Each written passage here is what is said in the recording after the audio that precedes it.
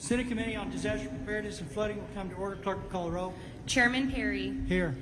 Vice Chair Flores. Present. Senator Betancourt. Present. Senator Blanco. Senator Campbell. Present. Senator Hinojosa. Senator Colquhost. Senator Menendez. Senator Schwartner. Present. Being 9 present, quorum is established. The House Select Committee on Disaster Preparedness and Flooding will come to order. Clerk, call the roll. Chair King. Here. Vice Chair Martinez. Here. Representative Bonin. Here. Representative Darby. Here. Representative Johnson. Here. Representative Lauterbach. Here. Representative Moody. Representative Burdell. Here. Representative Wilson. We have a quorum. Thank you, Mr. Chair.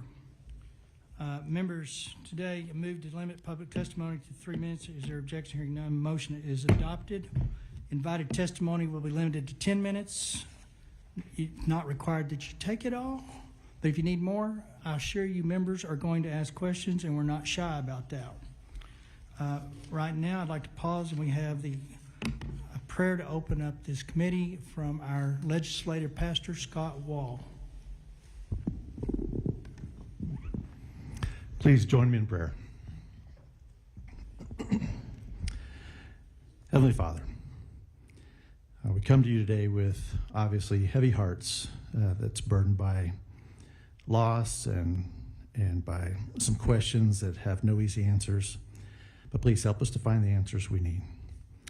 This beautiful region of Texas, these hills, the rivers, many call home, we know have been scarred by floodwaters, and many here carry the deep ache of grief and the weight of recovery. And yet, Lord, you're not far from us in our suffering, and you're near the brokenhearted, as your word says. So today, Lord, as this committee gathers to listen, to learn, and to lead, we ask for your peace, the kind that quiets storms and calms anxious hearts. And let your spirit rest upon this room like a gentle covering, bringing comfort to those who mourn and clarity to those who must make hard decisions. And let grace be chosen today, as we have seen demonstrated so many times over the past month by those who experienced unimaginable loss. And may the words spoken here today be pleasing in your sight. May every action taken reflect your compassion, and may your presence be felt by each person in this room, reminding us that even in tragedy, or maybe especially in tragedy, we're not alone. We thank you for that. Your son, Jesus' name I pray. Amen. Thank you for that, Scott. Little housekeeping. So, public restrooms are available by the public building at the door you entered by the green sign. So that door out, the hallway there is public restrooms on that side. There are also portable restrooms outside if the overflow is needed.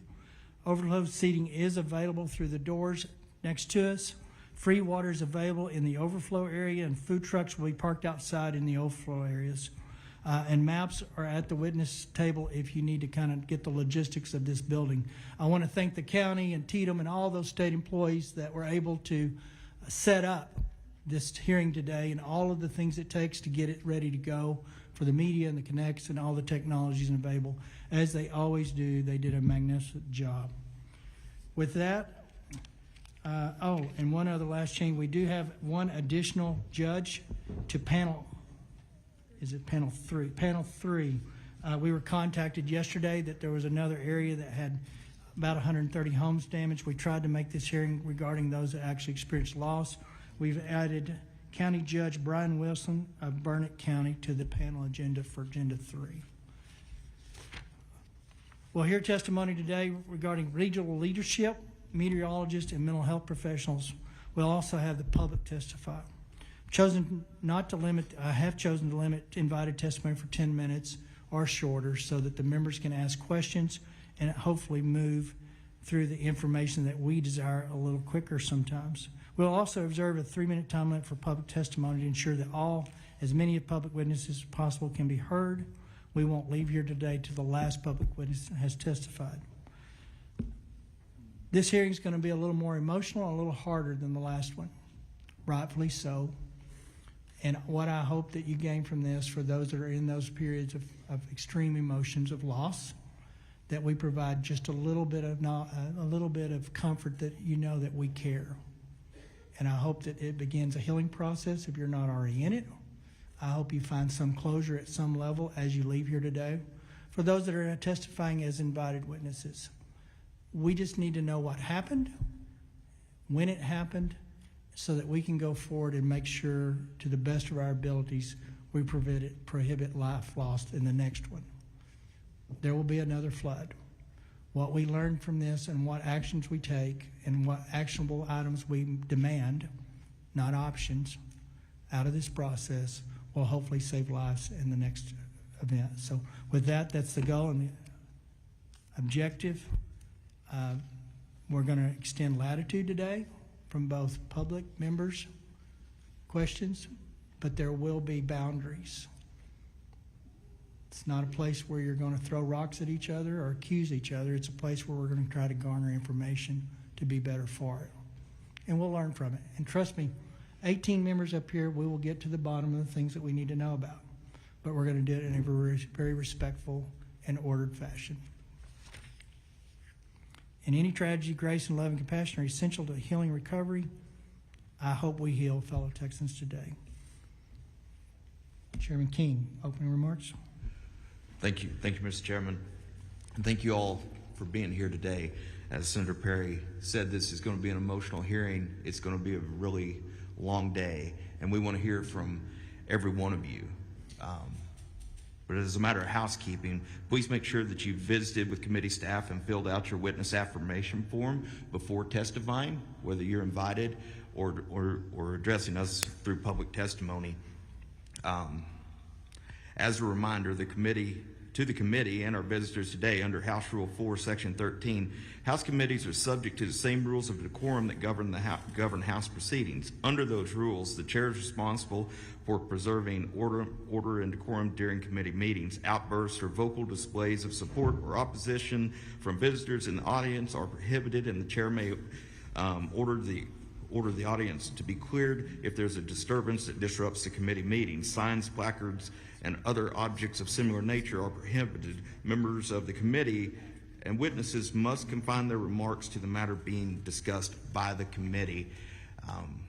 Once again, I want to reiterate what the senator said. I want to thank the county, TDM, DPS, and everybody that made this possible. It's never easy to move the capital to another city, especially one that's been through a tragedy of this magnitude. And by the looks of things, starting off, an amazing job has been done, and I appreciate it.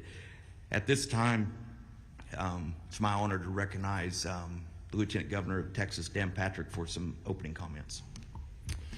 Thank you, Mr. Chairman. I'm going to be very brief.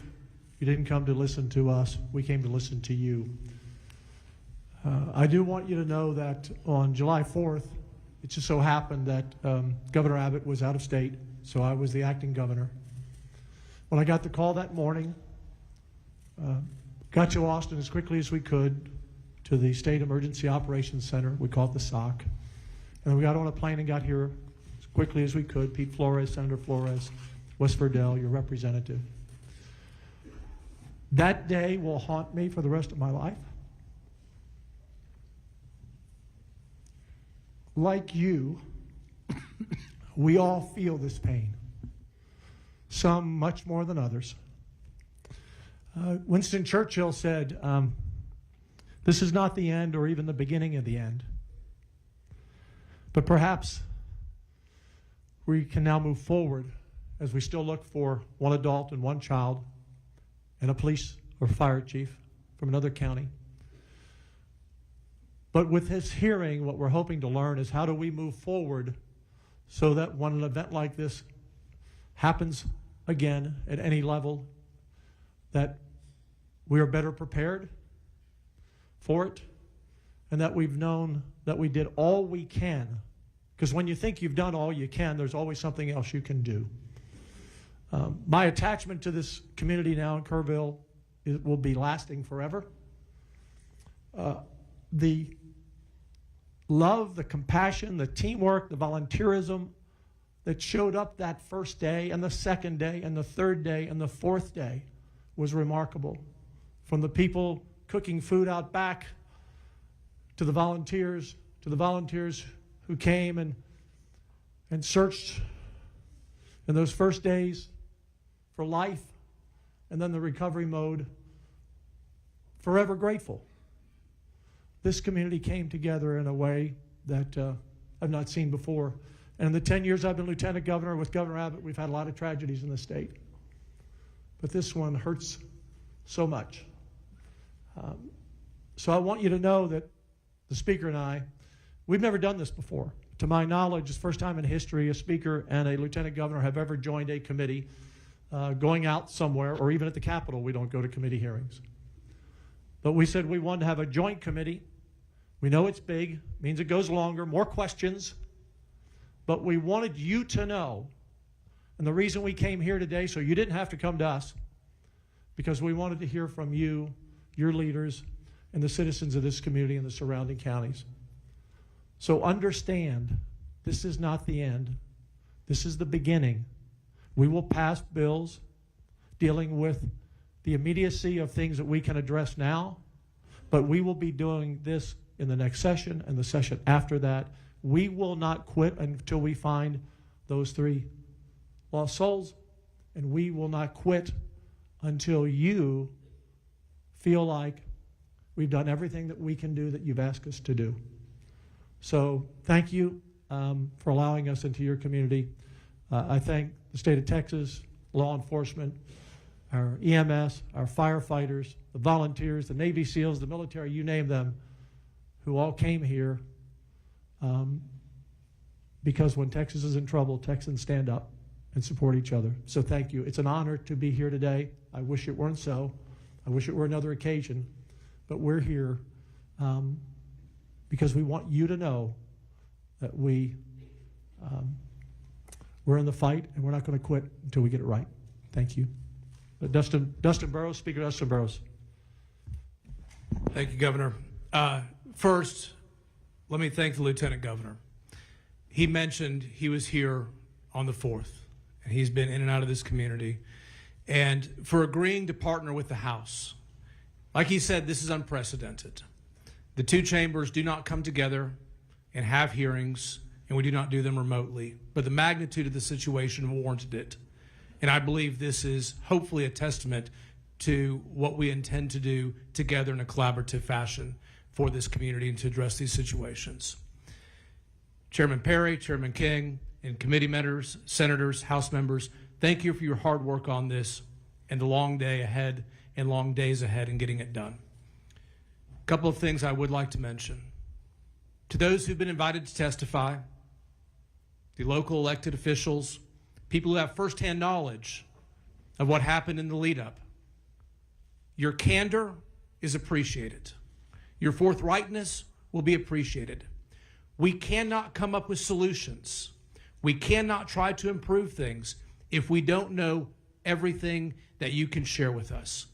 So I ask you, when you're asked questions and you're testifying to this committee, please understand, the more you share, the more you open up, the more you help us understand because we were not here, the better we can do in crafting legislation to meet the need and meet the moment.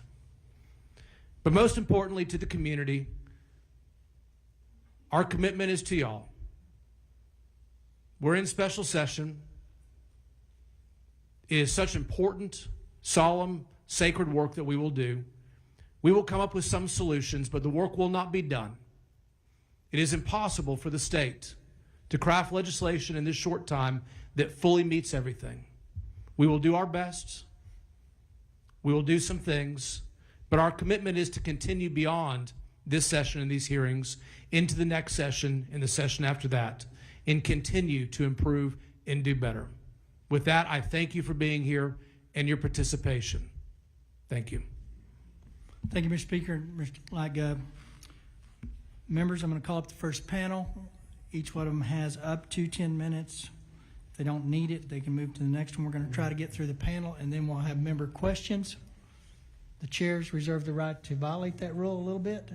If it helps kind of moving it along, we will try to set the stage. But with that, I call Judge Rob Kelly of Kerr County, Sheriff Larry Letha of Kerr County, William B. Dub Thomas of Kerr County. We've got 8 seats. Mayor Joe Herring, City of Kerrville. Dalton Rice, City of Kerrville.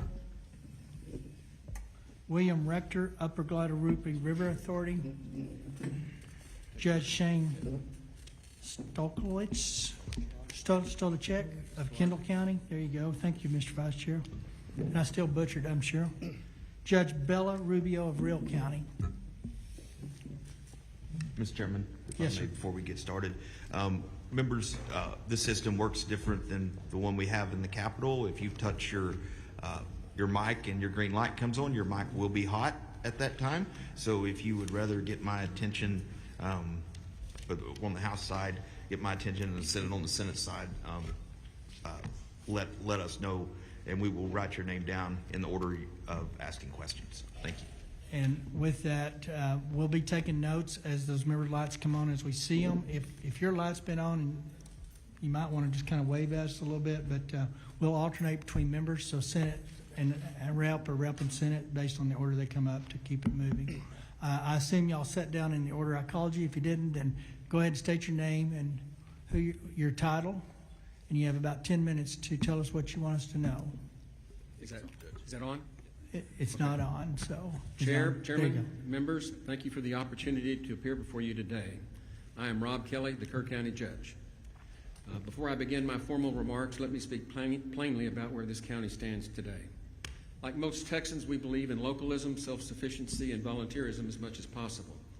Even when tragedy strikes, I am proud of our emergency first responders and citizen volunteers who acted to help the stranded and take the calls of those at risk. Since the flood, our office has received more than 100 public information requests, many from members of the press, and many others from attorneys, law firms, and investigative entities. These requests range from 911 call data to response protocols and emergency alerts. We've been busy. I understand that they are seeking answers on behalf of their clients, as they have every right to do, and we are cooperating with that. But I do want to be candid. I'm a local attorney and serve as a county judge with a very small staff. We've got one coordinator. I want the public to know that we are doing the best we can, and we will be transparent. We will get out all the facts. We will provide documentation about what the county did, how it coordinated with the Sheriff's Office, and what actions were taken during the disaster. We have nothing to hide, and we ask for patience as we work through this process responsibly and thoroughly. I also want to acknowledge the strength of our Kerr County community, those we lost, those who stepped forward to help, and the many individuals and organizations across Texas and the nation who offered to support in our darkest hours. To the families of those that we've lost and recovered, and to the families still awaiting word on their missing loved ones, and on behalf of our entire community, I extend our deepest sympathies. Our hearts remain with you during this painful and difficult time. Our community is still grieving. That grief will remain for a long time, but we've begun the road to recovery. Today, we gather to ask what happened, what was done, and what must be done better when disasters this magnitude strike rural counties. We are not too proud to ask for help and how to do it better. As county judge, I serve as the head of the emergency management and preside over the county commissioner's court. Like many in our county, my family has built our life along the Guadalupe River. I offer with transparency because they do not know how this county is or how the river behaves. I share these details many have asked. Where were you? Why hasn't the county been better prepared? Why wasn't there an evacuation order? My wife was at home during the early hours of July 4th while I was at our lake house preparing for a family gathering. On the afternoon and evening of July 3rd, nothing felt out of the ordinary in Kerr County. Families were arriving, camps were in session, 4th of July celebrations were underway along the river. My plans, like many others, reflected the same routine on the lake. We received no alerts suggesting an extreme weather event was imminent. For context, we received hundreds of alerts during the summer. This past July, we had over 80. My first indication that the storm was different came when I woke up to texts and calls from Chief Kidd, Sheriff Letha, and Dalton Rice. We now know that by that time, the flooding had already overtaken Camp Mystic, Heart of the Hills, and La Junta, and several other upriver camps, something I could never have imagined. This extreme weather event was not forecast by the National Weather Service in a timely manner. Based on the volume and tone of the messages, I recognized that something more serious and potentially tragic was unfolding. I quickly gathered my things and contacted our emergency management coordinator, Dub Thomas, who was en route to the sheriff's office. Together, we agreed to the disaster declaration, which went into effect verbally, and I signed when I got back to town. We are committed to understanding what happened and doing better. We stand with you with clear eyes and ready hands. Let me speak briefly about how Kerr County has come into our emergency preparedness. In fact, I'll skip over that part. We brought Dub Thomas in as our emergency management coordinator in 2015. That was our first step to try to get better prepared, and he has been invaluable. And I actually took my Citizens Emergency Response Team course from Dub. When the call comes, we respond. That is how our system works, through coordination and shared responsibility and a team approach among my office, the sheriff, and the emergency coordinators in the county. To better understand what happened, Kerr County commissioned an independent hydrology study from Waterway Engineering. It confirmed that this was a 1,000-year flood, and I've attached a copy of that hydrology assessment to my remarks. They're at the back, and very much worth studying. This was a storm unlike anything seen in our county before. It stalled over the South Fork watershed in Hunt and Moe Ranch, far from the population centers and in the location with very few rain monitors or flood gauges. The storm dumped more than 12 inches of rain in under 6 hours. That is not a typical for our weather patterns, which tend to move in and out quickly. This storm sat, it did not pass through, it overwhelmed the watershed. River flows at Hunt exceeded 220,000 cubic feet per second. Water rose more than 20 feet per hour. And by the time flooding became visible downstream, upstream communities, including multiple youth camps, were already underwater. This study confirmed what we saw on the ground. This was not foreseeable using today's detection systems. It was not forecasted by the National Weather Service or TDM. It was not expected by our emergency response team. And it is exactly the kind of scenario that reveals the urgent need for stronger tools, better detection, and modernized infrastructure, especially in rural communities like ours. The first 911 call to Kerr County Dispatch came from the River Inn Resort at 2:53 a.m. I don't know how many of you know where the River Inn is. It's way out there. And in that call, they were not concerned. They said the water was up on their little dam that they have for the swimming hole. Judge, can I stop you 1 second? I was notified that the witness mics are not going through the feed. Is someone watching the feed? So Senate Committee is working on it, so thank you. Okay. Go ahead. Okay, better? Shortly after that call at 2:53, Deputy Green checked in and shared that he would survey the river and check low water crossings. The Hunt Volunteer Fire Department started door-to-door evacuations. One deputy became landlocked. Another rushed to Highway 39 to check and begin closing that road. By approximately 3:30 a.m., floodwaters had overtaken multiple crossings. We understood that we were facing a historic event. State and federal partners soon arrived, including the U.S. Coast Guard, Texas Game Wardens, TDM, and DPS, helped us coordinate a multi-agency rescue and recovery effort. Our local responder deputies, EMS, Texas DPS, and volunteer fire departments from Hunt, Centerpoint, Ingram, and Mountain Home acted with urgency and courage, putting their lives at risk. Hundreds of rescues were carried out by boat, by air, from rooftops, trees. At the time, we had only 6 deputies on shift and limited swiftwater resources, but we acted with everything we had. Lessons and recommendations. This flood took 108 lives, including 37 children. 2 remain missing. This is the most devastating event in Kerr County history. I say the first thing we need to do is get better real-time flood detection warning systems. Kerr County's applied for multiple grants to support these expensive systems, and we would like for those to be reconsidered. Secondly, we need stronger support for the rural emergency management, including staffing, swift water rescue equipment, and more training for our first responders. Rural counties face the same expectations as urban centers, but with far fewer resources. Finally, we need stronger communications and better broadband so that we can communicate better. There is very poor cell service out in West Kerr County and virtually no broadband, And even if people wanted to call downriver and warn folks, they didn't have the ability to do it. Plus, the 911 tapped out, and when they get too many calls, they it just rotates to another county, to another county. It ended up in Seguin, of all places. And so, in conclusion, Kerr is a better place, is a place of beauty and resilience, is a place we want everyone to have the opportunity to experience and enjoy. What we experienced on July 4th was sudden, violent, and overwhelming, but we responded, we grieved, and we are building. Kerr County is ready to do the work, learn from this tragedy, and with your support, be better prepared for the next time the river rises. Thank you, and I look forward to answering the committee's questions.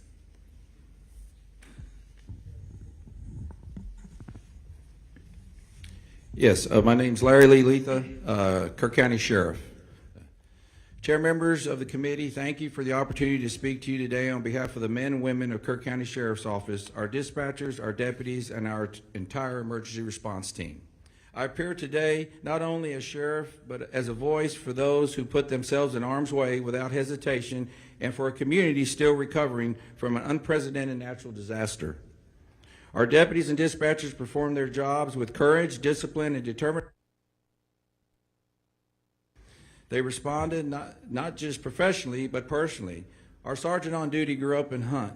He and his family still live in that area today. He assessed the low water crossings. He almost lost his vehicle within minutes because he was facing high water like nothing he'd ever seen before. Now, this is the same road that this deputy drives in and day out to come to work. And they did so while the ground underneath them was shifting. Since the flood, people have been asking for fair questions, and I welcome the opportunity to address them today. My goal is to provide helpful context about the conditions we faced and how the events unfolded on the ground in real time. My deputies on duty had no idea, no warning, that there was going to be a major tsunami-like event on the South Fork. I went to bed that evening on July 3rd with zero worries. We had several weather reports that shared good news. We were finally going to get some rain. We had no idea to elevate the preparedness posture with the information we had at the time. That said, one dispatcher began receiving calls from a location upriver. The deputies on duty mobilized, as we always do, to address high-risk flood zones, starting along Highway 39 and heading further west toward Schumacher Crossing. What they encountered were roads already beginning to be overtaken by water in low-lying neighborhoods. They needed immediate evacuation. In those first few hours, one two-man team of dispatchers handled 615 radio transitions and more than 100 emergency calls, while mobilizing our fire department and rescue team. They never faltered. They stayed calm under immense pressure. One dispatcher remained on the line for 24 minutes with two young children whose cabin was filling up with water. She stayed with them till the end. The other responding deputies didn't wait for orders. They deployed immediately. One was nearly overtaken at Shoemaker Crossing, escaping on foot before turning around to help evacuate homes downstream.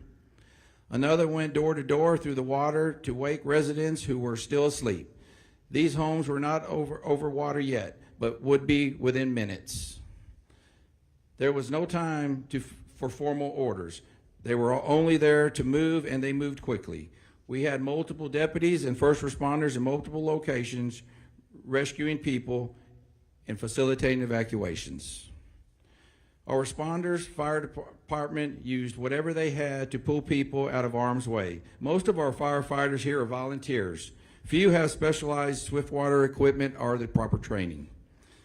But they did not hesitate, not once. They did what they needed to do, relying on their instincts and what training they had. In Kerr County, our emergency response community operates as one team. Effective responses require coordination across the board, from the cities of Ingram and Kerrville to my office, to our dispatchers and volunteer fire departments. No single individual is solely responsible for issuing alerts, monitoring our water crossing, or managing every aspect of a large-scale emergency of this matter. We rely on established procedures, coordinate established command, and mobilize resources quickly. It only works when we work together. That's extremely what we did that morning to the best of our abilities. We established an initial incident command center within the first hour, correction. Additional support from the Texas Game Warden and Texas DPS began arriving soon thereafter. I mobilized our special operations team to assist with search and rescue and to begin collecting victims. The air rescue landing zone was located at Ingram Elementary School, and we established a family reunification center at the Ingram High School just blocks away. Our team continued to mobilize and initiate additional resources. We blocked the roads and dispatch managed incoming emergency calls. I was present for Chief Nim Kidd's testimony to this committee last week. He confirmed what we knew at the time about the forecasted weather conditions. We monitored the same National Weather Service reports, and the weather locally showed no indication for worry. We had no idea that a 30 to 35 foot wall of water was going to be coming down the Guadalupe River that morning. And it came with a force, speed, and devastation that no one has ever seen before in this county. Yet no one stood still, no one waited, we all responded as one. I take great pride in how my people responded and how we pulled together under the worst circumstances we've ever faced. This was not familiar of presidents in my view. It was a test of capacity under extreme, unpredictable conditions. As we look ahead, I want to offer a few observations and actions we are already taking at the Sheriff's Office. We are already acting to strengthen protocols regarding low water crossing assessments of our deputies on duty. But more must be done to improve the ability to predict these type of fast-moving weather events. In my view, no alert system would have changed the outcome or prevented the tragic loss of life that was upriver. By the time the true danger became clear, the monitoring, our office was in full mode, rescuing residents and visitors. This is a tragic event, but it is also a reality, as we will be committed by learning from and doing everything possible to prevent this in the future. What matters is not blame, it's commitment. It's commitment to improve. As you requested, I want to share my views on areas of improvement. First, we know there is room for better understanding and monitoring upstream rainfall. We depend on agencies like USGS and NOAA, and while their data continues to improve, this event showed how quickly conditions can evolve beyond the bounds and modeling. Second, interoperability matters. Our communication system performed well, and that is part because of the investment we've made, some through grants, some through community-raised funds, to ensure our responders are connected. But we still have more to do, especially when it comes to coordinating and communicating with mutual aid agencies in the county or in our region. You have my commitment that we will improve these systems. Third, we're already taking steps to assess how we can further enhance our countywide alert system to reach more people through automated alerts, such as how the integrated the IPAWS alert system. We want to remove any potential for delay. That's within our control, and that's what we're working on. As for sirens, I know there is a question, and I think that merits consideration, especially for the dense populated regions along the river. This is a decision the entire county must evaluate. But in this specific case, particularly the Hunt area, I don't know if sirens would have changed the outcome. The water came too fast, and that leads to me the importance of educating our seasonal visitors and the youth camp operators about the importance of flash flood monitoring and knowing their evacuation plans. In many, if not most cases along the river, people need to head to high ground, not on the roads.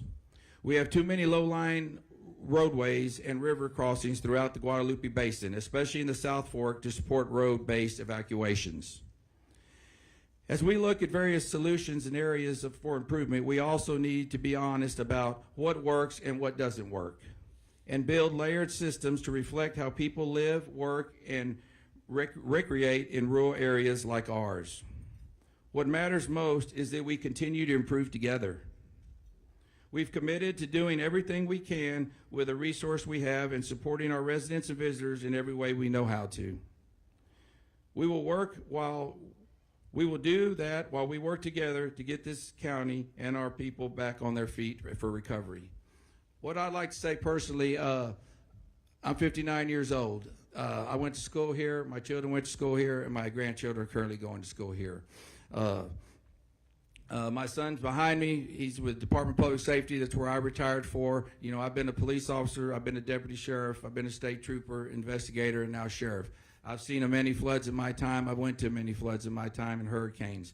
I can tell you this, I have never seen anything like this before. I don't know if y'all have had an opportunity to look, but I encourage each and every one of you to look. I flew over it first. There's nothing like driving down it. Of course, a lot of that's been cleaned up today, but it's devastating. It truly is. You know, I ask, you know, how do you prepare for something we just did? You know, we'll look at things to make better, and we'll work on that. In closing, I'd like to thank y'all for giving the resources to all your state agencies that helped us. We could not have done that without them, I assure you. I mean, it was a great help. I've been in this barn right here and showed many pigs in this barn along with my children. I've never seen the amount of police officers and first responders here over 2,000. It was very impressive, and I thank you for that. Thank y'all. Deb? Chair, oops. Is it working? Yeah, pull it up there close. There you go. Chair, members of the committee, thank you for the opportunity to appear before you today. My name is William B. Thomas IV. I have served as the Emergency Management Coordinator for Kerr County in the City of Ingram since 2015, and I report directly to the Sheriff and the County Judge while operating out of the Sheriff's Office. I am a certified Master Police Officer with over 34 years of law enforcement and emergency response experience, including nearly 10 years with the Kerr County Sheriff's Office and prior service with the Texas Department of Public Safety. I previously served as a Highway Patrol Lieutenant and held the role of District Disaster Chairman for the El Paso Subdistrict and the role of Assistant District Disaster Chairman for the Waco District. Since moving to this region in 2010, I have focused on strengthening emergency response across Kerr County's 1,100 square miles. As EMC, I coordinate emergency response and all hazards response planning across unincorporated Kerr County and its 2 cities. I work closely with our dispatch, volunteer fire departments, first responders, and emergency medical services. I helped with the integration of the iPause system into our Code Red public warning system. iPause enables automated alerts from the National Weather Service to be broadcast directly to all cell phones. This system has proven essential for a rural county with the highest seasonal population and no 24/7 staffed operations center. Before I speak to what occurred during the July 4th flood, I want to directly address the questions about my whereabouts that night. On July the 2nd, I worked a full day despite not feeling well. That day included a fire chiefs meeting where no concerns were raised and no indications of elevated weather risk were noted beyond what is typical for this region during the summer. I returned home around 8:45 p.m. with my symptoms worsening. I had already requested and been approved for personal time off on July the 3rd to fulfill a commitment to my elderly father. However, due to my progressing illness, I remained home to recover. I stayed in bed throughout July the 3rd and did not participate in the regularly scheduled 10 a.m. and 3 p.m. Texas Emergency Management Coordination Center coordination calls.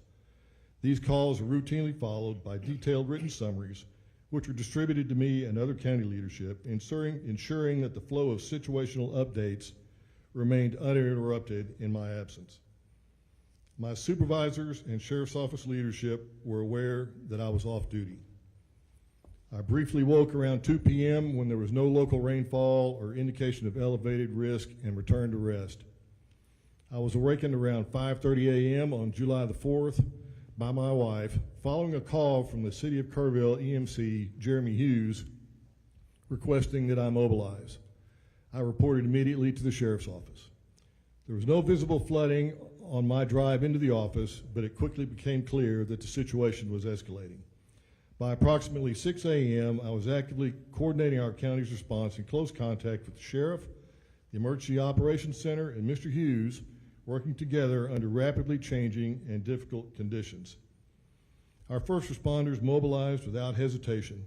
The majority of them are volunteers, neighbors, business owners, and community members who serve without pay. Many had no formal swiftwater rescue training, yet they entered dangerous conditions to save lives. Their actions were nothing short of extraordinary, and I want to take this opportunity to publicly recognize their bravery, skill, and selflessness during one of our county's most challenging emergencies. I also want to specifically address the county's alert systems. The first line of notifications we rely on is the National Weather Service's ability to send geo-targeted alerts through NOAA, television, and regular radio frequencies. The complementary WEA message system, which is also activated by the National Weather Service, alerts all wireless devices in that targeted area regardless of subscription. The county took the additional step to implement the Code Red notification system, which is an opt-in subscription-based program that can be used to augment the National Weather Service for those residents opting to receive additional notifications and alerts. However, Code Red provides for limited coverage. That's why in 2020, I worked to integrate iPause into our Code Red systems as an additional tool for the EMC to manually provide further information or different alerts as warranted. During this event, the National Weather Service issued multiple flash flood warnings through iPause, which triggered those automatic alerts. As EMC, I also have the authority to issue iPause alerts manually, and I have done so in other incidents, including one the day before the July 23rd hearing for first responders in the riverbeds. However, during this incident, I did not issue an additional iPause alert because the National Weather Service had already triggered more than a dozen alerts, which all provided a similar forecast. Be aware of the potential for isolated flash flooding. Anticipate rain in the range of between 1 and 3 inches, possibly as much as 7 inches. You may ask, what does a flash flood warning by the National Weather Service prompt me as the Emergency Management Coordinator to do? In our county, we take a coordinated approach to severe weather. Each summer, we receive hundreds of alerts and warnings from the National Weather Service. Our standard protocol begins with assessing low water crossings, which serve as key indicators of rising water levels and flood risk.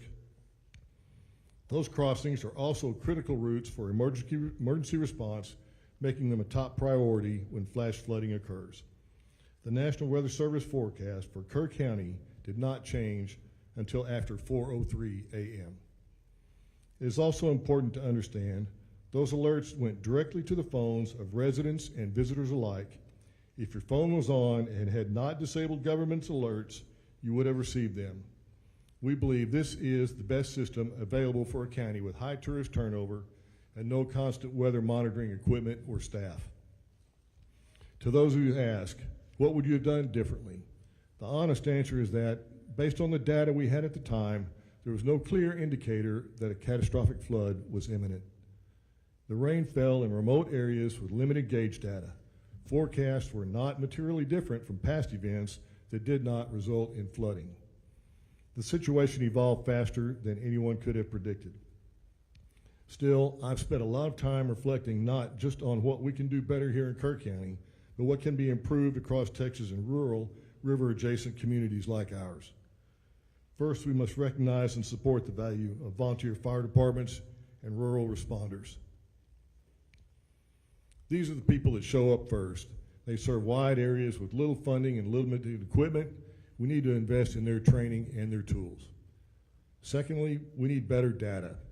We need real-time monitoring of rainfall and river gauges, especially in upstream headwaters and watershed zones. We cannot rely solely on radar or traditional forecasting from the National Weather Service. We need systems that detect what's happening on the ground minute by minute. We've discussed these upgrades locally, but Kerr County alone cannot afford them. This isn't just about our county. The Guadalupe River and Hill Country draw thousands from across the state and beyond each year. Our safety infrastructure should reflect that shared responsibility. Since this tragedy, many have asked whether a siren alert system could have helped us respond more effectively or even saved lives. That's not something our county has evaluated in the past. Concerns have been raised about their effectiveness in our unique topography, especially in areas with high canyon walls and rural terrain where sirens would be most needed. There are also limitations in reaching visitors who may not understand what the sirens mean or how to respond. Let's not fear the river, but let's respect it. We must understand the impact of extreme, fast-moving weather events and prepare accordingly. We must be proactive, not reactive. And we must recognize that the benefits our region provides to all Texans come with shared obligations to safeguard it and those who enjoy visiting this beautiful area.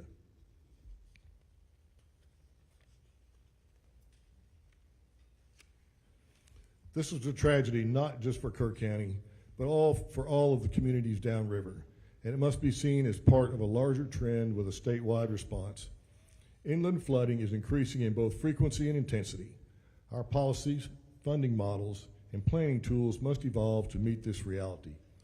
I want to thank the committee for its attention to this issue. I look forward to working together on ways we can improve rural response capacity, increase predictive analytics, and bring equity to emergency resources for rural Texans. Thank you. I welcome your questions. Mayor?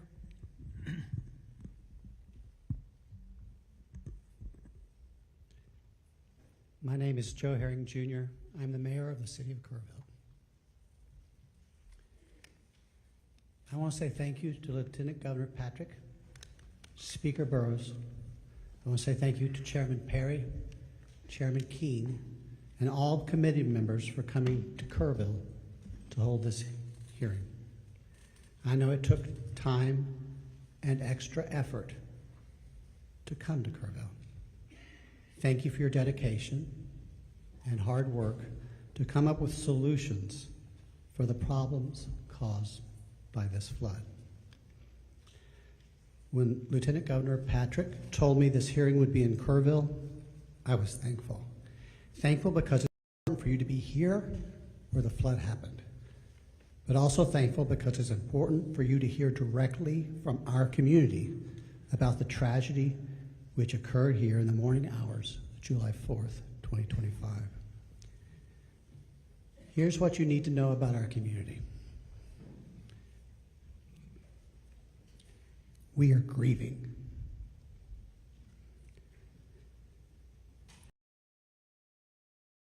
We are shaken.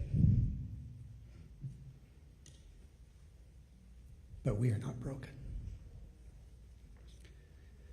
Dalton Rice, the city manager of the city of Kerrville, will share several important things with you in just a moment. He will share the timeline of the city's response to this disaster. He will share some of the actions we took which helped save lives.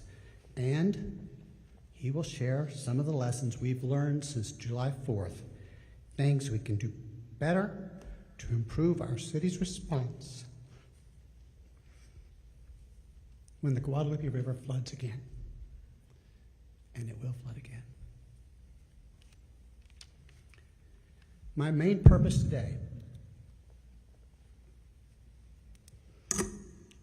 is to join Lieutenant Governor Patrick in calling for a flood warning system to be designed and installed in Kerr County before next summer. Whether it's a series of warning sirens or an automated, data-driven alerting system, or even a hybrid of both, we need solutions in place that protect the public and save lives. Frankly, we will need your help to achieve this goal. Here's one thing I learned from this tragedy. When Kerrville and Kerr County asked for help, help came. You are here today, and we're asking you for help. Help came from the state of Texas, help came from the United States, and help came from around the world. President Trump and Governor Abbott have been focused on sending help. I will be forever thankful to the brave men and women who showed up here to rescue those in peril and to search for those who are still lost. Thousands also came to feed the hungry, to give shelter to those who lost their homes, and to help our communities rebuild. please know that Kerrville and Kerr County are grateful.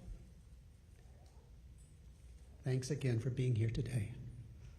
I know we can find solutions together. Dalton. Lieutenant Governor Patrick, Speaker Burrows, Chairman Perry, and Chairman King, and honorable members of this committee, thank you for being here in Kerrville and Kerr County and for the opportunity to speak. I've had the privilege to serve in the military as a firefighter paramedic, in healthcare, and now in public administration. Sadly, I've seen the toll of both natural and man-made disasters far too often. What we experienced here over the July 4th weekend will stay with our community forever. But so will the strength, heart, and resilience shown by our people. Let me begin with a brief overview of Kerrville and our emergency planning efforts. Kerrville is a full-service city of about 25,000 people located in the heart of the Texas Hill Country in East Kerr County. Emergency management is a shared responsibility embedded in our culture from city council to our frontline responders.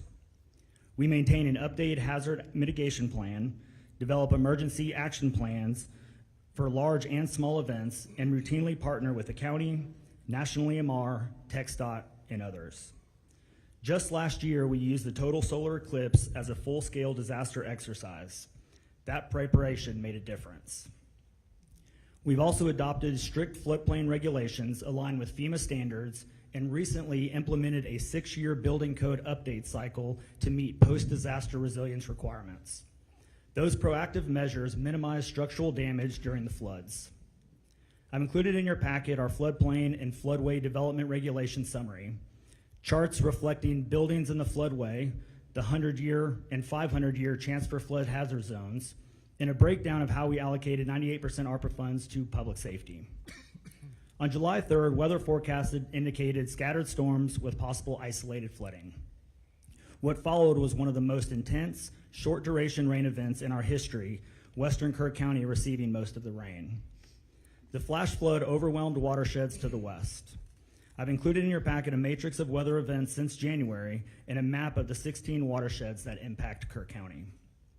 Our new public safety facility is currently being built. Despite not having a completed emergency operations center, our teams were coordinated and responded rapidly. Teams began evacuations in known low-lying areas.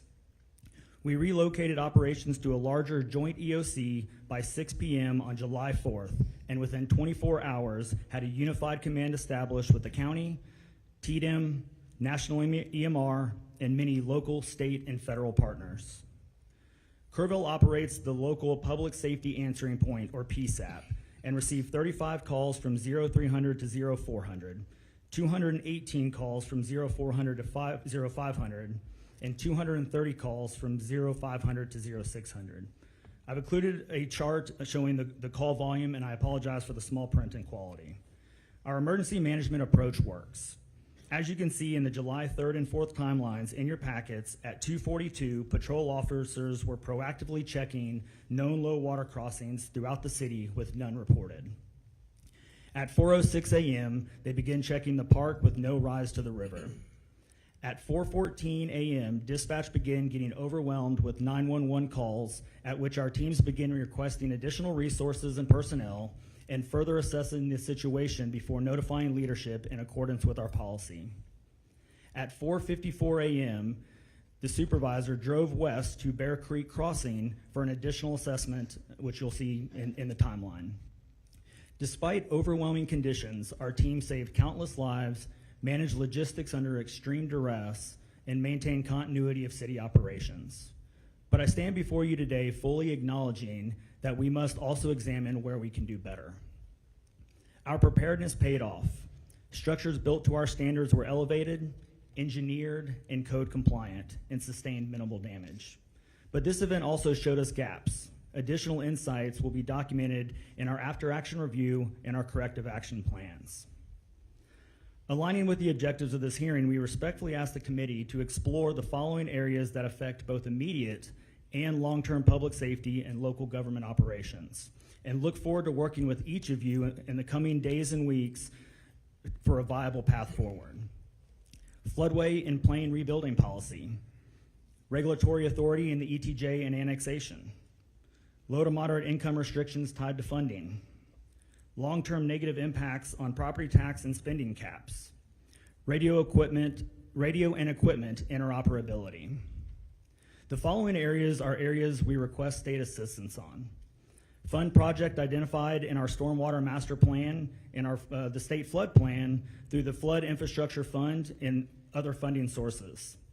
Invest in localized predictive weather modeling to better serve rural communities. Expand the Broadband Infrastructure Fund or other funding mechanisms to improve cellular coverage in rural areas. Expand and fund House Bill 3010, which was passed in the 89th legislation, the Rural Infrastructure Disaster Fund, or other appropriate funds to help in disaster recovery. Establish a dedicated hazard mitigation fund aligned with local hazard mitigation plans. Develop automated data-driven flood and weather alert systems. And consider requiring camps in certain facilities in high-risk areas to maintain emergency action plans. It is still very early in the process, and I'm proud of what our teams have accomplished. Our people acted with professionalism and heart, often while their own families were in danger. I am proud of them, but we're not too proud to say we can do better, and we want to work with you to make that happen. We've also identified some lessons learned, even in the short time before our after-action review. We've identified areas of improvement in our dispatch center and notification processes. While critical information reached the right people, we recognize the need for more streamlined communication. A 3:34 a.m. call was transferred to the county, but we lacked the procedure to notify all personnel in flooding events across the jurisdictions. Our patrols team showed strong situational awareness, but broader communication is essential. Family communication during the event could have been faster. Although support services were in place, there were moments when families received updates through the media before hearing directly from officials. Once identified, we assigned a public information officer to provide 24/7 family communication, and Sheriff Blatha and I remained directly engaged with the families. Additional insights will be documented in our after-action review and corrective action plans. Kerrville will rebuild, but we need the tools and the funding to do it right. Thank you for allowing us to share our story, and I'm happy to answer any questions. William? Good morning, Chairman Perry, and Chairman King, and members of this select committee. Thank you for traveling to Kerrville so that we can provide you with input during this important hearing. My name is Bill Rector. I reside in Kerr County, and I am president of the Upper Guadalupe River Authority. My heart breaks for all of those who lost their lives during this devastating July the 4th flood. I mourn our neighbors, our friends, and the visitors whose lives were taken, especially the children. One of our board members and my good friend perished in the flood trying to save others. I consider him a hero. For over 100 years, Kerr County has been a destination for summer recreation along the Guadalupe River. These activities are integral to our shared cultural heritage. However, recent events have eroded public confidence in river safety. I am committed to ensure that UGRA plays a central role in restoring that trust. We appreciate the opportunity to collaborate with you on meaningful advancements in flood prediction and flood mitigation. UGRA control, development, storage, and preservation of water and floodwaters of the Upper Guadalupe River and its tributaries. While we have always taken these responsibilities seriously, we acknowledge the need to strengthen our focus on flood prediction and flood mitigation. I have led our board of directors to prioritize and act upon these critical areas. UGRA's diverse initiatives were mentioned in testimony on July the 23rd. Today I will focus exclusively on what UGRA has done to support flood warning and flood mitigation projects. I see these as two pivotal, vital aspects of flood control. I would like to begin with first flood warning. Historically, UGRA and other river authorities have partnered with agencies such as USGS to establish gauges recording stream flow rates and elevations. In fact, for the past 30 years, UGRA has contributed financially to maintaining USGS and GBRA gauges within Kerr County. Data from these gauges are transmitted to the National Weather Service, where it is analyzed and disseminated to emergency managers. It is the recognized responsibility of city, county, state, and federal emergency management agencies, not UGRA, to utilize the data we provide to inform life and property saving measures. Emergency response coordination has never been a legislative obligation assigned to UGRA. For the past 10 years, UGRA has taken numerous actions to improve flood prediction and warning. In 2016, UGRA jointly funded a preliminary study for a flood warning system. The study was used to support applications to the Texas Department of Emergency Management Hazard Mitigation Grant Program in 2017 and 2018. These grant applications were denied. In 2020, 2 years later, when the first regional flood planning groups were being assembled, the UGRA general manager was appointed to a position on the planning group and actively participated in development of the plan. This, however, never materialized into flood funding for UGRA. In 2023, we knew the clock was ticking. UGRA renewed focus on flood warning by again prioritizing in a strategic plan. In September of 2024, our board invited a hydrologist to present technology for streamlining data access for end users.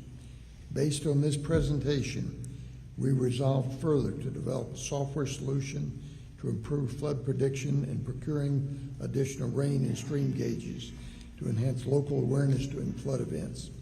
This concept was presented at the November 2024 board meeting, and the consensus was to proceed.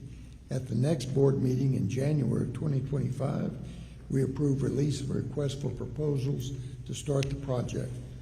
During this time, our board decided not to accept the 5% grant from the Texas Water Development Board. I would like to clarify the rationale behind this decision. When we applied for the grant in April of 2024, we had hoped for approval for at least 50% of the $1 million requested as a cash grant, intending to match it with our reserve funds. The actual offer was only 5% as a cash grant. Furthermore, we were not eligible for a 95% loan without voter approval, since repayment would have been from tax dollars. We also learned that the timeline to submit the full application, which would require professional engineering assistance, was only 6 weeks. That timeline was not feasible for us due to state procurement guidelines. We decided that this and other grant processes were unlikely to provide the timely support for what we considered an urgently needed system. Therefore, we decided to move forward using our own funds to develop a flood prediction solution for Kerr County.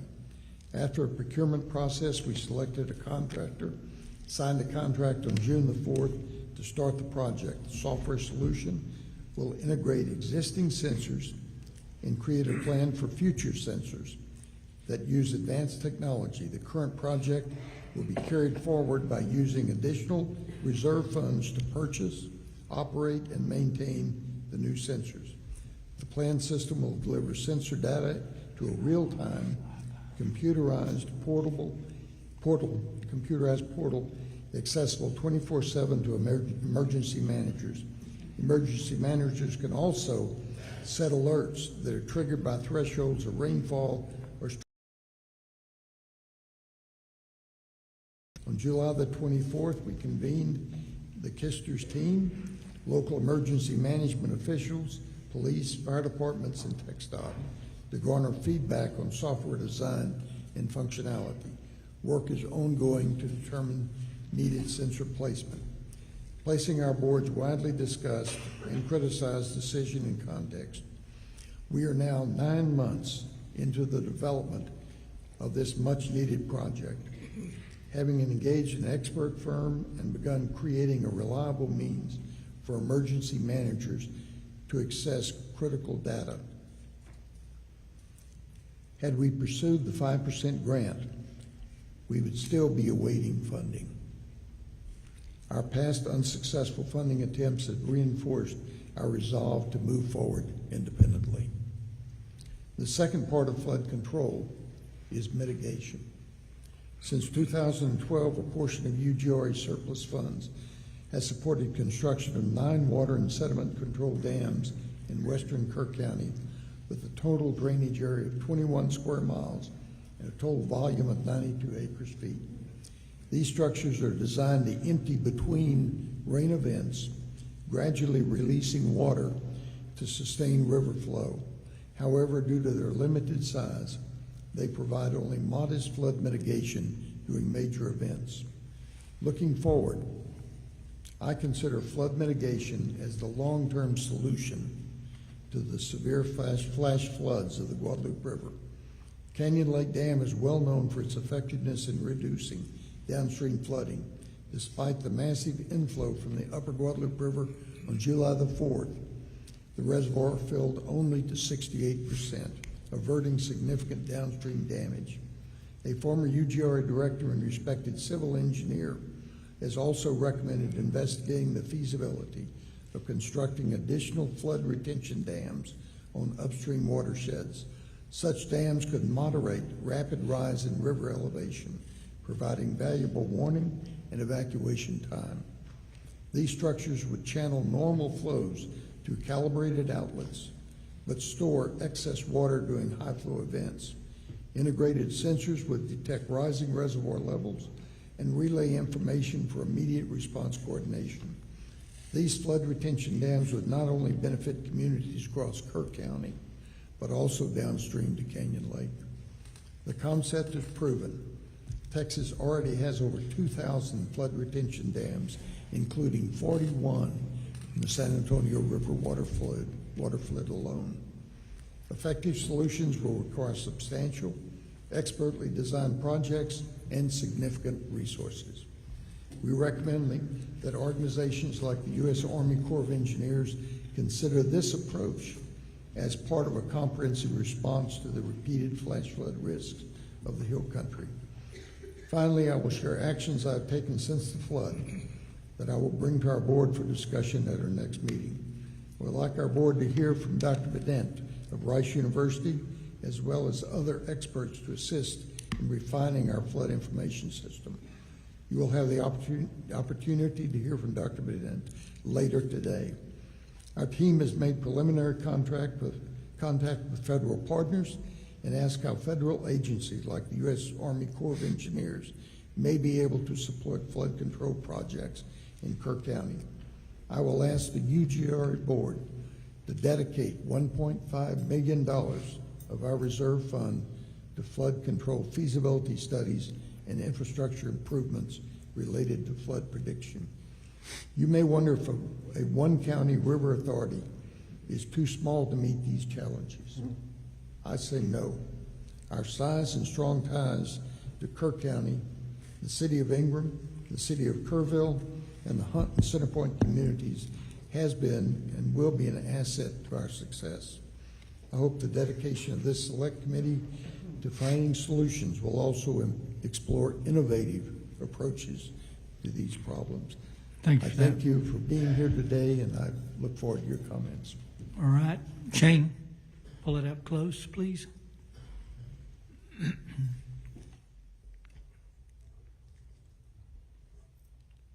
Good morning, Lieutenant Governor Patrick, Chair, members of this committee.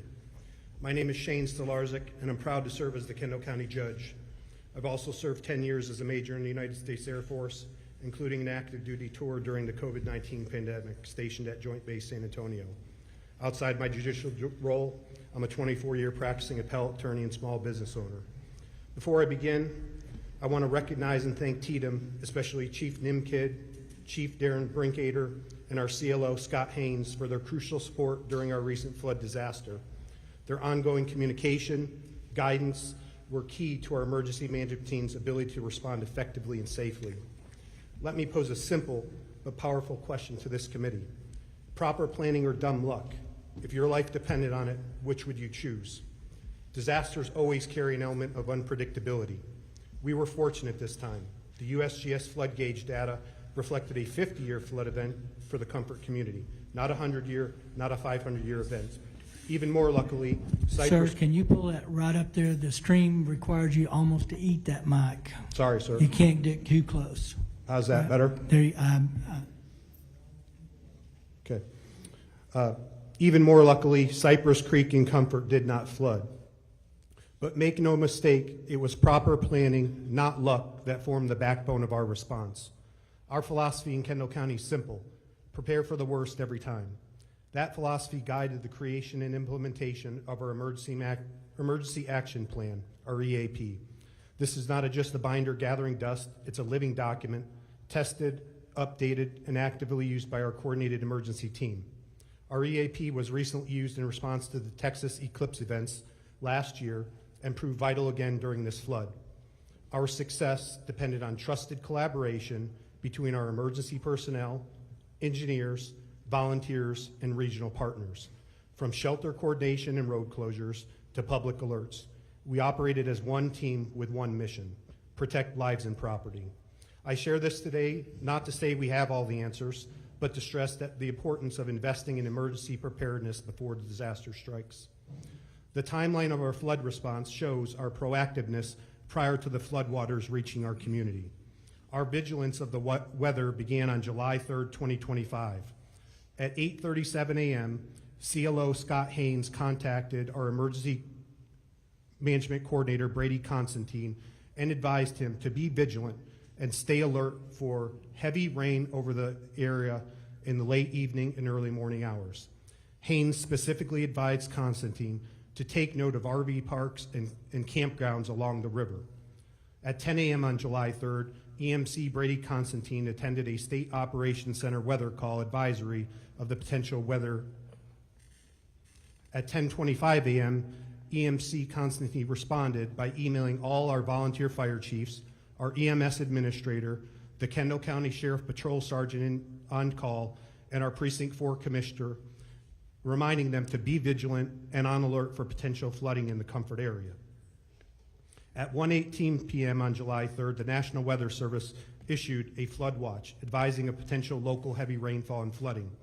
At 6 p.m., we started sharing Facebook weather updates and currently monitoring the incoming storms. At 11:41 p.m., the National Weather Service escalated the situation to a flash flood warning.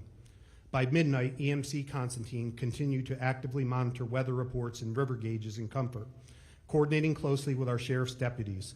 This continued throughout the night and into the early hours of July 4th because EMC Constantine, I quote, had an uneasy feeling that night about the pending weather conditions. At 1:14 a.m., flash flood warning with a considerable tag was issued for Bandera and Kerr counties. EMC Constantine initiated the activation of our Emergency Operations Center for Kendall County at 4 a.m. and started making phone calls to the pertinent EOC team members.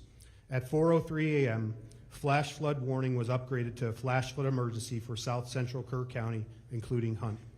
At 4:32 a.m., the National Weather Service reported 5 to 10 inches of rainfall had fallen across South Central Kerr County over the past 3 to 6 hours.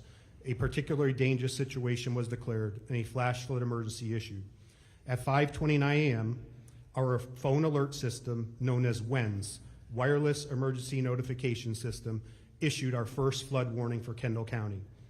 At 6:21 a.m., Kendall County began notifying river residents that the situation along the Guadalupe River was a concern. At 6:37 a.m., the EOC was fully activated. Reports of devastation in Kerr County began arriving, including flooding at camps and rising water levels. The 20-foot flood wave took about 90 minutes to move downstream toward Kendall County. Thanks to Comfort ISD, we opened a temporary shelter on campus. At 7 a.m., WENS issued a notification that flooding on the Guadalupe is happening in Kerr County. The Kendall County EOC is being activated. Up to a 32-foot rise in the Guadalupe River is expected. By 7:30 a.m., mandatory evacuations were issued for residents along the Guadalupe River in Comfort, Texas. At 8:06 a.m., EMC Constantine pushed out the following WENS message: urgent flood alert. Comfort residents along the river moved to high ground immediately. Mandatory evacuation. Evacuations were occurring along the river. Road and bridge crews began closing impacted roads and bridges. Comfort Volunteer Fire Department began evacuating vehicles on bridges and cleared out the Comfort RV Resort. Multiple rescue boats were staged at Comfort High School. At 8:44 a.m., high-level floodwaters officially approached Kendall County. At 10:52 a.m., as water began rising too fast to ensure safe evacuation, Assistant Comfort Volunteer Fire Chief Danny Morales, in coordination with Constantine and our EOC, activated the siren warning system for the Comfort area to warn citizens of the impending flood danger. WENS alerts continued from 11:01 a.m. until 11:05 a.m., stating, urgent flood alert warning. Residents along the river seek higher ground immediately. A flash flood warning has been issued for Kendall County, 11:05 a.m. Thanks to the rapid, coordinated action, no lives were lost in Kendall County, though we did suffer private property damage along the Guadalupe River. What has Kendall County done to plan, mitigate, and respond? First, we've strengthened our floodplain rules. For example, no RV or manufactured home communities are allowed in the floodplain areas. New construction must be elevated 1 foot above base flood elevation and anchored per hydraulic standards. 2, we invested into a feasibility study for Cypress Creek, investing over $175,000. This is located upstream in Kerr County to help protect our downstream Comfort community. We pursued a countywide drainage master plan to proactively address flood risks across the region. We created a full-time grant coordinator position in the county to identify and apply for grants, including flood mitigation funding. We expanded our ICS and FEMA-based training, focusing more on tabletop exercises and preparation efforts. We implemented the WENS emergency alert system, which is an affordable, highly effective emergency communication tool used to notify citizens.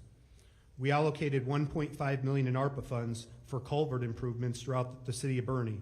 We also partnered with the soil and water conservation districts in our community to improve flood control structures in the county. And lastly, we passed a bond proposition for $20 million.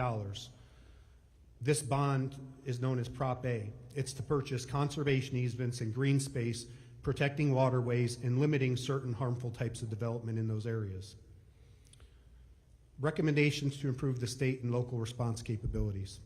Let me first emphasize, TDM performed admirably from Kendall County's perspective. Our CLO, Scott Haynes, was embedded within our EOC from day one. His leadership maintained consistent contact and support with us. We are deeply grateful. That said, here are a few recommendations based on our experience. Improve access to the IPAWS system, the Integrated Public Alert and Warning System. It's currently too limited in access and not user-friendly. WENS and IPAWS can work together, but local officials need better access to both tools. Develop a river-wide emergency alert system, one that tracks the entire Guadalupe River and its tributaries, offering early downstream warnings across jurisdictions. 3, simplify the grant application process for small counties. Avoid requiring costly engineering studies just to apply. These costs deter small counties from even seeking funding. 4, create a COG-wide emergency operations plan to streamline regional coordination and improve response across the Council of Government areas. In closing, our experience in Kendall County is a testament to what preparation, communication, and teamwork can achieve. We didn't have it perfect, but we had a plan, practiced it, and executed it with urgency and coordination. I urge the committee to continue investing in local preparedness, strengthen interagency tools, and ensure small counties have equitable access to resources. Thank you for your time and commitment to protecting Texans. Thank you. Judge Rubio, get the mic up real close, please. There you go. Yes, sir. Good morning. Good morning, chairs and members of the committee. My name is Bella A. Rubio, and I'm the county judge of Real County, which is a contiguous county to Kerr County, with a population of approximately 3,000 people. First and foremost, Kerr County, you are in our daily thoughts and prayers. And to all law enforcement, first responders, volunteers, and citizens, you are the epitome of John 15:13. There's no greater love than to lay down one's life for another. Today I come before you regarding discussions, decisions that will be focusing on matters that directly impact the safety and well-being of all our counties and communities throughout Texas, and the need for dependable alert systems. The ability to quickly and effectively share information during emergencies is essential, ensuring that every resident and/or visitor, regardless of their location or situation, receives critical information. As a native pioneer family and a 40-year county employee, I have witnessed firsthand Real County transform from a ranching, hunting community into a tourism-based, popular second homeowner site, as well as a subdivision developer attraction, with the majority of the growth occurring along the banks of the Frio and Nueces River. We also have 3 Christian camps located on both rivers that at full capacity on any given weekday throughout the summer service approximately 3,000 campers, camp counselors. Growing up a quarter of a mile from the Frio River and currently residing on the Frio River for the past 42 years, I have experienced river creek rises in all different sizes, some that have come just like a thief in the night. Witnessed helicopter rescue, people from rooftops and trees, and had my late husband participate in high water rescues throughout his 37-year employment with TxDOT. As part of Real County Courthouse budget preparation in my previous position as county clerk, I have seen the struggle and challenge to fund additional resources to provide and/or implement higher safety levels throughout the local law enforcement budget, road and bridge budget, extra funding for local volunteer fire departments and volunteer EMS, and especially the radio inoperability. While Real County was not catastrophically impacted by the July 4th and July 11th floods as our neighbor Kerr County was, we are still faced with the challenge of alerting the lodging industry, homeowners, and Christian camps at full capacity located along the Frio and Nueces rivers, especially during our peak visitor season. Real County is 700 square miles, experiencing 2 major floods within a 10-day period, stretched our resources thin, which consist of our sheriff, 6 full-time deputies, 2 volunteer fire departments with 10 or less personnel each, county road and bridge department consisting of 7 employees to cover approximately 75 low water crossings located on creeks and portions of the Frio and Nueces on various county roads, and a local TxDOT maintenance section with 11 employees to secure approximately 150 TxDOT crossings, culverts, and low spots on state roads prone to flooding as well. While our sheriff currently utilizes an app system that local residents and/or visitors can utilize to receive notifications, the system does not work in all the areas of the county due to minimal and/or zero cell phone service, nor during power outages, which occur frequently during severe weather. While all the entities do their best to collaborate in quarterly meetings and work collectively, it is extremely challenging to assure the safety and welfare of all visitors and residents during natural disasters. As the torrential rains fell in the early morning hours of July 11th, Real County Sheriff deputies began stationing themselves, as well as our Road and Bridge Department, at as many crossings as possible, beginning at 2 a.m., hoping to deter traffic attempting to drive through crossings where flooding was commencing. Effective implementation of alert systems in our rural and underserved areas present unique challenges such as limited access to broadband internet and mobile networks, along with financial constraints and lack of awareness, which can and does hinder the dissemination of critical information to those most at risk. Having an effective alert system, whether through mobile apps, Sirens, monitors, or all of the above can effectively save lives, as timely alerts can provide that vital information such as evacuation routes, shelter locations, and safety protocols, enabling individuals to take immediate action and potentially save lives. Minimum damage is it can allow individuals and business to take steps to mitigate potential damage to property and infrastructure. Enhance emergency responses. Real-time alerts and instructions allow first responders to quickly access situations, allocate resources, and coordinate their efforts more effectively, improving response times and efficiency. For counties to be able to promote preparedness through reliable alert systems that would foster a culture of preparedness, empowering individuals to be more aware of risk and take proactive steps to protect themselves and their family, funding assistance must occur. Counties should not be faced with the funding of alert systems through local property taxes, which is basically our only source of income, which have been capped throughout the years and or reduced through property tax relief. While there may be possible grants geared towards purchase of alert systems, there are none that I am aware of for the maintenance and operation of these systems, much less the replacement when destroyed either by natural disasters or types of accidents and or vandalism. In closing, I would add that I understand there's never a perfect solution nor a fail-proof system. However, timely alerts should not have to be considered a luxury, but a fundamental necessity, especially for our most vulnerable population. I thank you for the opportunity to speak on behalf of Riau County. I've attached some maps that reflect the the Frio and the Nueces River and the over 50 tributaries, such as creeks that feed into the Frio and impact it, and the Nueces as well, and impact both rivers during flooding. I know that we as Texans are stronger together. Thank you. Thank you, Judge. Members, as a reminder before we start questioning, if you have a question, just raise your hand so we can write you down. I got you. And to our panel, since there's 8 of you, some of you may be better prepared to answer a question. Just for record keeping and for those watching on the live feed, please state your name and who you represent before speaking into the mic, and pull the mic up as close as you can as well. Chair recognizes Representative Lauterbach. Thank the panel for their service. Sheriff Letha, could you take a minute and give us a timeline on the events of that morning?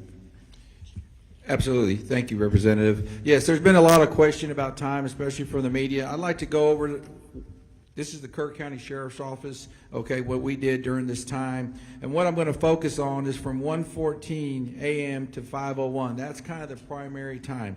Now, please understand, I call this a snapshot. Of what we did. What we've done in about 28 days, it usually would take about 6 months. And we have a lot of data to look into, recordings, radio transactions, but we've done the best we can to get what we can for today for y'all. So what I'm going to start with is what I call the dispatch workload between 1:14 and 3:30 a.m. That's 2 hours and 16 minutes. Our communications center had 7 phone calls received and processed 22 radio transmissions. Then we moved forward to 3:31 a.m. to 4:22 a.m. in that next 51-minute period. They had 50 phone calls for service and rescue, 114 processed radio transmissions. They were very busy at that time. You have to remember there was a team of 2 in there. Okay. In that time, starting at 1:14 a.m., NWS issues flash flood warning to Kerr County, released on code red. 1 to 2 inches of rain has fallen, anticipating 1 to 2 inches per hour, an additional 2 to 3 inches possible. 2:08, a caller calls in inquiring about road conditions and if they're clear. 2:53, 911 call from River End.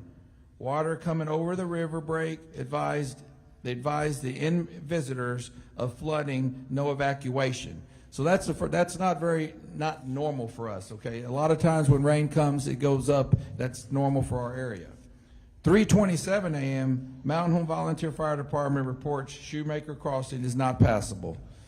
That's a little bit more of an alert, but not abnormal. Okay, we move to 3:30 a.m., it's different. Dispatch receives a call from a family on a roof requesting air evacuation. Now that's what I consider it's all hands on deck starting at 3:30 a.m. 3:35, dispatch tones out Hunt Volunteer Fire Department to swift water rescue. 3:39, Mountain Home Volunteer Fire Department asks KCSO to tone out Ingram Volunteer Fire Department for evacuation at River RV Park. 3:41, KCSO Deputy Green confirms Schumacher Crossing is not passable. 3:43 a.m., KCSO tones out Kerr County Special Ops for swift water rescue. 3:46, dispatch receives calls with a caller, 2 young children with water overtaking the home, which that was a 24-minute phone call. Our dispatcher did a great job during that phone call. Not only was she on the phone at the time with those 2 children, she was on the phone, had them on speakerphone, on an additional phone, also doing radio transmission and typing. I said she did an amazing job.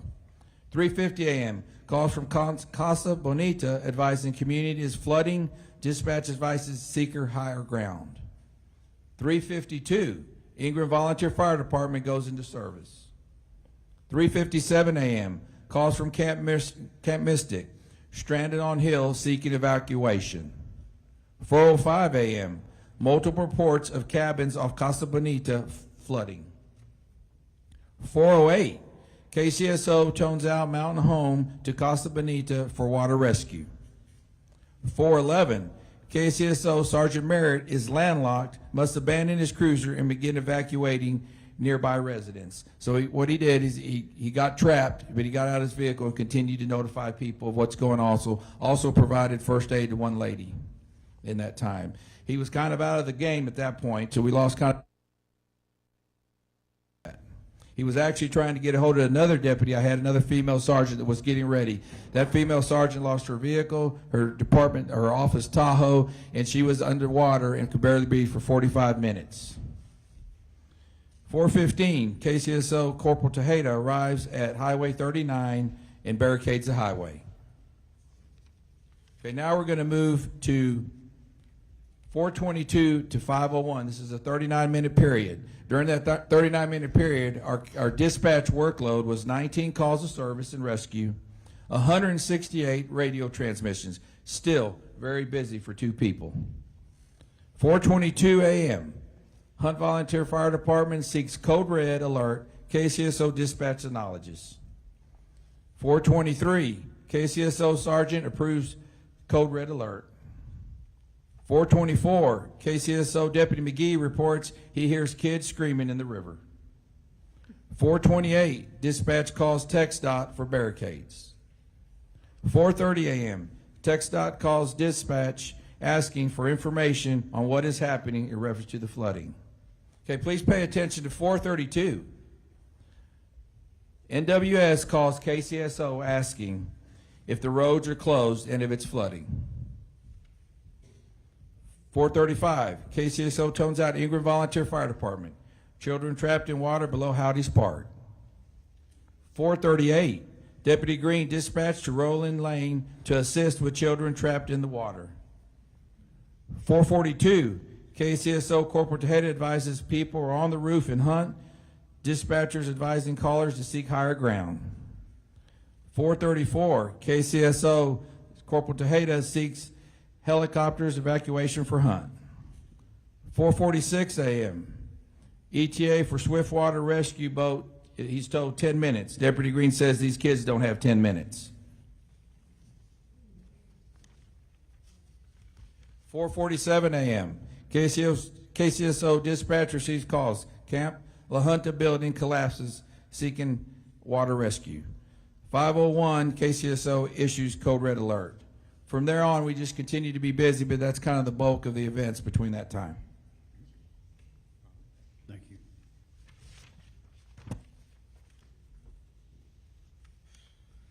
Senator Flores. Thank you, Mr. Chairman. Well, I don't know that words can describe what I witnessed when Lieutenant Governor and I first came on that day. But I think it's incumbent for people to know, those that are listening locally, statewide, nationally, just what type of calamity you experienced in a short period of time that was unprecedented, a monster in the middle of the night that we've never seen before, and how this community, you all that I personally witnessed, responded with the resources you had to that calamitous event. And I want people to know what I saw. You, Sheriff, Judge, Mayor. You guys didn't sleep. I saw that. You're totally committed. And not only that, I witnessed the local first responders, like they, in a true Texas fashion, that were the first ones there, not knowing what monster they were facing either, just knowing that their fellow Texans in Kerr County were in trouble. Then I got to witness your cooperation and work as you started to organize quickly with TDEM, state resources.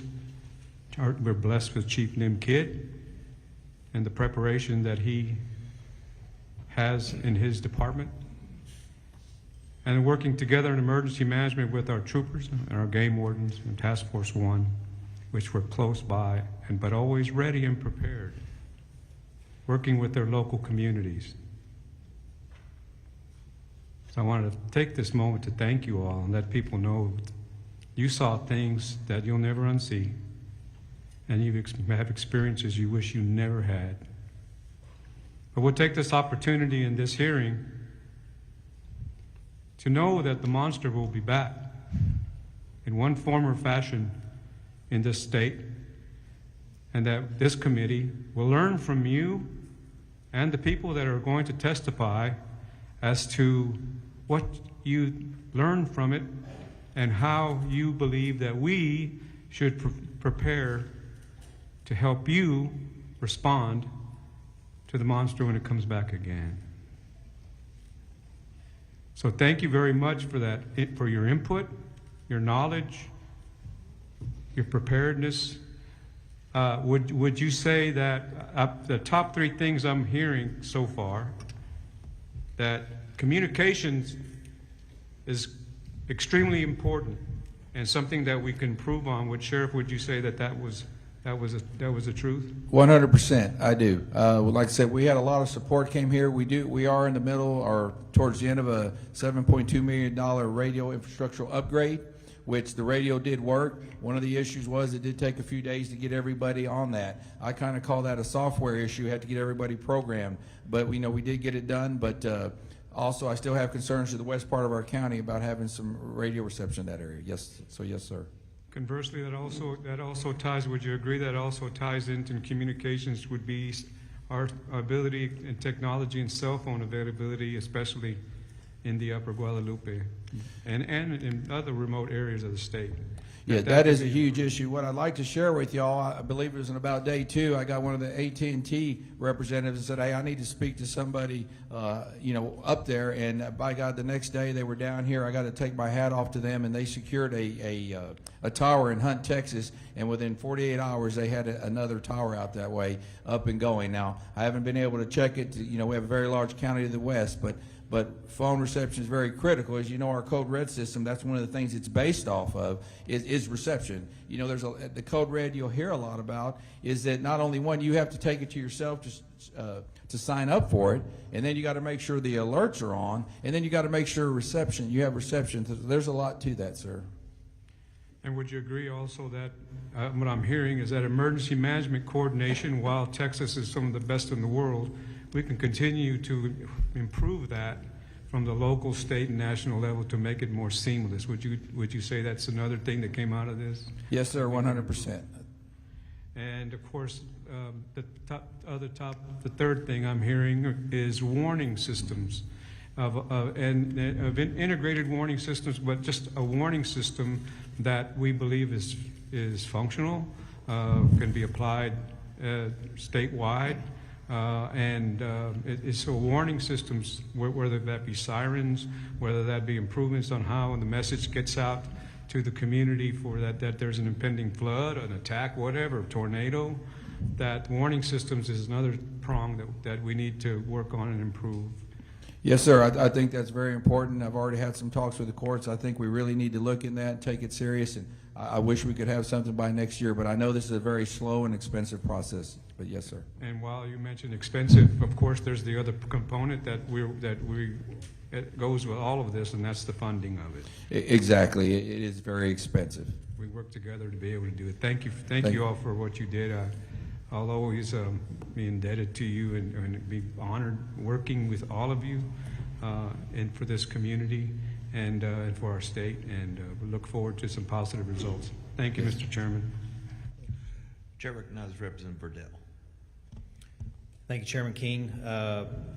Couple questions. First, I just want to start off with Kerr County, and Judge Rubio, it's good to see you this morning too. For the Kerr County officials, I wanted to commend y'all on July 4th, how quickly y'all came together as a unified entity to work, especially with TDM and all the other agencies that came in. That was just, I know it was a tragedy, but it was impressive to watch how quickly y'all responded and worked together. Also, I know that they're not on the invited testimony list, but I wanted to give some credit to the others that also helped in that, which was your county commissioners. I know you had Commissioner Jeff Holt and Commissioner Rich Paces on the river actively that morning looking for those that were hopefully still alive on the river, and they did manage to find some.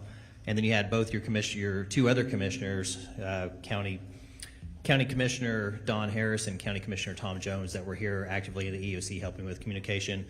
I also want to mention, y'all mentioned this, your volunteer fire departments, they were extremely critical in the rescue and information gathering and everything. So we're incredibly grateful for what those fire departments did with y'all. I hope that they publicly get the credit that they deserve also. And then also, just real quick on the list is your churches, your local schools and the school leaders, local businesses, your law enforcement officers did an amazing job. My brother is a cop here in Kerrville, and I got to watch firsthand what they did, so we're grateful for them. I do have a couple questions, and Dr. Rector, if you don't mind me, Dr. Wright, did I get that right? So you had mentioned diversion dams. I think you also possibly mentioned Charlie Hastings. I'm assuming you might have been talking about him a while ago and the diversion dam. Can you give us some more information on, my understanding is we don't have any diversion dams upstream at the moment, and you do believe that those would be critical infrastructure that could help slow down the amount of water coming down the river so you have more time to react to get people out of harm's way. Would that be correct? Yes, sir. That is absolutely correct. That's the other part of flood warning, and that's mitigation. And that I've read several white papers recently that I'm sure you've also read, that a flood warning system probably would not have saved Camp Mystic, Heart of the Hills camp. The water was just moving too fast. It was moving 17 miles an hour, and it started only 7 miles from Camp Mystic. There was just no time for a warning system. Flood mitigation is the answer to the flash floods that we've experienced over and over and over again in Kerr County. Yes, sir. How many, I know this is hard to even calculate, y'all have, how many tributaries and feeder creeks do you think that y'all would have to interact with upstream of that? Bring the microphone up. Is this better? You got to get it right on top. Okay, thank you very much. Can't talk loud enough. I believe we have 3 main areas. Of course, the South Fork, which was terribly impacted this time, the North Fork of the Guadalupe, and Johnson Creek. Those 3 tributaries are important to consider. Yes, sir.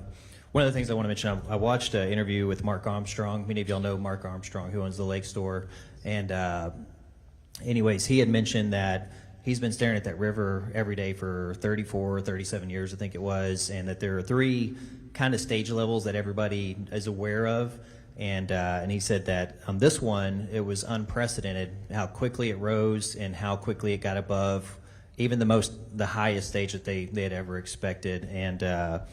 And I think that it's important to point out that people upstream that have lived on the river have seen this for, decades, and not, I think it's safe to say there's no way we could have predicted the amount of flooding that was going to happen in that time. And I know outside of Kerr County, a lot of people have been trying to point fingers and blame and everything else.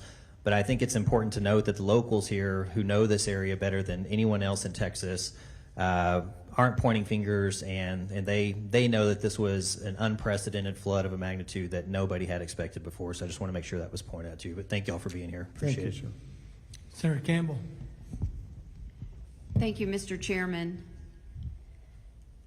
Well, I think we are all committed, everybody on this committee, our Lieutenant Governor and our Speaker, are committed to fully understand why the loss of life associated with this flood and how we can set plans in place to hopefully prevent such a tragedy. Thank you for your testimony. When Vice Chair Flores and I came down and flew over and looked at the devastation, it's just almost indescribable how something that wasn't really dangerous when we were looking at it caused such destruction just a day or so earlier. Sheriff, I wanted to ask you, the judge talked about one of the deputy became landlocked.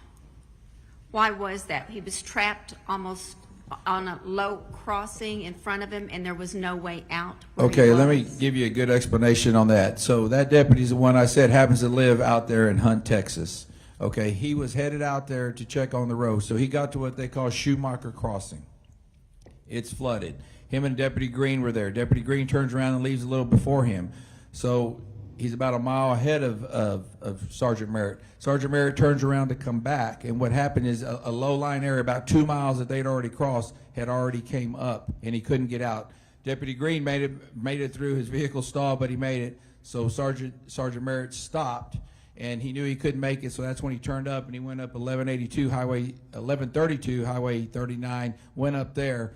And as he got up there, his truck got stuck, and that's when he abandoned his vehicle and just started notifying people. So he actually got trapped in between the low water crossings.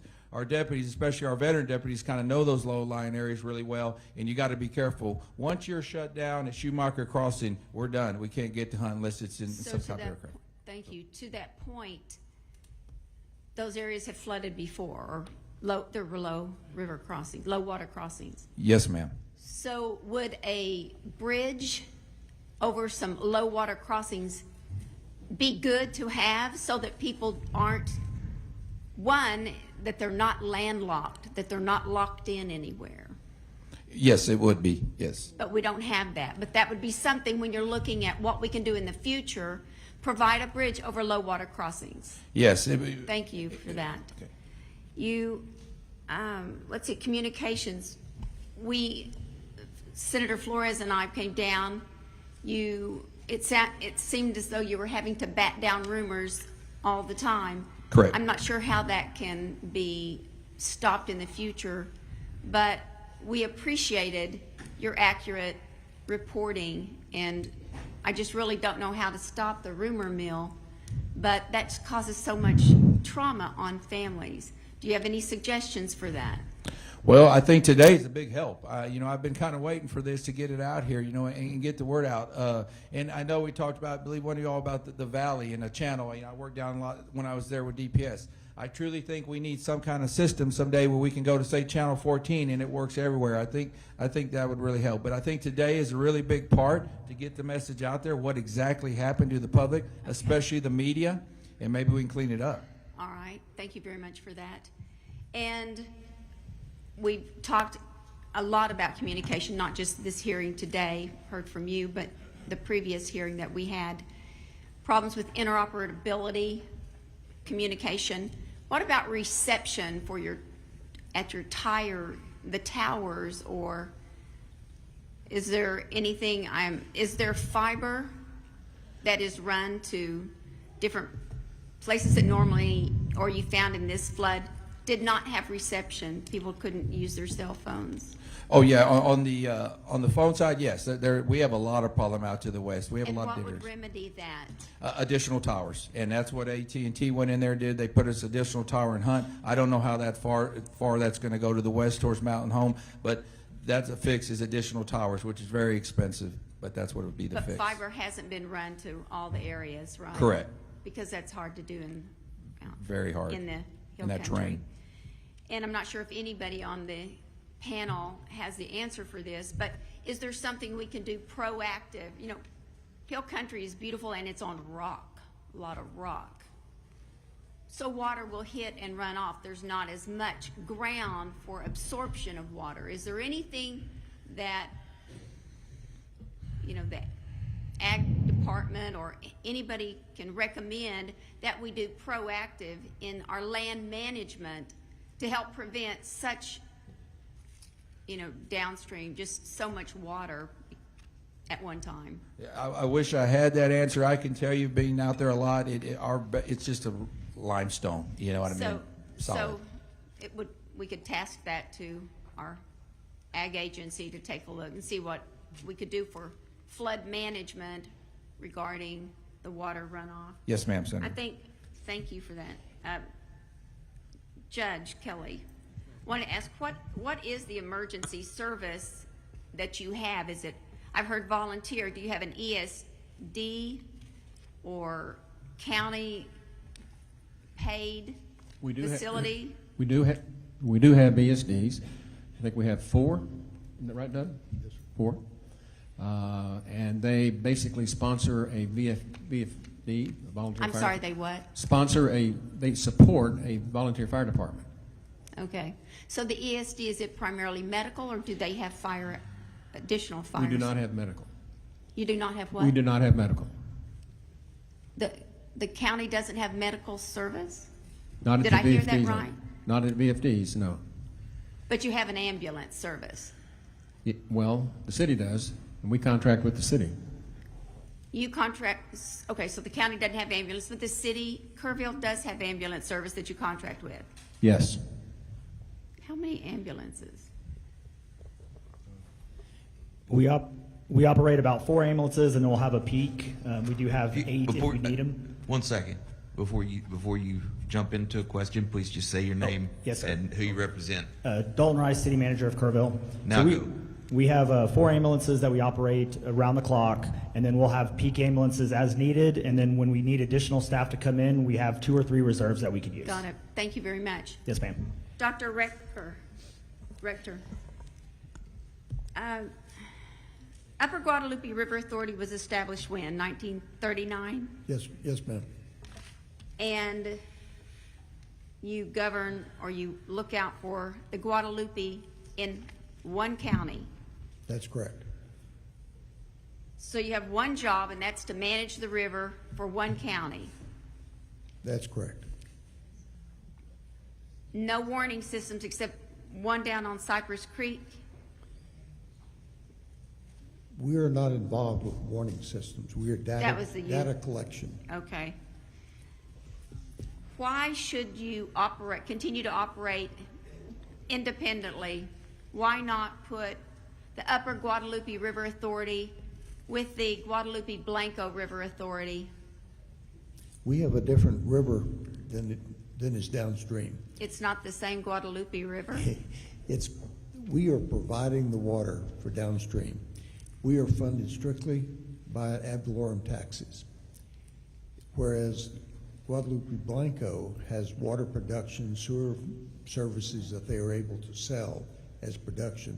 We do not have that income. So if we were merged with them, you would be asking people downstream to support us in Kerr County. Obviously, I haven't looked in detail at that at all, but I would think that the River Authority, Guadalupe Blanco, is pretty big, and I would think that they could work with Kerr County to see how they could help Kerr County Sure. as one river authority. We work with them. We have some of our board members actually on some Okay. of their boards, so we are cooperating with them. Thank you, Dr. Rector. I'm just, in my mind, I'm thinking that it's a county river it's a river authority that is managed for one county only, and I'm not sure that there weren't things that could have been done over the years since 1939 that possibly could have helped. I think we're committed on looking at that, and I think one thing that we don't take off the table is if the Upper Guadalupe River Authority could be absorbed by Guadalupe Blanco River Authority. I could be wrong, but I think it's something we need to look at. Thank you, Mr. Chairman. Chair recognizes Colonel Wilson. Thank you, Mr. Chairman. And also, Mr. Chairman, please be advised I'm hearing from constituents outside monitoring that out in the ether they can hear you and everybody else here loud and clear. Thank you so much for being here today and testifying.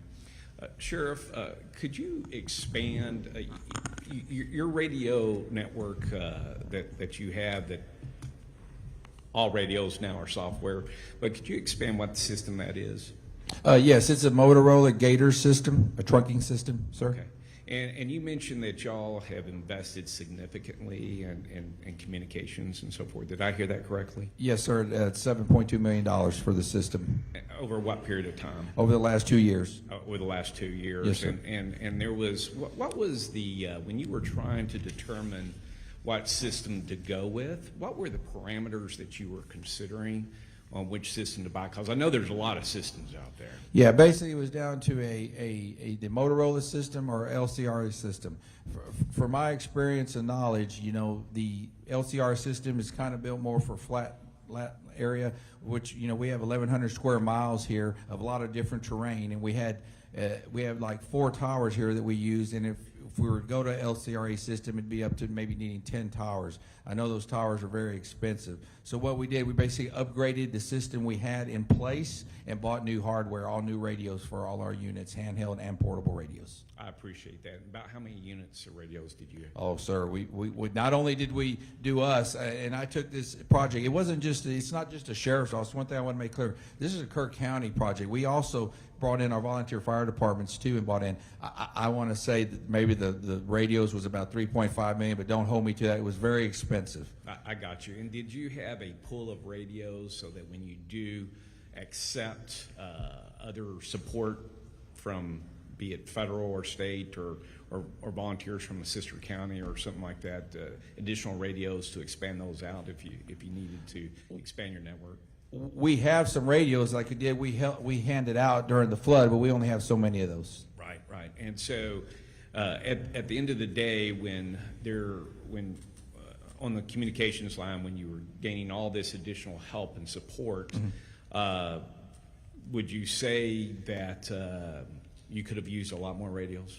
Oh, yes, sir, definitely. You can't ever have enough radios. Yeah, I appreciate that. And if we had to look at this holistically, is something that you feel that the state could have prepackaged, pre-softwared, if you will, for interoperability purpose to deliver if needed for a mass cow or a situation such as this? Oh, absolutely.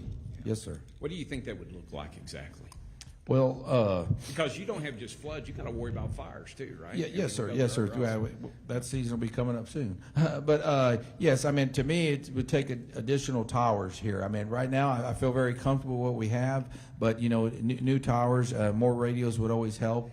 From my understanding, there's really nothing that can tell you what system to get. You know what I mean? I have fellow sheriff's offices and counties next to me that are on different systems than I do, but we do have the capability to talk.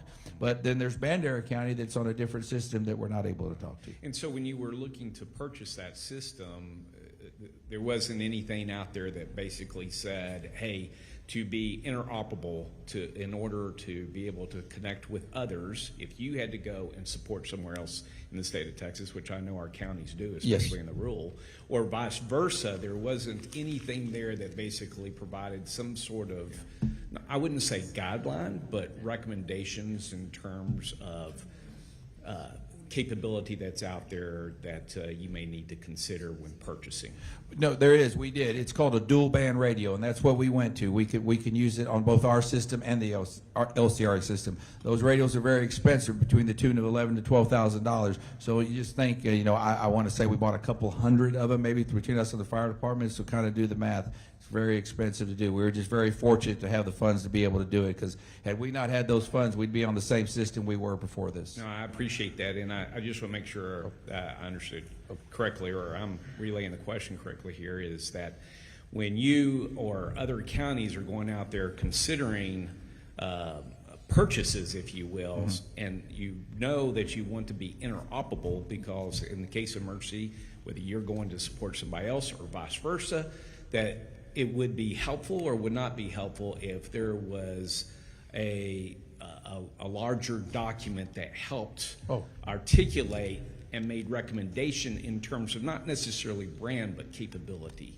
in considering what you buy. Would that be helpful? Yes, sir. I'm sorry I didn't understand the question. Yeah, that would be very helpful. Okay, Yes, I appreciate that. And just can you, so we can live the pain that you went through, can you give us some example of what you went through in terms of the software interoperability issue that you had that Sure. you briefly mentioned? Sure. Like, when you got here, like I know we had state assets here. You get here pretty quick. DPS and Gangorn was mainly the ones, and basically they needed to get their radios reprogrammed, and that took up to a couple of days to get that done. So that's the main difference we had. Get them programmed. Yes, yeah, just getting reprogrammed. So the ability was there. They just need to be reprogrammed. You got to remember, they came from all over the state of Texas. I mean, TDM. So they just didn't have our radios, our channels. And did the state or anybody provide an IT specialist to help you, or you had to take time from your recovery operations and so forth like that, trying to get everybody on the same network? No. Actually, DPS sent their radio tech in here, and Texas Parks and Wildlife sent they did their own radios here on site. That's great. That's great. All right, thank you. And I noted that you had mentioned the volunteer fire departments. How many volunteer fire departments do y'all have in Kerr County? I'm sorry. Questions to sheriff or the judge either. Sir, we have. Or emergency management. Go ahead. Yeah, we have 7, sir. All right. You might want to state your name again. So I'm sorry, William Thomas. No, thank you. 7 of them, and in the comments there, and I'm just taking a quote from here. Few have specialized swiftwater training or gear. Can you elaborate on that, please? Yes, just like my deputies, I'd like to have them trained. They do so many different things, but swiftwater rescue is just something. Actually, we were looking into that, and we don't have the area here to train. We've kind of made some calls to New Braunfels and visit with them, but that's just not something we have here to train with, and we're going to look at that. Just like we don't have the proper equipment for that. That's not something we do on a day-to-day basis, and not trying to make an excuse here. Those are things I need to look in. Maybe we need to have some additional assets in our vehicles to be able to help with. I know my guys were using whatever water hose, whatever they could at the time, but that is something definitely we need to look into in the future. And the same thing with the volunteer fire departments. You know what I mean? Those are volunteers, non-paid volunteers that also work full-time jobs that need to be able to help. So and that training's very expensive. They have certain limits, and the ESDs are way more fortunate than ones that are not ESDs. Very expensive, but y'all have unlimited resources to make sure that we get all the training needed for our volunteers, right? We'd be in great shape. This is a reoccurring thing that we hear when you look to the Panhandle fires. One of the pieces that they pointed out over and over and over again is our volunteer fire departments are very poorly resourced, and that the training is hard to get or be able to pay for that and so forth. Do you think that if we resourced both training and equipment, that your recruitment of volunteers, because I understand that there is a statewide decline in terms of the number of folks who are actually starting to volunteer out there? Yes. That's an accurate statement, probably here too, right? Absolutely. Okay. Do you think that would help Tremendously. recruitment and so forth if we were provided for that? Yeah, tremendously. On top of that, I always use, COVID ruined us. I mean, as a sheriff and oversee a budget, I mean, it's just a shame. Not that the trainings went up, but your equipment, some of my stuff's doubled and tripled. I mean, it's just horrible. But so, they don't have the resources that was made available. I absolutely think that would help on the recruiting. But yet, out of all the help that you received, these folks happen to live here and understand where the danger points are. Absolutely. And so, but yet the ones who know best are the ones who's probably least resourced. And I think Chairman King, with your work that you've done and others within the Senate to focus on that area, I would hope that this report would continue to go that direction and reinforcing that is a significant advantage to emergency response when our volunteers, that are organized volunteers, are resourced and they're trained. If I could, to the judges, appreciate your service. I understand you major in the Air Force, and so you probably had an opportunity to plan in uniform and now plan as a judge in emergency management and so forth like that. And of course, you'd probably say plans are great, but unless they're rehearsed, well, the enemy has a vote, don't they? So, yes, sir. On your planning piece, and this is to both of our judges, please, and just a reminder, just state your name when you respond. How often do y'all get together in your counties to actually plan and rehearse? Shane Stolarczyk, Kendall County Judge.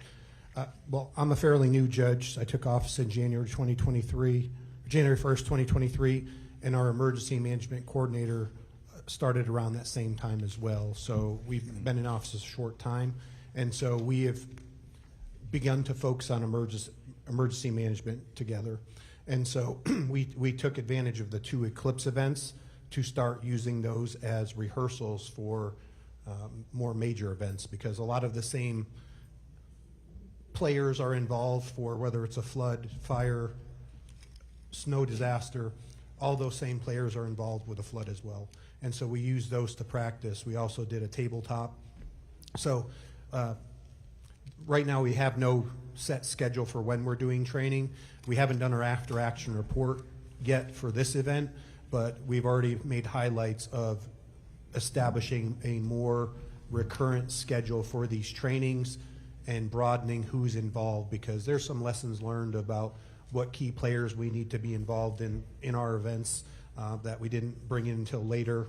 Just, when you're dealing with a situation, sometimes you're focused on the fire in front of you, and you need to, once you have a little time to sit back, you think back, oh, I should have included X, Y, and Z as well. And so I think getting on a set schedule for rehearsal is going to be more advantageous, but right now we don't have one. But the 2 eclipse events, I think, were critical in us being prepared for this event. No, thank you. And you weren't there for those eclipse events? I was there for both. Okay. Yes, sir. I got you. Thank you. Judge? Bella Rubio, County Judge, Rial County. As I said earlier, our population is less than 3,000, and definitely a catastrophic flood would probably wipe Rial County off the state of Texas map. So our sheriff has quarterly meetings that he began, I don't know, about 4 years ago. We do have a volunteer emergency management coordinator that the sheriff and I had to work hard to talk into being a volunteer emergency management coordinator. However, he is not homegrown per se. He comes with a lot of experience and knowledge, as he was Fort Bend County, I think, firefighter for many years. However, he has no experience as to what 1 inch does on the Frio or Nueces, or 6 inches or 10 inches. And he was actually flooded in both times that we had our floods, July 4th and July 11th, because they came in the wee hours of the morning.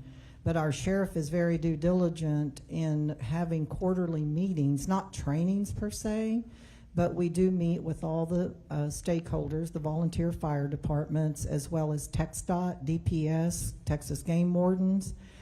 We even have anyone that'll come from like AT&T, T-Mobile, which really AT&T is the only thing that works in Real County if you don't have Wi-Fi availability. And then we also include the electrical companies as well.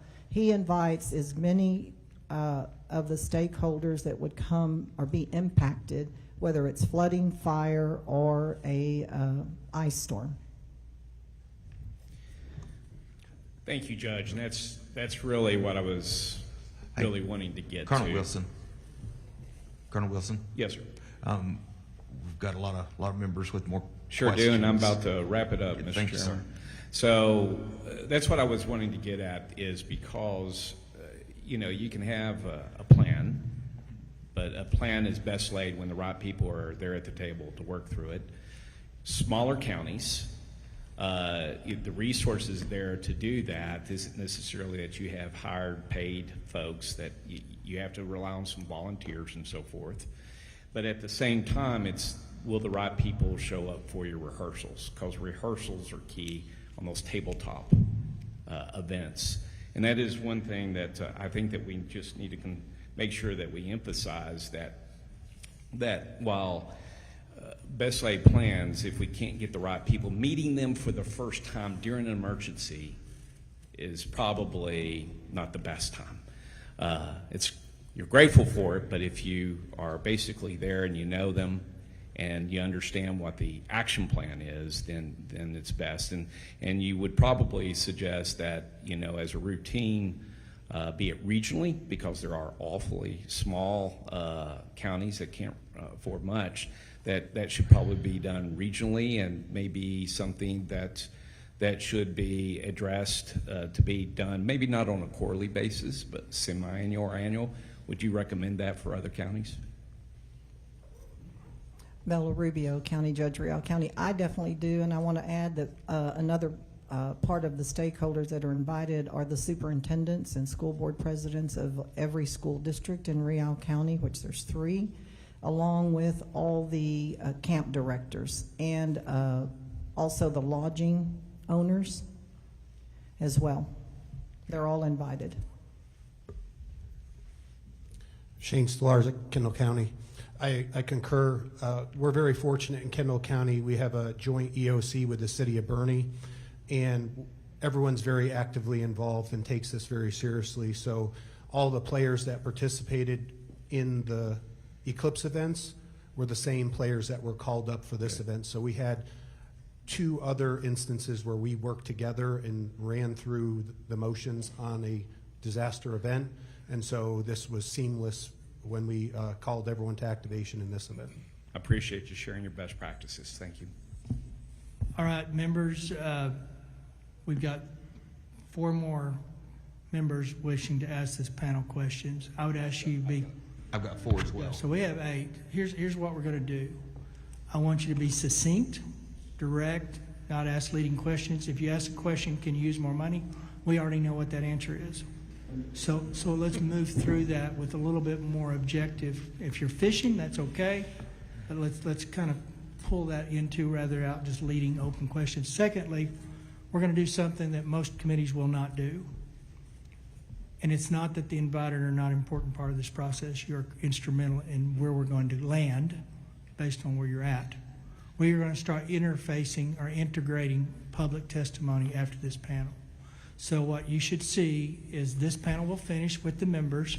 We will ask 8 public, and we just ask another 8 public. So we're going to have 16 public and come back to invited.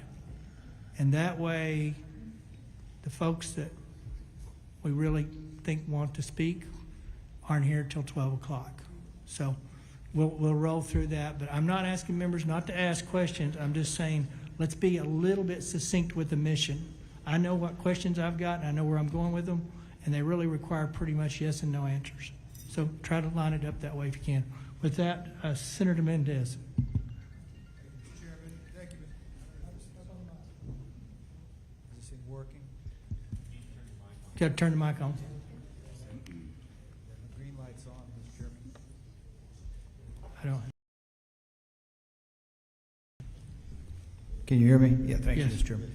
So, Mr. Chairman, I want to, first of all, let me thank the panel.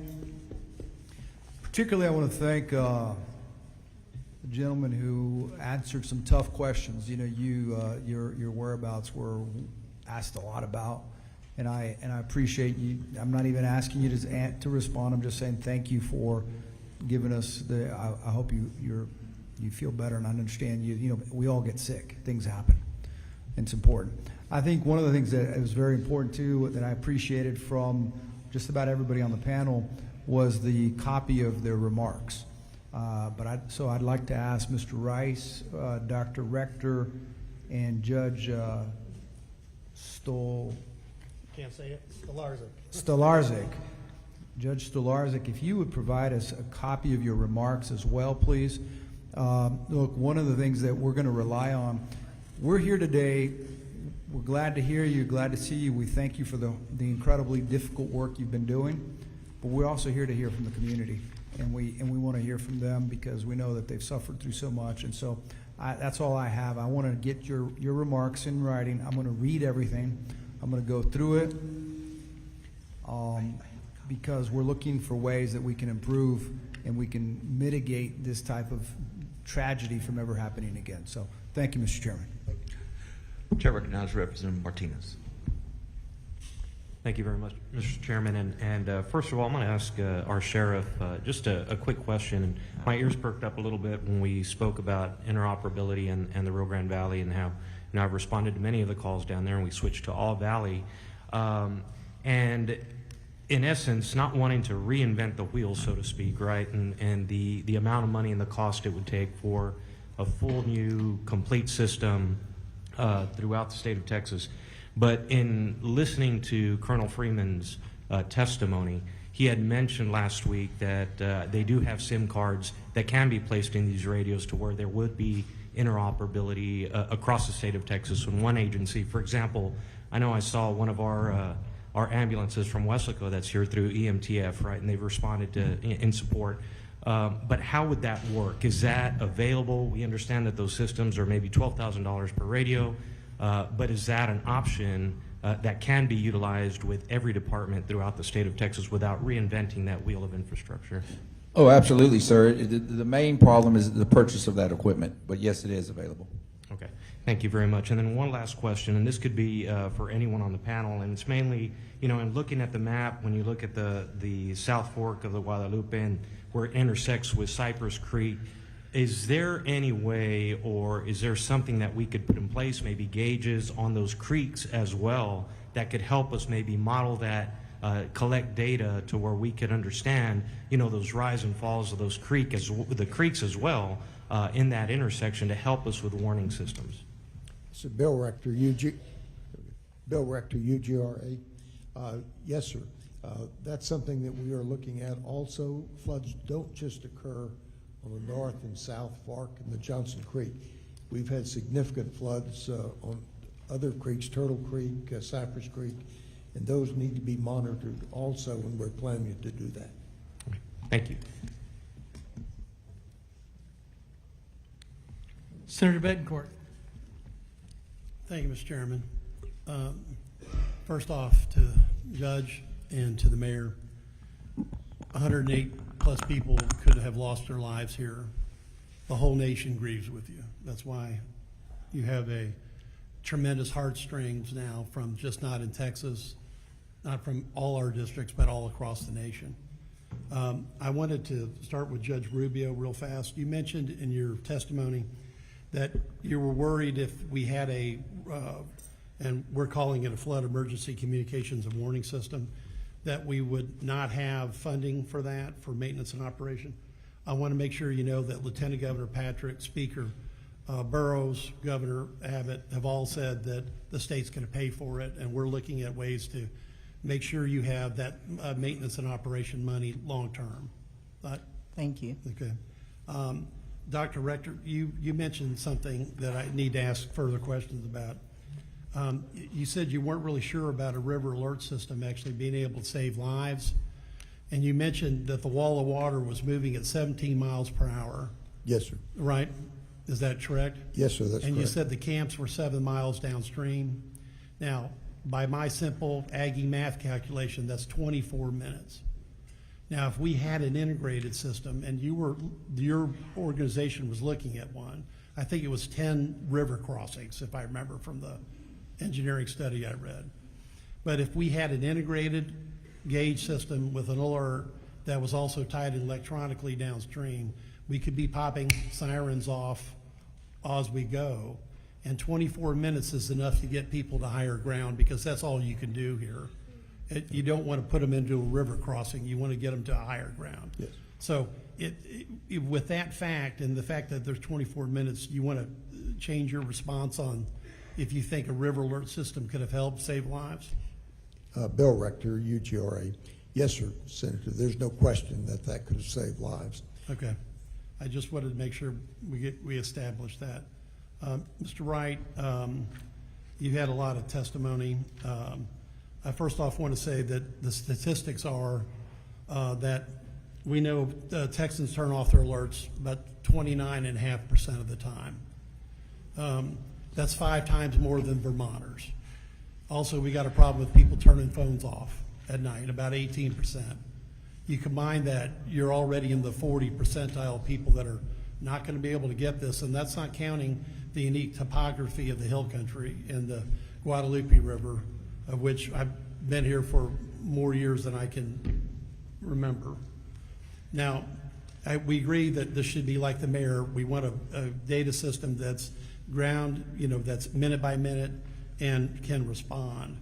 But in your written testimony, we asked about sirens and whether siren alert system could have helped us respond more effectively or even save lives.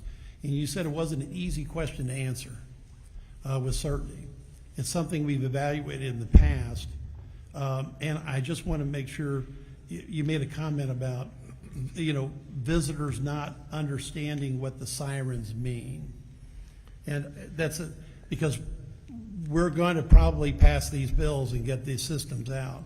And I think it's incumbent that, and we understand the high walls. I mean, I've rafted this area. You've got 50 to 100 foot cliffs areas, but shouldn't we be more concerned about getting that siren into people's, auditory range so they can take action and get to higher ground?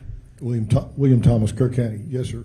What I was referring to is we need the education piece. We need something on our websites, social media, those types of places where the public can go to and see what those sirens actually mean.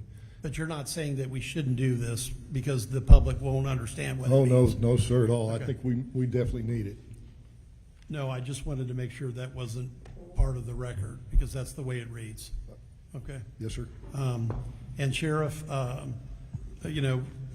understand the points we've already covered. There was one thing that you said that we do have to visit. You said there was no time for formal orders.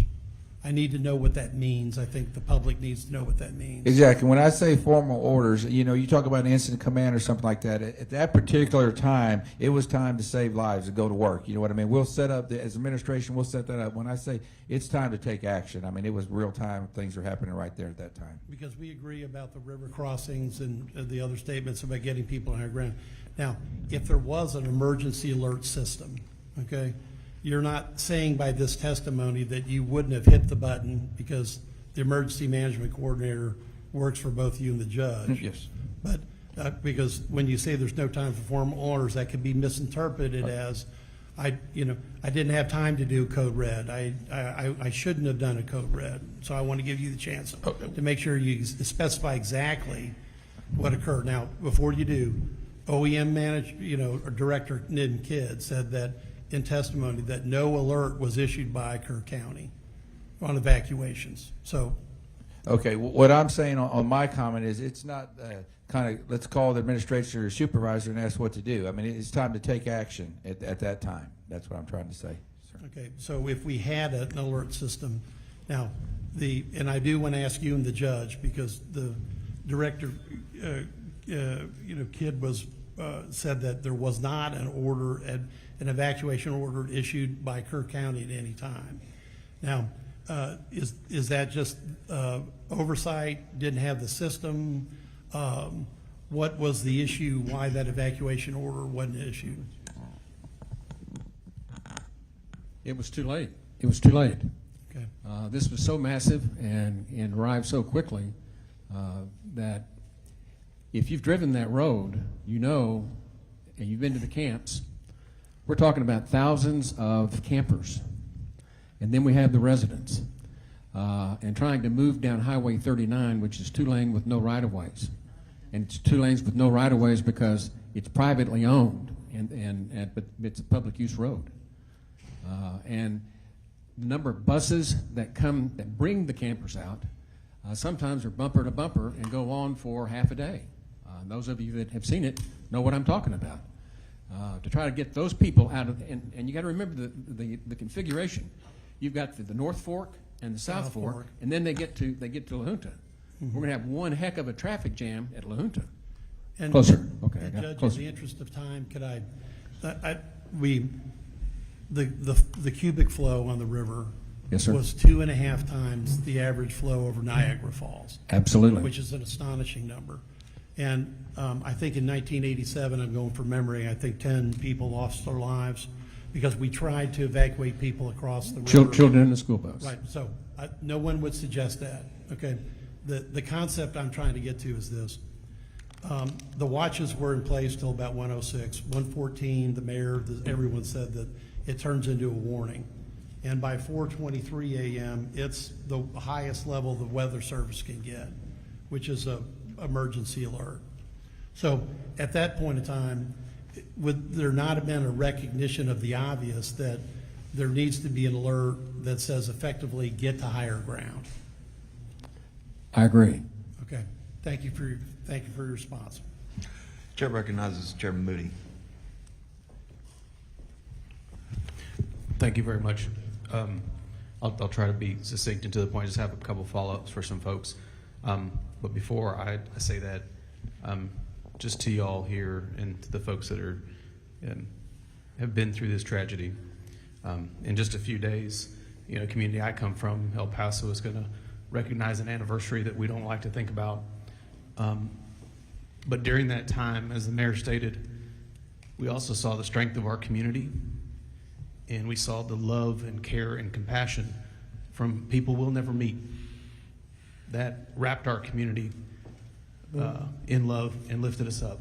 And I want you all to know that's certainly what we're all here to do, but there's people that are going to do that for you for years to come, and we're going to be walking with you side by side. So I had to say that before I start. A couple of questions. Sheriff, in the follow-up question that Sheriff Lauterbach asked, you went through a detailed timeline. I don't have that in your written testimony provided. Is that something you could please provide to the committee subsequent to the hearing? Absolutely. Thank you. I'd appreciate that. Let me switch over to Mr. Rice. Mr. Rice, you listed a number of legislative proposals, ideas, concepts.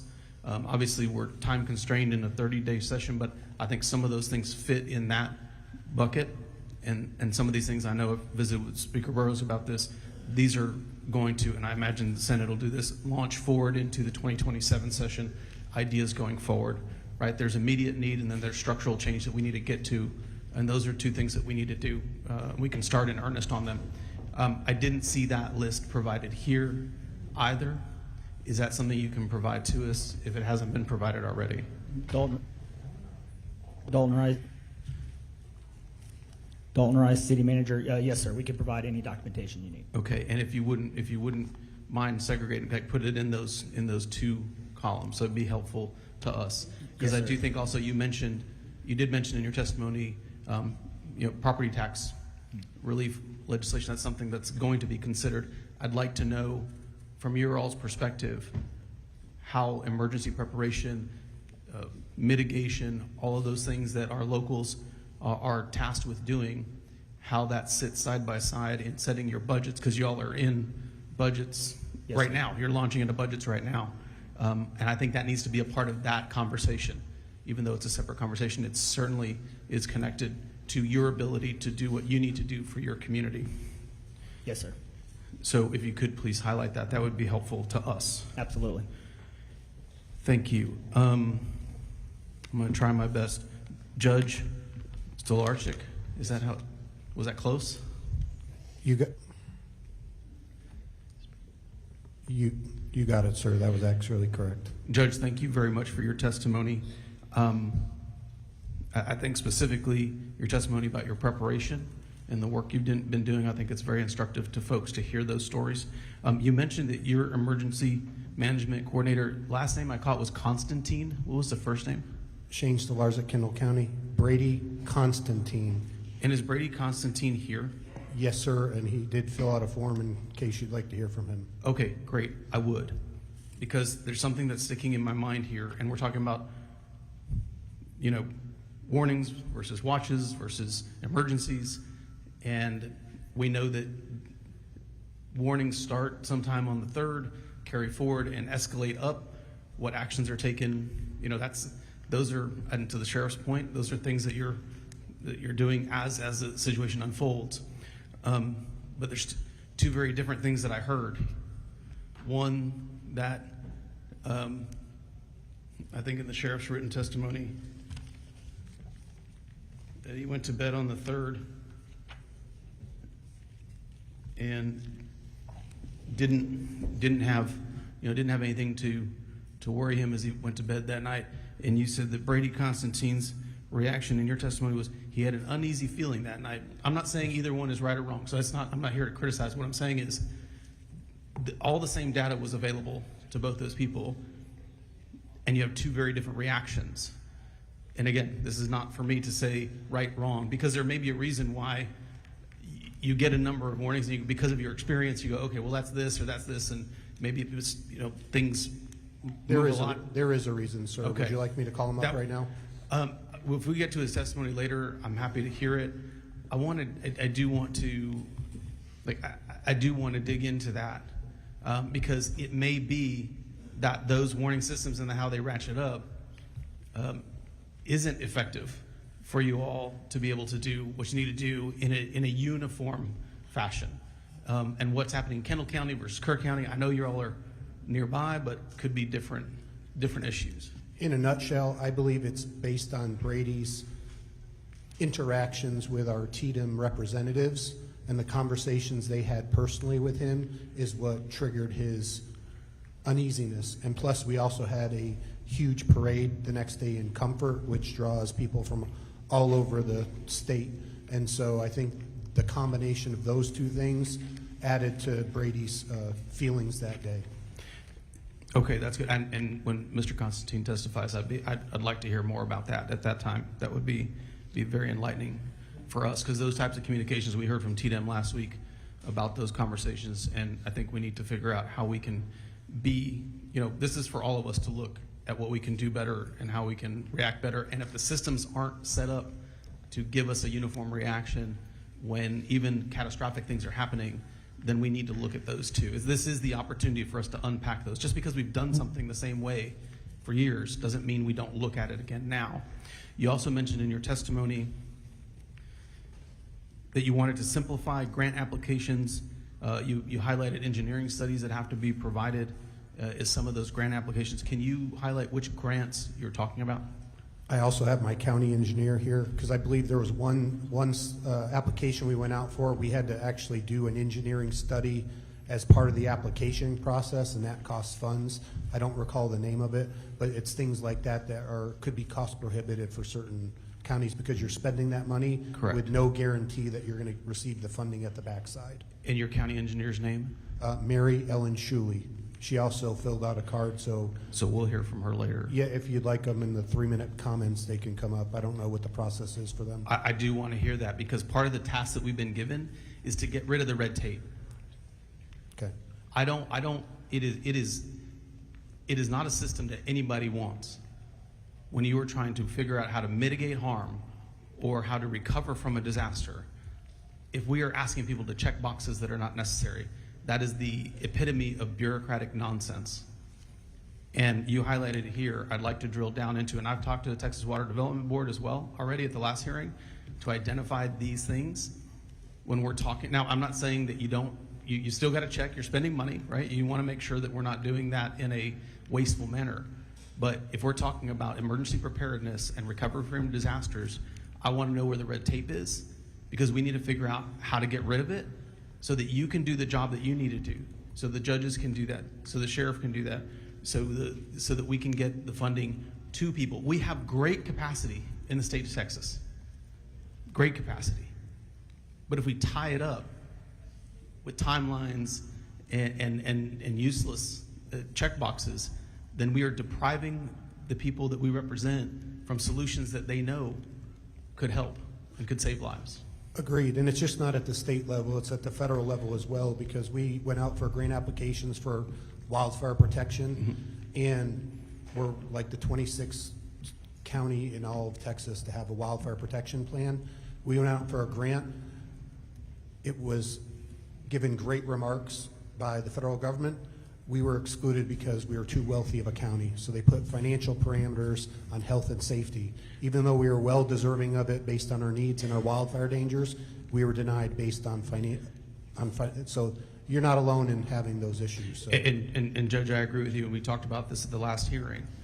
I get why that's something they look at, I think, median household income, and that's how they, with the grant application, that was 5%, right? They did dump it into a formula, and that's the way we divide it up. There is a great philosophical reason for doing that, right? Communities that can't afford it, you want to triage that and put them front of line. I don't disagree with that. That's something that makes sense, but this is also an opportunity for us to look at, disaster is going to hit people that no matter what the median household income is. So what can we do to unlock the potential of the state? And if there are messages we can send to the feds, we need to do that as well.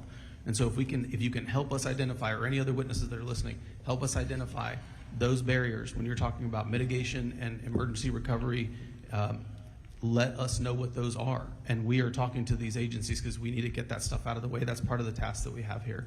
You shouldn't be put in you shouldn't be put in the position to make those decisions when you're talking about saving lives as you're setting budgets. I think we need to figure out how we unlock the potential of the state, and if we can highlight those concerns to the feds, we're going to do that too.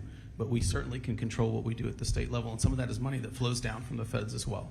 And we're a very blessed community, and so we didn't take that, we didn't just stop there, we didn't get it. We actually found a way to fund it internally and start a 501c3, and the county funded that 501c3 with the funds to carry out our plan. So where there's a will, there's a way, but it'd be so much nicer to not have that red tape. So I appreciate your comments and your support on this matter. Thank you very much. Thank you, Mr. Chair. Senator Swartner. A few direct questions to a number of the individuals on the panel here. Judge Kelly, I think some constituents and individuals, families of the tragic children that were lost, want to know some very direct answers to some questions I'm going to ask. And I'm going to ask them for those individuals. First, Judge, are there any sirens in Kerr County along the river regarding emergency warning? Not that I know of, but I'll defer to my emergency management coordinator. William Thomas, Kerr County. No, sir, there are no warnings. Right. No sirens. Guadalupe County has like 23 along their section of the GBRA, and I know there are several in Comfort based after disaster that have been installed recently. Judge, you put down in your written testimony that the first indication of this storm was different came from when I woke up to texts and calls from Kidd, Letha, and Rice. Were you awoken, or did you wake up from those texts and calls? And at what time did you wake up? It's going to be in the 5:36 range, something like that. And I don't remember if they woke me up or I woke up. You don't remember? No, I remember looking at my phone. Okay. That's what I did. And you were at the lake? I'm sorry, which lake was that? Travis. Travis Lake, okay. You are the emergency management director for the county, correct? With Mr. Kelly I'm sorry, with Mr. Thomas being the emergency management coordinator? Yes. All right, and Mr.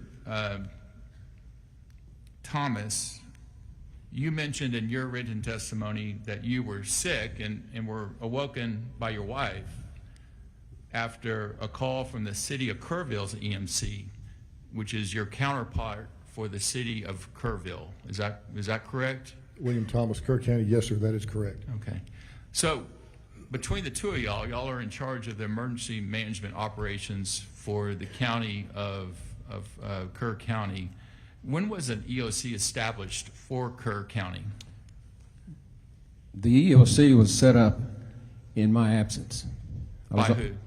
I don't really know. Okay. I'm assuming. I think Chief Kidd had gotten here by then. Yeah, there was a combined one set up later that day, I think, Right, at and 6 they p.m. moved it, yeah. But as far as an EOC, there was one in Kerrville, the city, but Kerr County set up an EOC or not? I don't know. No, the way I understand it is the county actually set up their EOC in the Youth Event Center, which is a county-owned building. It had been moved to that location. What happened out in Ingram at City West Church was an incident command center, as I understood it. Dub, can you clarify? Yes, sir. William Thomas, Kerr County. So we operate a joint EOC. We have a joint emergency management plan, Kerrville, Kerr County, City of Ingram. So we had a joint EOC set up. You had a joint EOC set up, not dissimilar to Kendall County and Bernie when they have an emergency situation. That's correct. Okay. Sheriff Letha, did I say your name correctly? I'm sorry if I did not. Yes, sir, you did. Yes. You gave the timeline, and that was very good information. It looks like the 3 o'clock hour was, for lack of better terms, when the SHIT hit the fan. That's And 3:30. Yes. you said in your testimony that when Shoemaker passing or crossing became flooded, it raised some eyebrows in the dispatch center in the KCSO, the Kerr County Sheriff's Office Dispatch Center, correct? Yes, sir. And you mentioned there were a large number of calls and then 114 radio transmissions in the next kind of time frame, 119 or whatever. So a lot of activity. You mentioned that several times. Was there any activity to call you? Because in your testimony, there's no, like when you were awake or whenever you were around. So when was that? So Okay, I got my first car at 4:20 is when I came, I say active. My chief deputy contacted me at that time. I had 2 phones going, turned the radio on. I kind of lived to the east part of the county, it's a little bit dry, but I came to the sheriff's office by around 5 a.m. But no, I was notified at 4:20. Okay. So you were notified, of course, because sheriffs and 911 dispatch, they're awake and alert, and someone's answering the phone. So that's good. Did you notify the sheriff, the judge, or the EMC?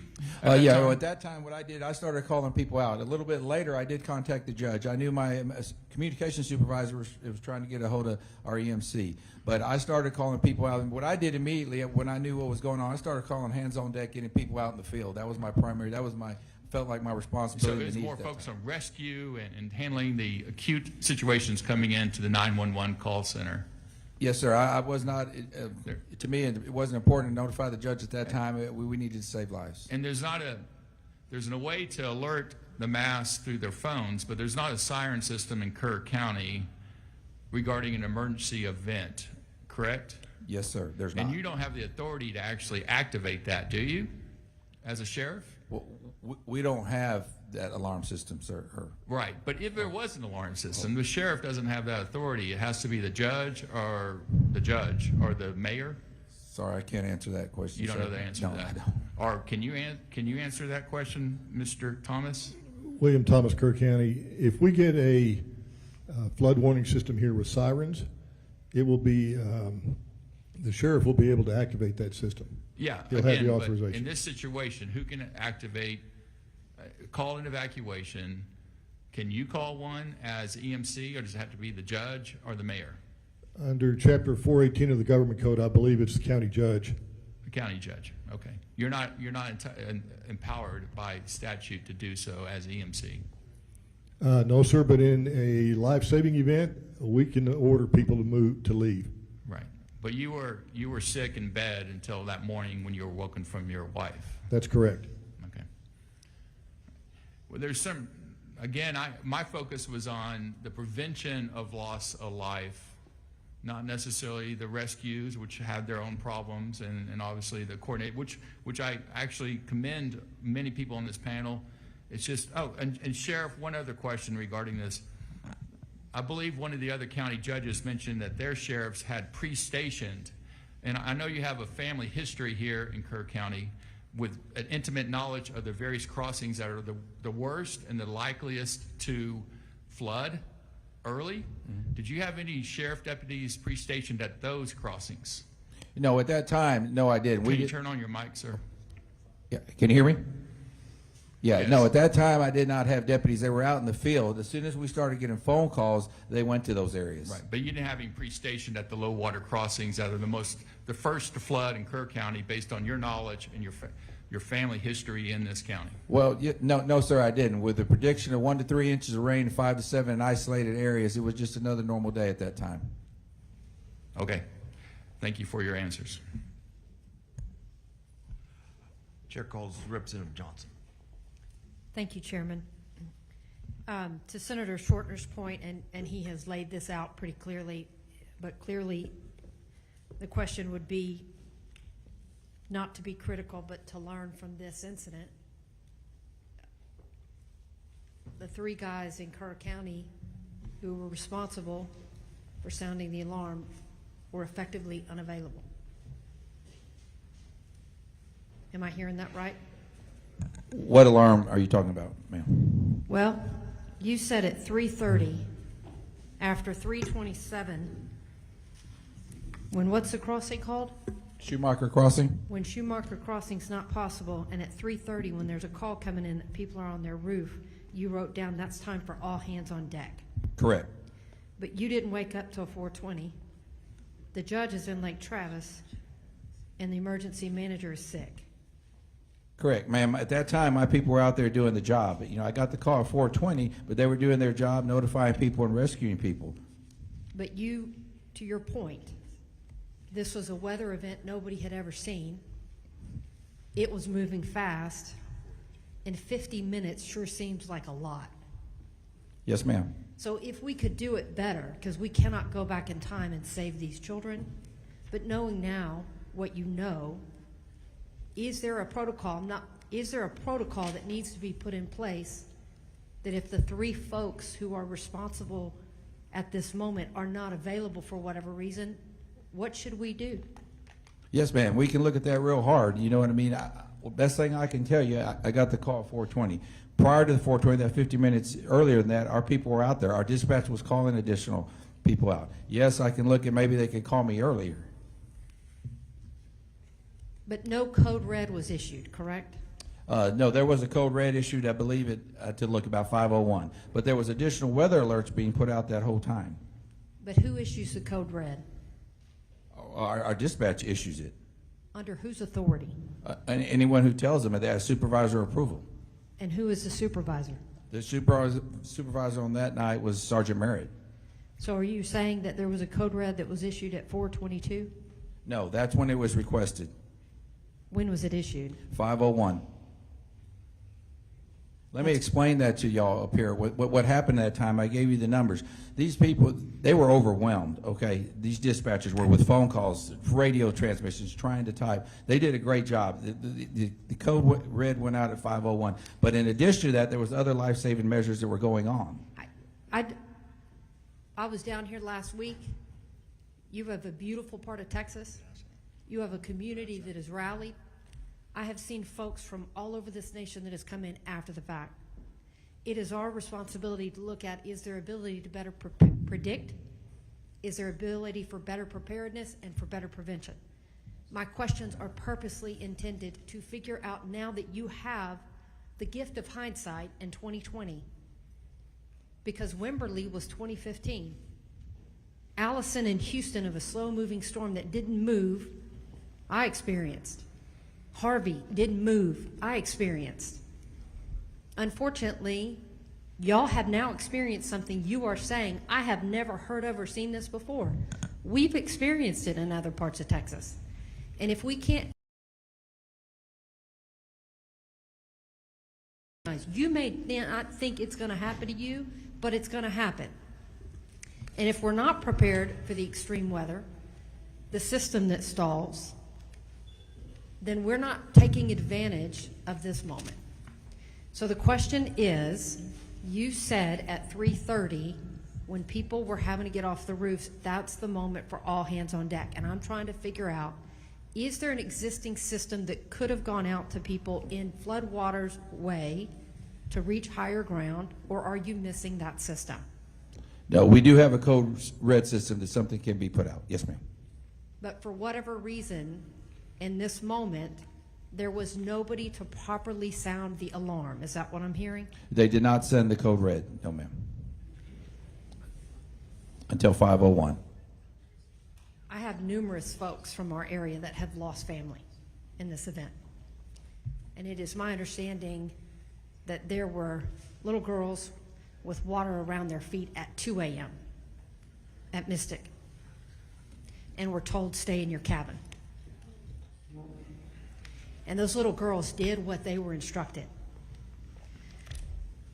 What, if any, system is there available for Kerr County officials to hear from campsites on the river in a flood zone to better coordinate to send out a warning?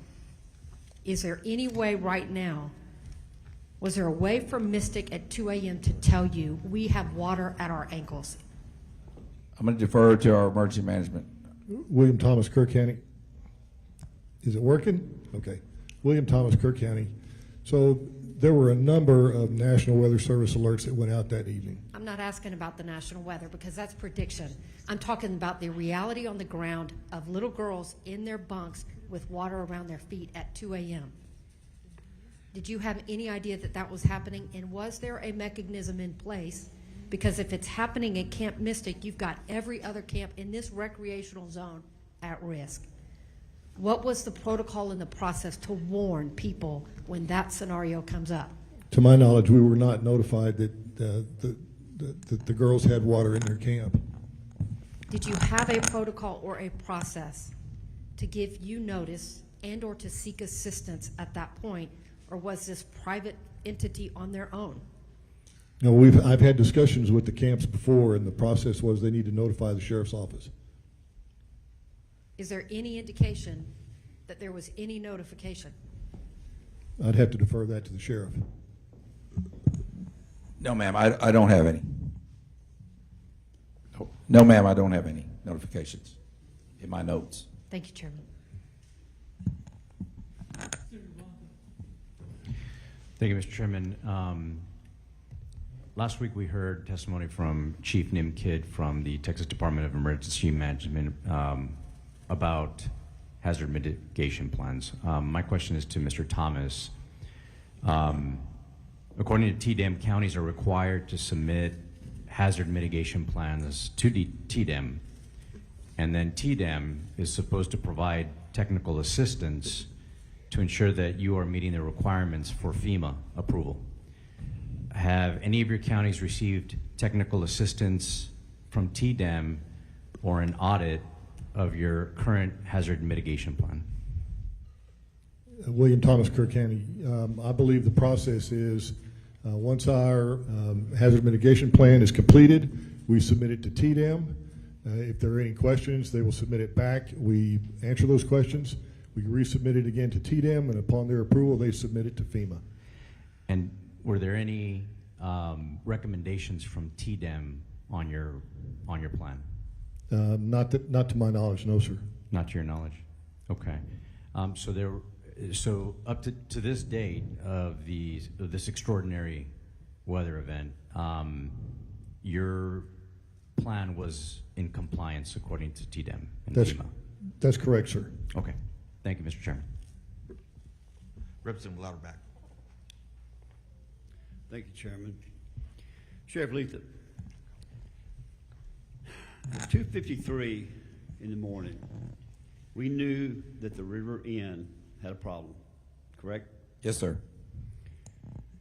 3:30, we knew that you had a family on the roof.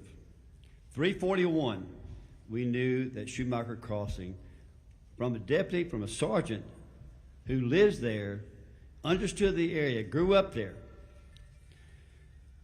So if we're going to have anybody make a decision right then, would it be a sergeant level or above law enforcement person to make the recommendation and make the call right then? We're saving minutes and seconds here. So would it be good for him to be able to have the authority to act in your stead, act in emergency management stead, in the time frame that it takes emergency management to get going, or for you to get up, or for them to be contacted wherever they are, so they can put a proper response in place? But it seems to me like we need an emergency response that is up to the task at the time it's going on. Absolutely, sir, yes. Thank you. Chair calls, recognizes Representative Darby. Thank you, Mr. Chairman. This line of questioning is very disturbing. Some of the comments, we've had little girls in bunk. We have people dying. And yet we've got officials that are charged with the responsibility for their protection, that are in their beds, they're sick, they're waiting for somebody else. I've not to this time heard about the establishment of a unified command center to handle these responses. But yet I'm more disturbed with your comments, Mr. Thomas, as a river authority charged with not only educating people, but exercising conservation measures, but you're also charged with responsibility of gauging that river and letting people know about the dangers.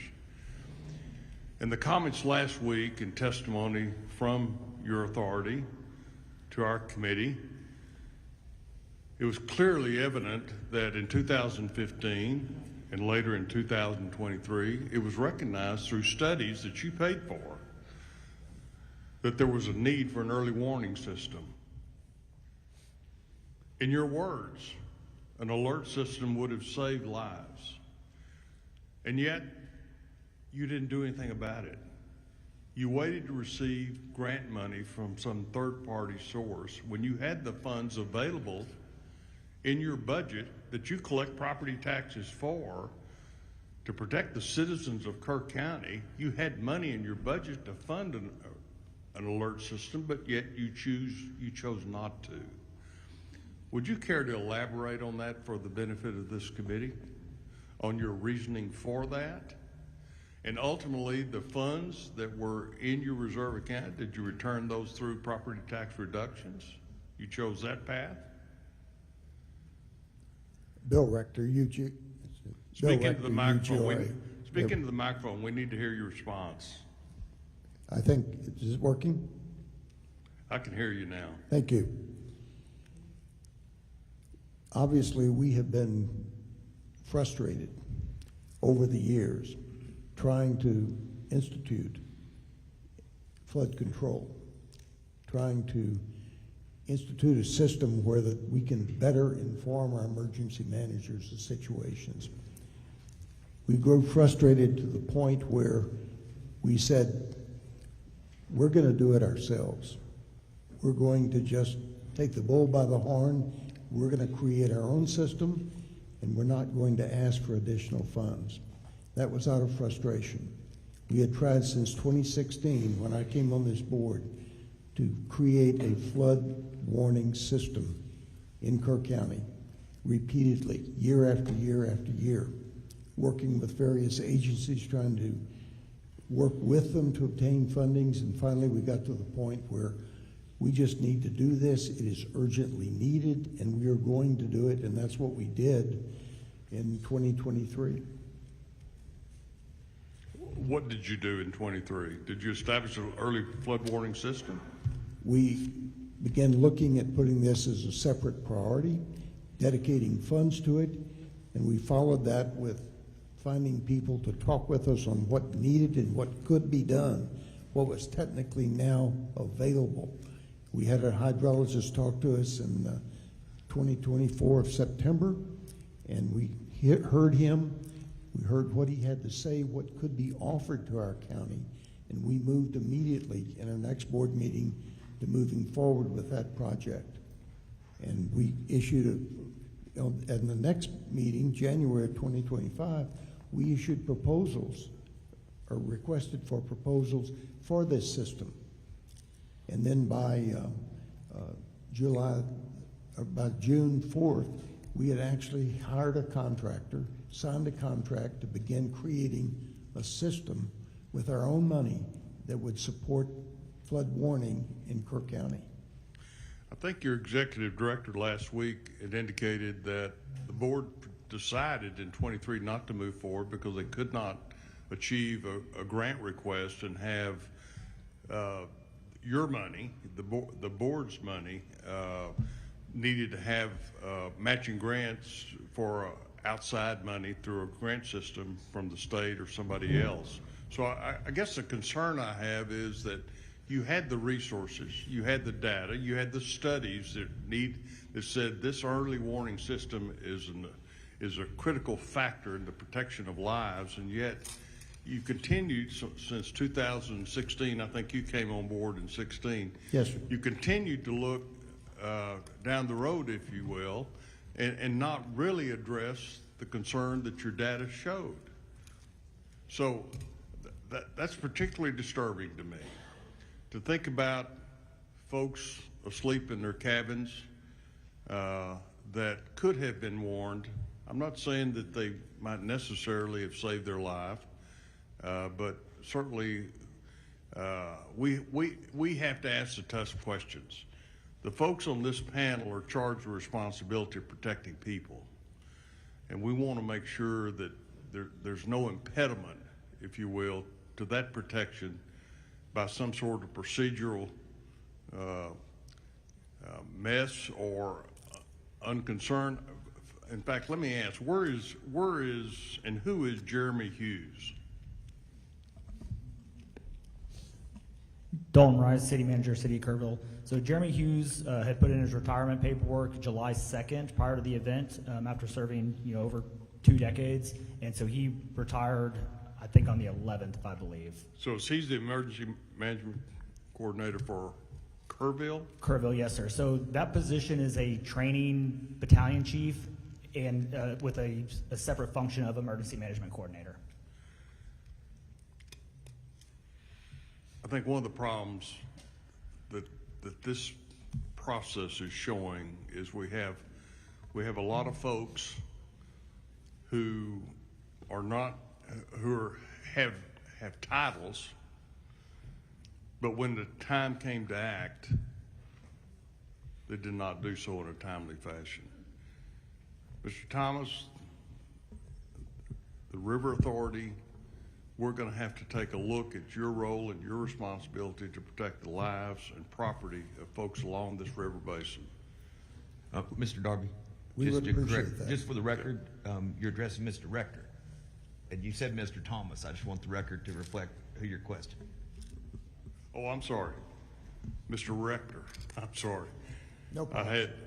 I had Bill here, but I'm sorry. But you know who I'm talking about. Yes, sir. Okay, thank you, Mr. Chairman. Mr. Rector, I've just got a couple questions for you. I believe there's eight flood gauges that report to the National Weather Service. Is that correct? Yes, sir, that's correct. And that's the only data. I mean, it's not a warning system. It's just a data collection, correct? We are in the business of collecting data. Right. And so with that data goes to National Weather Service. Do you make an effort, or is there a protocol in place to share any of that data with either the City of Kerrville as Emergency Management Director or with your county judge? The Weather Service makes that data available to all government agencies. Right, but it comes to you. It comes to the River Authority too, right? No, we see it at the same time it's released to the other agencies. We do not monitor those gauges. All that data goes to the USGS, and that goes to the Weather Service. When that is released, we get it at the same time the sheriff's department does, emergency managers do. I see. So Even though we pay for the gauges, we do not so get. you pay for the gauges, but you don't get a heads up on what the gauge told you? Yes, sir, that's correct. And you pay for those gauges out of property taxes, is that correct? Yes, sir, for 36 years. Are all river authorities, do all river authorities have the ability to levy property taxes? Do you know? I don't know that answer to that, sir. I don't think they do. In fact, I think there's only 2 that levy property taxes. Is your board elected? No, sir, it is appointed by the governor. You're appointed by the governor. So do you report to the governor what Yes, you find, to the governor's office? Yes, sir. rather? But you're not accountable to the voters of Kerr County, even though you're taxing them. We are accountable to the voters of Kerr County because they pay taxes that support us, but But they couldn't appoints us. unelect you and take you off the board if they didn't think you were doing a good job. That's correct. Thank you very much.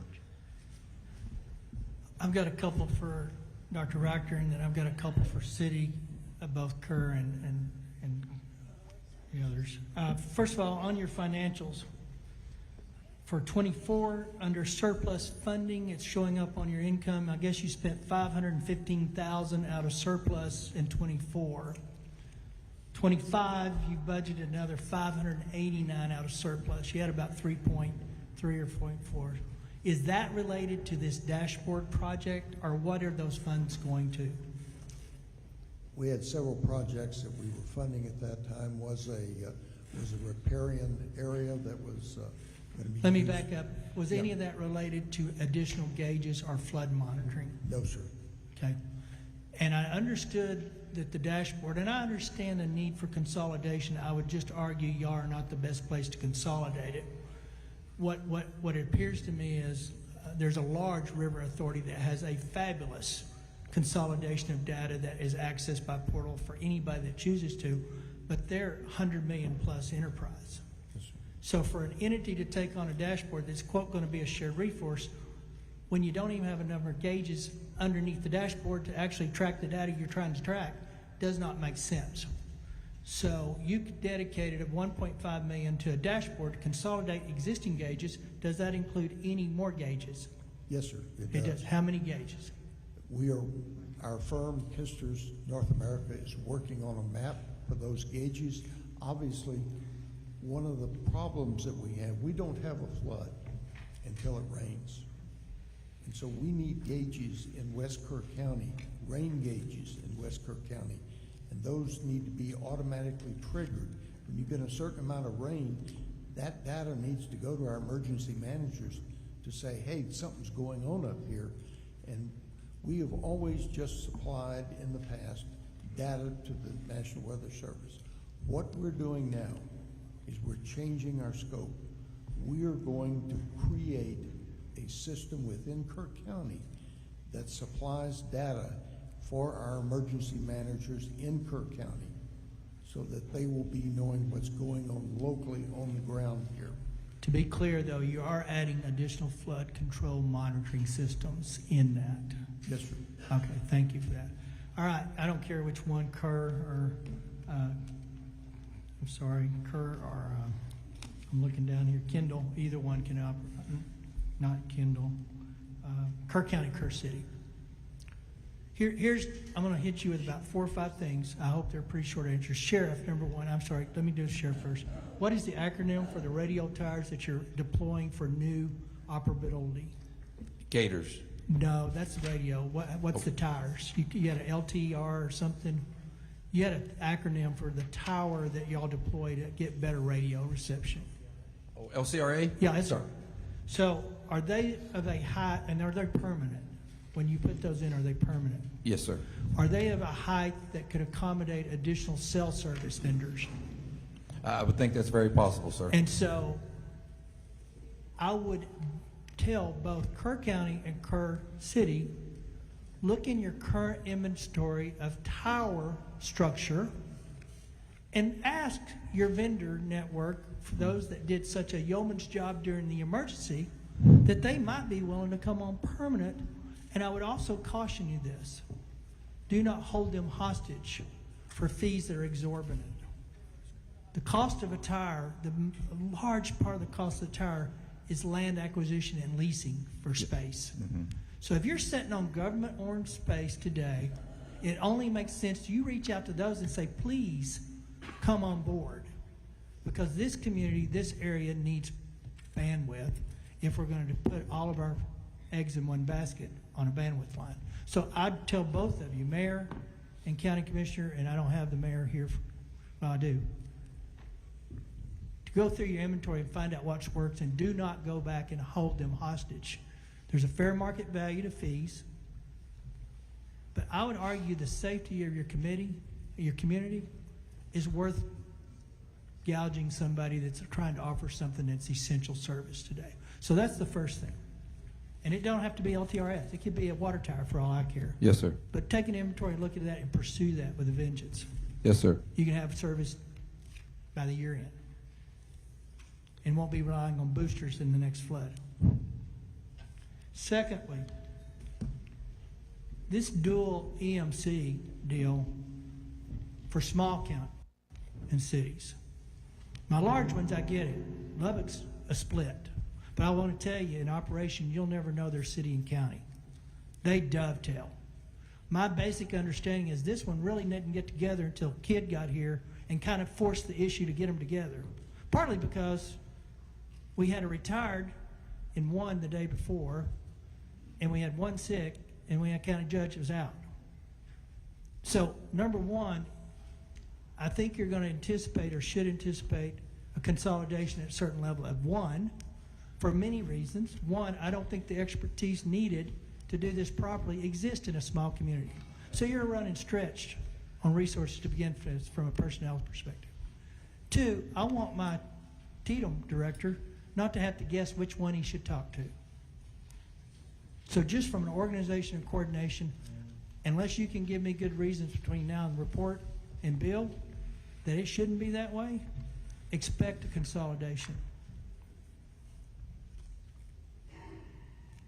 So here's the one that we haven't talked about much, and it's going to step on all kinds of toes, politically and otherwise. We're talking about what you do when the flood's coming and when it gets here. The question I have for y'all as a city and county, is there appropriate higher ground space given the time to evacuate people that are sitting in the 500 floodplain? Is there area you can get people to in this area if you have time to get them there? Yes. Yes. Yes. So here's what all the data and monitoring is good, but you know what that's doing? It's squeezing it down to the very last second before we disrupt somebody's world. And that's a convenience or an inconvenience I'm willing to go to now. So going forward, under the Health and Human Services Codes, I believe it is, safety codes, that's where a lot of the camps are regulated. And what I've learned to find out is there's all kinds of reasons this shouldn't have happened at some level, but we get waivers. They ask for a waiver and they get a waiver. So guess what? An action plan at a flood warning level. Number two, not the last one in line where it's already too late, but number two, in a flood-prone area, when you're responsible for the lives of people that paid to be there, has to be evacuate to higher ground. Shelter in higher ground. And we would have had 3 hours if that had been a coordinated place to go and trained and taught. They could have been on higher ground. But what we don't want to do as a community is disrupt the community on a flood warning. Y'all don't get that luxury anymore if you're living on the river. So those are some things that I'm chewing through here, because if we can talk all day about data reporting, our science is pretty good, but we're never going to be able to predict exactly where Mother Nature's going to drop one of those. So all of these folks out here that intentionally, I didn't want them here today, but everything in your world's going to change a little bit, because in the next flood warning, if you're in a 500 plane, and most of those places were, there's the 100 and the 5. If you're in the 100, but if you're that close to the river, you're going to higher ground at flood warning level. That's the only way, with some certainty, you can predict no matter what the river does. And it would have worked in this one had those people went to higher places. The people that got to higher ground, some of the kids in Mystic actually got to a higher ground on their own accord. That's what we got to start talking about, and stop wobbling around some of these things that we let people do because it's an inconvenience. Judge? That's not difficult to do. Do what? That's not difficult to do. Well, To adopt it's a policy that- on the NWS when they have the flood warning. It's an action plan at this level. Well, let me just say this. It's not a problem as for emergency management to put out shelter on to higher ground, and you know, we can do that. On flood warnings, when it says 1 to 3 inches, I'm telling you, some of those people won't move. I'll tell you this, if I'm responsible, if it's my camp and I've charged for that bed, and those kids have been entrusted with under me, it's not an option. Now, if I'm a private, pulled up, put up a tent and sit on the river, so be it. If I'm in the RV camp and I go to RVs and say it's time to shelter a higher place, and one of them says, you ain't getting me out of here, check the box, you talk to him, and when he's found down the road, you can go. But we've got a way to stop this. And what you just said is a truth, but sad. It's not that hard to do. No, it's not. And it's just like Chief Kidd said, we can do better. Well, we can do better on this. I would argue, and I haven't been through all the waiver processes, but I would tell you a lot of this stuff was probably wavered off over the years because it was an inconvenience. And that's got to stop. One final question. I think if I heard it correct, there was not a required actual training scheduled at least once a year. I know there was tabletops. Tell me if I'm wrong, Mr. Thomas. Y'all do an actual test once a year, or you just do tabletops and exercises? William Thomas, Kerr County. We do tabletops and exercises. You actually do a physical all hands on deck with city and with county? We have not done a full-scale evacuation exercise, no, sir. So going forward, Senate Bill 6 had some requirements. It ended up in a report. I don't know how you guys can be good at what you do if you've never practiced what you're supposed to. I agree. And I think coordinated, not 2 units. You need 1 leader, which reminds me, you actually need 2, or maybe 3 in this case, but your leaders weren't available. So a whole lot of world changing in this stuff for you and everybody that's in your current position. But we really just got to be smarter and willing to pull the trigger. I'm going to give you, I think this committee will hopefully approve it. It's not miss me. At flood warning, if you live on this river, you're going to be moved to higher ground. It just makes sense to me. So with that, Mr. Chair, I think I did have one sneak in. Actually, I had 2. Did you have any more? No, I think the House is going to be Senator quiet for a minute. Swartner. Thank you, Mr. Chairman. Just on follow-up of your question, Judge Kelly, you're indicating in your testimony that there was not much in the way of an alert of the severity of the flooding. I understand, at least from prior testimony in Austin, that the National Weather Service issued not only a flash flood warning on top of the flash flood watch, but subsequently had an actual flash flood emergency sent out. Yes, and sir. of course, you being the EDC or EMC or EMD, and then of course the EMC, right? Those are automatically sent by text and by email to the address of record that you supply to the state of Texas State Operations Center. But you also indicated that you woke up or were awoken from texts or calls from Kidd, Letha, and Rice. Did those texts indicate the flash flood emergency occurring, and at what time? I don't know if that technical information was in there, but we definitely knew we were in trouble. One more time, sir. I don't know what the exact time frame. No, what was exactly said, But what the import was that we had a major problem in Kerr County, and I needed to address it. On those texts? Yes. That when you looked at them, when you woke up at what time again? 5-ish. 5-ish. And what did you do at that time? I got my dogs and packed up and called the emergency management coordinator. We went over protocols and drove back to town. You drove back here. Did you Drove come straight to the EOC that day of July 4th? After I signed the declaration, disaster declaration at the sheriff's office, we went over to the EOC. On the July 4th? Yes, sir. Okay. And were you at the press conference that night with the governor? Yes. You were at the press conference the night of July 4th with the governor of Texas here?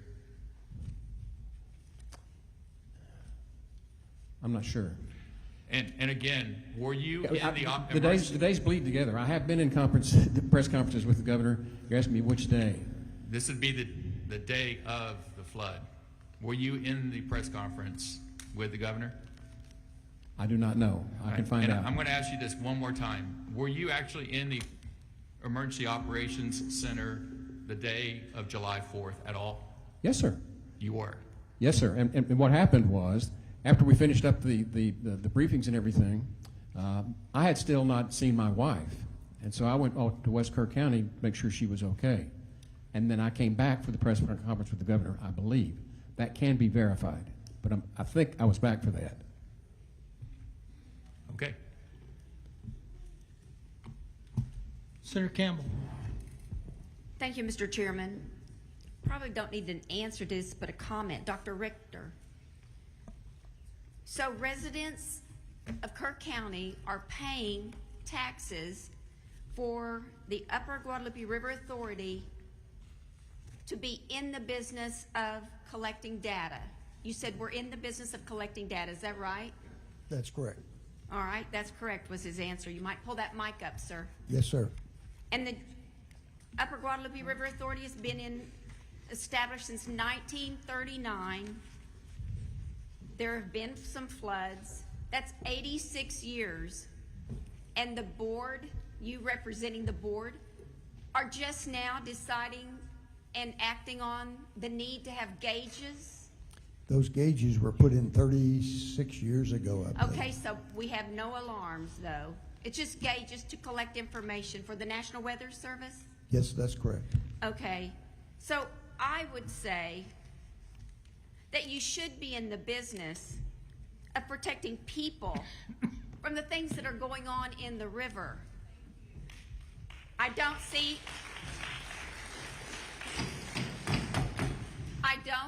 how the Upper Guadalupe River Authority helped in any way in this flood. Thank you, Mr. Chairman. Senator Kokorsh. Thank you, Mr. Chairman. To all of you, we're hearing you, and I know that it was like Senator Flores, you said, the monster in the middle of the night, a historic flood, and we're going to get better from all of this. I drove down with Senators Blanco and Menendez this morning to Hunt and Ingram, and we saw the devastation.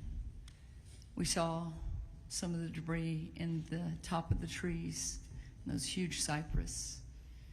This was something of a magnitude that, as Sheriff, you generationally, having been here, we've never seen before. So specifically, I want to ask a couple of questions. Mr. Rice, you had some recommendations. I think that Representative Moody asked you if we could get those in writing. I was writing as quickly as I can, but my shorthand's not great. So can you get those to us? Dalton Rice, City Manager. Yes, ma'am, we will have all that information to you all. Thank you. And Sheriff, your timeline is very important because we're comparing those to what we heard in Austin. So if you could get that to us as well. Absolutely.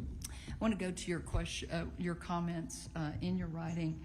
You said the water came too fast, and that leads me to the importance of educating our seasonal visitors and the youth camp operators about the importance of flash flood monitoring and knowing the evacuation plans. I'm going to ask a question on the evacuation plans. Did y'all know that the camps had those, or the RV parks had those? Do those exist, and did anyone know that they existed? I'm going to refer that to our EMC who works with them on a regular basis with the camps, our emergency management coordinator. Thank you. Yes, ma'am. William Thomas, Kerr County. We have 19 camps, summer camps here in Kerr County. I think I have emergency management plans for, they've been submitted by the camps, probably 6 of the camps. Let me clarify that for myself. 6 of 19 camps had emergency plans that you had access to. That have been submitted to me, yes, ma'am. I'm going to ask this as a question, whether it is through statute, state statute, that we give you the ability. Do you think that every camp, especially those in a 100-year floodplain or a 500-year floodplain, should have evacuation plans, including those that are to shelter in place and get to higher ground? Yes, or, and I mean, I'm a long 6th-generation Texan. I've come to your beautiful county many times. It's been a while since I've driven out to hunt. We see the low water crossing. With all of your timelines and comparing them, it was moved to higher ground. Should we have those plans? Should they know better? And should we require that? Yes, ma'am. I believe if we're going to make school safety rules and regulations for the schools to have safety plans, I think we need to do it for camps as well. Obviously, one camp suffered more than others, and we were able to get, there was something that went very wrong, and then there was an area that they were able to evacuate. And I know that there are a lot of parents with lots of questions. As we move forward, we'll hear from some of those. Representative Johnson, I too represent families that have lost their child or family members. I want to ask the county judge from Kendall County, Judge Stolarczyk. Did y'all lose any lives in Kendall County? Shane Stolarczyk, Kendall County. Pardon me? Shane Stolarczyk, Kendall County. No, ma'am, we lost 0 Kendall County residents. I went through your testimony, and you gave a pretty good timeline of how y'all reacted. It seems like y'all were reacting very expeditiously. In part, I know that the flood was your downriver. Did you think that you had more warnings from Kerr County that it was coming your way, or did y'all react just on the warnings from NOAA and from other warning systems? I would argue that we reacted on both based on our conversations and those warnings, but also based on history. We know there's generally about 6 to 8 hours of a lag between when floodwaters come from upstream by the time they hit Comfort. So we know there was a window built in, but it actually hit us a little faster than we anticipated. Then I want to ask this. You gave some recommendations. I'd like to get that in writing as well. But some of the things that you did, you have no manufacturing housing in the floodplain. Is that correct? You do that. Y'all have asked for that to happen? Correct. No permanent like rental properties, but I believe you can keep them there for up to 90 days, like for park or to park and camp. But I'd have to recheck our rules for the exact specifications for that. In your testimony, you had some bond issuance for $20 million of what y'all were doing with mitigation space, green space. If you could get that to us, I'd really appreciate that very much on the proactive things you did pre this disaster. Correct. The bond initiative is a very unique one. We're a very conservative county, like 80% Republican, but that bond passed like by 66%.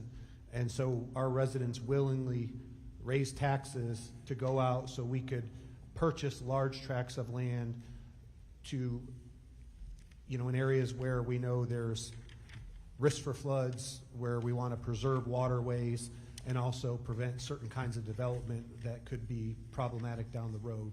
So it's our community is very invested in the well-being and welfare of our residents. So that was one of the very big accomplishments that we've done in the past couple of years. Thank you. Thank you, Mr. Chairman. Lieutenant Governor. Yeah, I'll be brief. I say this with a heavy heart because none of us want to point fingers, but I was kind of in the middle of it on day one. And since day one, I've been to a number of the funerals. I went to the church and spoke to the families and gave the families my cell number a few days later and said, call me. I've gotten to know these people, and I think I have to make this point on behalf of them. Judge Kelly, I never saw you on day one. I came here from Austin. In this room, I talked to the sheriff multiple times, Sheriff. I talked to the mayor multiple times. We had a meeting when we got here. Governor Youngkin was here. I was here. The mayor was here. Everyone was here. Then I wasn't. Then I wasn't. And you were not. You were not. And I asked the question, where's the county judge? I have covered multiple emergencies in my 10 years as lieutenant governor. This is about as bad of a day as you can have, and I've had a lot of bad days because we didn't just lose people. We didn't know where people were. And you weren't here. I asked where you were for the press conference that night. You weren't here. We, Governor Youngkin and myself and the sheriff, you remember the sheriff, we very laborious, I can't say the word, a lot of labor intensive, went down the list of every camp, of the 15 camps, to find out who was accountable and who was counted for. And the only camp, and you know this, Mayor, you were there with us, we went down that list and we found that every camp had accounted for everyone except Mystic. You weren't in that meeting. I don't know where you were on day one on July 4th, but you should have been here. You should have been here directing that response. That's your responsibility. And Charles Swartner asked you the question. I want to set the record straight. I'm not pointing a finger, I'm not blaming you. I just want to set the record straight. Everyone was here that day working their ass off, and you were nowhere to be found. All right.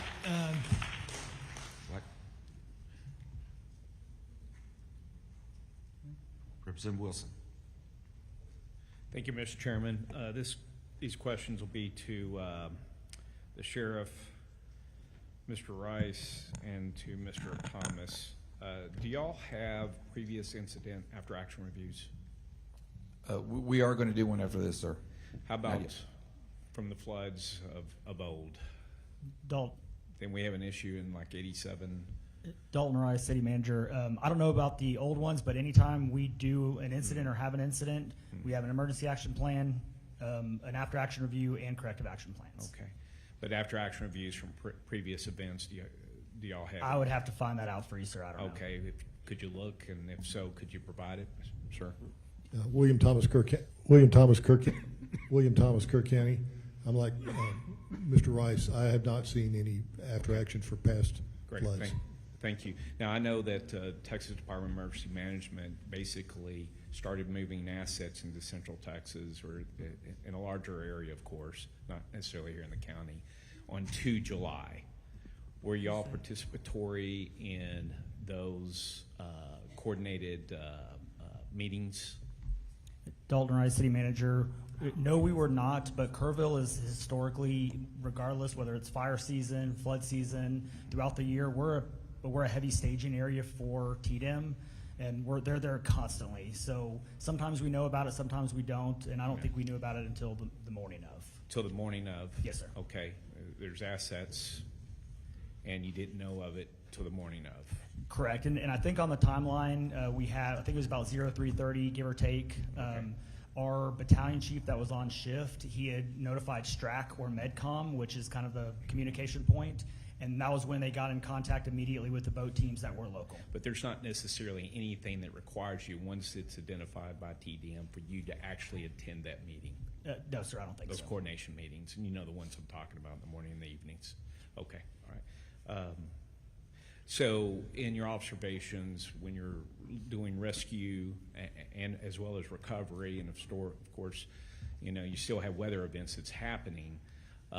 You have a lot of help from agencies and so forth like that.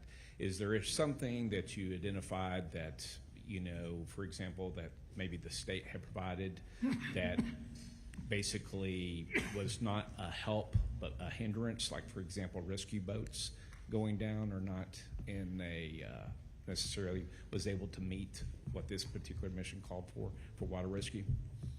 Anything in that example at all? Dalton Rice, City Manager. No, I can't think of any hindrances at all. Every state, local, federal resource has been amazing, and they've come in strength with the proper equipment, the proper training, and everything. Okay, that's good to know. Was there any situation for which y'all repeatedly had folks doing rescue out there, but then you had to go and rescue them? No, Sheriff Letha, Kerr County. What I can tell you with some of the volunteers, some of the issues we had, you know, we really appreciate them, but they were in the river searching, and we'd had some bad weather come back, and we had some trouble trying to get word to them to get them out. That I do know. Thank you very much.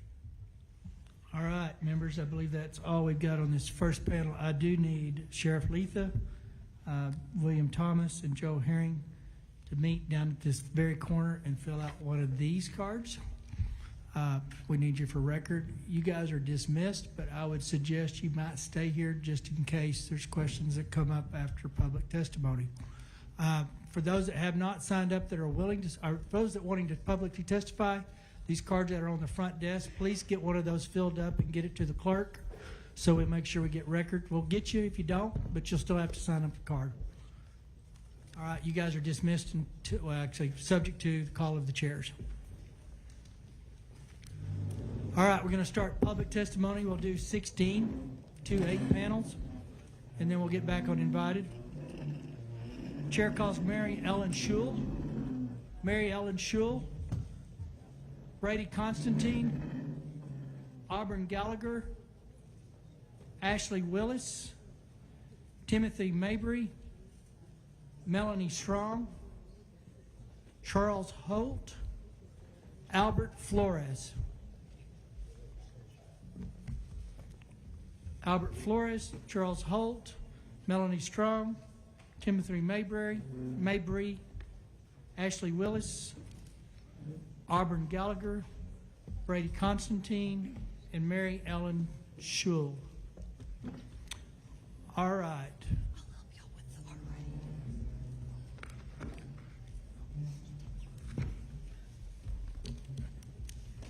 There was a couple of those that were actually not they're public, but they were tied to the previous panel. It's going to be a couple of questions that were introduced into the first one here regarding some of the things the panel first said. So we're going to hit those two people only. It was Mr. Constantine and Ashley Willis. So very quickly, I'll ask the question and members can ask. There was a comment made by, I believe it was the EOC, that somebody had an easy feeling about that night. I think it was you. Can you give us a background of, and here's the deal. We all can have easy feelings, right? I mean, we're just kind of human nature, especially in hindsight. You might kind of start thinking, well, I should have. What was the background for that conversation with Tatum is what it was said. Can you give us the background on that conversation? And say your name and your title, who you're with. Yes, sir. Brady Constantine, Kendall County Emergency Management Coordinator.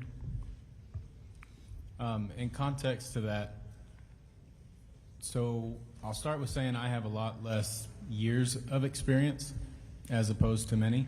I'm the second one, I believe, in history for Kendall County to hold this title. Jeffrey Fink held this position for 40 years before me, and he was somebody that I learned and transitioned into his position as he retired in May of 24.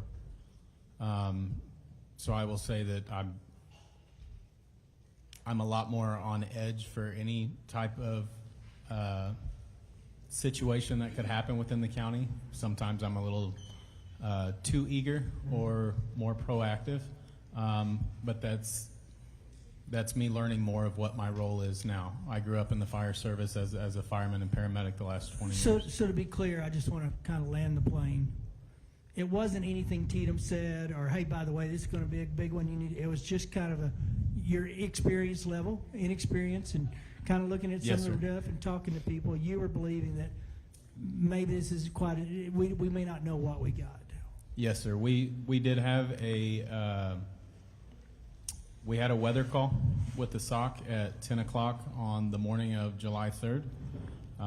We had our planned parade in the Comfort community that runs down High Street that was planned for that next morning of July 4th that brings a lot of people. And I know that it is my job to kind of have some awareness of that. And so that's what that was in context So to. Yes, wasn't sir. nothing specific. Okay, members, any questions for Mr. Constantine? Because I don't want to keep him or the engineer up here. Are you the engineer? Mr. Moody. Just to follow up on the chair's questions, Mr. Constantine, you said you participated in a 10 a.m. weather call with on July 3rd, and that was the beginning of the conversation. Obviously, things evolved from there, but that was kind of the inception of that of your action. Yes, sir. I've built a pretty good relationship with my county liaison officer for TDM, Scott Haynes. He knows where my experience level is in the fire service and such, and I still have a lot to learn in emergency management. And so we have a pretty strong relationship. We actually started communicating at 8:30 that morning in regards to potential weather that may or may not actually land in our area or affect Kendall County itself.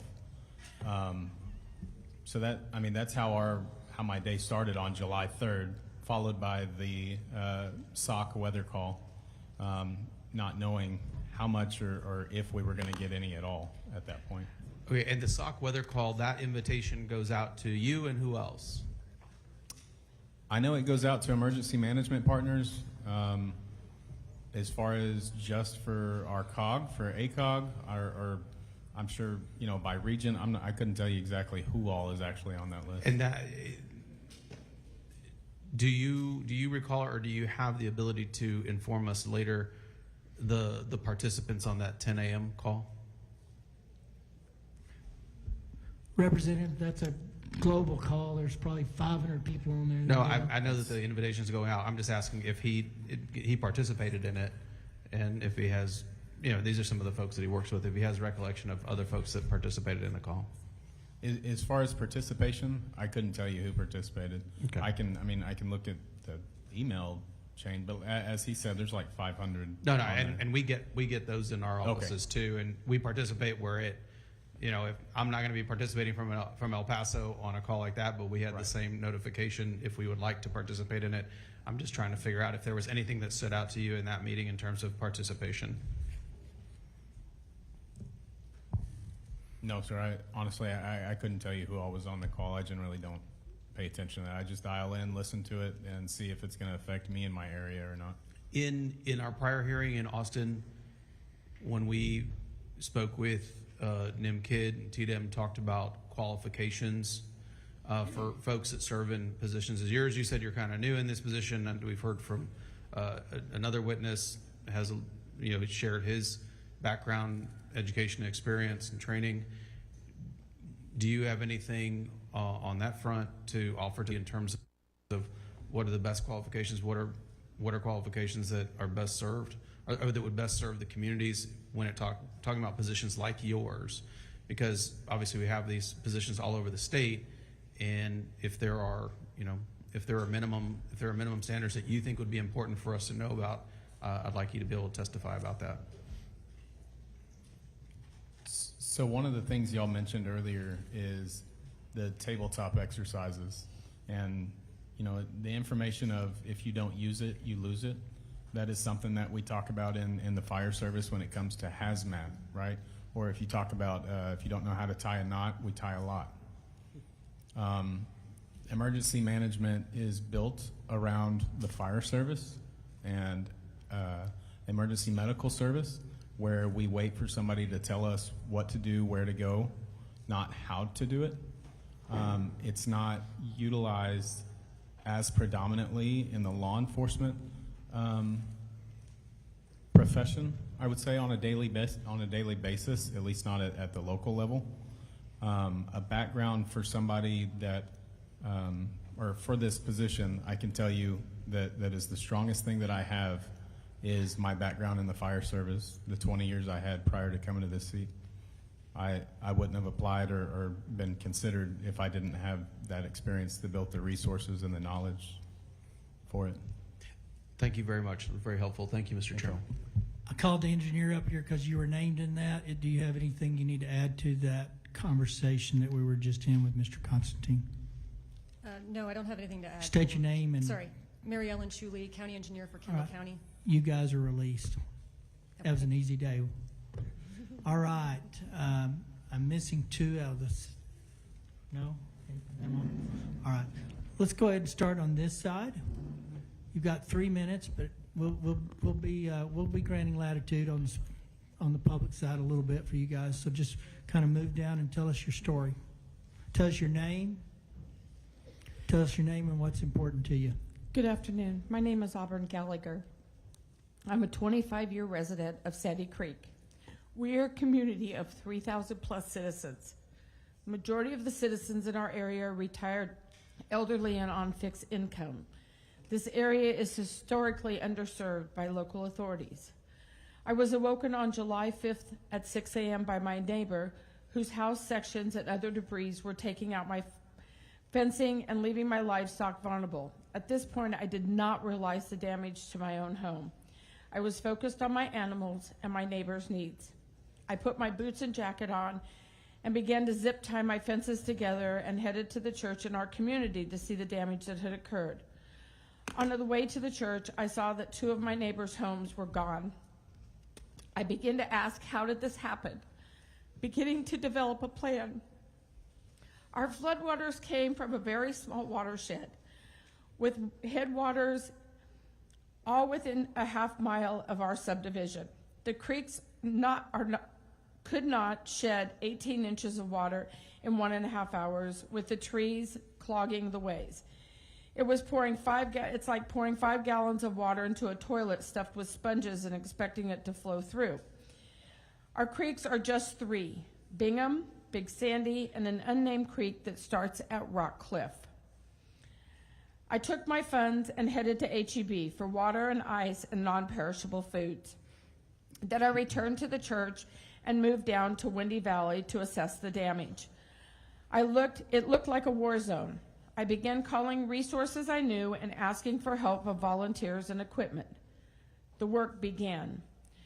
The failures, the lack of communication by Travis County Sheriff's Office, the lack of communication from Judge Andy Brown's office, the Travis County Emergency Services Division lack of communication, failure to notify the residents when in fact I have been personally told by Travis County employees that they were warned at midnight that we were going to flood. However, at 4:39 a.m. we received a text message from Travis County that stated the following: evacuate, wildfire. Really? Wildfire? Flood. Travis County and the state needs to complete the 2015 flood infraction upgrades that were paid for and grants were received. They were not implemented. Now we find out that we have been under a 5-year flood mitigation plan, but no one in Sandy Creek has ever been notified.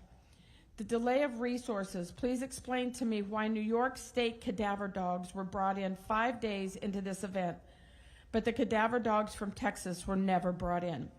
Please explain to me why we had no SARS or law enforcement units on the ground, but volunteers were on the ground by July 6th, where the state and county, where were your resources?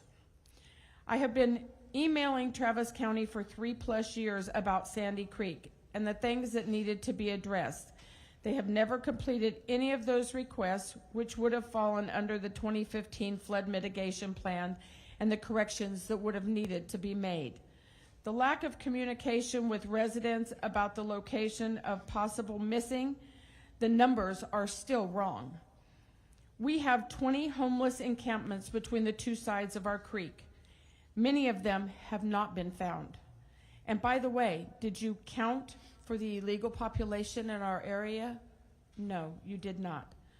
Further concerns are that Travis County employees are now telling us that they are not able to clean out or remove debris from our creek because the Travis County officials told them not to clean it up and not to remove. Ms. Gallagher, thank you for your testimony. Your time's up, but I do have a question, so we're going to extend it a minute. Has any cleanup in Sandy Creek began? So I'll answer that question as the following. I began bringing in volunteers on July the 6th. My volunteers, chainsaws, heavy equipment, boots on the ground, supplies, whatever we could get, we cleaned up Windy Valley. Windy Valley is done. They have started to remove, they being, I'm not sure whom they are, started to remove some of the debris from the riverbed, but there are many sections that have not been touched and no one will listen to the residents, sir. Understood. Members, are further questions of Ms. Gallagher? Seeing none. Thank you for being here. State your name. You have 3 minutes, and we'll probably have a question or two, maybe. My name is Ashley Willis. I am also a Sandy Creek resident. At least I used to be. I'll live there again. We can all talk about how woefully inadequate the Travis County response was, but instead I've kind of brought some solutions, some ideas that I think we can move forward. I do agree, since 2015, we've had 10 years, there is 0 flood mitigation plans for Sandy Creek. There are 0 gauges. That is unacceptable. Additionally, in addition to the 22 inches of rain that we received, there are also additional circumstances. We need someone to monitor our tributaries. We have land with private dams that are very old. I'm not coming here with pitchforks, but they all broke. In addition to the rain, the level of damage was catastrophic. Whose job is it to monitor that? Whose job is it to fix that? Our emergency management coordinator, there is not a single standardized set of requirements across the state. There needs to be. As a real estate agent, I have hours of coursework I have to take yearly and tests that I have to take just to be a licensed fiduciary. It's not my job to save lives. Things that we need immediately: temporary housing, transportation, and yes, large equipment, because there is still debris. And I understand that rivers are traditionally what's covered by the county or the state, and tributaries are not, but it's the size of a river now. Additionally, aside from just debris, they are marking people found when they find their body parts. And they match DNA. And then they are not coming back to find the rest of these people. I found a hip and a leg on my property. And we did that, volunteers in the community, not Travis County. Lastly, I do think that there's going to need to be some water testing. There's a lot of contaminants. Actually, second to lastly, red tape in a disaster is ridiculous. The fact that the city of Leander could not come in because they don't have a previous interagency agreement with Travis County in a state of emergency, that makes no sense. Why would they be turned away? If you could please take these into consideration. I know you guys only have 30 days to pass legislation. I don't know how much of this can be done, but we have definitely, just want to thank every volunteer that came out the first week, as well as the weeks after. We're gonna have the world's biggest cookout.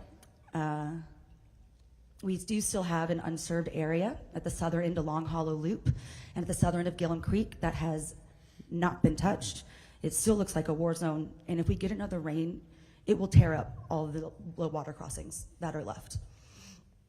The fact that we have spent our own personal money to help efforts because support has not been there is unacceptable. Thank you.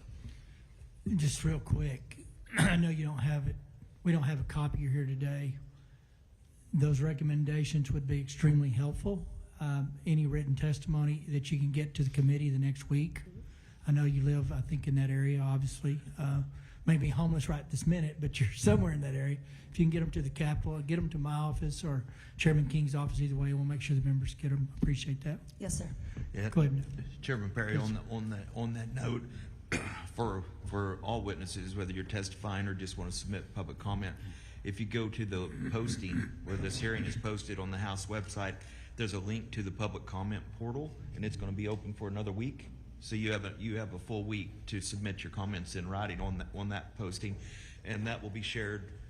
Whether you send it to the Senate side or the House side, we will share all comments and put them together. Thank you for that, Chairman King. The Senate doesn't have that facility, so go through the House, it gets to the committee. So,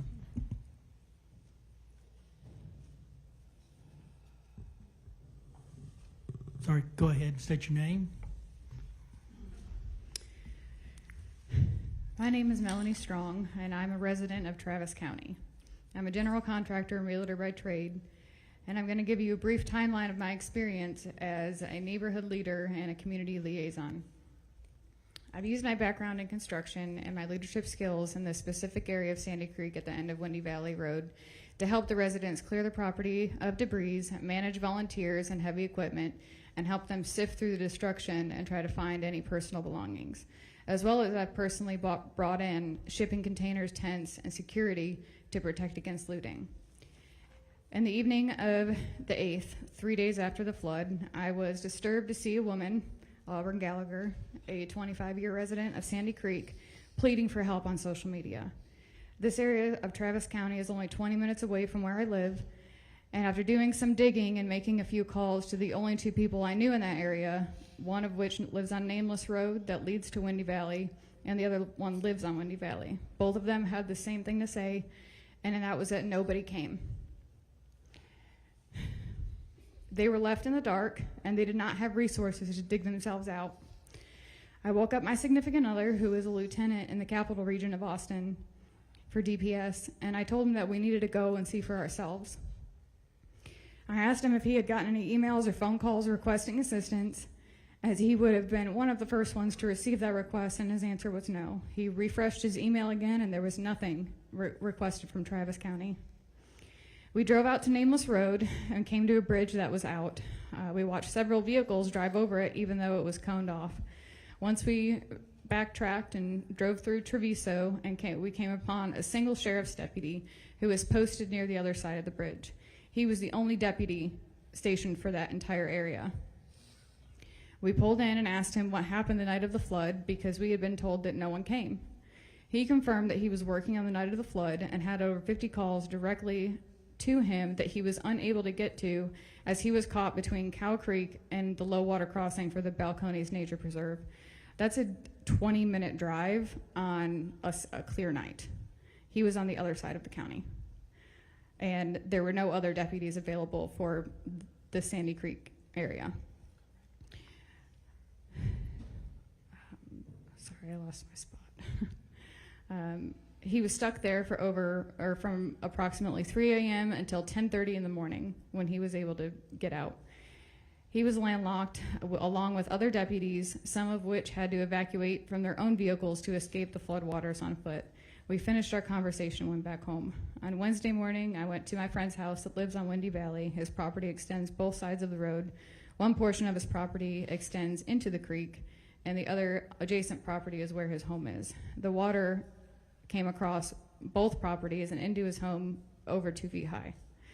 He took me to the creek that was previously an overgrown dry creek bed, and where we found his neighbors trying to dig out an elderly neighbor who is unable to get out of her home. And this is 4 days later. I spent the next few hours walking down the creek and witnessing the neighbors and volunteers with chainsaws and bobcats and small excavators digging each other out. I spoke to many of them, and their testimony was all the same. Nobody came. No emergency services came to them. In the hours after the floodwaters receded, their 911 calls went unanswered. Ms. Stallings, thanks for your testimony. My question is, we've heard from 3 of you now. You're not saying that there was no resources just from the sheriff. Your testimony is that there was no Travis County resources from any first responding discipline. Nobody. Before you speak, please restate your name. My name is Auburn Gallagher. Nobody came. No resources. Nobody came. No fire, no EMS, no Nobody came. no sheriff. Nobody came for us. Nobody. That's unacceptable. Thank you for your testimony. While we're there, real quick, in the DPS testimony last week, I met you ladies in a hallway there at the Capitol. The DPS said they had put resources there, couldn't remember exactly when they showed up, but from an actual cleanup or mitigation or help perspective, but this was regarding looting and stuff. So do you know when the DPS were there? Yes. Yes, they came only after my many requests because, like I said, I brought in my own shipping containers and tents to protect from the looting because that area was receiving a lot of donations. And we had an entire pallet of chainsaws that were donated disappear overnight. And basically, I just begged my boyfriend to figure it out. I'm like, you have to get people down here. They need help. And he made the captain that is over that area, made TDEM, whoever was in charge at TDEM over there, very aware that although there were a lot of DPS resources that had been allocated to Kerrville and Williamson County, that to let them know that there were still plenty of troopers ready and willing to come assist. And the request was, or the offer was declined. All right, thank you. All right, sir, state your name. Howdy, y'all. My name's Timothy Mabry, and I'm representing all the volunteers who showed up to help. So my story started out on July 4th in Canyon Lake, where I assisted in setting up a donation center for here in Kerrville.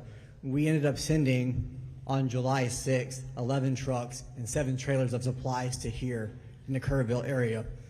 Then that night of the 6th, I saw Auburn Gallagher's video saying that Leander was hurting, that there was a major need. That next morning, I called up the church there, and I heard the exact same thing from the church. The church told me we were almost out of food, we're almost out of water, and we're out of supplies for children, like diapers and wipes and formula. This is what we're out of. And we happened to have some extra supplies that got dropped off right after our last truck went out to this collection point. So I loaded up a U-Haul, and I drove it and I had my wife driving my truck and a few other volunteers. We drove it up to Leander, and what I saw was horrendous. HEB had just shown up, and there was a Travis County emergency manager on site. And I asked him, what is going on? Do you need assistance? Because I started to see how crazy this was. My background, I spent over 10 years in the fire department. Before that, I was Navy.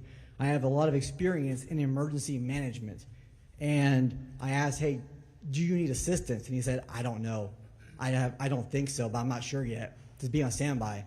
I asked him, do you have a full ICS, incident command system structure, up and running? And the answer was no, we do not.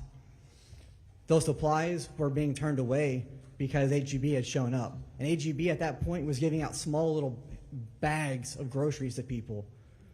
It was just enough of an allotment for an evening. I then went up to Ms. Gallagher's house afterwards, and I got to see the devastation firsthand on Windy Valley, where multiple homes were completely devastated, and the loss of life, it's heart-wrenching.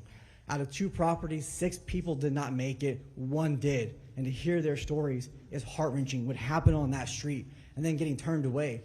I made a phone call to a friend who does global disaster recovery, and I told him the situation, and I requested a FEMA command trailer to show up to that site.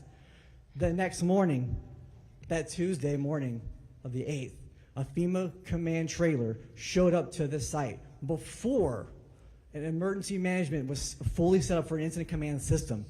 The fire chief of the Travis County ESD-1 rejected that trailer, and they were going to use this little schoolhouse.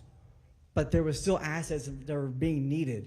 People were getting turned away, and the community effort was there. It was not the government. It was not the state doing the cleanup. It was not the government helping. It was citizens. It was Texans helping Texans who are doing the work and are still doing majority of the work. It was after many cries and pleas for help and coordination with myself and many others of why resources in the state finally acknowledged what was going on there. And there is still a major need today. And I see my time is up, so I yield.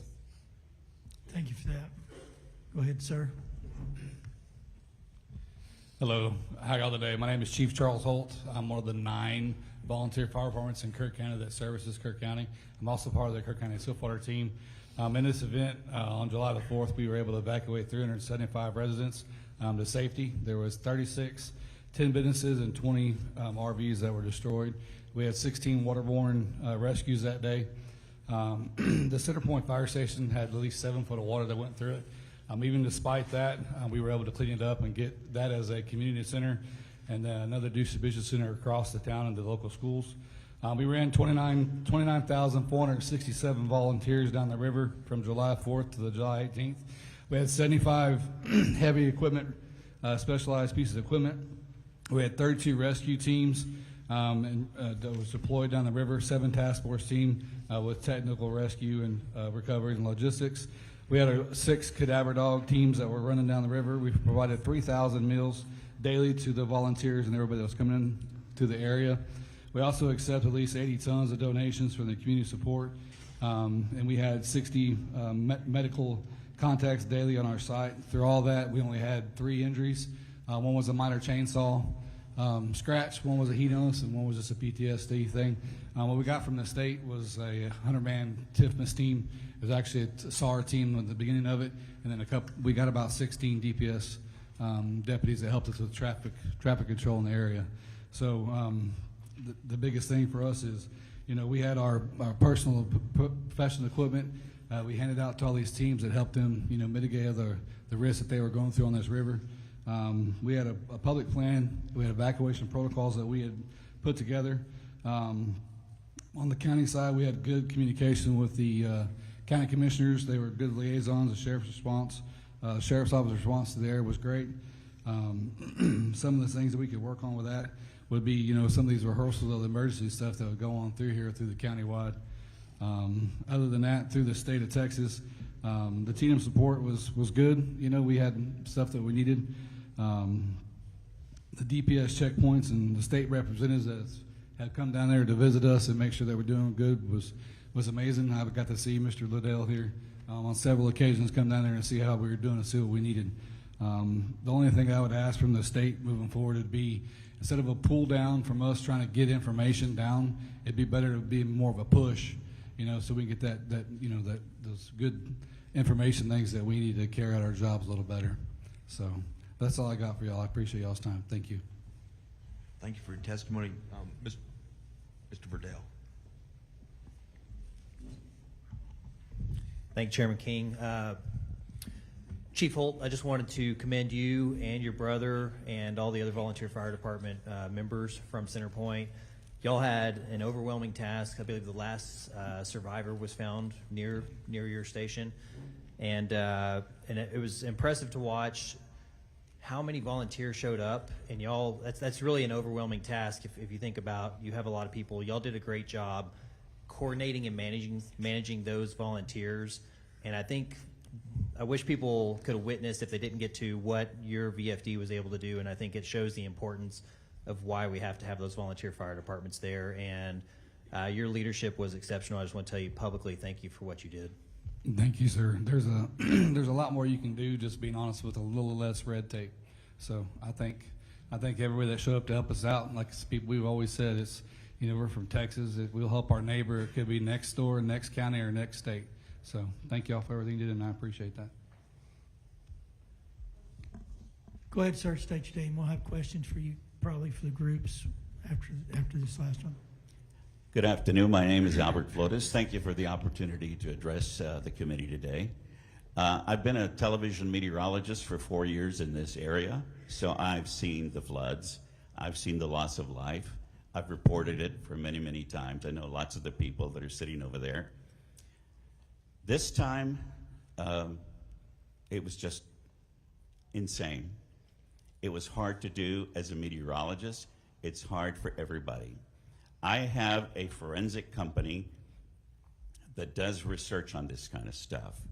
I'm here to volunteer our company to come in and do the work that needs to be done. You can't move forward until you have answers to what happened. We have some of the best in this operation of mine, meteorologists, geologists, everybody, hydrologists. We probably have about 150 years of experience doing hydraulic research. I'd like to have this committee consider that. I think that this whole situation really can't be looked at completely until you have experts like ours to come in and give you the minute by minute what happened, why it happened, what was the event, what can you do about it, how can you fix it. So that's what I'm here to tell you.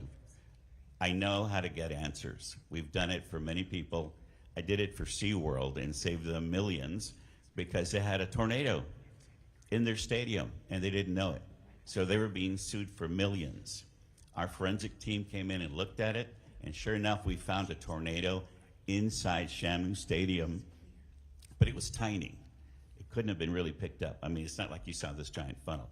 Regardless of that, we have the experience and we're offering to come in and do exactly what I think this needs.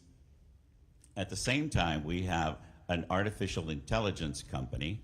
There's been a lot of problems with phone calls and people getting messages and what do you have and how can you help me? We have artificial intelligent operators that can handle 1,000 calls an hour. They will help people. They'll take their emails, they'll send them text messages, they'll do follow-ups. That's, excuse me, my throat's dry. That's free. My company is giving that away because I have lots of friends in Kerrville. I lived in Bernie, and we just want to help. So our certified company will come in and give you the best report on this storm, and my artificial intelligence company will answer calls 1,000 an hour until this gets done for free. Thank you for that. Senator Campbell. Thank you, Mr. Chairman.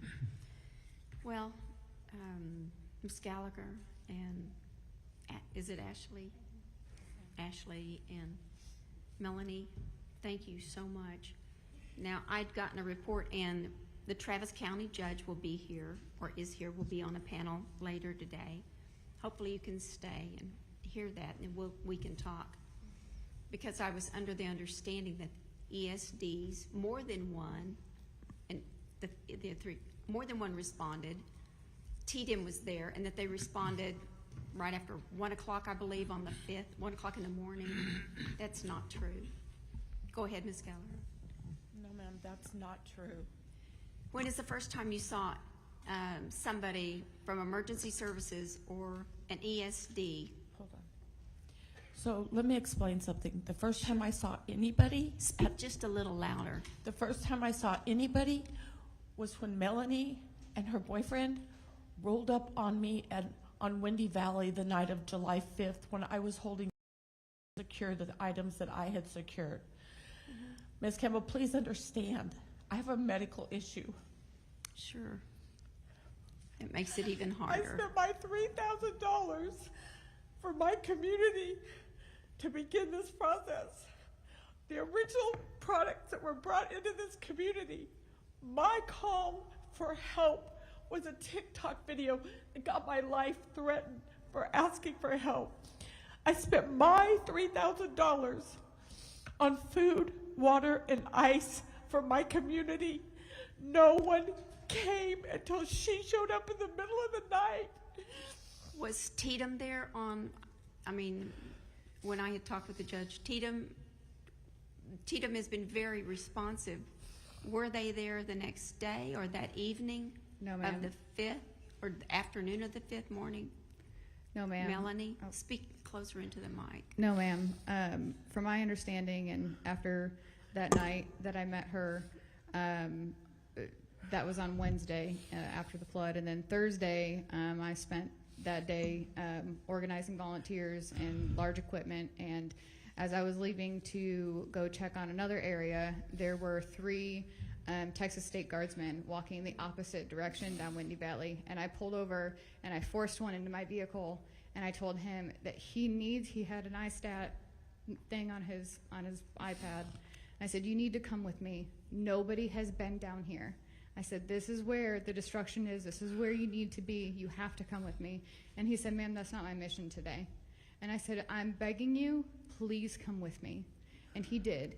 And I took him down to the end of Windy Valley, he was on the phone and he spoke with Chief Klingenman, I believe his name is. And that from the next morning, Friday morning, there was Texas State Guard and buses of National Guard, and those were the first people that many of the residents on that side of Sandy Creek Where saw. the bridge had washed out. Yes. So They were the opposite first side residents. of that bridge, Ms. Campbell. We're On the north side. We're on the north side. The bridge goes this way, right? This is one community that has one in, one out bridge. We're on the other side over here. Okay. The temporary bridge right now connects the two? The temporary bridge is the big sandy side. Okay. Windy Valley and the side I'm on is the other side. Thank you. Okay. Go ahead, sir. Yes, ma'am, Timothy Mabry. So when I arrived there on Monday the 7th at 3 p.m., there was a Travis County Emergency Manager, Cortland Ballou, at the Round Mountain Baptist Church. So Travis County, there was someone there, but he was the only one from the Travis County in that official capacity. The fire department had been ordered to stay in their station that day. I talked with the fire department the next morning, one of the lieutenants on duty, and at that next morning, the Tuesday the 8th, they did not have a full count of who was missing and the level of devastation. And that it was that morning of the 8th is when I was told that the emergency management was going to be coming in the afternoon, and that they were preparing for them to start coming in at that time. Well, I think there's a lot we do need to look into. We'll listen to the judge pretty soon, and thank you all, and I'll be talking with you. And one last thing, Senator Campbell, real Yes, quick. sir. Timothy Mabry again. Senator Menendez. Oh, he was one. He Oh, was I'm just sorry. finishing I'm sorry. a comment. That bridge that was built that morning of that Tuesday the 8th, an individual who has a construction company in that area came up to myself and a few other people, and I relayed this to the fire chief, that he could have built a temporary bridge better than one that's currently up right now that same day of the 8th.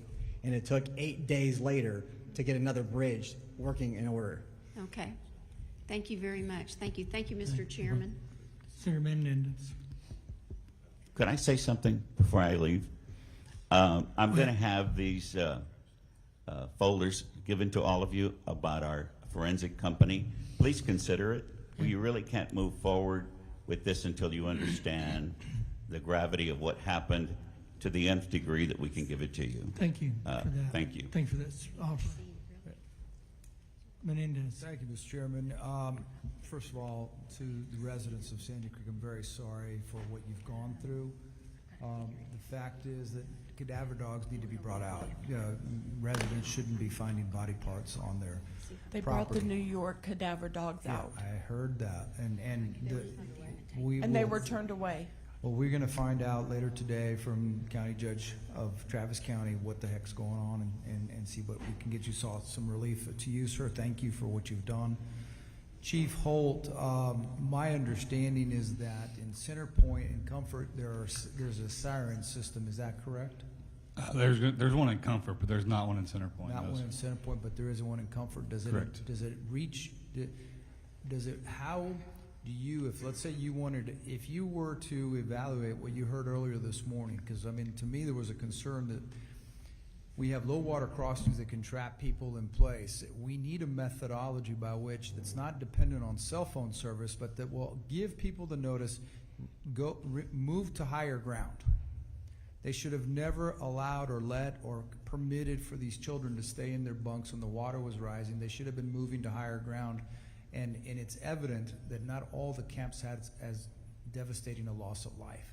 Correct. And so, your thoughts on that? Anything moving forward to help, mitigate these problems that we have is going to be a step in the right direction. If it's a siren or if it's a better way to notify people, I mean, anything is best. All right, thank you, sir. And Mr. Flores, I appreciate your offer. I think it's a very generous offer, very kind offer. I think one of the things that's most important for us moving forward is we need more precise ability to determine where this rainfall is going to fall, because my understanding is if 5 miles in either direction the rainfall changes, we don't have this tragic loss, and we need to get more precision. I'm not sure if your service can help with that. I can, sir. Having done weather for 40 years, I have a pretty good idea of what kind of rain can occur, how fast it changes when it moves. And so it's a complicated situation. You really need experts to look at it.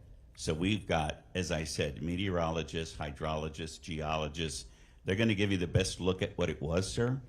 And so for you to plan what you're going to do in the future, you got to first understand the hydrology and the meteorology that hit you. And just a personal thing to say, our government has cut back the National Weather Service, if you remember. They were shorthanded in San Antonio during this storm. Sir, and we've got to move on. So I thank you for your offer, and we'll welcome the pamphlet. I'm going to have some stuff handed out to you. Thank you. Thank you. All right. Any other? Senator Betancourt. Ladies and gentlemen, we will be asking very pointed questions to the county judge when he comes. Please. No, you can stay, or we'll tell you what the answers were. Oh, I'm going to stay. So thank you for your testimony. Chief Holt, I want to go back over there was a siren in Comfort that went off. Is that one of your volunteers? Because I heard it was volunteer fire department siren that was triggered by the mayor, I assume, or the other. So the Comfort Volunteer Fire Department does service an area in Kerr County, but their station is in Kendall County. Right. So, and they have their siren that's there that they control and they set off for these events that are No, coming I up. figured you had a piece of it, so I was just trying to make sure we heard the fact of it. Right. And there's obviously, the sirens are still the same sirens that we all grew up with. Yes, sir. That people, recognize that there's danger and that they need to take action. So combining sirens with, old tech sirens with, modern cell phone alerts would be a positive step forward. Absolutely. Thank you for your testimony. Thank you, sir. And your service, too. Thank you. Could I mention, sir, Starlink, if you haven't heard of that? Sir. That's how you get You got everybody's your 3 minutes. connected. I appreciate it. Thank you. Yes. There you go. Thank you for offering, and we appreciate it. Please get the information to the committee. All right. You guys are dismissed. We will have the Travis judge up on another panel. As I promised, we'll do 16 publics, and then we'll go back to inviteds. Lori Lowe, Bubba Walters, Sherry Reynolds,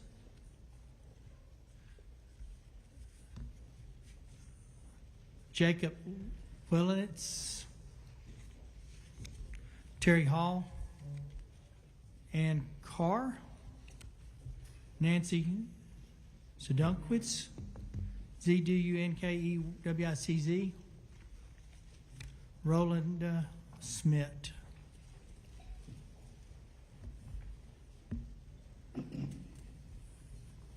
Lori Lowe, Bubba Walters, Sherry Reynolds, Jacob Willenitz, Terry Hall, Ann Carr, Nancy Sedunkwitz, Rolinda Smith. Let's start on this side and go over. Yeah, I can. We've debated.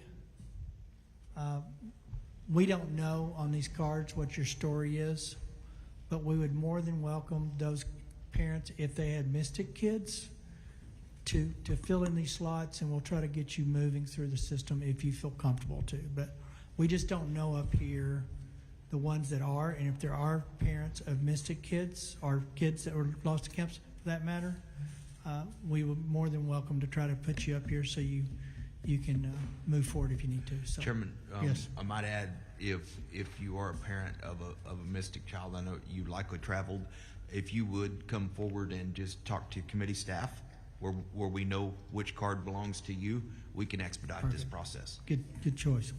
All right, let's start on this side and move forward. All right. My name is Lori Lowe. My husband and I live on the once beautiful South Fork of the Guadalupe River and have for 29 years. We are approximately 5 miles below Camp Mystic. We live on Highway 39, which is a 2-lane road. All roads to Hunt are 2-lane roads and are all subject to flooding.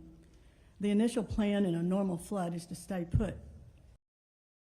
This was no normal flood. At 1:30 in the morning, I was awakened due to the terrible storm.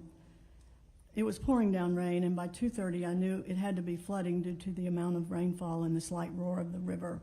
At that time, normally one would take action to move your kayak up, things like that. You don't know what's coming. By 3:30, the red sail over the South Fork had never moved. We are familiar with floods. With an outside light, I could see the flood rising and moving aggressively towards our home. At 4:05, we hurriedly self-evacuated in my husband's large pickup as the floodwaters were fully surrounding our home. As we drove up our driveway, the flood was chasing us. It was rising so fast. But we knew that Highway 39 in front of our house was at a higher elevation. It was only about 100 yards to reach the highway, out of the reach of the roaring flood, higher ground. Had we needed to go higher, we easily could have by way of a paved county-maintained road across from us. Had we turned left on 39, we knew we would run into low water crossings, now flooded. We also knew that if we turned right on Highway 39, we would be driving towards 2 flooded state bridges. In a normal flood, you stay put because of that. This is no normal flood. Moments later, we're out on Highway 39 in the dark, and a Hunt Volunteer Fire Department firefighter arrived also. So it was the 3 of us out in the middle of the highway. It was totally dark. I think the power was out everywhere by now. VFDs are, in fact, the very first responders locally, and they are to be applauded. By then, no one else could have reached us unless by helicopter. He rescued a family on a roof next door, including a toddler. We picked up a couple, my husband and I picked up a couple who were wet and barefoot in the middle of the highway, and texted a friend to open the Hunt Methodist Church. We drove them there. Soon it had 50 to 60 people taking refuge in the dark with no water as the power was out. We are fortunate to have a shelter along our part of Highway 39. At what point did I realize the flood was way worse than ever? Really, it was when I saw it coming at our house. So 3:30, this was a historic, never seen before flood. Its massive force flooded our home. Our house remained intact while it was flooded with 12 feet of water, ferocious, violent water, slamming everything around, moving things out of the house that were way too big to have been pushed out normally. So move to higher ground equals 100% success ratio. No, I don't have those statistics or proof, but I believe that moving to higher ground gives us the highest chance of success. Our visitors were the largest number of those who perished. It is heartbreaking, but also telling that 90% of those who perished were visitors. Thank you for your testimony, Ms. Lowe. I do have a question. Did you say you're a 25-year resident? Is that correct? I don't know who's over here. Oh, 29 years. You've been here 20, or Yes. lived in this area 29 Been in years. this same spot in 29 years. Just for perspective, for those of us who haven't lived here, do you recall what the highest floodwater mark was prior to this storm that you had witnessed? I can't say. You know, this flood went a half mile across. Mm-hmm. Our little bend in the river is 15 feet wide, 15 feet wide. And by the end of this flood, it has reached all the way from Highway 39 up into Camp La Junta. But you've obviously seen that river flood many times. Yeah. But from a perspective, 10% of what this one was? Well, 25%. Okay. Compared to this. I only ask because we hear about it being a 1,000-year flood, and I've toured the area, seen the devastation. And it's unimaginable what that wall of water would have looked like to those that came in after. But everywhere I've been, I see the watermarks on certain landmarks of this is where it was last time, this is where it was last time, and it seems like the watermarks obviously going to be quite a bit higher than it ever has been. So I was just curious about your personal It's unbelievable. situation. You know, But thank usually you. when it floods in Hunt, you get a day off work because the bridges are flooded. Understand. And Members, nothing, you're not limited in any other way, you just have to stay put. is there a question on the House side for Ms. Lowe? Seeing none, thank you.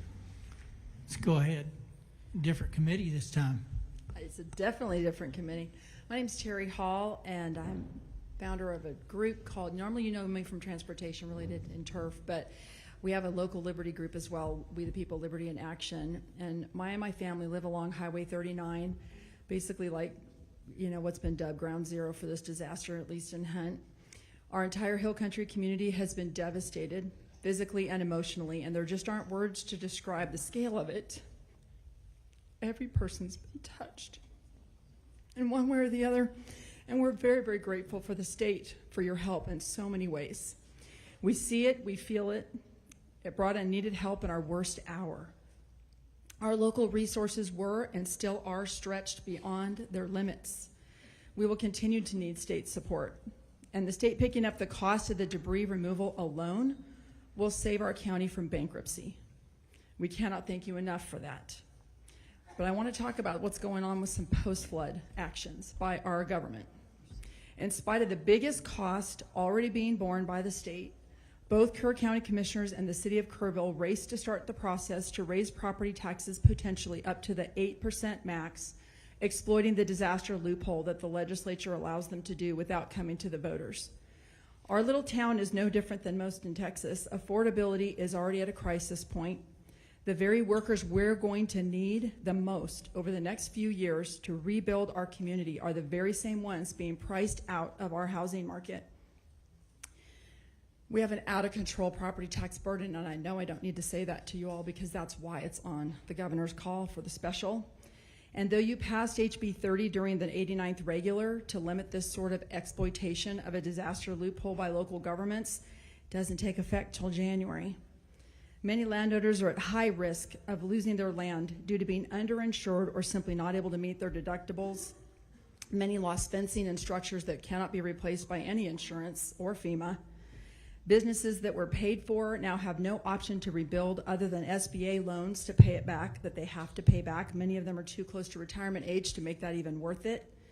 The affected areas have a high vulnerability to having big corporations like BlackRock swoop in and buy up our beautiful riverfront and turn Kerr County into something that we won't recognize. We know Senator Colcourt's foreign land ban bill passed this session, but it only applies to enemy nations. There's nothing to keep foreign entities from buying up our distressed land.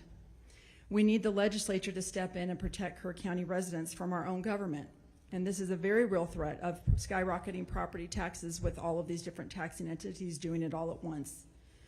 We're asking that you tie any state assistance, any state dollars, to the requirement that local governments can't do this to us with our property tax. If you threaten to pull funding for state debris removal, that cost alone, they would walk back these property tax hikes at lightning speed. We feel like this shouldn't even be a discussion on the table. Literally, the president and the governor sat here in this building promising that we would have every resource that we need to rebuild. And the very next Monday, the first thing our county judge put on the table was an 8% property tax hike. On top of that, the county commissioners are seriously considering across-the-board pay raises for all county employees, including for Hey, Terry, themselves, you need to wrap it up. for the 4th year in a Terry, row when your our time's families up. are hurting. Close her up. All right, appreciate it. Go ahead, sir. My name is Jacob Wellens. I live here in Kerr County. I work in cybersecurity incident response, so I deal with emergencies, some of which can be life-threatening, like with hospitals, but I don't usually deal with natural disasters. Most of the time, when it's not actually lack of technology, it's more a lack of planning, training, or preparing for the worst. I grew up in Austin, but spent summers here in Kerrville. I remember past storms intruding on Camp Chrysalis on Turtle Creek here in Kerrville. I was at home, safe and dry, while neighbors like Sherry Shine, who's 2 roads away, lost everything. The only reason why that family is still with us today is because they were out of town. The story isn't rare here. That grief is real. There are serious questions that need to be answered. I'm not asking for more government. I found that increasing government generally makes problems worse. I do believe, however, the state does have a role in equipping local communities to protect themselves. First, modernizing flood alerts makes sense. Sirens may not in some areas. We may need a layered approach, gauges, NOAA, weather stations, mobile alerts, radio systems, and sirens, if they make sense. Camps need to drill for floods. It needs to be a requirement. We drilled for cyber attacks. Why not other situations and disasters? A $30 NOAA radio in cabins where cell phones were not allowed could have made a huge difference. Our legislature does support county-led tabletop exercises that include camps, emergency management, local responders, and businesses. We already know our worst-case scenario now. We can plan for it going forward. Texas doesn't control the National Weather Service. However, we can lead the effort to improve the quality of the alerts we receive. Texas are tuning out repetitive, vague flood warnings. Let's work with our federal partners to make alerts specific, actionable, and worthy of attention. A good example of an excellent alert was the one that was sent a few days after the flood that warned of several foot rise on the river. That is specific, it's actionable, and directed well at those that were near the water. I support requiring camps to have real emergency plans. We must talk honestly about land use. I'm not asking necessarily for zoning mandates, but people should be informed when they build in flood-prone areas. We can encourage better decisions through education and incentive. We need to bring back signing up for emergency alerts via driver's license renewals. That was a bill that was considered a few sessions ago, I believe it was. We should allow that, and the legislature can make that happen. We also can't ignore the emotional toll on the communities that are impacted. We have a little girl in our church that lost her best friend as a result of this flood. Her friend was at Camp Mystic. Had her parents sent her to camp this year, she would be gone as well. Lastly, I wanted to thank Representative Verdell. He was here getting his hands dirty in the mud and the muck, not observing, but actively helping. He spoke with survivors, worked alongside responders, and truly witnessed the scale of all the loss. That kind of firsthand experience is rare in policymaking. I urge you to listen closely to his insights as you consider how best to help Kerr County and other counties that were impacted by this. So we don't need more state bureaucracy. Big government mandates don't solve this. The state still has a critical role to play, though. We need it to help equip the local people, the ones that know the land, the roads, the risks, to plan, train, and prepare. This is a moment to focus on what works: coordinated drills, clear alerts, informed land use, and yes, we need some mental health support in this community. Thank you for your testimony. Let's back local solutions, resources they need. We're going to come back to questions shortly. Go ahead, ma'am. Hello, am I on? My Very name is close. Ann Carr, and I didn't want to be here today. I thought that I had done my job by going to Commissioner's Court on July 14th. I went as a resident of Ingram that lives on Ingram Lake, and we have some real concerns about our lake. Senator Flores and Campbell, I believe y'all flew over Ingram Lake most likely when you went out to hunt. What we have noticed since the flood is our lake has become a toxic pit. We've talked to divers that have been out there. They have found vehicles. We have asked them direct questions. Are there bodies in the water? Their answers are yes. We have an RV in front of our lakefront. Our lakefront is unique in that it's very long. It's about 35 yards long. A lot of the lot owners that surround the lake have deeds that go back 100 years. So we own 50 feet into the lake. We can't get access to our lake to clean in front of our lake. I was told by Judge Rob Kelly that the lake was going to be drained. And I thought, okay, this is great. Our job is done. A week later, I think I read in the Kerrville Daily Times that there is no money from the state to drain the lakes. And that's why I'm here. I did a little bit of homework. It looks like we have about $27 billion in our rainy day fund. And that lake in Ingram is the heart of our city. It brings money into our city. We have people that come in and boat, fish, they spend money at the restaurants. We're a poor community, and we need that lake drained. We need to recover the bodies. Lieutenant Governor Patrick, you said something earlier today about we got to do all we can to make this we got to protect the public, and this is going to require something that's local, that people like me can come out and tell y'all what we're seeing. We have an oil slick that continues to bubble up right in front of our property. There's a vehicle down there, and we're being told now that they're not going to drain the lake. You need to allow the lot owners, homeowners, to get out there. If the state's not going to pay for the cleanup, then let us go clean it up. We're willing to get our hands dirty, but we need y'all's help. With $27 billion, I think that the state of Texas can reach down and help us clean our lakes out. And we're going to find bodies out there. I'll piggyback on what the young lady said from Sandy Creek. They're finding fingers, they're finding wallets, they're finding limbs, and they're saying that the bodies are recovered, and they're not. We have six feet of rubble that has invaded our lake, and it's become a graveyard. So that's why I'm here. And Senator Flores says that y'all needed to hear from me, so that's why I'm here. Thank you very much. Thank you. Next.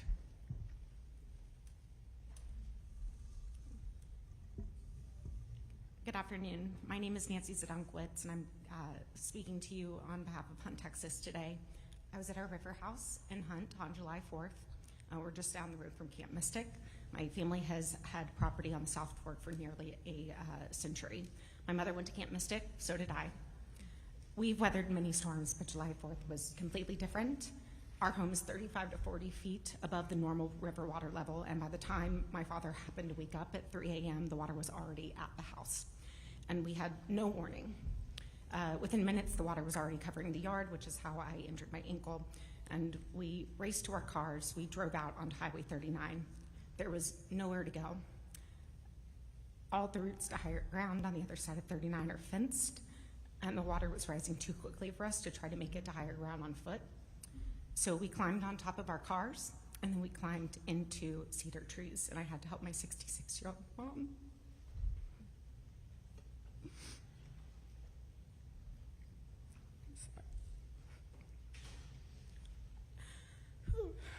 Our cars floated away soon after that. We ended up staying in the trees for several hours.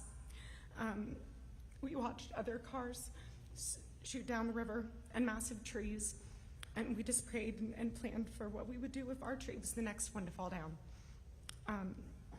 Several of our dear friends and neighbors lost their lives that night, people we've known for a lifetime, so we're actually very, very lucky. But our house was swallowed by the river. The community that we love has been devastated. Our house is now, stripped down to the studs.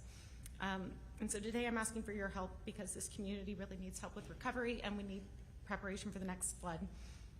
Had there been early detection of the rising waters and sirens, we may have been able to leave in time to get to higher ground safely. I heard someone else say that they didn't think that that was necessary or would save lives in Hunt, and they are dead wrong. And frankly, that's offensive. There need to be more evacuation routes. There was no place to drive to on 39 that would have taken us down before it didn't take us up. So we need places to be able to drive that aren't private and fenced if we had that warning. More lives also could have been saved if people were able to warn their neighbors, but we have no self-service in Hunt. And when it comes to recovery, I specifically want to ensure that efforts focus on Hunt, which was the epicenter of the devastation, followed by Ingram. This is where the most lives were lost. This is where the most homes were lost. By the time we got to Kerrville, we were like, oh, we're finally safe. And so I really want to ensure you that, or want to plead for this city not to cannibalize the recovery funds and efforts just because there are more people who live in Kerrville.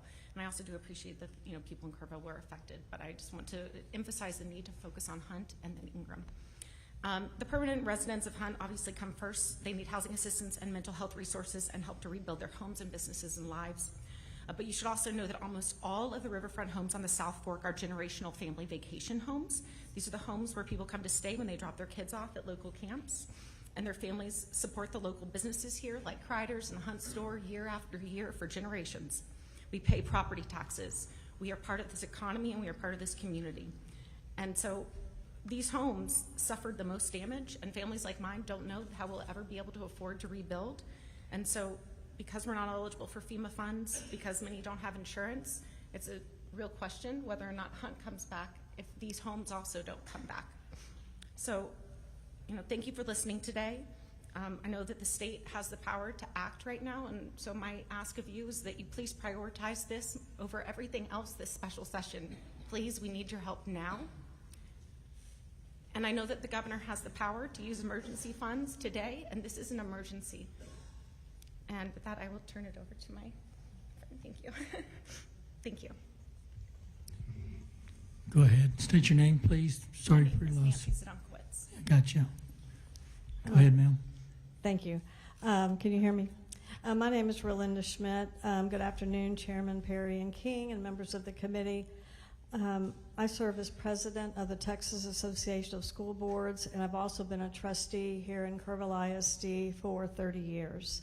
We're grateful you chose to hold this meeting in Kerrville. This hearing is important to all those present and to many across our state and nation.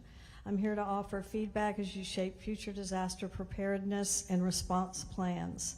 While first responders rightfully come to mind in times like this, public schools often stand quietly alongside them, opening their doors, offering support, and helping communities recover. Our facilities, buses, communication systems, and dedicated staff serve Texans every day. And in moments of crisis, these assets are critical to the entire community. At TASB, we're always mindful of the burden mandates can place on districts. But we do believe there's an opportunity here not to regulate more, but to partner better. During the July 4th floods, coordination happened quickly.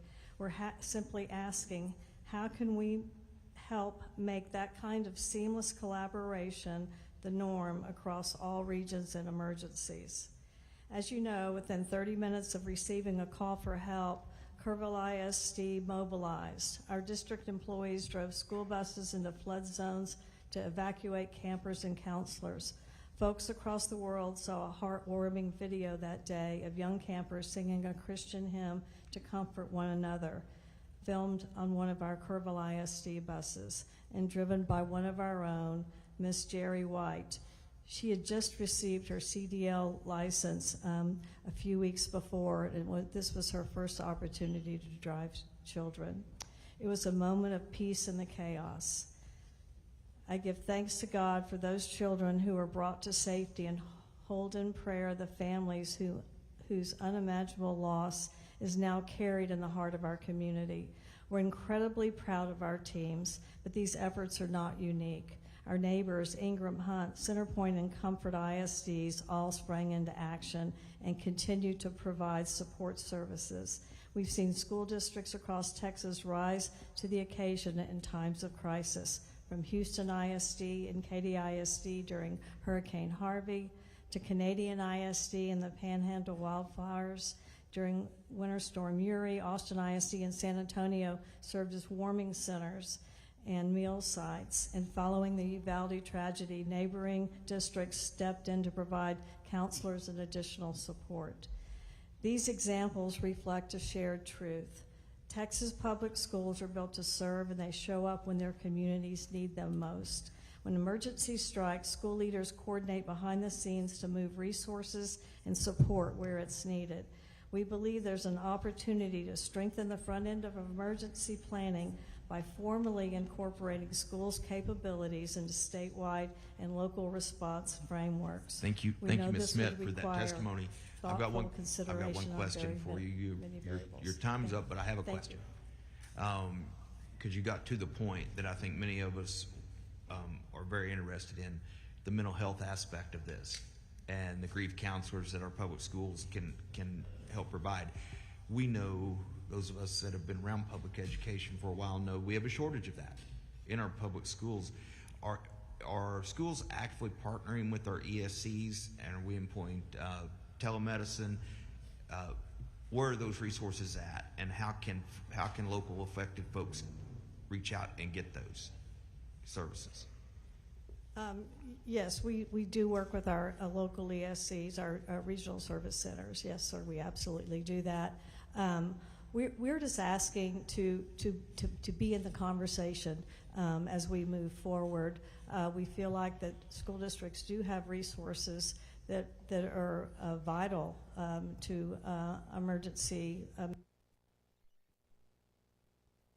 I imagine that there are school districts across the state and probably some of the urban areas that have been incorporated into emergency management plans. I think Bexar counties, that's the case. But in smaller rural communities, I would say that's probably not the case. Yeah. And so that's why I'm sitting here today, because I know our school district's not actively involved in emergency management, but yet when we did have an emergency, we were called on, and we reacted immediately, and we're. Well, I'm glad you're here, and I'm glad you're bringing forward the resources that our public schools have and have to offer as a solution, because I think a lot of people don't realize that or haven't thought about the role that our public schools play.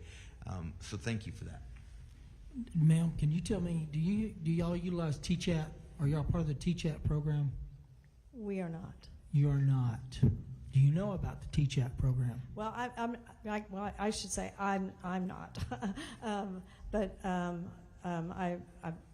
perhaps our school district might be. But I'd like to know before we get out of here today if the district is signed up for TCHAT. It's really I'll find out. Robust and been made available. It's supposed to be in all districts eventually. I just don't know where we're at in getting it deployed. So, okay, I'll find out for you. you. Sir. Thank you. Your turn. Thank you. My name is Richard Stunkowitz. Nancy is not only my daughter, she's also my hero. I'm a resident of Houston, represented by Representative Mano de Ayala and Senator Joan Huffman. Today I'm here as someone who spent over 40 years on the South Fork with my family, and the house is just downstream. It's the first house downstream from Camp Mystic, where my wife's family has had properties since the 1930s. On the night of July 4th, my wife, Nancy, my daughter, and I barely survived the flood that overtook our property at 3:15 a.m., with water rising so fast that all routes were blocked, upstream and downstream. We climbed into 2 cedar trees on either side of Highway 36 and held on for 2 hours. Just minutes of delay, by my estimation, 3 minutes, we wouldn't be here. The floodwater reached 6 feet on Highway 39, my waist as I sat in a tree. We all know the hill country has flash floods, but this one was different. This was life-threatening, and our systems simply weren't prepared. First, our warning systems must do more than send routine alerts. My phone warned of flooding, but our home is 40 feet above the river level on a bluff. Never been flooded. We had no idea we were in real danger. We need alerts that differentiate between, I'll call them normal floods, and catastrophic events. And we need reliable cell coverage in remote areas to make them work. Second, we need to inform visitors, especially campers and short-term renters, who don't understand the terrain or how fast water can rise and how fast it can move. That means better signage, digital alerts, outreach through local lodging and camps, basically a system. Third, sirens are a very good idea, but only if they're backed by reliable power, things like batteries and regular maintenance. I work in that industry, so I know the challenges of remote area reliability. A siren that does not work in a storm is no siren at all. Fourth, some homes stood. Others collapsed or were swept away. We lost 4 friends that morning, including 2 in what appeared to be a really solid house. We should consider updated building codes for floodplain properties, things like elevation standards and rooftop escape. And finally, we need evacuation options. Our property was trapped on both sides. The only escape we had was up into private land.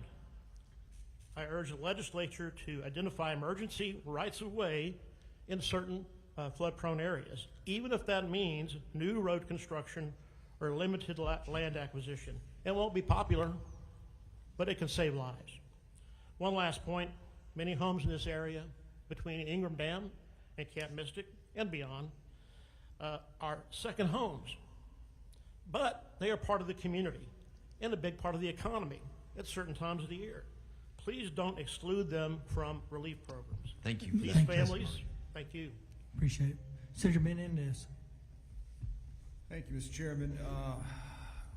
So much to unpack. First of all, we can't express how sorry we are for everything y'all have been through. I can't imagine the feeling of being trapped, and obviously all of you share that feeling with the water coming up to your home, awakening you. Many of us on this committee have been talking about the siren system because we feel like there needs to be some addition. Sir, you said just now that at what time was it the water entered your house? 3-something you said? I woke up at Richard's at Uckwitz. I woke up at 2:50, told the ladies to pack bags, we were ready to go. By the time we got out of the house, it's about 3:05 to 3:10. Yeah. Water was coming around the back side of the house. So that would mean the water's about 42 feet at that point. But that point in on the south fork, 3:05. 3:05, Let's say 3:10. 3 o'clock. Okay. And you're just down the street from Camp Mystic. Less than a mile Less than a mile. from Camp Mystic. Camp Mystic. So they're in Hunt. Because we know that at 1:14 was the flood warning.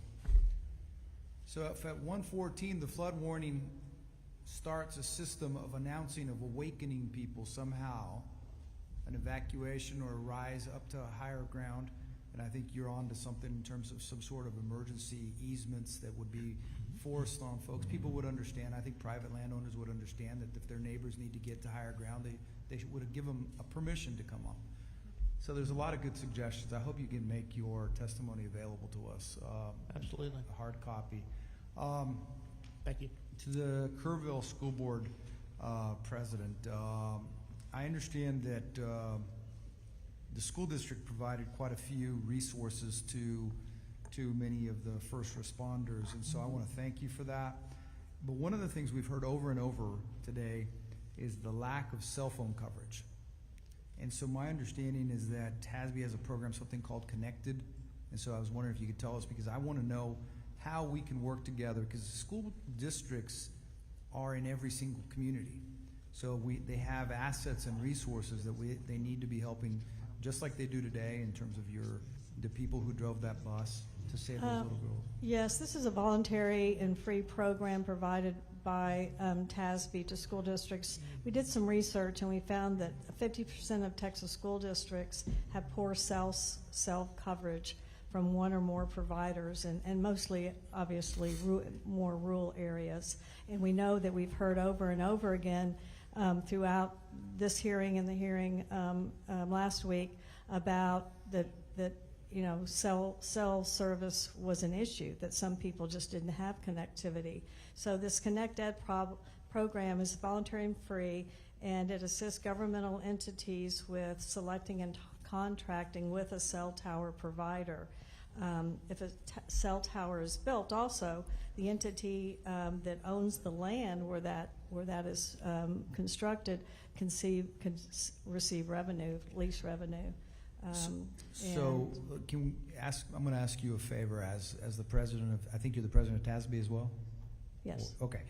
Would you look into what we can do to help it, working with whatever providers are out there to expand broadband as well, broadband, Yes. and then tell us what we can do to help. Yeah. Well, what I would suggest, I know time is of the essence here. Y'all have a very long day. What about if I suggest that I connect our facilities department that's over that program with perhaps some members of this committee, and you can, and then they can provide the information to you, and we can see how that could be helpful moving forward and getting better cell service. Yeah, that absolutely Would that be work? helpful. Now, my last thing is to Chairman King's point about the counselors. My understanding is that the education service centers have a contract or an agreement with school districts to sort of share counselors as a result of Uvalde, the tragedy there, that's an ongoing thing. I think one of our school districts in San Antonio is providing counselors here to this region, if I'm not mistaken. That's correct. Yes. That is That's correct? Mhm. Okay, thank you. Thank you, Mr. Chairman. Mr. Senator Verdell. Baden, oh, you got one? Okay, I got one House member. Mr. Verdell. Thank you, Chairman King. First off, Jacob, thank you for the kind words. I appreciate that. I'm glad you're here today. Rolinda, wanted to tell you thank you for the resources that Kerrville ISD helped with this flood. It was immensely valuable. And then Nancy, we are currently, one of the solutions we're possibly looking at is like a disaster victim relief fund. And so I just want you to know that is on our radar, and we're waiting on language currently to be drafted to see what that bill might look like. So I just wanted to give you a heads up on that. That's it. Thank you. Thank you. Thank you, Senator Betancourt. Thank you, Mr. Chairman. That was a great suggestion about the having basically a right of evacuation that we can grant through a property right in an emergency situation, Richard. So I really appreciate that. Nancy, your comment about why the responses you saw on the main panel offended you is perfectly correct, because I tracked this unfortunately to an engineering study about 10 years ago in this county that made the same comments about sirens not being useful tools. I don't understand why the River Authority would repeat that. Now, they did, under questioning, recant that immediately. But that was because that's a recognition of the obvious. What you all went through is certainly fact demonstration enough that any form of disaster or sirens or any type of early alert is so critical, because in the few minutes you all had to try to pack and leave, the water was already at 40 feet above river bottom and rising rapidly. And the only way you could survive was to try to get higher. So yes, the answers were unacceptable. We noted it. Under Lieutenant Governor Patrick's direction and Chairman, I've got to file a bill about these flood emergency communications warning. I'll have your comment in it if we can put it in the caption in the property tax code, the right place. But I just want to make sure, yes, you were right to be offended. The answer was not sufficient. In fact, it was pretty pathetic. Thank you. Any others? All right, you guys, appreciate you being here, appreciate your patience. So I asked for those with mystic losses. I'm going to ask for those with any losses.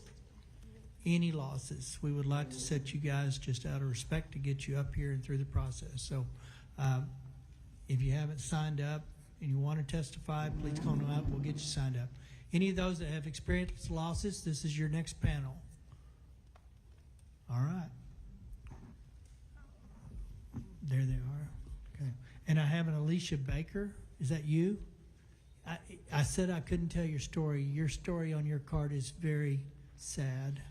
It was clearly there, but it's not. It's one of the few, but just a tremendous loss, actually. So, any others that have experienced a loss that wants to come to this panel so that you don't have to wait the whole day, please come now. All right, Alicia Baker, and are you another witness? Yes. What's your name, ma'am? I'm a sister, Kristen Jeffrey You're just a Jones. sister. Did you sign a card? No, You're sir, not just testifying. You're just moral support. Yes, sir. What's your name? Sir, what? Sir. Sir on the end. Hello? Oh, what's your name? I'm sorry. Bud Bolt. My name is Bud Bolton. I'm a Okay. All right, we'll get your card and put those two. That's it. Those that have losses. Okay. All right. Hey, Alicia? Yes. Talk to us. I'm Alicia Jeffrey Baker, and I'm here on behalf of my 11-year-old daughter who passed away and my parents. We were part of the Casa Bonita community, and there were 9 others that were swept away. We started doing our summers here back in 1990. This was not a new endeavor coming out here. My parents bought a cabin out here in 2008, so this was our regular happy place. The river that we've loved so much killed them. I'm sorry. All right. In our community, there were 19 cabins, and we were the only one up on stilts.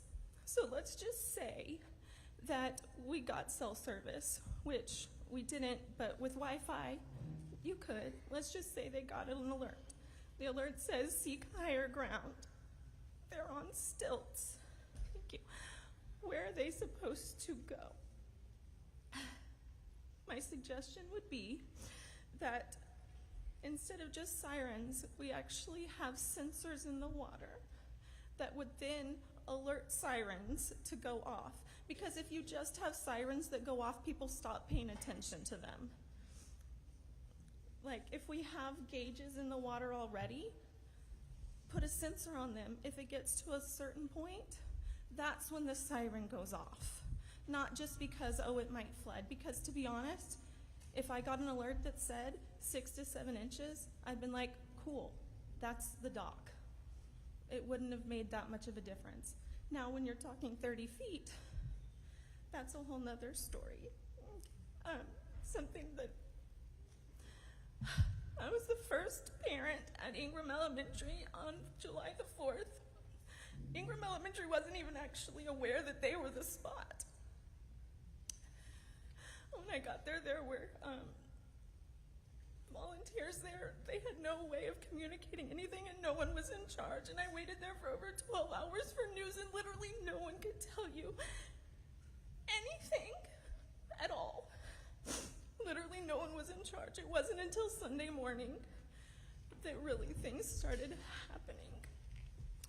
Our parents were found on Saturday, but not identified until Sunday. And by then they had already been taken to Bexar County, and autopsies had been performed, which we would not have asked for. It seems pretty obvious. My daughter was not identified until Thursday the 10th, and the only thing that identified her at all was her charm bracelet. When we know better, we do better. And so we need to do better for the people in this community, for the people that are suffering. And like I said, we need to give people a chance.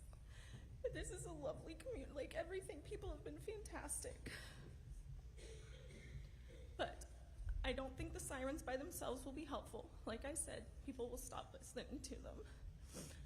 But a sensor, when it gets to a certain level, and then the sirens go off, and then people know it's time. Like, this is serious. It's not just a, you know, oh, it's gonna rain, yay, kind of thing. I think that's my suggestion as someone that's living through a nightmare. Thank you for your testimony. Sir, state your name. Yes, sir. Tell us your story. Yep. Yes, sir. My name is Bud Bolton. I'm a local independent contractor here with heavy equipment and put up steel frame buildings and things. We lost our home on the 4th that morning. On the 4th, me and my wife had no notification. I was watching the river till about 2:30 in the morning because I do a lot of this river conservation work on this river with my equipment, have for many years.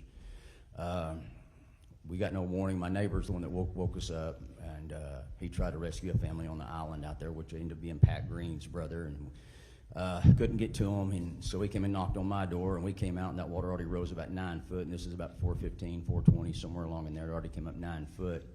I looked out there, and there's water coming up on my doorstep, and I turned to look out there in the parking lot, and there's about 20 fire trucks, rescue workers, sheriff's department cars, and not a knock on my door, and they're as closest from me to you. My neighbor's the one that got me out, and they're standing that close to me with all these vehicles out there, and not a one of them knocked on doors, not a single one of them. So we went up to higher ground. I watched 108 RVs float right by me in them 3 RV parks, watching these screaming kids inside these RVs with the lights still powered on from the batteries after they pulled loose, and them screaming and hearing crashes and crashes, then tiny homes crashing and more crashing and get dead silent, then more crashes, then more screams, and that went on for 15, 20 minutes. We got an alert to evacuate after all the homes were gone. That's when our alert came in, and it came in on my wife's phone. It didn't come in on my phone. She's standing there next to me. That's when we got our alert. Of course, then we get alert this past week saying we need to evacuate. There's a chance the river we got a chance of 3/4 inch rain. That was pretty much a slap in the face to people in Kerrville. We didn't get one when it rose 28 foot, but we got one when it was going to rise an inch. So there's an issue there, because these right here don't work. There's no service out in Hunt. I do a lot of work in Hunt. Done a lot of work for Mystic Camp with heavy equipment. I know a lot of these homeowners that lost their property because that's what I do. And I want to address something here, because this is what I do for Trinity River authorities up there. Is river conservation work is the name of the game. It's river conservation work is the name of the game. This river's full of islands, full of them, little islands where the river parts and comes back together, parts and comes back together. Lots of trees that are in the water, not on the river banks, they're actually in the water. Tens of thousands of them. All that's got to come out. That water's got to be able to flow without any resistance. And when you start getting resistance, you start getting water backed up, just like if you dig a ditch and you start filling that little ditch full of debris and little trees and rocks and stuff like that, you get water that starts backing up. It doesn't let that water flow. The spreader dams that were put on this place years ago, there's only one out of all the spreader dams, the 8 that go through this county right here, there's one that's in the correct location, and that's the one that backs up our city water. The other ones are not in the right locations. They were put in many, many years ago. This county's grown, population's grown, things have changed. Just like we did on the Trinity River Authority years ago in Dallas back in the 80s. Don't cost much to put in these monitors in, these river, like y'all keep talking about these sirens that need to go in. I can drill you a hole in the ground and stand you a 50 foot. Thank you, sir. I appreciate your testimony. All right, is there questions, members? Senator Campbell. Well, I lost 27 Mr. people that I knew. Chairman. I hear In you. them 3 RV parks. I know 27. Just me. Thank you for that, sir. Thank you, Mr. Chairman. So, Alicia and your beautiful daughter, Emmy. Yes. We're sorry for her loss. Thank you. I met you through your sister on the phone, Christine Jeffries Jones. Kristen. Glad you're here from Dallas. And your parents, Emlyn and Penny, Yes. right? Yes. Emmy, got it. And they had a cabin in Casa Bonita for years. You celebrated the 4th and other holidays there. Yes. We're sorry. But we're sorry for everybody's loss. Very personal. Your recommendation, were you referring to something like the buoys that are out in the ocean that monitor for tsunamis when there's an earthquake because there's such a high rapid rise in water? Well, actually, it was, so the property that was right behind us. I'm sorry, speak into I'm this. so sorry. It actually came from the property right behind us. They woke up because they have a water softener where when the water got to a certain level, it started like alerting them, and that's actually how they woke up. Their water softener? Their water softener woke them up. I and see some that's how heads they got nodding. out. Okay. So I don't have honestly the knowledge to know exactly what kinds of sensors, but like if we have water gauges, like I'm sure there's a little like something that can go, but it was actually because of their water softener that made me think they had a sensor and it went off because water was on the floor of their house. Well, again, thank you for coming, and who would have thought that perhaps a remedy can come from a water softener? Yeah, Thank you. I mean, All that's right. why that's how they got out. All right. Again, I'm sorry for the loss of little Emmy. Thank you, Mr. Chairman. Bye, Chris. All right. Mr. Verdell. Thank you, Chairman. To both of you, I think you were about to talk about a float switch is basically a real simple switch that goes up and down, has 2 wires, and I think that's what you'd be indicating with connected to something like a siren system would be a good idea. And is that what you're about to say too, sir, when you were talking about that? Well, I was just talking about those monitors. Y'all talking about those sirens to go up there. We've installed a lot of them up in Dallas and on the Trinity River when I was working for Trinity River Conservation Authorities. And just like I was telling some council members the other day, I was telling them, I said, I can put you a monitor up, I can drill you a hole and stand you a 50-foot column up and put you a 4-point megaphone up there, 180 degree, for $6,500. Yeah. I can do 2 a day. put them every mile. I don't see where the money problem is, and put you a river monitor up there on the headwaters north of Mystic Camp. About 7 miles is where that headwaters is. Put your river monitor up there. It works just like a toilet tank flow. Yeah. Easy to monitor, simple to monitor. It monitors itself, does its own thing. It goes off. You'll hear them sirens all the way to Dallas, Texas, in them river bottoms out there. They're in those canyons, and they're not. I don't know where the money issue is here. Yes, sir. I appreciate it. Thank y'all both for coming and giving your testimony. I'm sorry for your loss and for your losses, sir. Yes, sir. I appreciate you guys being here. Thank you for coming and sharing your story. And you make the appropriate comment. We all lost a lot of folks as a state, as a group. All right, we are going to get back on invited testimony. Chair calls up Judge Lane Carter of Tom Green County, Judge Sheree Harden of Mason County, Judge Frank Toll of McCullough County, Judge Jody Foley of San Saba, and Judge Brandon Corbin of Menard.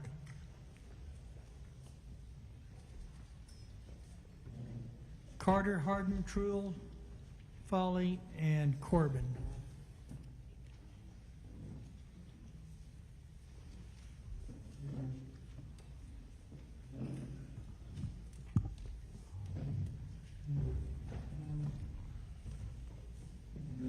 All right, Lane, let's start with you. State your name, title. Thank you, sir. Get this closer. My name is Lane Carter, and I serve as the county judge for Tom Green County, San Angelo being the county seat.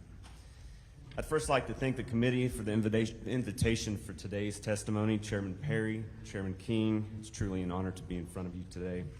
Mr. Darby, who serves as my state rep, it's always a pleasure to see you. And a special thanks also for the Lieutenant Governor and the Speaker of the House who had to step out a little bit. Thank you for being there. And thank you for everyone that's behind us, the citizens for this community coming out for their testimony. It truly means that you believe in yourselves, you believe in the community. It's truly heartbreaking. I want to thank everyone that is on this committee here for what they are doing for our communities and progressively through this session.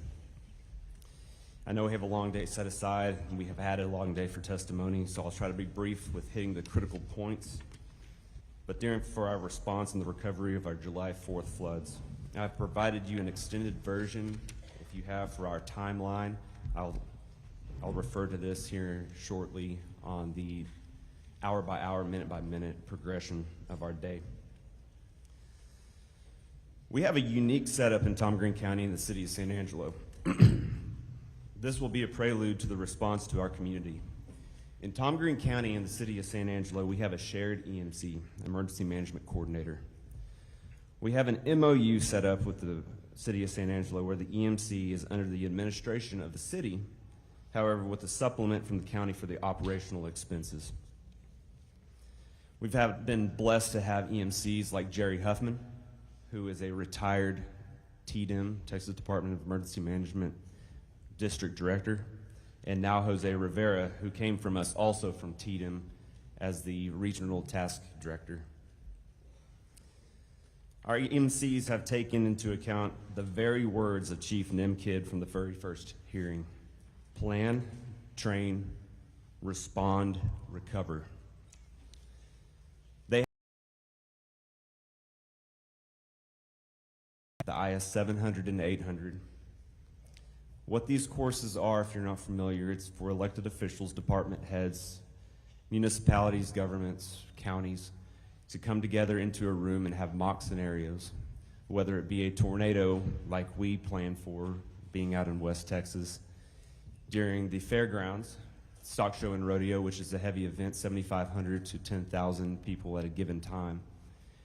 Tornado coming at night, with many individuals in the area, and how do you respond if it comes to fruition and if it comes to a direct hit, which we actually saw almost come to fruition 3 times in one night during this last April stock show and rodeo. We have a command center trailer that we had the weather service on site along with our EMC, the chief of police, myself, in there watching and making sure that those red cells and those J-hooks were turning north as they did every time before we made the call. We have quarterly VFD meetings, if not semi-annual. What that is where we have our volunteer fire departments come into the room at the EOC. along with the Chief of Police, the San Angelo Fire Department, myself, the EMC, TDM, and we discuss actions that need to be implemented, any necessary items that have taken place in the last quarter or the semi-annual part of the year. That way we can stay on top of it and make sure that everybody's on the same page. We also have dispatch there. I don't want to miss, I want to highlight that dispatch is in the room as well. However, it is not only the courses that have proven beneficial. It is our tight-knit partnerships we have with multiple agencies in our community. Many, if not all, being a member of our community COAD, which stands for Community Organizations Active in Disasters. We have a deep ongoing relationship with our nonprofits and strong coordination across all levels of government. This allows us to have solid emergency response plans and empowered leadership that can make fast decisions in the case that one leader might be unavailable at that time. Our COAD was first formed in 2021, and the trainings that we have are held annually for the IS 300 and 400 courses. With that being said, I'd like to point out now the following key times. This is a long packet if you can refer to it, but this kind of sets the stage of how our response was in Tom Green County and the city of San Angelo. At 1:38 a.m., first flood advisory was sent out by the National Weather Service. I'm going to skip down to 3:59 a.m. PD dispatch receives the first call for the water rescue. This happened with Grape Creek Volunteer Fire Department responding. Quail Valley, East Concho, and Dove Creek Volunteer Fire Departments called out also for mutual aid. At 4 a.m., Public Works started barricading the roadways due to floodways. We have known floodways in our area, nothing that has come to this fruition in the past. But like Mr. Darby said in the first hearing, we don't see 14 inches of rain annually in Tom Green County, let alone in a 12-hour period. Between 5 a.m. and 6 a.m., call volumes for water rescues and assist for motorists increased dramatically.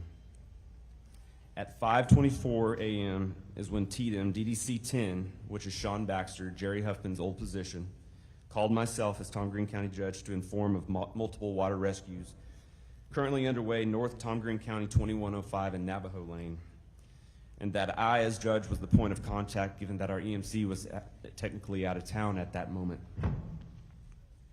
He informed me that we were in need of transport, possibly 2 vans containing 15 passengers each. I started rapid firing our phone calls, first to John Austin Stokes, which is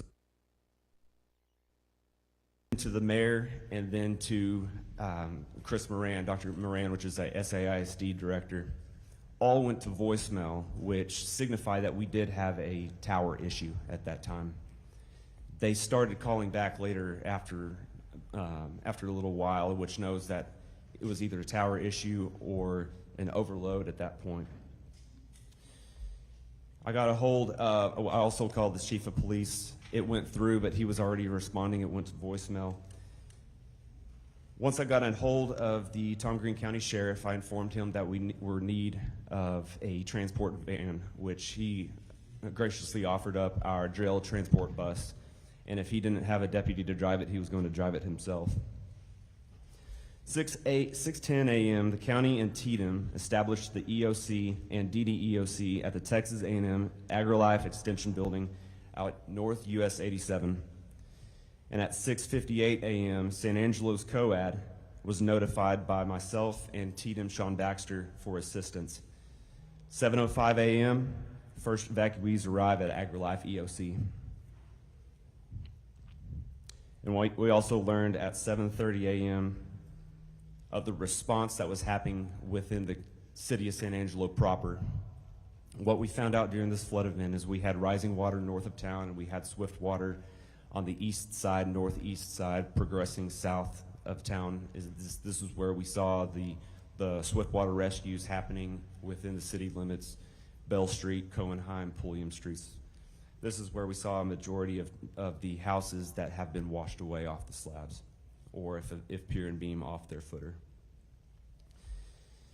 7:48 a.m., after sending a text out to the mayor, we made contact with Mayor Tom Thompson and the city manager, notifying that the EOC had been set up at Texas AgriLife. The mayor arrived at 8:23 a.m., where we discussed the communication strategies that we needed to inform the citizens of where to stay away from and what the next steps were going to be if you were in an affected area. 9:10 a.m., our DRC, the Disaster Relief Center, was set up with a unified command at Pauline Baptist Church, where we started assisting with sheltering assistance, volunteer management, donations management, and financial donations. The evacuees from the AgriLife Center were then consolidated with the unified command at Pauline Baptist Church. At 10:30 a.m., our first press conference was held, informing what has happened, what our steps were, what we've seen, and where we were going. And by 11:40 a.m., both myself and the city mayor, Tom Thompson, had signed and declared the city of San Angelo and Tom Green County as a disaster. 10:35 p.m., an aerial assessment of the affected area was performed in the DPS helicopter by myself and the mayor, and I am very gracious for the helicopter being stationed there at Mathisfield. This was a crucial part to allow for what you'll see at the last part of this day of establishing the map of the affected area. At 1 p.m., the first donations were arriving from the COAD, which helped with hotel vouchers and gift cards. Hey, Judge Carter, you're going to have to push it through. Well, I know you got it all day by the minutes, but the significance of these times presented is the fact that the recovery stage was initiated before the response stage was over within 3 hours. What our key point is that judgment doesn't come with the initial response, it comes with your recovery.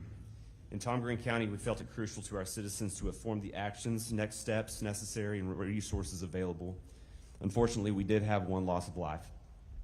We continue to keep the family in their hopes and in our thoughts and prayers, but we commend the first responders for their swift actions, because without their skills and knowledge, we could have had more loss of life. And with that, I'll leave the rest for questions we'll have some later. questions, probably. Thank you. All right, go ahead, Judge. Thank you. My name is Cherie Harden, and I'm the Mason County Judge. I do want to say thank you for the Lieutenant Governor and the Speaker for being here today, as well as the co-chairman and all of you members of the Joint Committee. Thank you for inviting us here to tell our stories. On behalf of Mason County, we do say that our hearts are broken for all of those who've lost loved ones and for all of those who have suffered incomprehensible devastation. Our thoughts and prayers continue for all. I did want to describe Mason County just a little bit. We are at the bottom of the lower Concho Valley area and the upper Hill Country area. Our county is about 400 square miles in size and roughly 4,000 in population. We do have the Llano River that runs through the southern part of the county, with an arm of being the James River, extending from the Llano River, and the San Saba River that flows across the northern part of our county. We are a small county as far as the budget goes as well, with about 700 in revenue, and 1.2 of that amount is dedicated to our road and bridge department, and that's pertinent for later on in my testimony. I also do want to state that the majority of our damage was incurred by flash flooding and not river flooding. Just to set up the emergency management situation in Mason County, the county judge serves as the emergency management coordinator, and I do have an assistant part-time EMC. I have taken all of the required ICS courses, and my assistant has completed the ICS courses up to the 300 and 400 level class, but is scheduled to take those the second week in August. We have a basic emergency management plan, and we are currently in process of converting our annexes to the ESFs, or the emergency support functions. Flash flooding and river flooding are identified in the plans as hazards for Mason County with impact on public health and safety, and property being identified as major. We assume that it is possible for a disaster to occur at any time, and we have put in place communication methods to warn the public, noting that some emergency situations occur with little or no warning. The communication platforms that Mason County currently use are the Sheriff's app, Facebook. We do have city sirens. We utilize our websites, and we do utilize Code Red, saved for imminent or level 1 threats. On July 3rd, I received a call from District Chief Baxter from Tatum Region 7, who wanted to make sure that I was aware of potential rain that could cause flash flooding due to already saturated grounds from the Memorial Day rains. Periodically throughout the evening, the Sheriff's app pushed out notifications of flash flood watches for Mason County, as National Weather Service alerts are automatically pushed out on the Sheriff's app.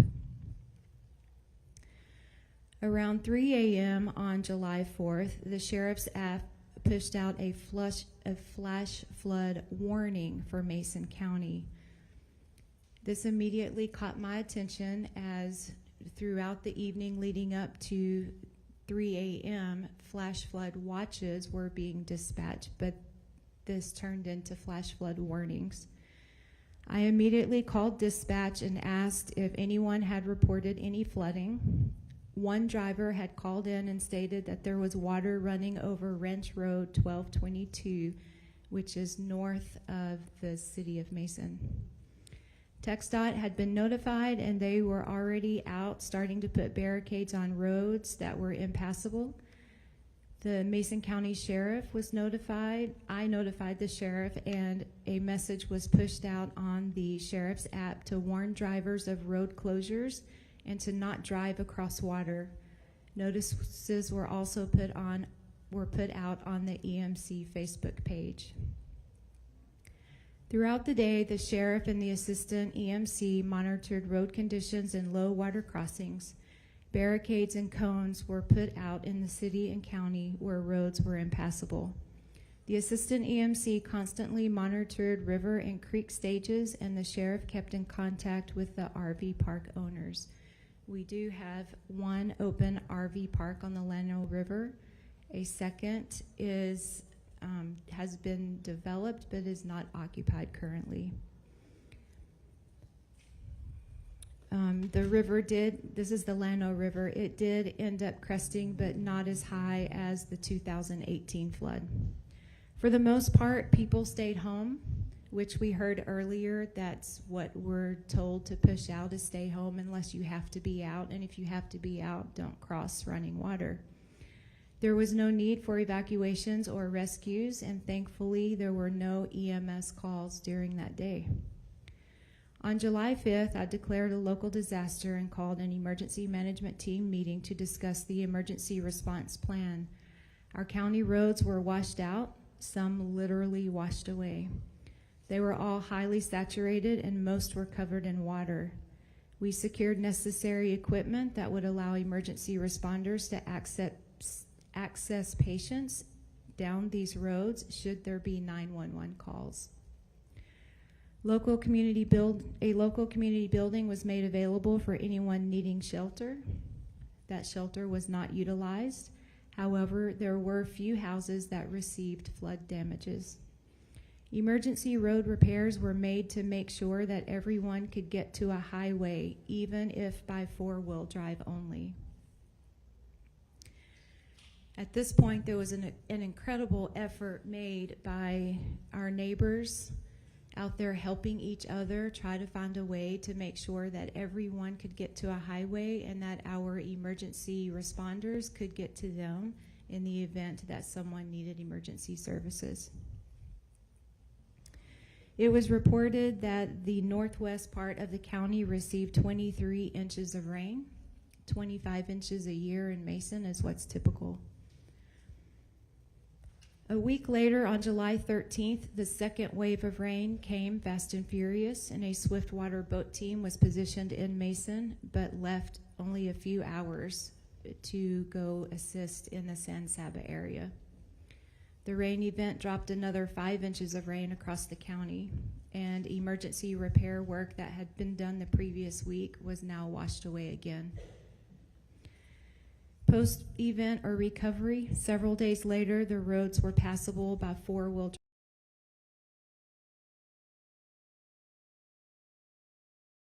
TDM dispatched multiple employees to our county, and over a week's time, we finished roads assessments.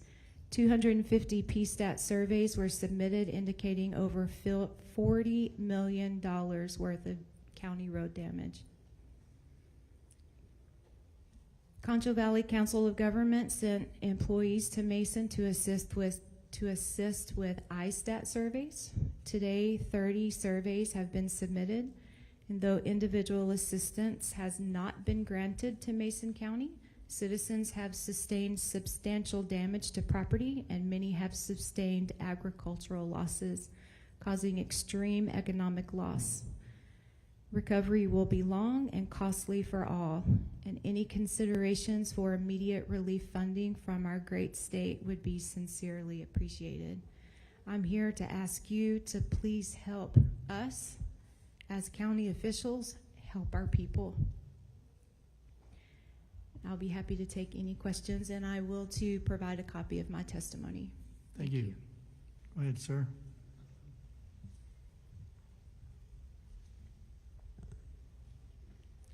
My name is Frank Trull. Pull that up close and talk loud. I talk pretty softly, so it might be a pull it little up bit really close then. little bit of a challenge. But my name is Frank Trull. I'm the McCullough County Judge. I have been since 2021. We have a little bit different situation compared to most as far as the flooding went. Thank goodness it wasn't on the higher level of things, it was on the lower level. We still had quite a bit of damage both to individual properties and to our county roads, some of our county buildings as well, such as our courthouse. The roof suffered damage, a lot of water leaks and so forth. That's kind of been undetermined yet as far as what insurance will or won't cover. I'll give a brief description of some of the actions taken in response to the flood. The morning of July 3rd, I received calls from Sean Baxter, who's the Texas Division of Emergency Management District 10 Chief, and Guy Duncan, who is the Tatum Section Chief. Baxter and Duncan advised me that forecasted weather in our area could result in up to 12 inches of rainfall throughout July the 4th. Truly thankful for those two gentlemen's briefing and feel like their attention provided several hours of prior notice before the inclement weather arrived. After speaking with Chief Baxter, I received a flood watch warning from the National Weather Service that indicated flooding could be possible in McCullough County from 1:30 that day on the 3rd through July the 4th. I sent out an emergency notice through TextMyGov. That's what we use. It's probably similar to Code Red. It's not a reverse 911, but it's a system that I can send out notices. And then beginning at 1:37 a.m. on the 4th, McCullough County Dispatch began receiving calls of stranded motorists due to the floodwaters. At 2:02 a.m., there were calls requesting emergency assistance due to some of the individuals' homes flooding. According to the National Weather Service, San Angelo at 4 a.m., the riverbank stage, and that's going to be the San Saba River, which is south of Brady, measured 5.9 feet. The bank full, just to give you an idea, is 16 feet. About 5:30 a.m., the radar indicated thunderstorms producing heavy rainfall. Across that warned area, between 1.5 and 2.5 inches of rainfall had fallen. Additional rainfall was expected of 1 to 2 inches more, and that's when the indicator for flash floodings were imminent. About an hour later, the National Weather Service San Angelo changed the forecast from minor flooding to major flooding, and the riverbank stage measured 17.6 feet. Took 2.5 hours, and the river rose 11.7 feet. About 7 a.m., I spoke with dispatch to see what the call volume was. They advised that there had only been a few calls and that 2 families or individuals had been displaced from their homes. Some of the other calls were related to the stranded motorists that I spoke about previously. I arrived at the courthouse about 8 a.m., and that's where I observed all of the water leaks throughout the courthouse.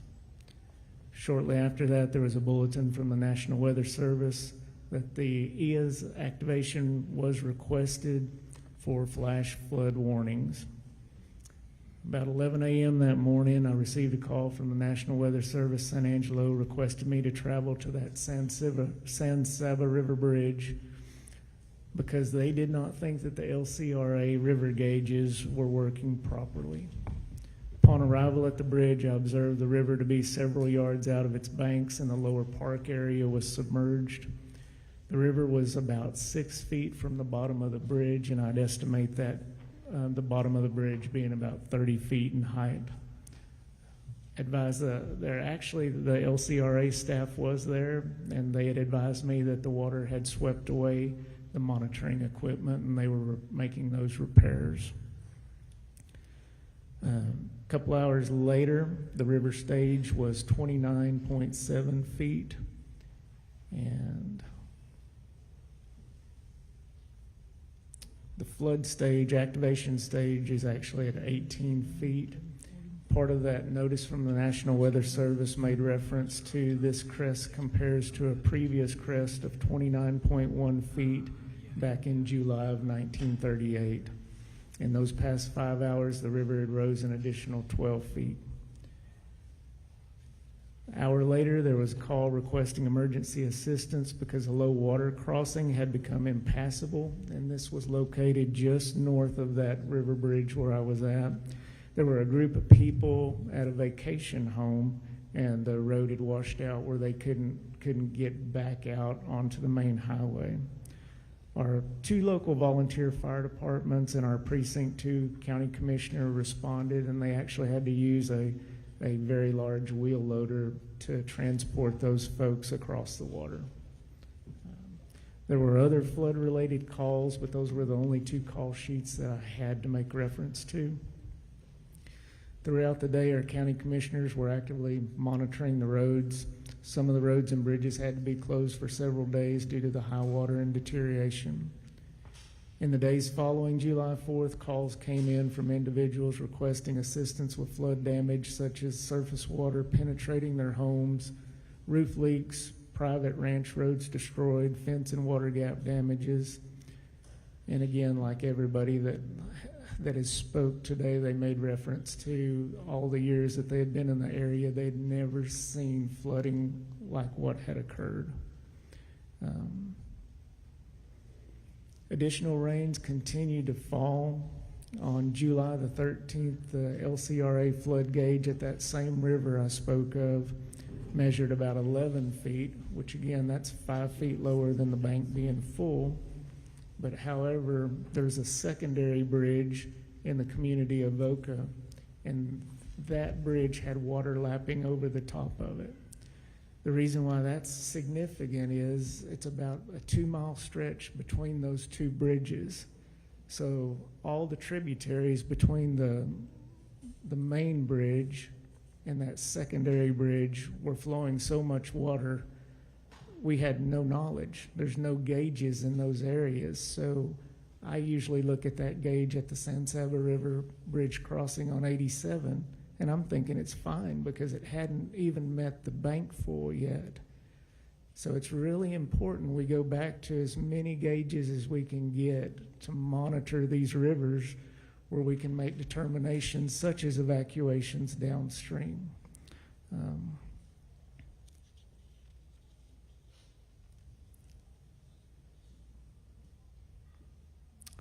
Several coordinated efforts for our local folks, for the ones that were displaced. Salvation Army, American Red Cross, our local McCullough County Resource Center. Our city manager coordinated a flood victim assistance event and helped those folks get their ISTATs done.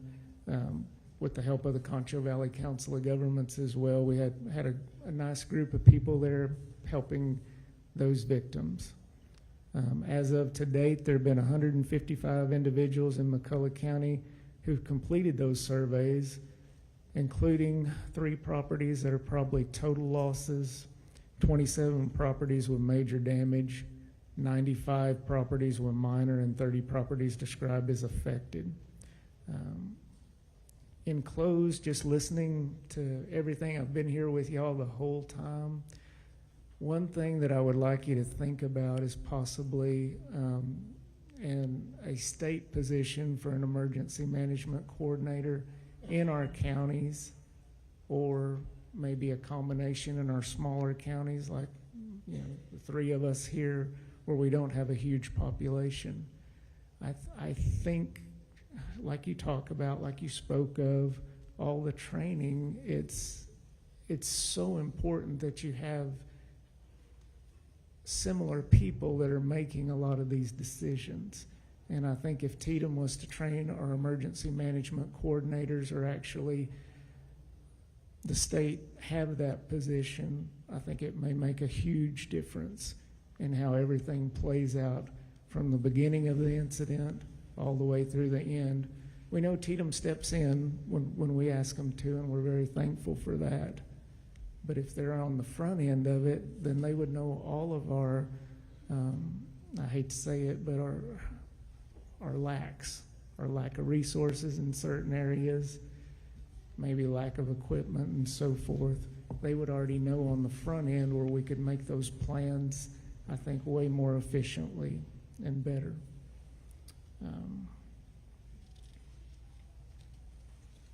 Thank you for that, sir. Appreciate it. Yes, sir. Go ahead, Judge. I've talked to you and texted you, and you taught me something. We can have a question about it, but you very strategically did evacs. You picked very clear sectors, and I thought that was, maybe it's normal, but that was very unique in my world. So anyway, you did a good job that night. So, thank you. We appreciate it. pull it up close and talk loud. All right. Can you hear me now? Yes, sir. I'm Jody Foley. I am the county judge in San Saba County. I think it's kind of interesting y'all set me next to Frank, because all the floodwater he just described left his county and came right over to my county. I'd like to start off with just saying, as been reiterated earlier, our thoughts and prayers are with those who have our friends and neighbors who are grieving, who've had loss of life throughout this disaster. We are blessed that our county did not go through that. And I know y'all have got a long day ahead of y'all, already had a long day. I will make my summary very quick. If you'd like more details this time, you are welcome to message me or question, and we'll fill that in. On July 4th, starting around 8 o'clock in the morning, we got notice that the San Saba River was on the move, starting down in Menard County, and we were getting predictions pretty quickly of how bad that could be. The end result was the river today, if you look at our gauges today, is flowing about 4.5 foot. Our flood level starts at 24 foot. And by the evening of July 4th, we had 34 foot of water coming down the river. We had one passable highway in and out of our county. All of our major highways were underwater, and bridges and road. As we did respond to that, as we said earlier, we actually did receive the privilege of a few hours to prepare. Some of that notice came from Judge Kroll personally calling me from the bridge, telling me how high the San Saba was. With that time, we were able to sit down, we were able to organize very quickly, and we sent personal bodies out and to the selected areas that we knew were most likely to be hit by the flood, and gave out recommended evacuation letters. Literally went door to door and knocked on their doors to get them out in time. We acknowledge that this had happened at 2 in the morning. If that river had flooded at the speed that the Guadalupe did, we would not have had the privilege to make those efforts, but thankfully we did. As that subsided, about a week later, as our things began to recover and do clean out, it began to rain again. And on the morning of Sunday of July 13th, we got new notices, and we had our second 70-year flood in 1 week. We were hit with 31.5 foot of a rise on Sunday the 13th. So we experienced a lot through that. Like I said, we had a lot of time to respond.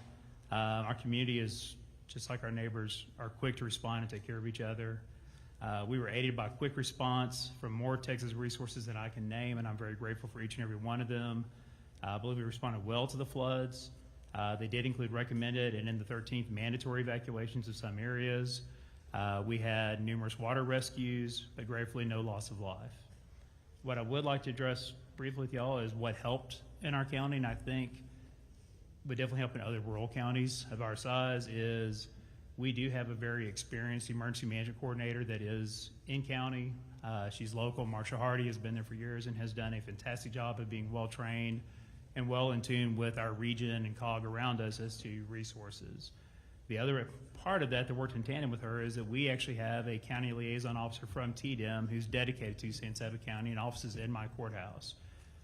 Thankfully, he's also born and raised San Saba. He knows the area very well, and Wyatt Deans is his name. He did a fantastic job.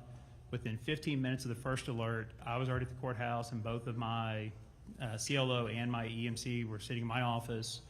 We had an EOC set up in our commissioner's courtroom within the hour, and before lunch, we already had an evacuation center ready, and we had the notices going out to the public. Having those two people having a TDM that could pull down the state and federal resources in as quickly as they were there within. We had some people ready to go before the flood completely even hit us. They were in so quickly.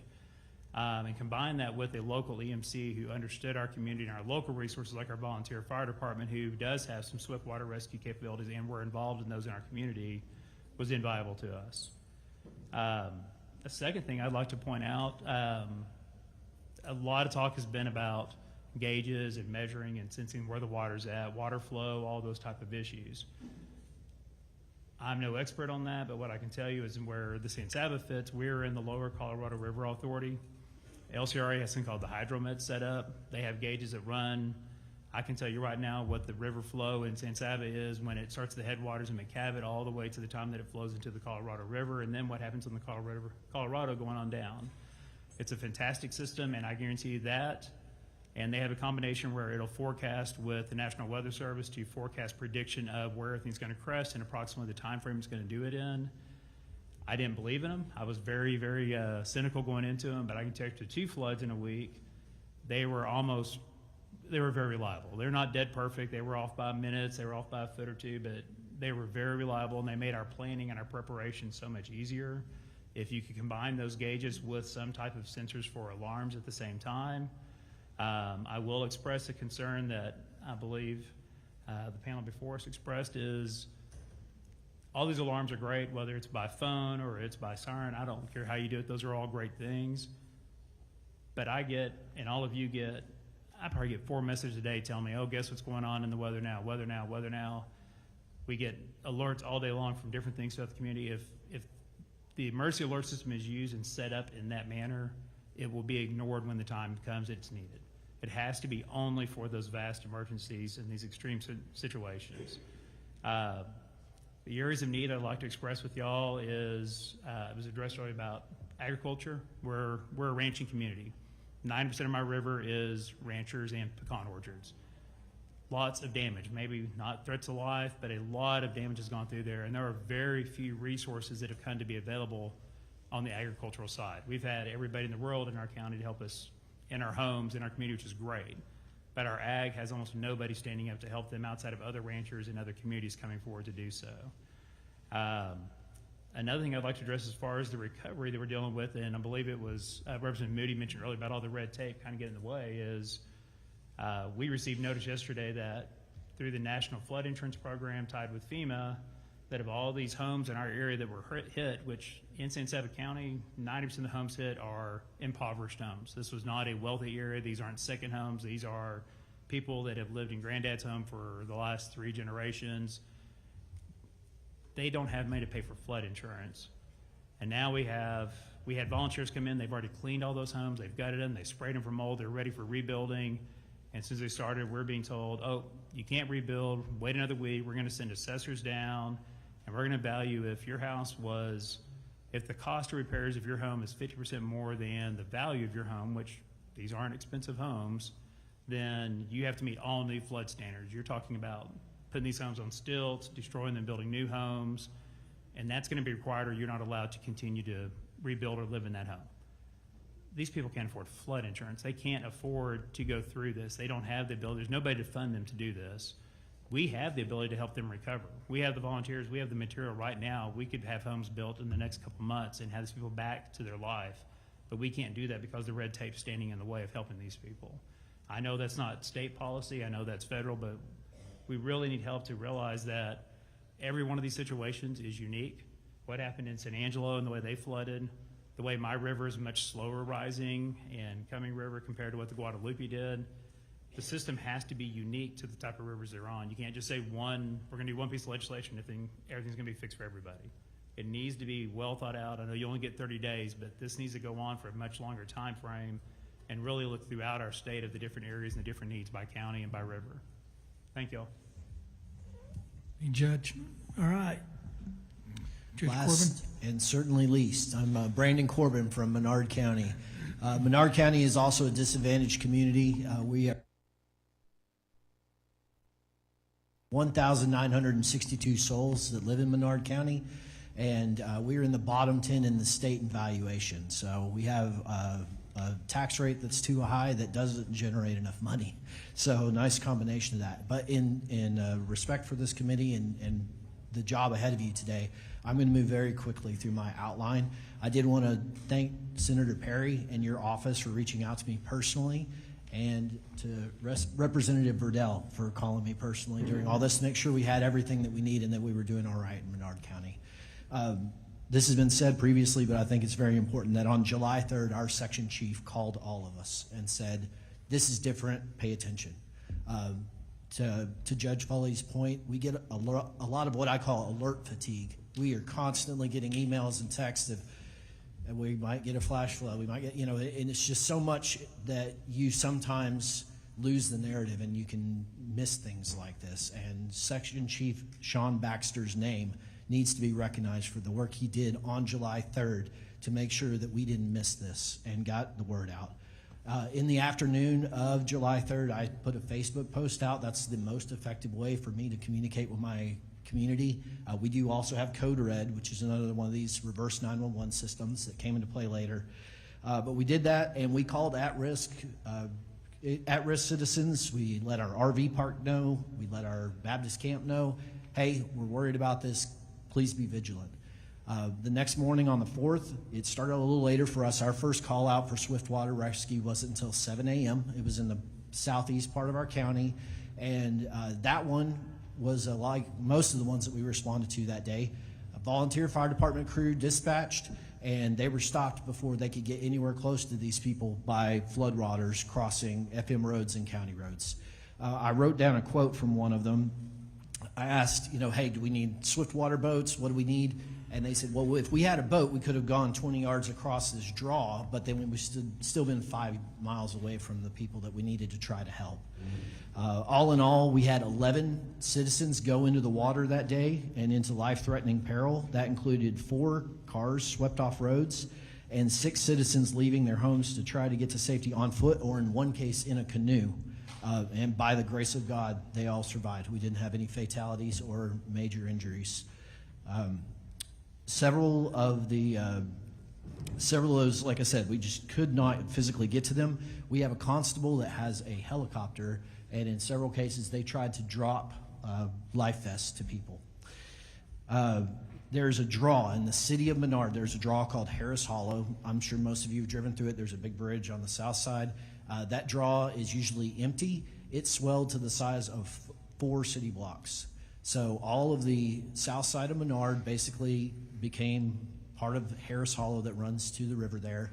It wasn't like my peers to where the river came up in this case. It was coming down straight on top of us. So we had over 8 inches in about 2.5 hours.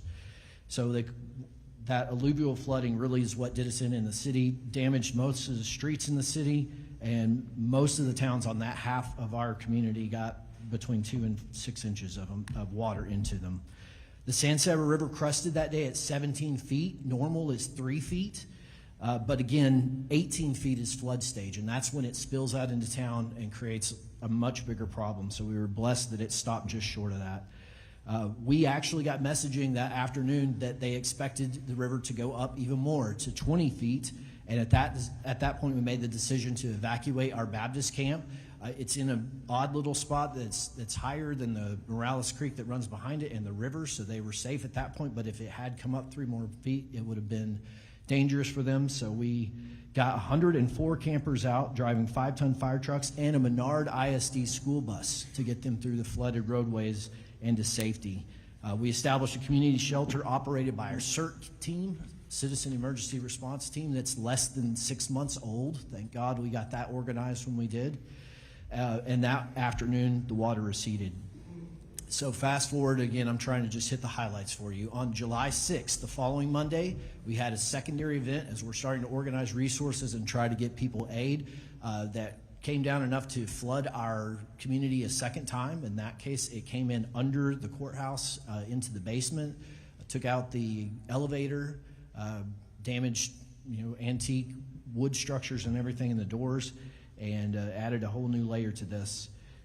I'm not going to talk much about roads, but virtually every road in Menard County has major damage, and we've had great mutual aid from TxDOT. They've sent crews out to help us blade those roads. We can't fully repair them yet, but we can make it to where emergency responders are able to get to our citizens if something did come up. By July 7th, we started to get regional support. You've heard the Concho Valley Council of Governments. They were huge in all this. The Concho Valley Community Action Agency was also huge in getting aid to my citizens.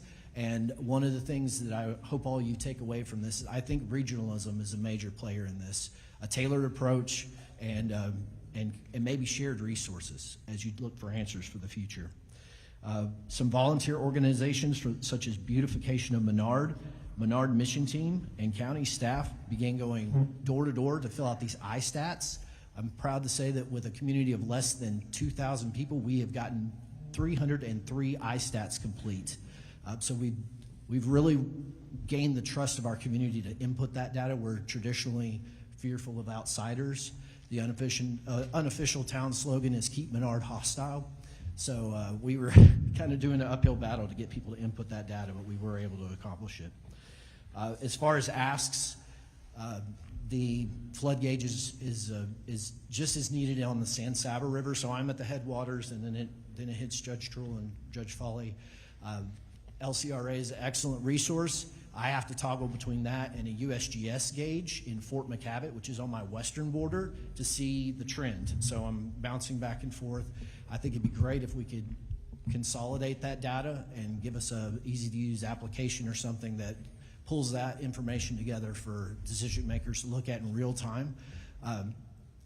As simple as additional gauges, I wrote down some specific ones. If you look at those flood maps, Rocky Creek, Los Morris, Elm Creek, and then the floodplain of the headwaters of the San Saba is mostly in Schleicher County. There's about 30 square miles out there, so some of those are usually dry draws, but if it had an alert, that would be very helpful and ensure that we help people get out of the way when these things come down. I think we benefit from new floodplain mapping as well. It's been decades since we had accurate floodplain maps. There's been talk of a project, and it's kind of started and stopped. And one other quick thing, ISTAT has excellent methodology to gather all that information. I discovered this week there's a button basically, or a checkbox that says I need help or I need resources, and that doesn't go anywhere right now. So if there was a way to that could send me a red flag or something that we could then allocate resources and make sure those people get the help they ask for, that'd be great. Thank you. Thank you, guys. I think there's a few questions. Mr. Verdell. Thank you, Chairman King. Appreciate it. It's a small world, and it's weird how we cross paths. Judge Corbin, I lived in your county near the river for 3 years. Judge Foley, I actually lived in your county for 2 years at Haverlaw Ranch. Judge Trull, you were my next door neighbor for 3 years. Judge Hardin, we go to church, and Judge Carter, I went to college at ASU, so I lived in San Angelo also. So it's kind of weird, small world. But I have a couple questions that I think are important for people to know. Judge Hardin, we talked about this before. FEMA, how much did you mention that we have in damage right now in Mason County? 40 million. You said 40? Is that 40. And then one of the things that was brought up was FEMA only reimburses, so we have to come up with those funds, and they only reimburse 75%, if I remember the number correctly. Where do those funds for our counties, where are they going to come from before FEMA reimburses? Well, that's a great question. Thank you. That's what we're struggling with right now to figure out. And we are, I'm just being very candid. I'm here pleading for financial help to get us started in the emergency road repairs. I mentioned earlier that our road and bridge budget is $1.2 million. It's staggering to think that we have $40 million worth of road damage that half of our population depend on. By state statute, county government's responsible for county roads, and half of our population depend on those county roads. And so it's a very tall task that the Commissioner's Court and our Road and Bridge Department is trying to figure out. We will apply for grants. This doesn't help with money right now, but several months ago, with the guidance of TDM, we have applied to FEMA to renew our hazardous mitigation plan. And that's a process, but I'm expecting, quite honestly, thinking positive, that we'll be approved for that, which will open the door for grant funding to help us mitigate our county roads and especially the roads that are prone to flooding. Several of our roads sustained flooding in 2018, and I'm not trying to throw anyone under the bus or anything, but we did qualify for FEMA reimbursement public assistance back in 2018, and we are still waiting for some of that funding. So when we do figure out how to start repairing and rebuilding these roads, we will submit for reimbursement so that we can just keep that money going. We will obviously have to apply for extensions. We went through our debriefing yesterday, the applicant debriefing, and we're expected to have these repairs done within 18 months. It's 300 miles of granite gravel road. I don't have the answers, but I am here asking for help in finding those answers and for some relief funding to get us started in the project. Thank you, appreciate that. Just for not comparison, but an idea of how much rainfall y'all received in your counties. I know Kerr, I think they said 14 inches during that first day or so. How many inches of rain did y'all get in each of your counties? I'm at 32 inches year to date. Our average is 22 per year. Thank you. Yeah, we're in the same ballpark. I think we had reports of anywhere from 8 inches of one side of the county to over 20 inches just on the night of the 4th, and then repeated on the 13th. Yes, sir. If I could remind the panel, we're kind of jumping back and forth, just say your name before you talk for the live feed. Thank you. Frank Trull, and I believe it was about 19 to 20 inches, some more, some less throughout the county. The northwest part of our county sustained the most, right at between 30 and 33 inches in that part of the county. Our yearly average is 25 inches. Lane Carter, we had our annual allocation that night of 14. Copy, thank you. Just got two more questions left. One is for Judge Trull, and it may apply to y'all also.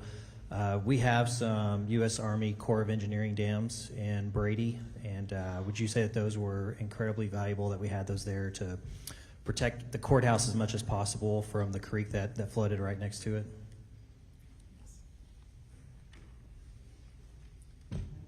And that's roughly how I was going to start my conversation today. Back in that 1938, when the flood happened then, they built roughly 30 of those flood control structures. The USDA and Soil Water Conservation Districts were the ones that were in charge of doing that, in combination with the Brady Lake, the dam across there, and that's what prevents a lot of that water from coming down throughout the town as well. It's safe to say that we could have other areas that could benefit from those also in Texas, especially in this region. Last question, which applies to all of y'all. I know that y'all have had to deal with this, and we've talked about this on ISTAT. Was it hard to get participation in ISTAT? And do you believe that there's still people that haven't participated, that there may still be more expenses we don't know about? Frank Drill, we assisted a lot of the folks, and like I say, we had 155 out of a total population of 7,500 people. But when you look on the map, you can tell exactly where those waters, the flood waters, had gone. So it kind of makes sense when you look at the map. There could be more out there that just, for whatever reason, they didn't want to answer the survey questions and so forth. But I thought it was well received. I thought it was easy enough. I only had a few people come to my office that just wanted somebody that they knew to help them fill it out. So, but the Concho Valley Council of Governments, they came when we had the Tractor Supply event set up, and they did a lot there. Then they also came back a few days later and set up at the courthouse and helped. They also went door to door trying to get people to help, but a lot of people, I think, were just skeptical of people coming to knocking on their door. Yeah. All right. Last thing, just thank y'all for y'all's leadership during this time. I appreciate y'all being here, and thank y'all very much. Senator Blanco. Thank you, Mr. Chairman. Thank you all for your testimony. Heard your testimony about your EMCs setting up shop quickly. My question is, as county judges, you all select your EMCs. What criteria or guidelines do you all utilize in selecting your emergency management coordinators? Do you have challenges finding individuals that qualify? And would it be helpful for TDEM to formalize guidelines for selecting EMCs?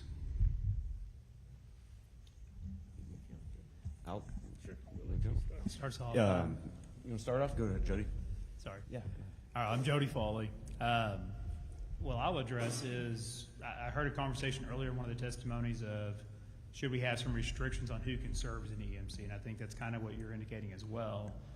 A big concern for me in a county our size is when we put those kind of restrictions and guidelines, we make it impossible for us to hire somebody. We need to be able to hire people who are local and then train them into the position. Now, I am very lucky in that when I came in 2023, I had a very experienced EMC that had been there for about 15, 16 years before me.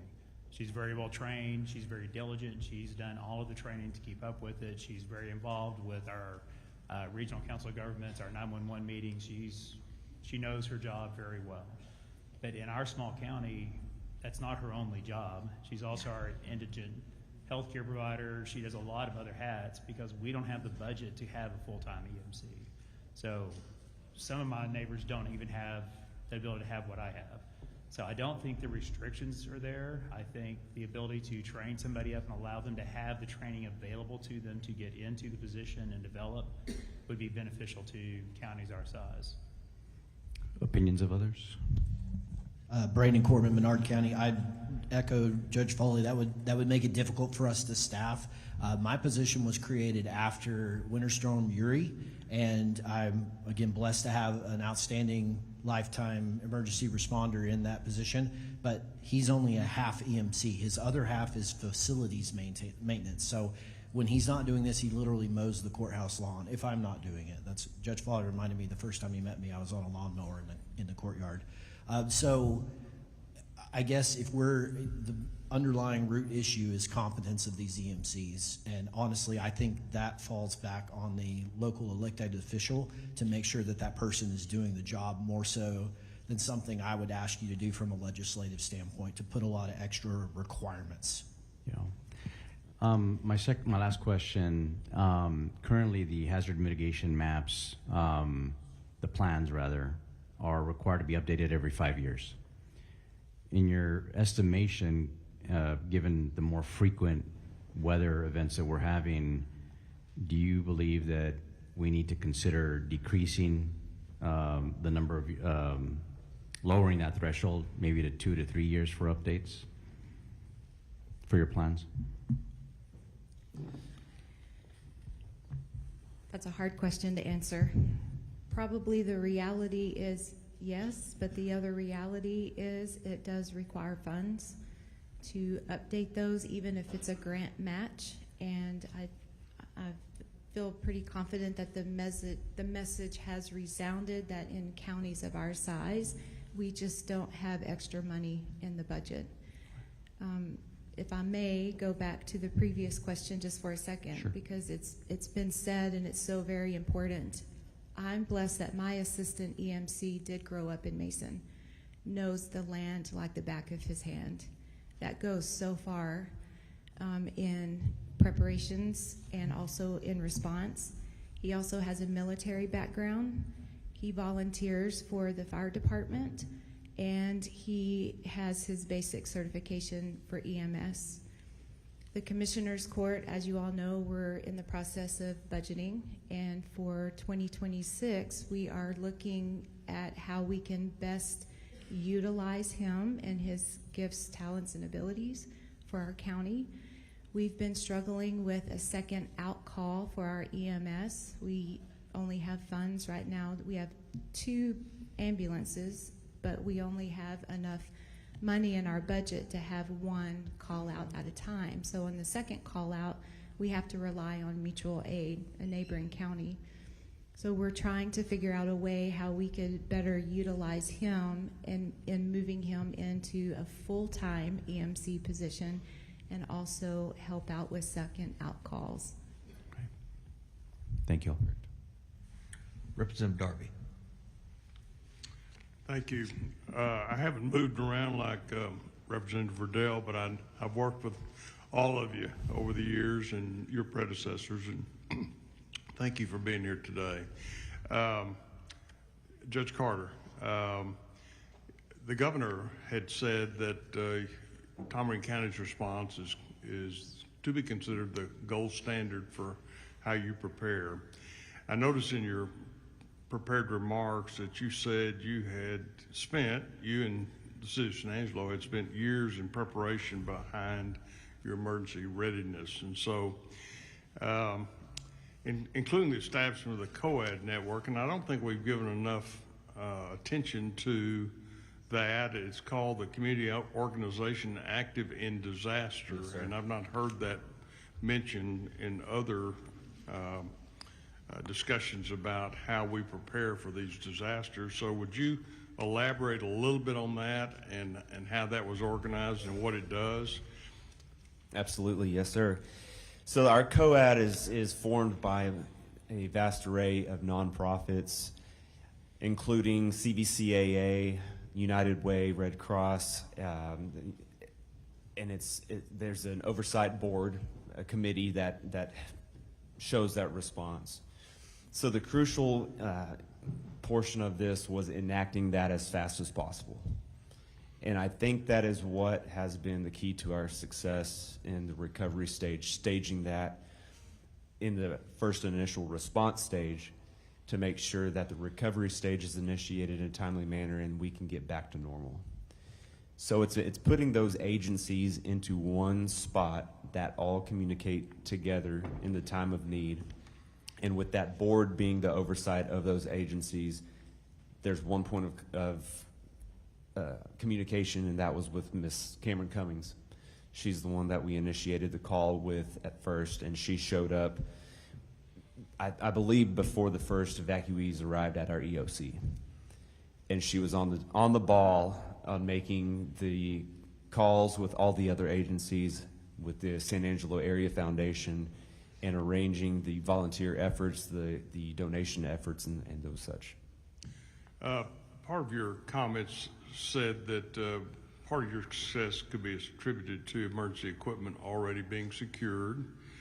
And as we learned in San Angelo, you had already contracted for disaster debris removal. Talk a little bit about that. I mean, I think the key to all this is preparation, having a plan in place, preparation for that plan, and then the execution of the plan. We've seen a lot of this break down in this recent disaster, but talk a little bit about your efforts to pre-position your county in response to a potential disaster. Yes, sir. Once again, Lane Carter, Judge of Tom Green County. having those agreements in place really expedited that process to where we could get in contact with those agencies and those the disaster cleanup agencies, the companies that come in to make sure that the debris is not just sitting on the side of the road for weeks on end. We initiated that with the county and the city of San Angelo the day of. In a few hours into that, having those agreements in place is a very crucial point for the expedition of your recovery. The communication between those and making sure everything's up to date, having it, whether it's being ran through the city council or run through the commissioner's court, it's absolutely the key role to the success of the recovery rate. We'll point out that TDM had stationed a swiftwater rescue team in San Angelo on July 3rd. Yes. The day before. So there was warning. There was warning. Events were coming. Yes. I mean, communities were warned. And so the idea that this totally came out of the blue and was completely unexpected is just doesn't wash with me. Our swiftwater rescue boat team from TDM was placed initially as a response that they were going to be dispatched and deployed to our southern counties. And then I believe that boat team was then dispatched, we found out later, to Kerr County in those relief efforts. That's when I have to give a huge shout out thanks to the Texas Parks and Wildlife and their boat teams. They came in, filled the gaps along with DPS, working with San Angelo Police Department, our Sheriff's Office, our volunteer fire departments, our San Angelo Fire Department, and making sure that those boat teams were in the areas needed to recover those individuals that were standing on roofs, hanging in trees, getting them to rescue. For the benefit of the committee and the people gathered, I would just use your words. Proactive investment in disaster readiness saves lives and speeds recovery. And I think that should be a marching order for all of us. But with regard to the other committee members, what are some of the barriers residents and first responders are facing in your communities regarding assessing medical and mental health care services in your county? I'd like to hear. We've got a panel later on talking about mental health, but while I got you here, let's talk about that. I can start that. I'm Brandon Corbin again, Menard County Judge. Mental health is top of mind right now, especially as a lot of these first responders come home. A lot of the people that have been here dealing with this tragedy in Kerrville. And I was very proud of our Rural Health Network. They set up a first responder support event last week and had counselors on hand, had just kind of a event there to coordinate all the options that are available to help these people. You have to have trust in someone in order to share your trauma and to begin your recovery process. And that's a big part of it. So having someone there that can advocate for them and say, hey, this doctor is legit, and they're not somebody that you go to church with and that you're going to then share your darkest secret. But we're also dealing with what I would call survivor guilt. I cannot tell you how many times I saw people absolutely redlined who'd been up for, we went, I'd say 10 days on absolutely high alert with these 3 events that we were in. And people felt guilty, feeling bad because we're not Kerrville and we're not dealing with the horrors that were happening here in the recovery process. And I think we have to help people get past that and actually, acknowledge that they're going to need some help getting past this as well. Anyone else?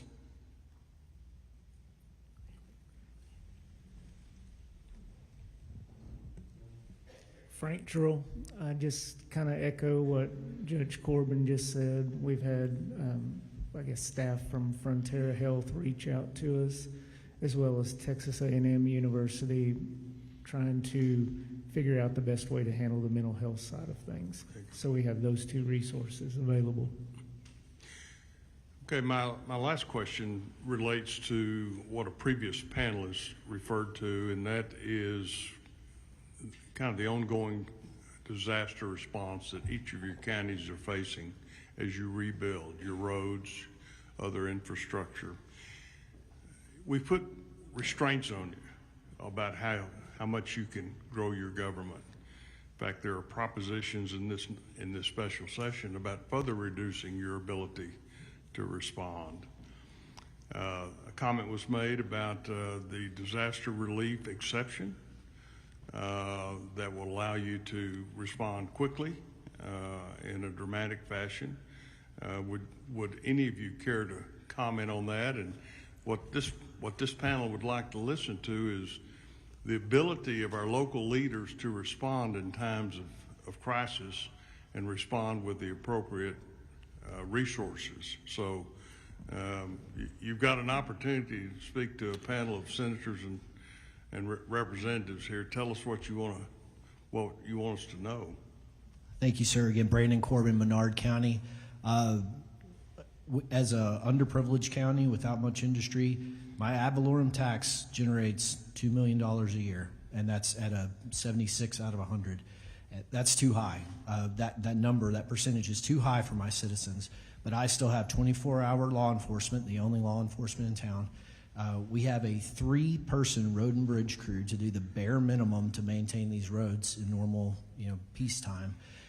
Veteran services, the normal clerk services, tax assessor, the 3 courts, and it is extremely difficult to scrape together enough funding to just execute our basic level operations. So to your question about the emergency rate, I don't ever want to have to do that to my citizens, but if forced into a corner, that's our only option. That's the only thing we control. And with the size of the state surplus, it is concerning that we would be forced to that option without getting some kind of state aid or some kind of exception to help us out of this. And Jody Foley, Santa County. I'm going to echo that. We're slightly more fortunate than our neighbors as far as our budget, but not drastically. Yeah, our budget's full. We don't have a large reserve. We don't have the ability to build that because we do our best to keep lowering our taxes for our community. The idea of dropping an extra 8% on them this year and ask them to repay for all the damages that have happened is a little painful. They really can't afford that right now. We're not a wealthy community by any stretch.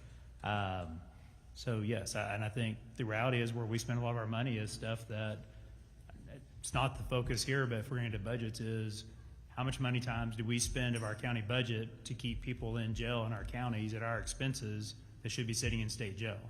How many people do we sit in based on certain regulations? Some of even the new ICE legislation that went into place is going to involve us holding people in our county while we wait for ICE determinations. That costs our budget money that could be going towards roads. It could go towards assistance with our families or at least reducing our taxes.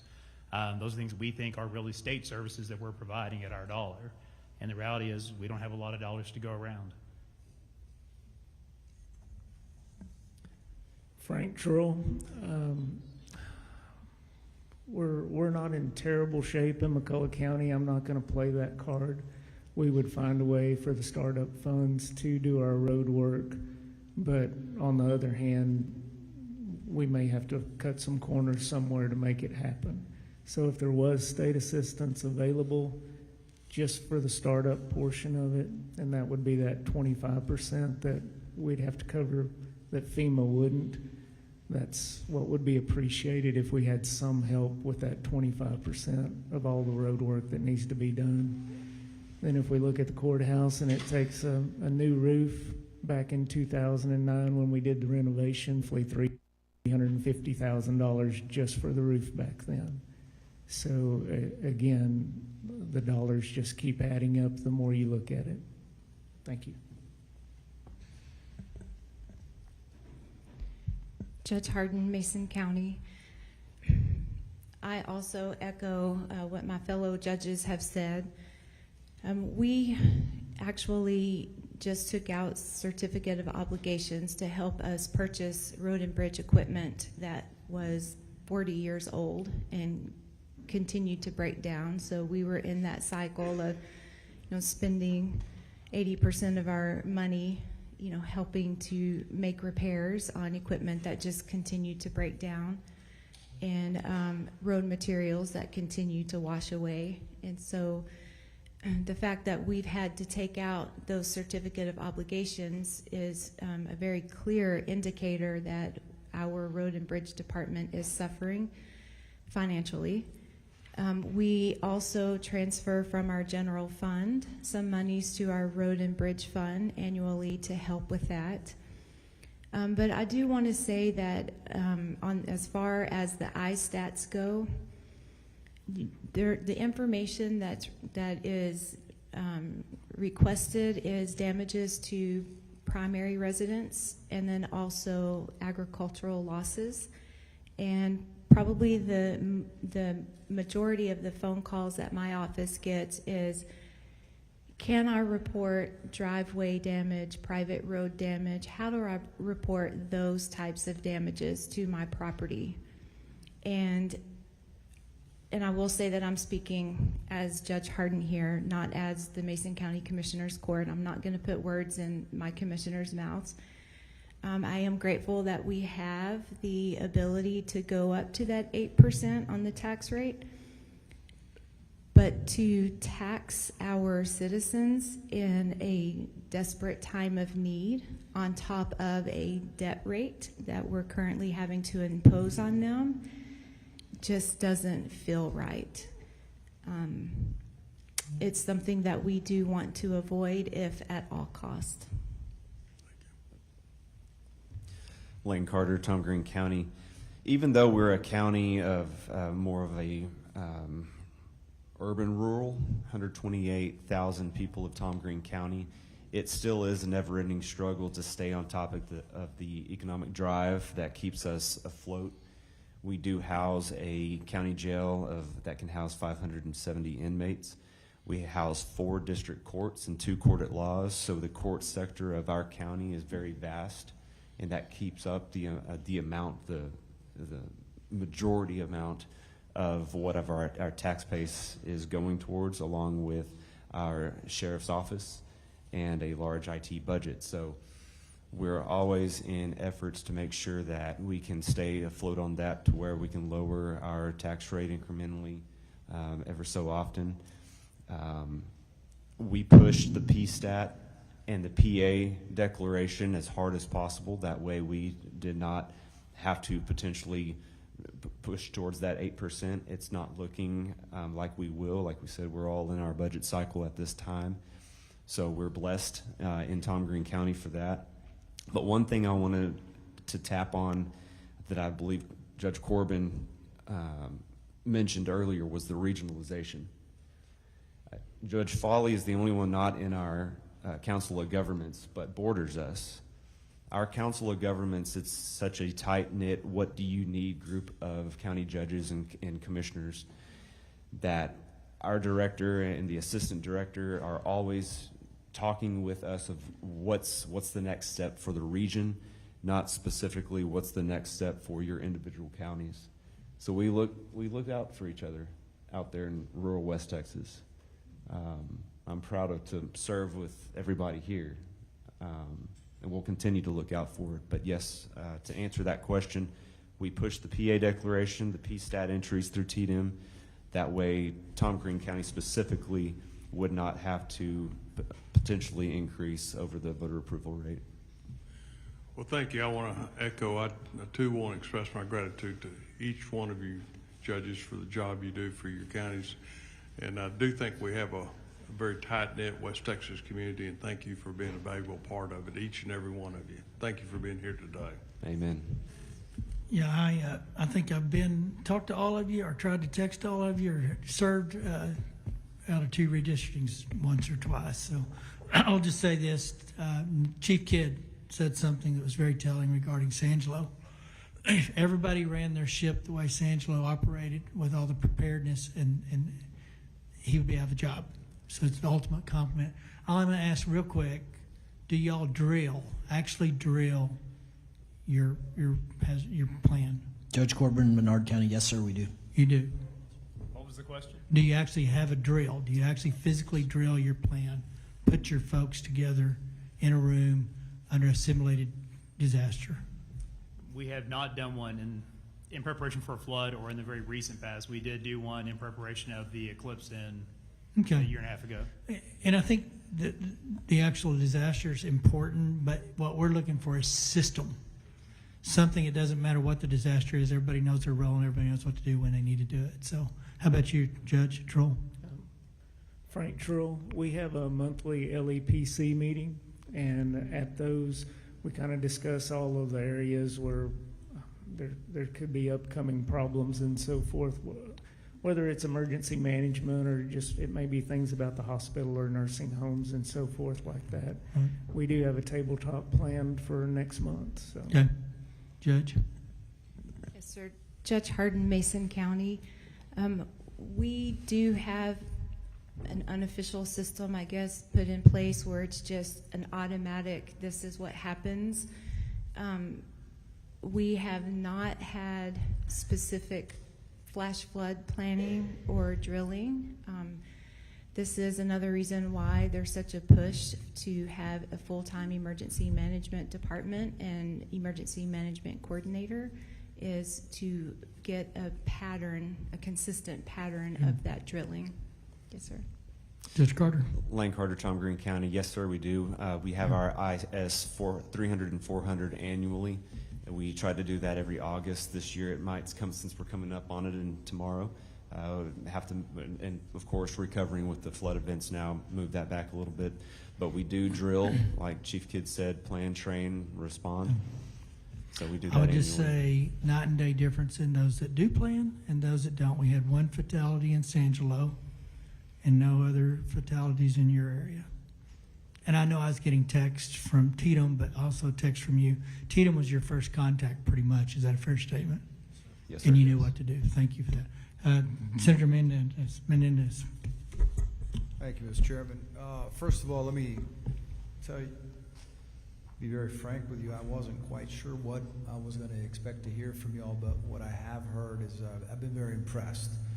I'm particularly impressed with the concern with your taxpayers and your candor in terms of your financial situation. And one of the things is, I think you've been here all morning, correct? So you heard earlier this morning when the emergency was going on, and it seemed like the people or the person that could call the evacuation, it was impossible to get a hold of them.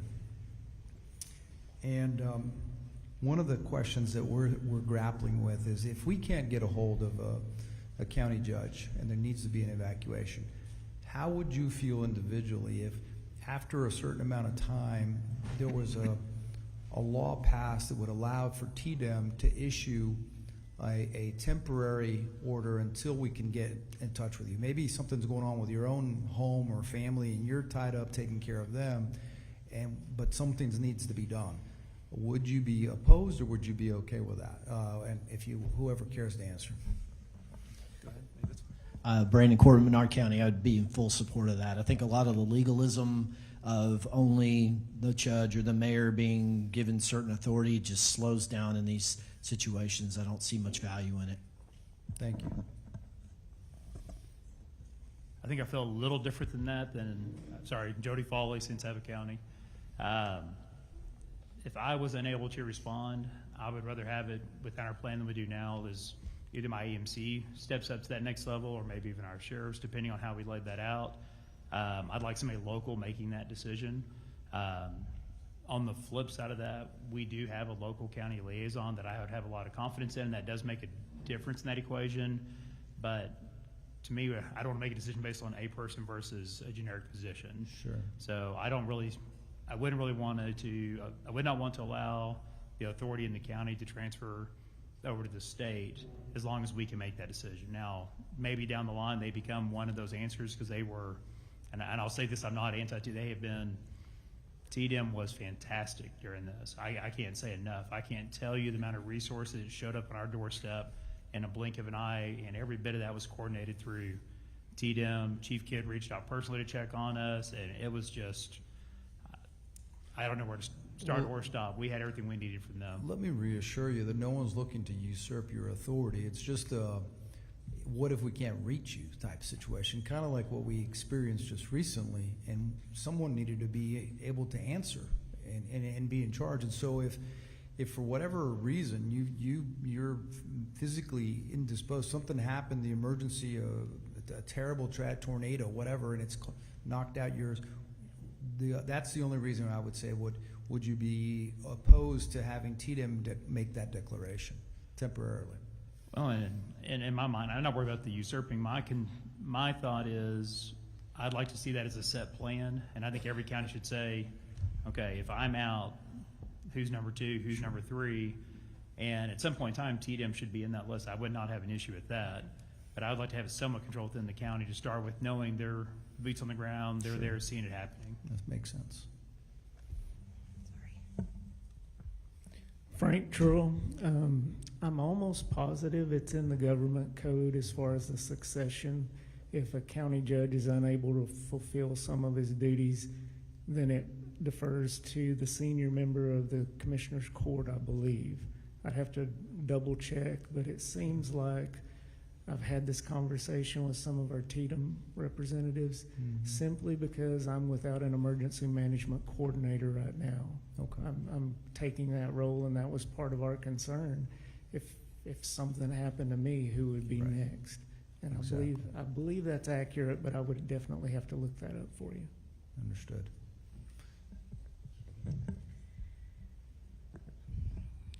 I have to be honest here. When I received a call from Senator Perry and Representative Verdell, both, I was not in Mason County as the emergency management coordinator. I was actually in San Angelo for what used to be called the Pops Concert for the July 4th celebration that happens on the evening of July 3rd. Sure. Understandable. Mm-hmm. Before leaving, however, to go to San Angelo, I made sure that my assistant EMC knew that I was going to be out of the county for an extended period of time, and also our sheriff. In a small community such as ours and these, you just form those tight-knit relationships and you work so well together. It's almost second nature. You read each other, you know each other. And so I had full confidence in my assistant EMC and obviously the Mason County Sheriff's Department that should the flood watch turn into a warning, they would be completely capable of executing our plan.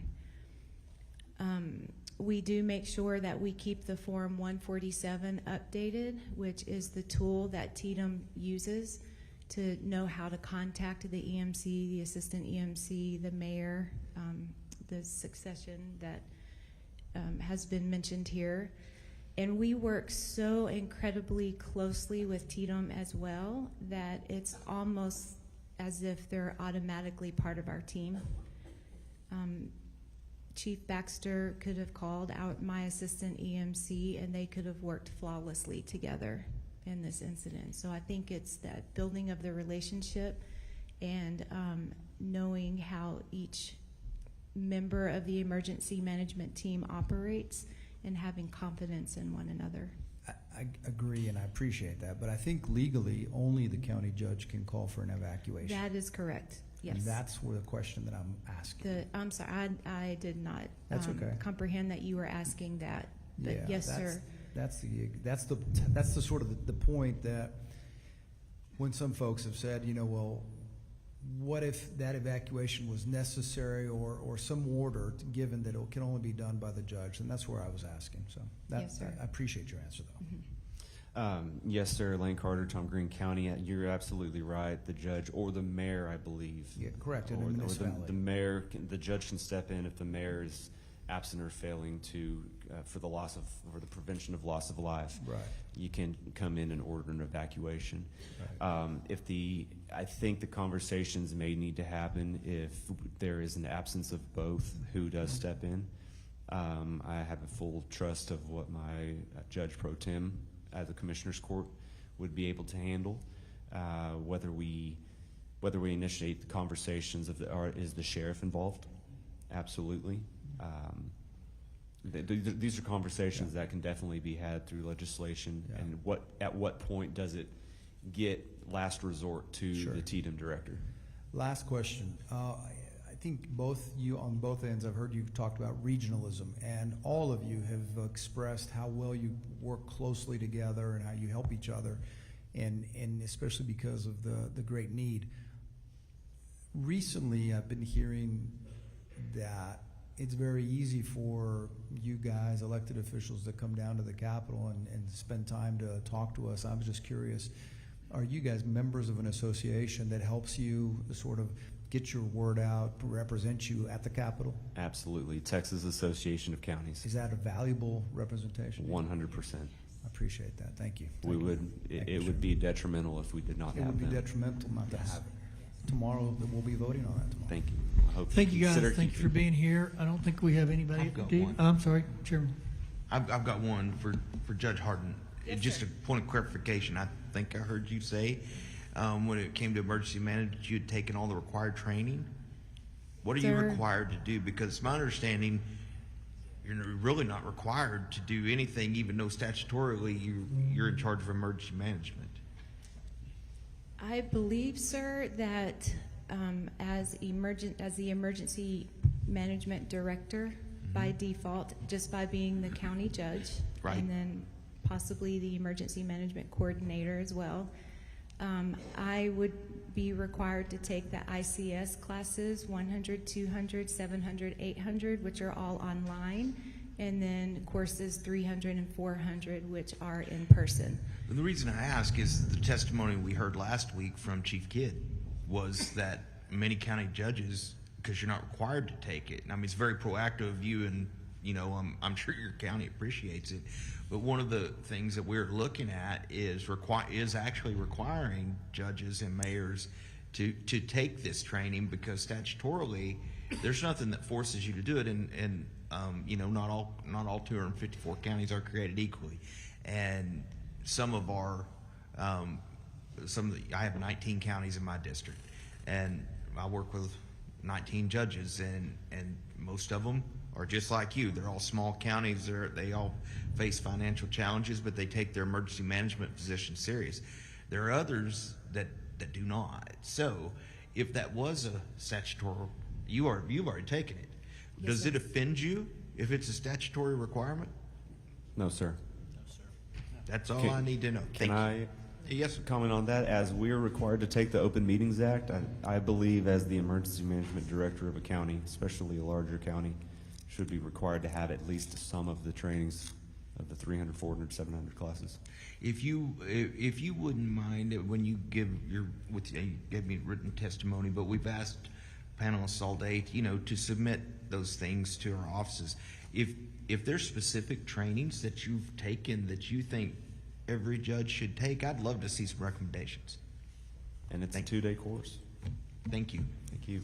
All right, anybody else? Thank you guys for being here. Thank Thank you. you for hanging in there with us, and good testimony and good county judges.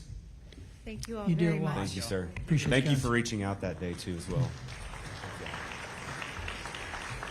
All right, we're going to go back to 8, public panel. Eric S. Cooper, Jacob Torres, Mike Richards, Janice Riley,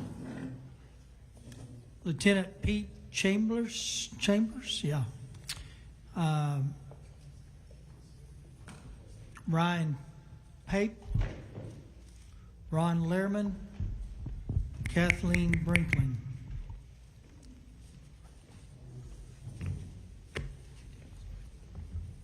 I'm going to.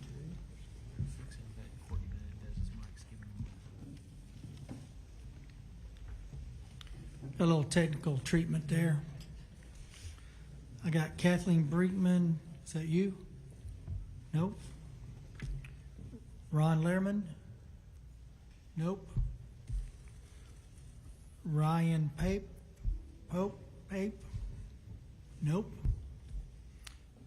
Pete Chambers. Okay, got Pete Chambers. Janice Riley. Got Janice Riley. Mike Richards.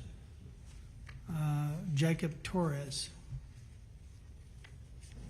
Last call. Eric Cooper. Yes. That's you. Okay, give me 2 more. I need to work here. Okay. Chair calls Mike Hughes. Tom I believe it's Joser, but it might be in, yes, sir, Moser. Your M and your N and your J, but there is no J, so. Barbara Ferguson and Betty Murphy.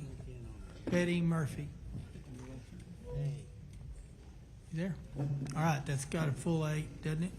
Does it not? Give me another one. Kelly Rabone. Kelly Rabone. Come on back up. You're the next contestant. These were not here, so. All right, let's start on the right. Give us your name. Got 3 minutes, and let's move down the line, and we'll have questions for all of you at the end. Thank you, Chair, committee members. My name is Eric Cooper. I lead the San Antonio and the San Angelo food banks. We serve 29 counties. There's 20 food banks that serve all 254. Of the 29 counties we serve, 15 of those counties were impacted by flooding. We fight the daily disaster of poverty, but when a natural disaster or man-made disaster occurs, we respond to that too. When neighbors are hurting and are in crisis, words can often be inadequate. Food expresses love and nourishment. Many of our food pantries were going to be closed the weekend of July 4th, so we preloaded and stocked them for their following week's distributions. But at the onset of the disaster, we received calls from our churches, from our local VOAD and the COAD, making deliveries into the DRCs in San Angelo and to our nonprofits in the impacted areas. I want to thank all of our food pantries, those nonprofits, schools, churches, for all taking action, especially those connected to the VOAD and the COAD, and the role of the Salvation Army here in Kerrville. The countless volunteers, all that helped with our call center helpline, responding to requests for water and meals. Many of those volunteers packed care boxes, and since July 4th, we distributed about $2 million in food. I also wanted to thank all those that donated, the individuals, the churches, the companies, especially HEB, USAA, and Valero, Feeding Texas and Feeding America. You all should know your state agencies responded quickly. I personally got a text from Nim Kidd and the TDM team, Deputy Commissioner Lena Wilson with the Texas Department of Agriculture and the Health and Human Services Commission. I want to thank you all and the governor for allowing SNAP benefits to be used at restaurants. Those people who lost their homes were able to get meals. Donations management is always a challenge in disasters, ensuring the right items are donated in the appropriate quantities at the right time. It's critical to have the right equipment and the storage to ensure food safety. Food safety never is not a priority. In times of disaster, you need to be extreme.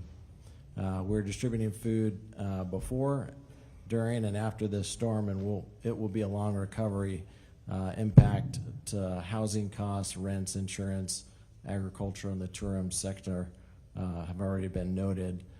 Y'all are invited to come out to our upcoming distributions. There's lots in all of these counties. Last Saturday in San Angelo, there was about 650 families served at San Angelo Stadium. This Saturday, we'll be giving out the cleaning supplies from the COAD. But please ensure these communities get adequate support for the weeks, months, and years ahead. Thank you. Mr. Moser. State your name. You got 3 minutes. My name is Mike Hughes. Mr. Chairman, Chairman King, Chairman Perry, members of the Select Committee, thank you very much for coming to our community and hearing us. I watched a hearing held a few days ago in Austin. I think it was 11 hours. Is that right? 12. I changed my arithmetic. Okay. Rightfully, attention is being drawn to emergency response, adequacy of flood warning systems, the property damage, and the terrible loss of life, property that we've suffered here. However, I don't recall, and I'm really surprised, that any attention has been paid to what I believe is the single most important thing we should be considering as a solution, flood control. If you don't remember anything else I say, please hear this. We cannot control how much it rains, but once that rain hits the ground, we can control partially what it does. We need to build flood retention dams on the upper reaches of the Guadalupe River watershed. I have a background in civil engineering. I grew up in East Tennessee where the floods were frequent. The Tennessee Valley Authority came along and built dams, and they were no longer a big issue. Those dams acted as a flood control preventive. To explain what a retention dam does, and that's what we need to have, visualize taking an ice chest, an empty ice chest, out into your driveway, opening up the little drain hole on the side of it, and putting in a couple of inches of water. Water will run out the drain hole. Imagine dumping a big bucket of water into that ice chest. There's still only one place for it to go, and that's out that drain hole, and it restricts the flow. That's exactly what a retention dam does. No matter how many buckets of water you pour into that ice chest, as long as the rate is constant, that much water is allowed to pass through. Other than during periods of heavy rainfall, the reservoir behind these dams remains dry. This is not a dam that impounds water permanently. Normal stream flow passes through a relatively large opening at the base of the dam. When excessive rain falls, the water level upstream of the dam starts to build up behind the dam and then is eventually released through that same opening at a controlled rate. I prepared a short paper on this, and If you'll get copies. Yeah, if you'll get copies for the committee. I have copies to distribute. Awesome. That's good. And I appreciate your time and your testimony. Thank you very much, Thank you for Mr. being Chairman. here. And it is a valid concept. We are going to look into it. That's not something you do in 30 days. Initial is, we've tried it, but area didn't work well for it. But we will go back to that and have that conversation. Over there on the table. Go ahead, ma'am. Appreciate it. Good afternoon. Janice Riley, Center Point resident and volunteer coordinator with Somebody Cares. On July 4th in the morning, our power started to flicker in and out, so my husband and I decided to run down into Center Point and fill up our gas cans. Both ways were covered in water. Center Point, there was already a vehicle stuck in the water across the roadway, and east on 27 going into Comfort, it was already starting to come across. My husband said, "This is stupid, we're going back, because if we try and go, we're going to get stranded in Comfort." So we got back and just waited it out. That day I started contacting Crisis Response International in Virginia, who I am certified with for crisis response, saying, "This is what's going on, are you coming?" They responded, left from Virginia on Sunday, got here on Monday, connected with Hunt Fire Department, and we've been deployed in Bumblebee Hills ever since, working in there. And they left on Saturday the 18th after working with multiple other disaster relief organizations to get the entire community mucked out, and we're now rebuilding. So we have several homes that are already up drywall, and we're getting painting and moving towards getting them back in their homes. I mean, they've already been traumatized, and one of the key things now is to get them back in their homes. We have an individual who is a World War II veteran, 98 years old, who's been displaced out of his home, and he's been told he's in the flood relief area, floodplain, and now we can't rebuild until he gets permission, permit, something to say, okay, yeah, you're now permitted to rebuild. And he's been in this home for years. So I'm just standing up for World War II vets saying, can we please get this guy back in his house? and what do we need to do to make that happen? My second point is, in case of a disaster, I've been working with bunches of disaster relief organizations for the last 3 weeks.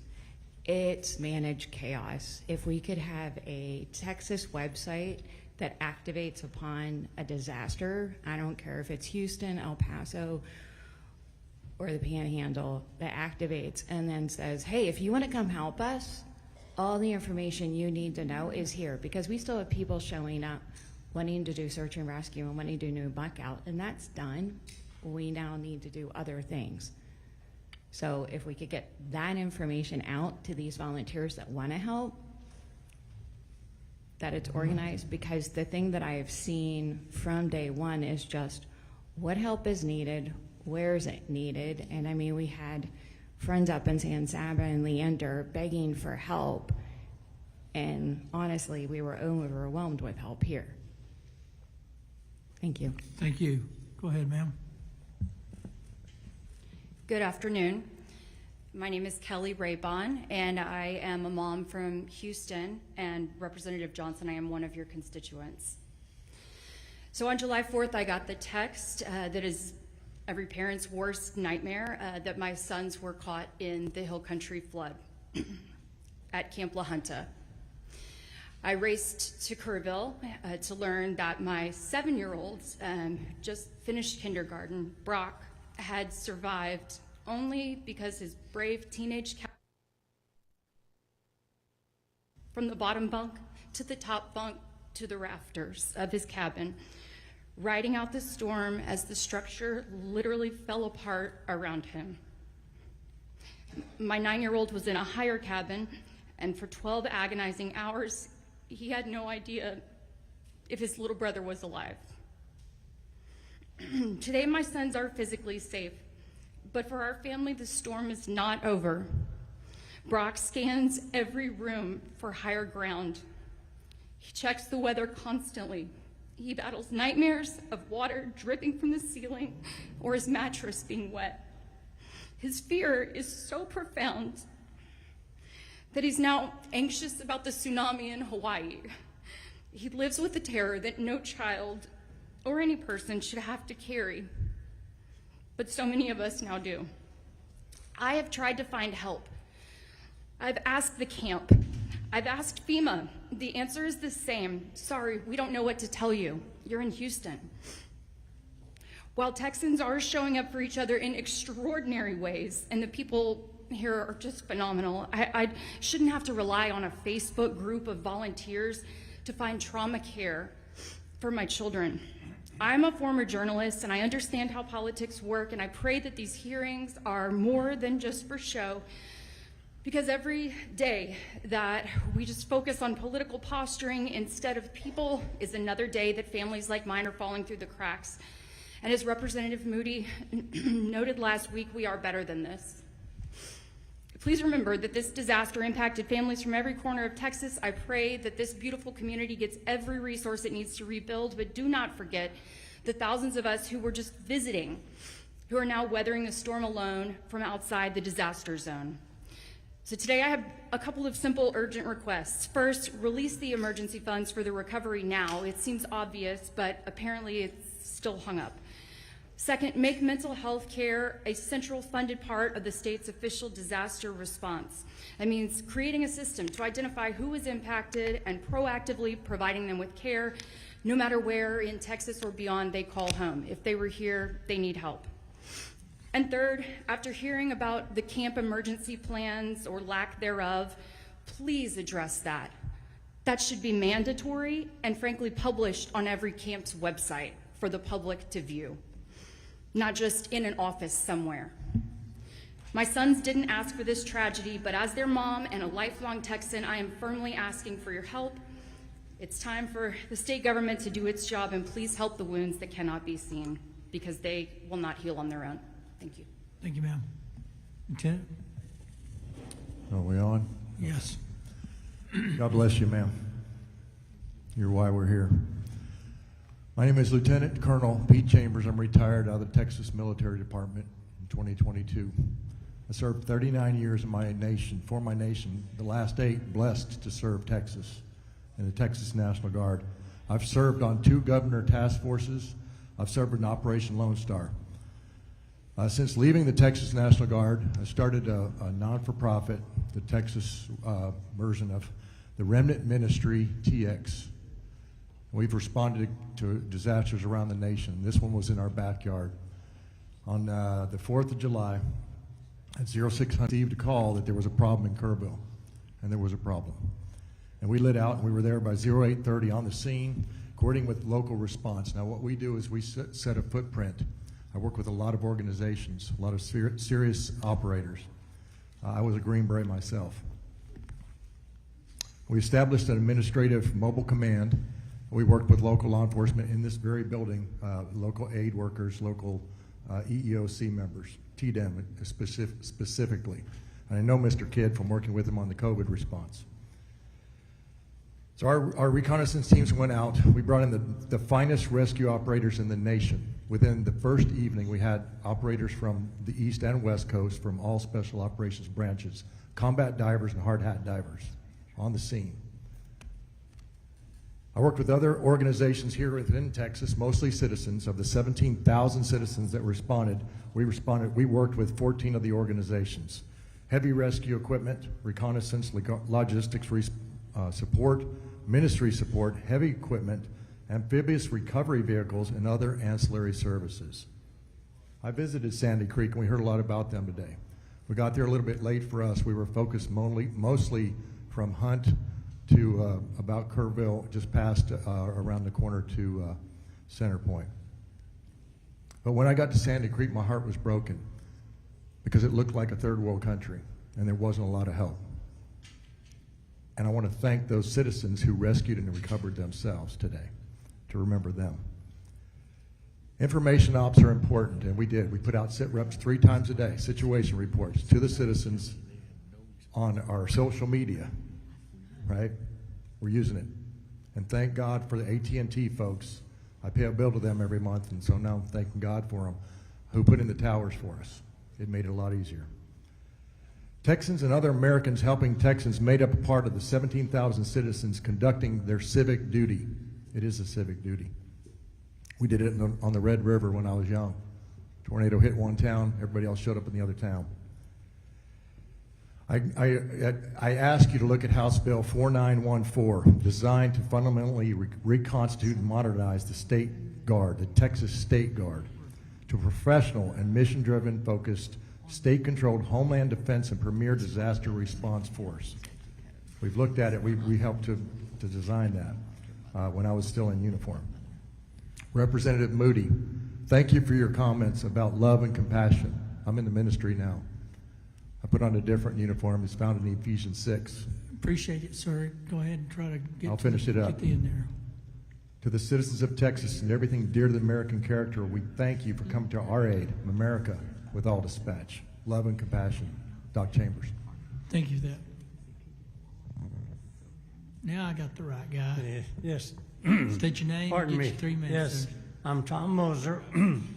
Thank you for this opportunity to testify today.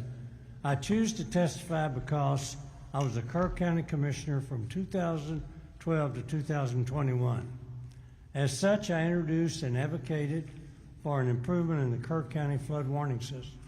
And I did this, Representative Johnson, based on what happened in 2015. Funding for this planned flood warning system was submitted to 2 state grants. We were denied on both, and I think that was mentioned earlier today. I'm not here to look back, but I'm here to advocate for a new, improved flood warning system that could be extremely reliable and extremely efficient. I advocate and recommend this not only as a long-time Kerr County resident and former county commissioner, but also as a former NASA program manager on Apollo, Space Shuttle, and Space Station. So I know something about getting projects done. In 1990, President Kennedy was bold. He said, put a man on the moon, bring him back safely within this decade. I asked the state legislature and the governor to be bold today by developing the need for a flood warning system that would be applicable to Kerr County and for all other high-risk regions in the state of Texas, which we've heard from today. As a former longtime project manager at NASA, I recommend that the flood warning system have two aspects to it. Number one, predict a flood, and number two, project the warning. Okay? And in so doing with that, to predict a flood would require a model, which is being developed, I understand. If not, it should be developed, which would predict the rainfall, the rise in the rivers based on three things. Based on weather projections, number two, measured rainfall data, and number three, the rate of rise in the rivers. Projecting the warning is also equally and as important, and that is to employ techniques that are state-of-the-art today on telecommunications, sirens, also cell phones, social media, television, radio, blah, blah, blah, all of those things. So what we need to do is to be bold and say, let's project the flood warning system early so people can get to safe grounds. Predict it with 75% confidence that the flood is going to happen based on early predictions. Then upgrade that with the more data that's available. So do that, have these requirements. We've had a lot of people say, here's what I recommend we do. Take 6 months to determine what the requirements should be for a flood warning system. Don't just go carte blanche and check on one. Then implement and have this system fully operational within 2 years. It's good information, sir. Okay, I have the experience and would do pro bono to help do this any way that I can. We've gotten Thank a lot you. of help today. We may take you up on it. We got your name and number. Go ahead, ma'am. Hello, hello. My name's Barbara Ferguson. I'm a Kerr County resident, and one of the things that occurred to me is we've listened to testimony from Austin and here today as well. Our cell phone coverage across the state in rural areas is sadly lacking. I also spend time on a ranch in Kinney County. We have no cell service there, and I'm just one of the many across this state that are in a location where there is no one to call because there's no way to call.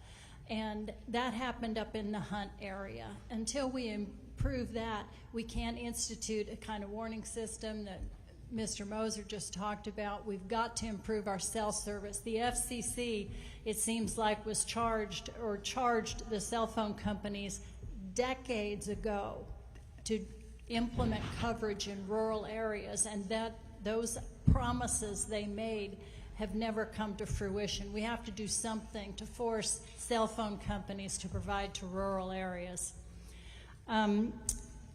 I also think a better opt-in and out choices on cell phones.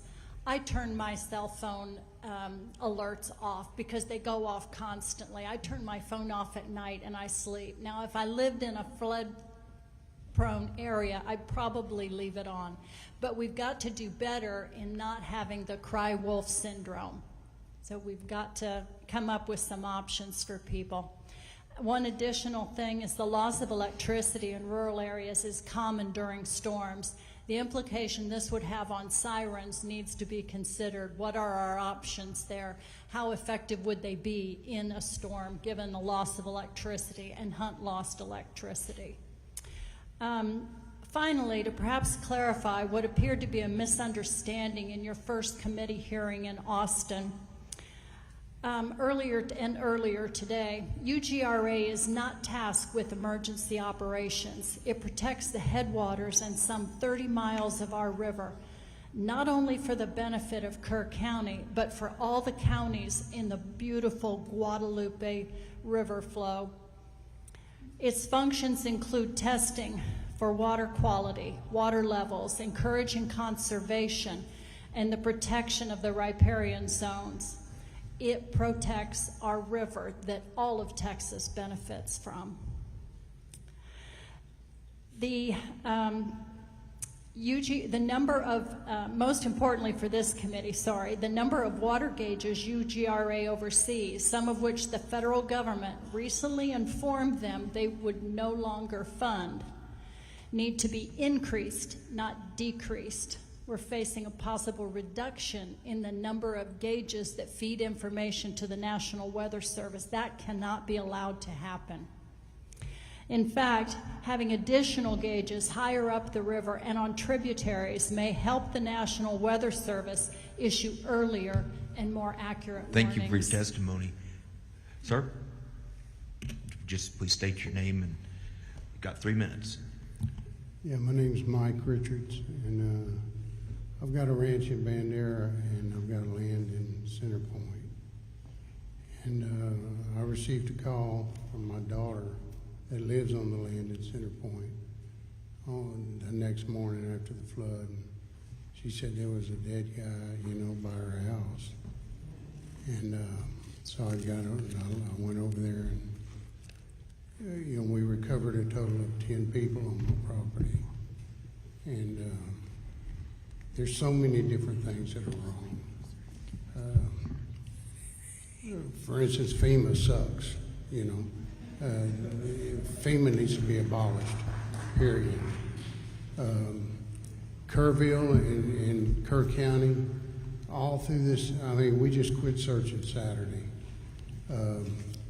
All through this whole thing, people would call them from different cities and say, hey man, y'all need to be up. No, we're full, we don't need it.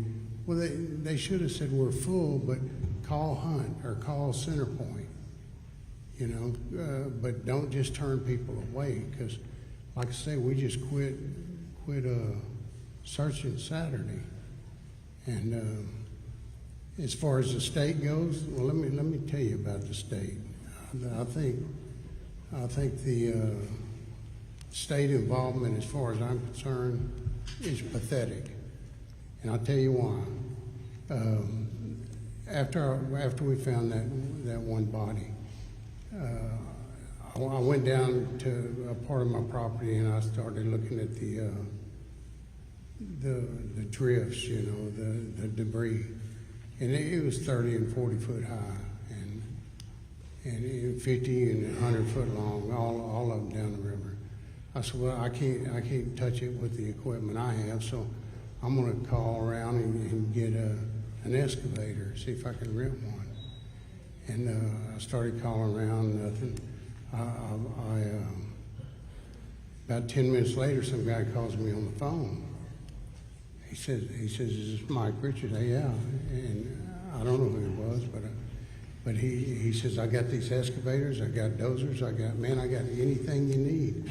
We're sitting up here in a parking lot near Kerrville.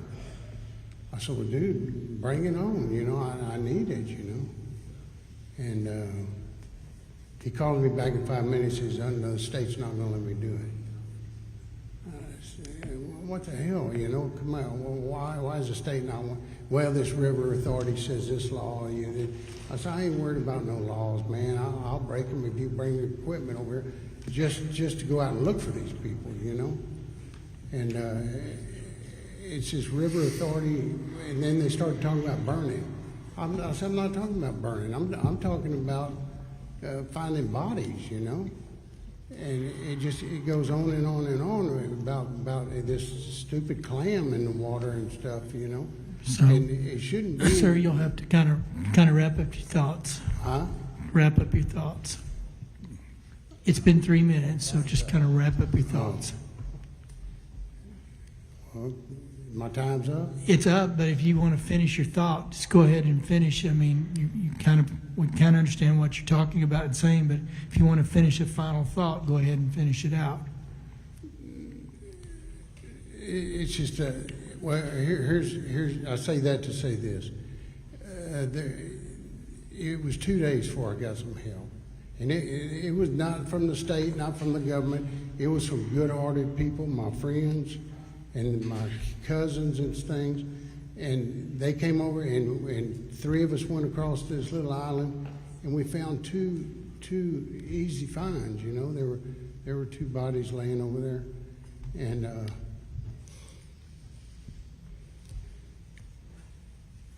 you know, one of them had been bleeding, and that indicates that, you know, he was alive when he got there. But I wish I'd had the opportunity to find him. But all these bullshit laws and stuff, everybody's got, and do this, do that, you can't do this, can't. No, whenever it comes to finding bodies out there, dude, all that crap needs to go to the wayside. Sir, I appreciate it. I understand there's bureaucracy that gets in the way of people trying to do good work, and that's one of our charges, to try to bring it back. So I appreciate you testifying and appreciate what you did. All right, members, questions? Senator Kokors. Thank you so much. If I could, the gentleman on the end, your synopsis is, let the volunteers keep working. Is that what you were saying? You know, those volunteers, my God, I mean, they are doing God's work. These volunteers and all this millions of dollars that come from all over the place getting donated, where in the hell's that going? It ain't going to the volunteers, you know. I mean, where?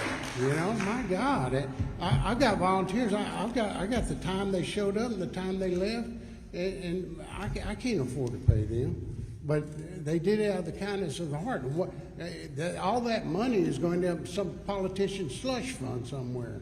I mean, we need to consider. I will correct you on that. Okay, it's not. Let's chill on the conversation. Let's keep it on the subject matter. That money is not going to politicians. Well, that money I hope that there's going to be Sir, I'm not going to argue with you.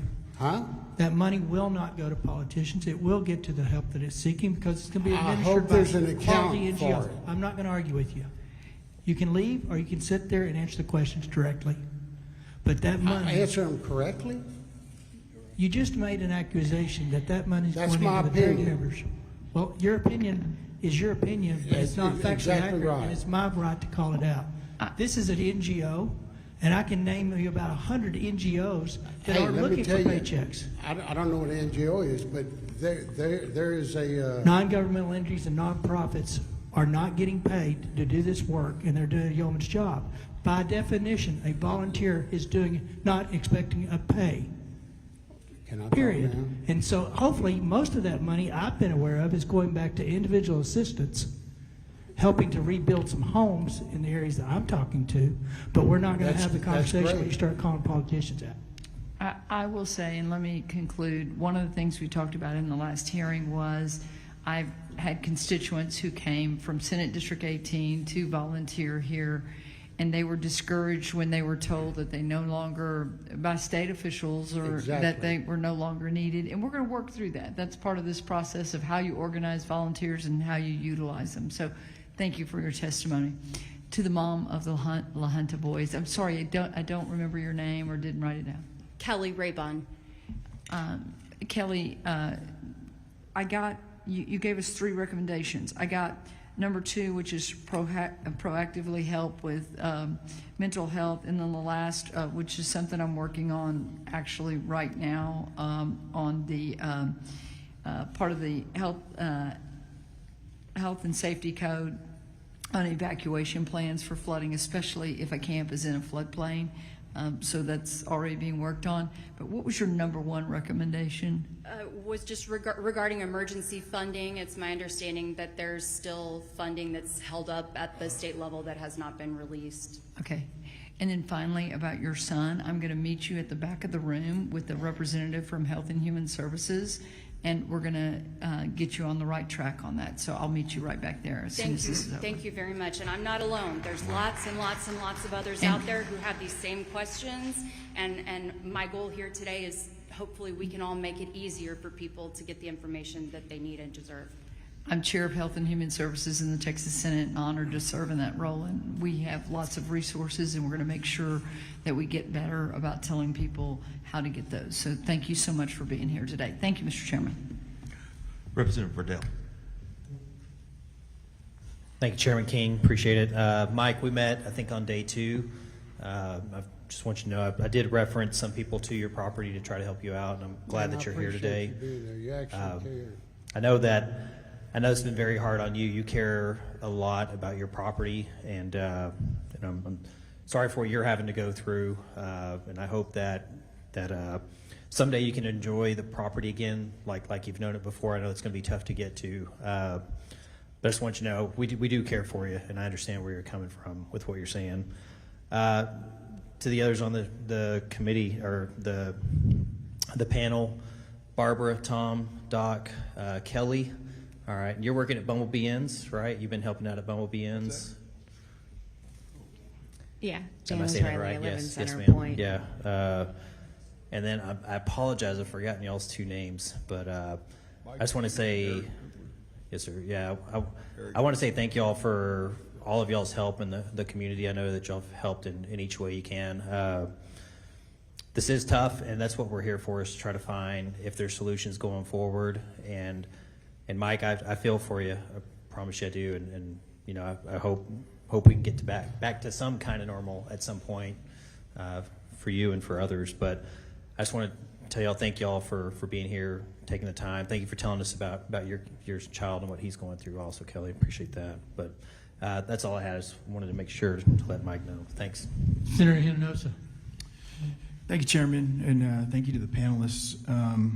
You know, this brought up another very important point that I don't think has had enough emphasis on it, but a lot of you, I understand the gentleman's frustration at the end there. I know as a young man, my family and I, whenever there were disasters like this, we try to volunteer and go respond wherever it was. I remember in particular Hurricane Katrina, and where we chartered a couple of buses and went out there because the need was just to try to get people, you know, as they were rescued, just out of there and get them to a shelter or something.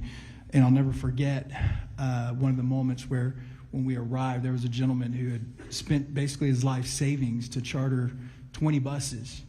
But because of governmental red tape and other things, they sidelined those buses. He was there crying on the steps because, you know, he'd spent all this money and it wasn't being utilized just because, hey, we're not letting you in. You know, Texas is a wonderful state, in my opinion, the best state in this nation. In the United States, we see the best in people when disasters tend to happen. So we respond in Texas, from Texas to other states, and we see that as well. But just in Texas itself, we have just so many people willing to and ready to help.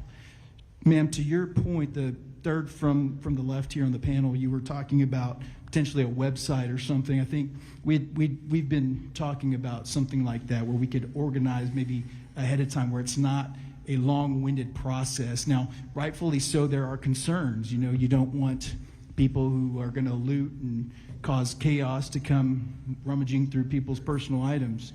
You don't want somebody who's had a history of sexual offenses to be out there watching over a kid's area. You know, those are important, legitimate concerns. But, you know, also to the gentleman's point, there's a lot of times where people want to give money, but they're not sure where.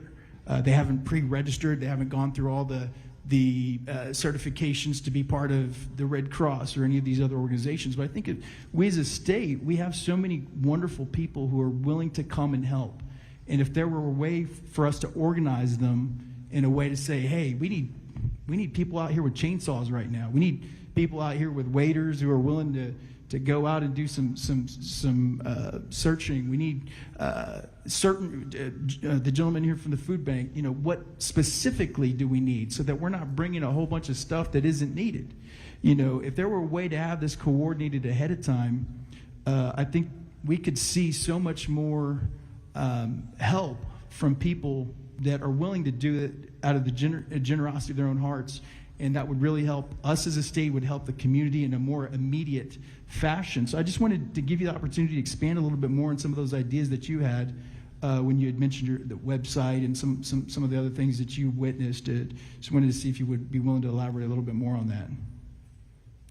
Sure. Janice Riley with Centerpoint and Somebody Cares. I think it's a great question that there's so many thoughts to this.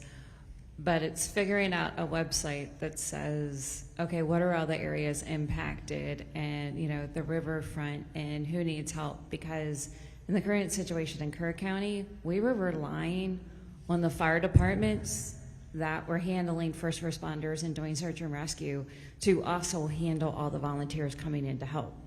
And some of those volunteers came in for search and rescue, but they were also coming in to rebuild. And so that was a lot on them.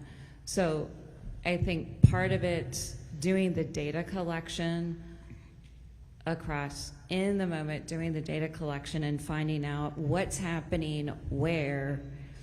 And, you know, obviously that's boots on the ground of people that have been background checked and can be trusted. Don't necessarily have to be state employees, but people we can trust that are going in. And like, I know the Republican Party precinct chair was going door to door along the riverfront in Center Point saying, how are you impacted? What have you dealt with? What help are you getting?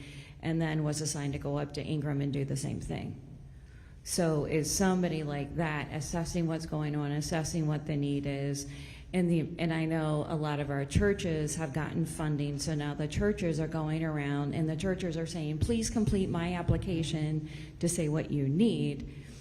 And at the end of the day, the immediate need for each household is what sizes are the kids and what do they need to have replaced. They're getting ready to go back to school.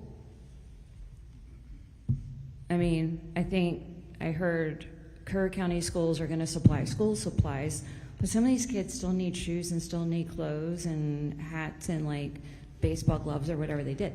So somehow we have to figure that out and get it sourced, because one of the things I've said on Facebook is that I think we have half the country's bottled water within this county alone.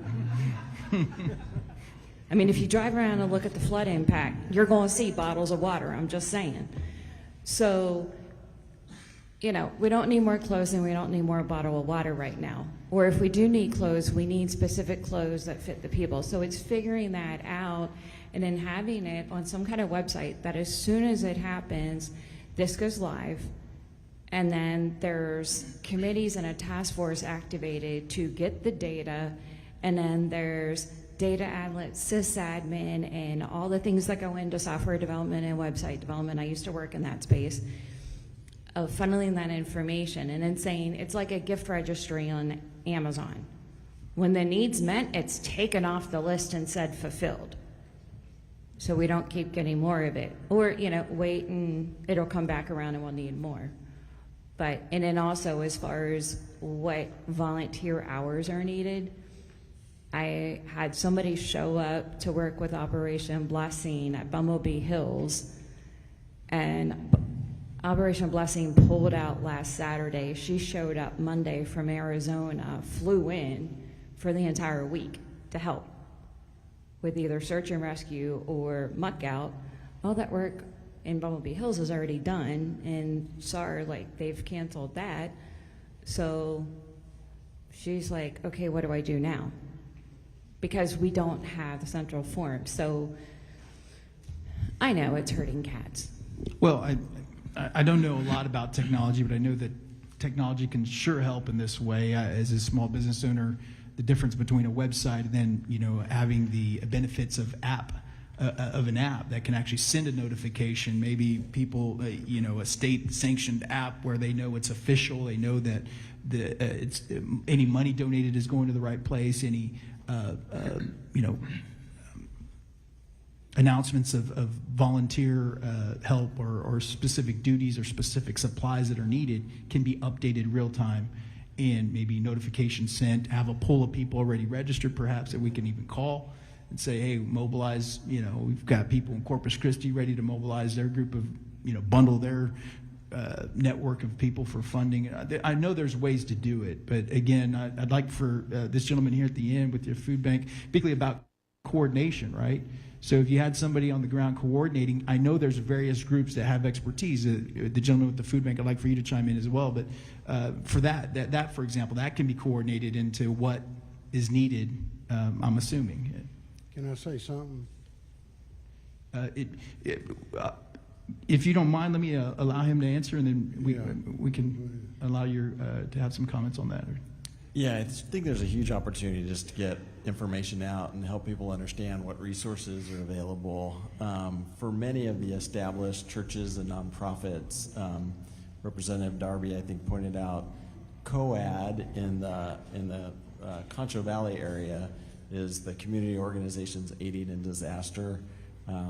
In kind of the San Antonio area, it's called VOAD. Same organization, it's just Volunteer Organizations Aiding in Disaster. And that becomes a communication hub of all the organizations that are doing work. And so if someone has a need or surplus, if it's access to neighbors that were impacted, then people can shift resources. Those organizations can shift resources. If someone has a surplus of volunteers, then those volunteers could be shifted to other organizations that might need them. And so just being a part of an organization where you can get access to communication is hard. I think this is a disaster, and we've suffered many here in Texas. And I think giving ourselves some break, right? That the nature of the disaster is going to create friction and confusion, but how can we improve? And I think it's just that opportunity to really network in those times when you're not in the middle of it and establish relationships. You know, I think Tatum's been celebrated a lot, and I think you know, hats off to Nim Kidd, and he's a San Antonio guy. And during Katrina, I mean, we forged those relationships. And I think the consistency of the players in the space, doing what you say you're going to do, acting with integrity.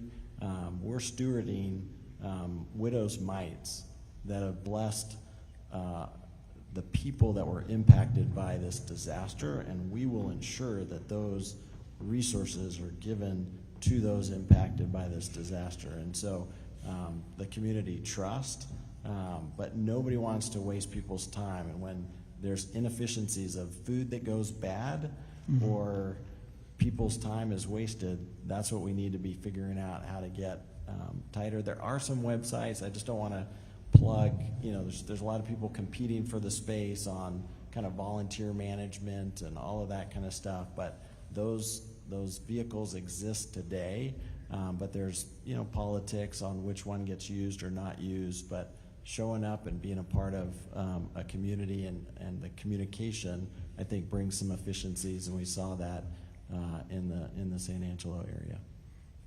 Appreciate that, Sarah. At the end, if you wanted to add anything. Yeah, what you said is so true, because one of the main things I think the state dropped the ball on is that there was zero communication, zero coordination.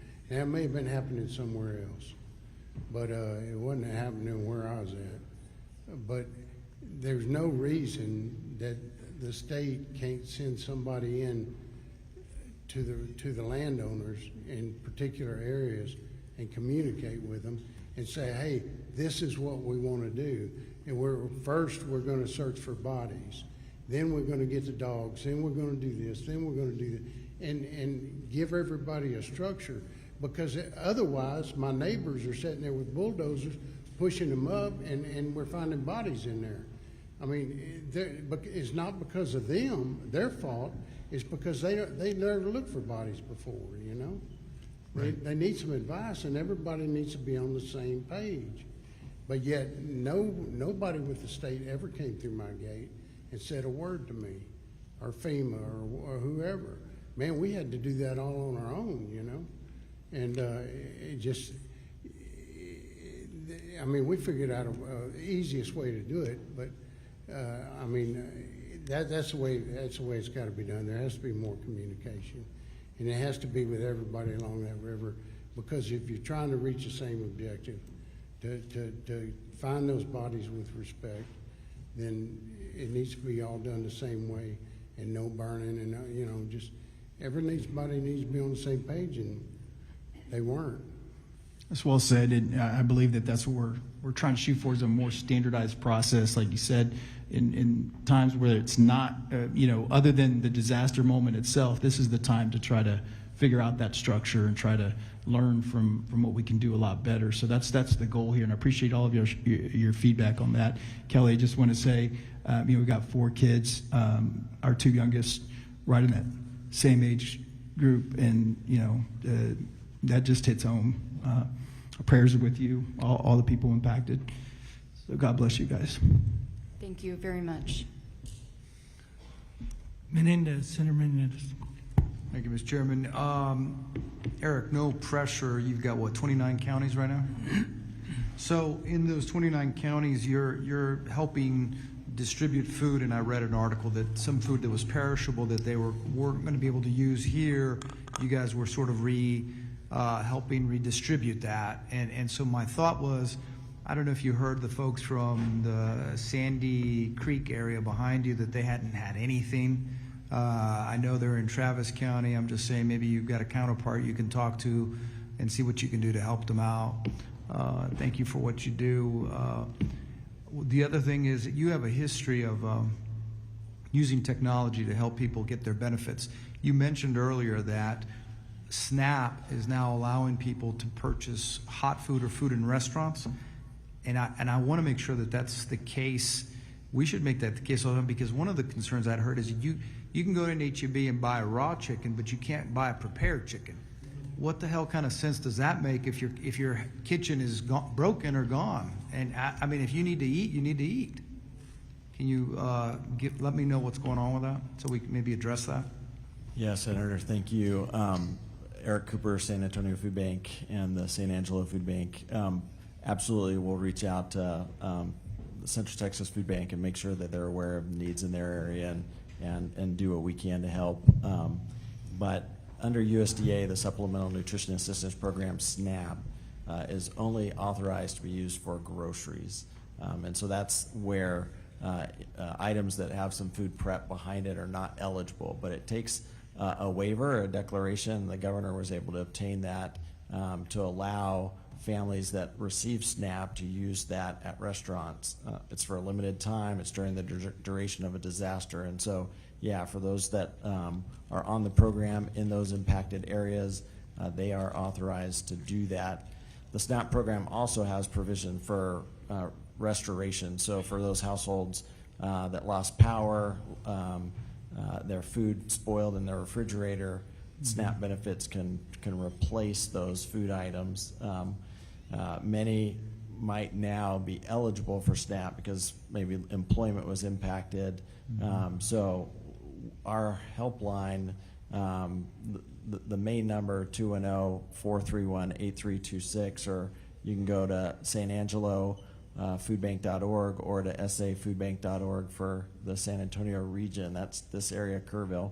And we can help navigate impacted families for services through the Health and Human Services Commission for SNAP and other federal programs, in addition to getting physical food and food boxes, connecting with their local food pantries. And I just can't say enough about here in Kerrville. There's some phenomenal nonprofits that we partner with every day, that our truck delivers to every day, that are seeing that need. And in these areas of floods, oftentimes they're families that are low income. They're prone flooding areas, and they just don't recover when a disaster hits. But they just keep getting pounded and pounded. And so please, just everything you can do to help this community will go a long way. My last point that you can help us out with, because you have such a broad coverage.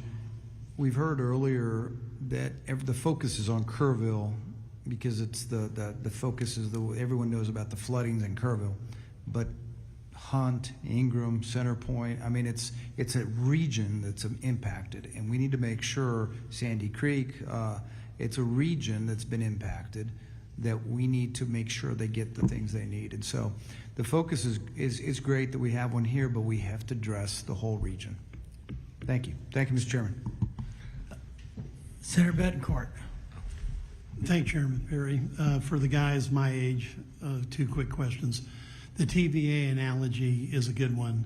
It's a little less, here in this watershed, maybe less macro, maybe more micro, but so I'm looking forward to the paper.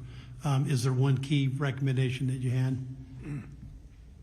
Do it soon and do it and think big. These structures need to be quite large to be effective. They need to have a lot of storage area. They're going to cost a lot of money. Yes. Typically, U.S. Army Corps of Engineers is the source for that, not only the funds, but the Well, and construction. the key structure on the river is the Canyon Dam right now. Yeah. That prevents flooding downstream, but I appreciate the analogy. Thank And you to very my Apollo manager over here. Yes, sir. Gene Krantz is supposedly has said that failure is not an option. Now, apparently he didn't say it, but the attitude pervaded the Apollo program. And so you've come up with two really good points, but I'm going to ask the tough question. I want to know, as a commissioner, you submitted 2 state of Texas grants in 16 and 17. What were they, and why did the state turn you down? They were for $1 million, okay, based on an engineering study that we performed. And the first one, I believe, was for Tatum, okay, and it was the grant purpose was primarily for flood mitigation, but we went in as a flood warning system, and it was not approved. And the second one, I don't know exactly, I don't remember which one it was, but it was part of the Hurricane Harvey. It was a Harvey. Yeah, the Hurricane Harvey containment. funding that made some grants available.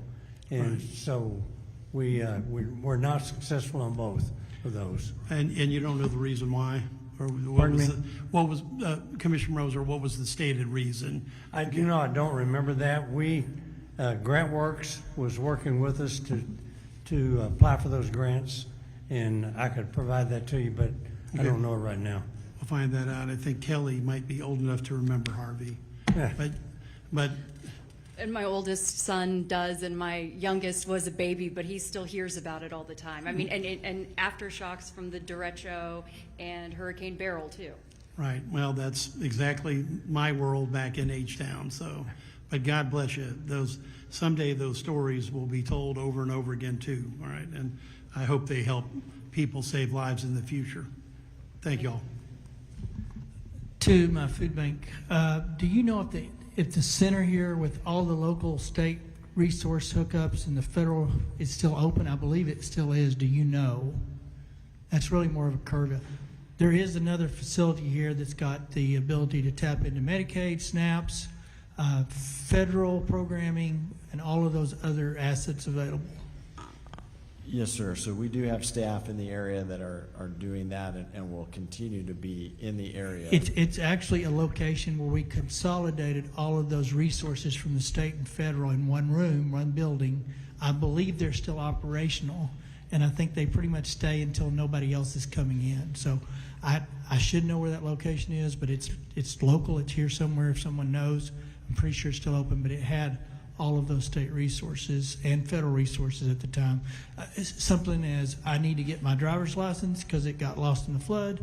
I needed to know how to get my passport renewed because it got lost in the flood, and all of those little things like that, birth certificates and stuff. So that was one resource stop shop. I believe it's still available today, but if I'm wrong, I'm wrong. But I think they told me they would be here a while, so that's good.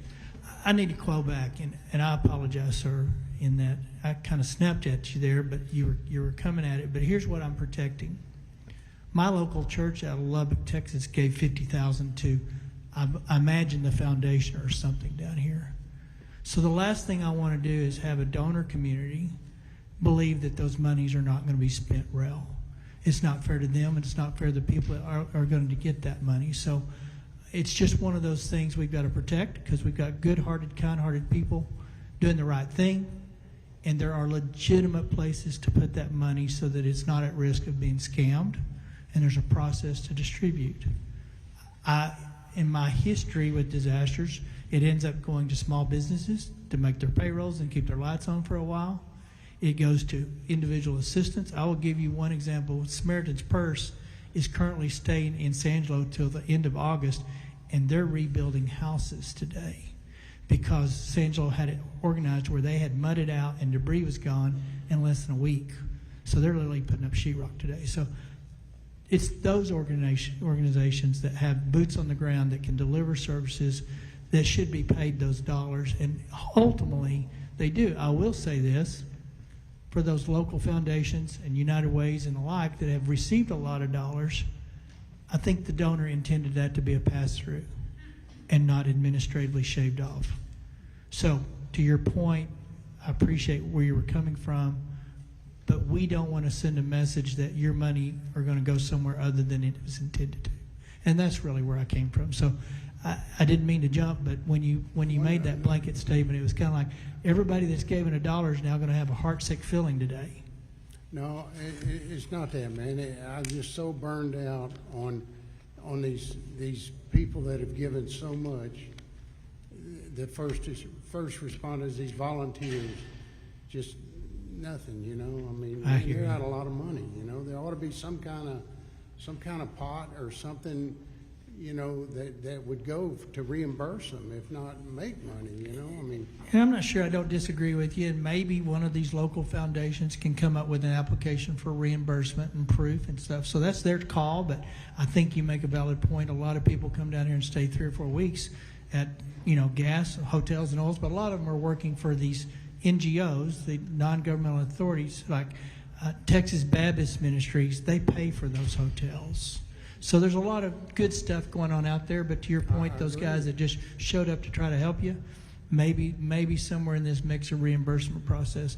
To Senator Hanosa's project, part of our task was to come up with a volunteer coordinating system so that when we do get people standing in line wanting to help, we're not having them cause more harm. We are vetting them to make sure they don't have a criminal record that could cause harm if they're filtering through stuff. And so we're trying to get it all under one umbrella here and move forward. So, Mr. Chairman, before they go, Representative Verdell had a final comment. Yeah, thank you, Chairman. Just wanted to address this for you, Mike. I had the same concerns you did about the money that's being donated and where it's going, and social media has a lot of those same questions too. And so I've talked to some of the people associated with the foundation and another foundation, and it's my understanding that the volunteer fire departments have received a very generous donation from, so let's take Community Foundation, for example, where a lot of the money is going to.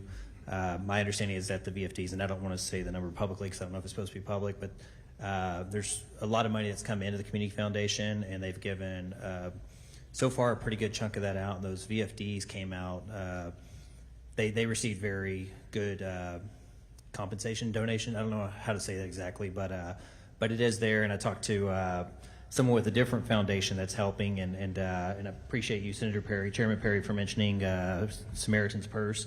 That was something I had reference to because some of the foundations are not able to give directly to people, but someone like Samaritan's Purse, which actually, Barbara, you mentioned to me before, I think on Samaritan's Purse, they're able to help directly on the ground. So you may see some of the money not going directly to people from that foundation, but you'll see them going to another C3 nonprofit that can then get money to those people to help them. And so that's I'm with you. We want to make sure that there is ultimate accountability for what happens to those dollars. And the good news is those C3s are required to report publicly.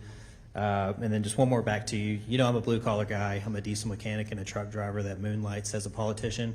And when it comes to wanting to get things done, I don't want to wait around for government to get things done, just like you. And I understand your frustration there, where we just want to get out and get stuff done. And so I'm with you. Just want you to know that. I want you to know that as far as I'm aware, the money that's been brought in has not been deviated to the wrong places at the moment.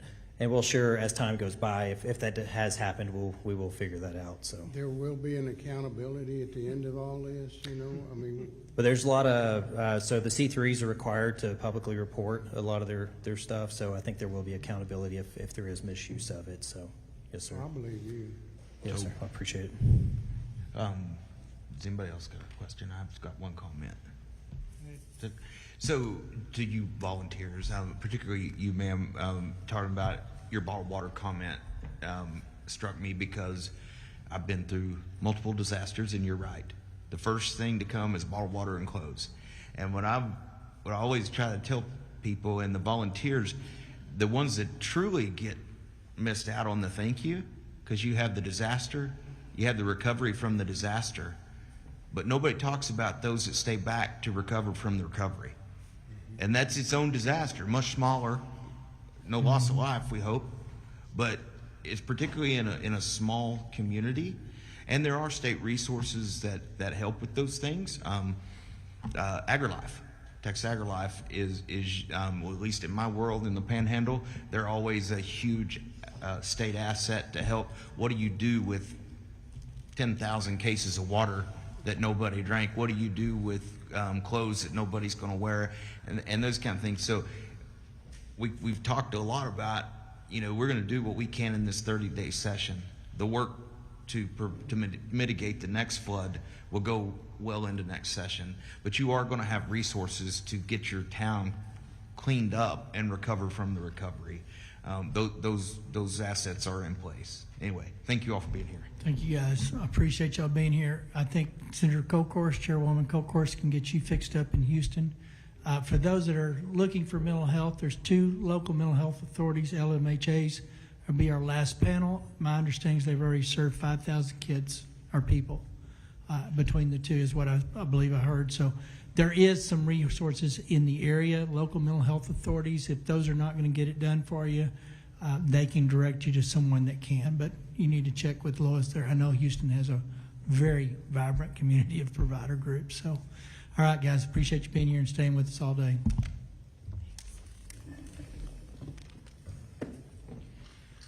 All right, I'm going to go to the third panel. Judge Andy Brown of Travis County, Judge Stephen Snell of Williamson County, Chief Valerie Frustro of City of San Antonio, Brian Wilson of Burnett County.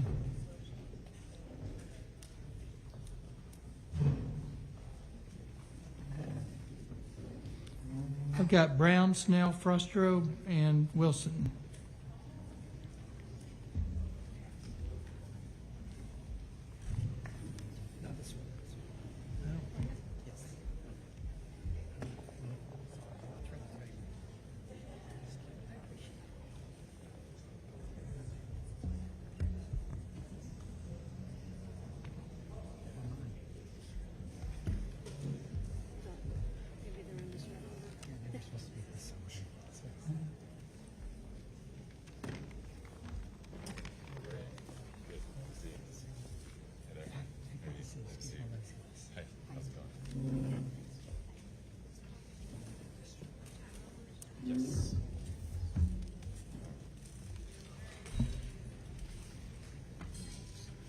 Want to go? No, that's separate. Oh, sorry. I'm going to start with you. I'll start. Yes, please. I'm going to go this way. So let's go ahead and start from my left. We'll pick you up and go this route. State your name, your position, your title, and tell us what you need us to hear. All right, thank you, joint chairs. My name is Steve Snell. I am the county judge of Williamson County.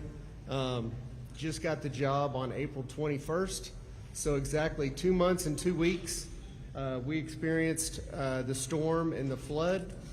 I got a call from my sheriff that Kerr County had called and requested swift water rescue on the 4th, so he was letting me know we're sending 4 deputies to the swift water rescue in Kerrville to assist with Camp Mystic and the others, and that we would be sending more teams in the morning.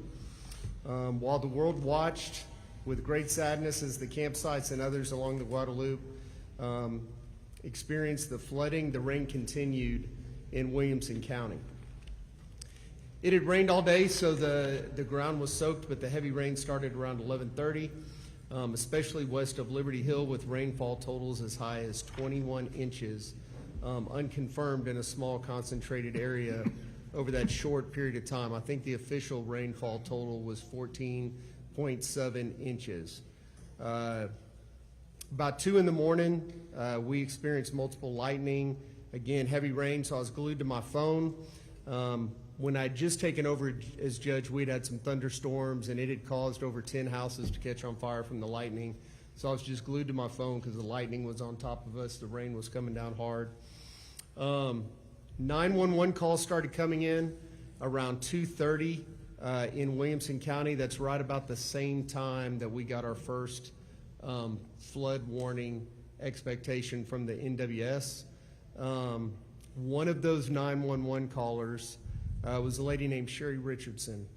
Sherry Richardson lived in a house right next door to Hope House on the same property. I don't know if those of y'all in Central Texas have ever heard of Hope House, but it is a residential home for special need children with profound disabilities. And her home was a little bit lower and closer to the river than Hope House. But her main concern is she called to tell about her house because she was trapped in her house. The water had come quick off a tributary, a dry creek, trapped her in her home.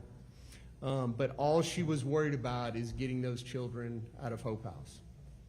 A few minutes later, the house was swept away by the flood waters and she perished in the flood, but not before we were able to mobilize. Teams organized quickly. Camp Mabry sent a Black Hawk helicopter with the Texas Military Department, Division of the State Guard headed towards Liberty Hill, and we were able to evacuate and rescue all 13 children that were residents and 3 nighttime workers from the home, thanks to the pleading of, in the 911 call, of Sherry Richardson. At that point, we mobilized pretty quickly because on the western side of our county, there are many low water crossings. So we not only had our sheriff and EMS, but we had road and bridge out, putting out barricades, blocking off where we know the low water crossings are. Simultaneously, we had the sheriff's office and we had EMS, and we even had help from the Georgetown City Police going to the east side where we have known low water areas. So we have 2 RV parks that are always underwater every time it floods a little bit. We were actually able to go door to door and get everybody out, and a few RVs out in time before the floodwaters got too high.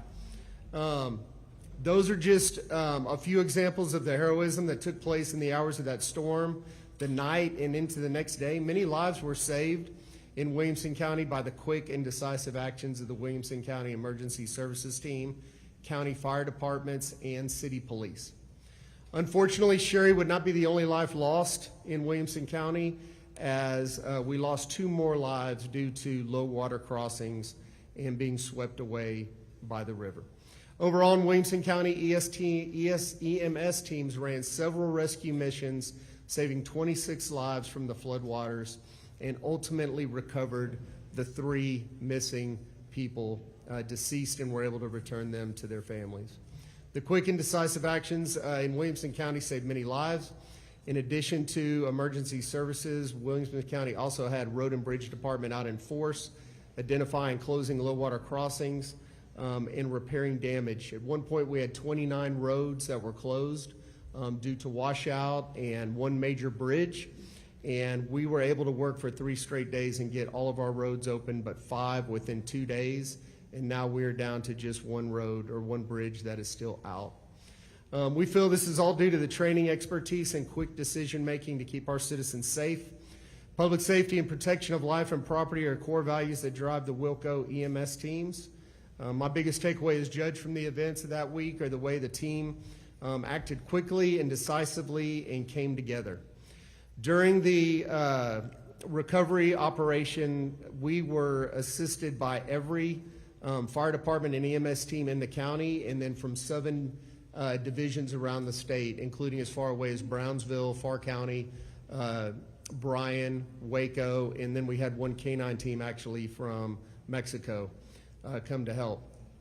Like many places in Kerr County is no exception, volunteers descended into the community to help clean up, provide donations poured in by the truckload. There was one gentleman testifying earlier from the Cajun Navy. The Cajun Navy sent an 18-wheeler to Liberty Hill as well, and we had 50 people there within 20 minutes to help unload that truck. Community came together in amazing ways. As you've heard already today, several churches and ISDs teamed up to get the process started, to help people get their lives back together and to sort the many donations and sort out all the volunteers that we had. I think on any given day we had up to 1,000 volunteers in Liberty Hill and Georgetown helping. One of the challenges, and you've heard this today also, the generosity sometimes create challenges, We had generous companies donating dumpsters so people could take all the debris from their homes and property, put it in dumpsters.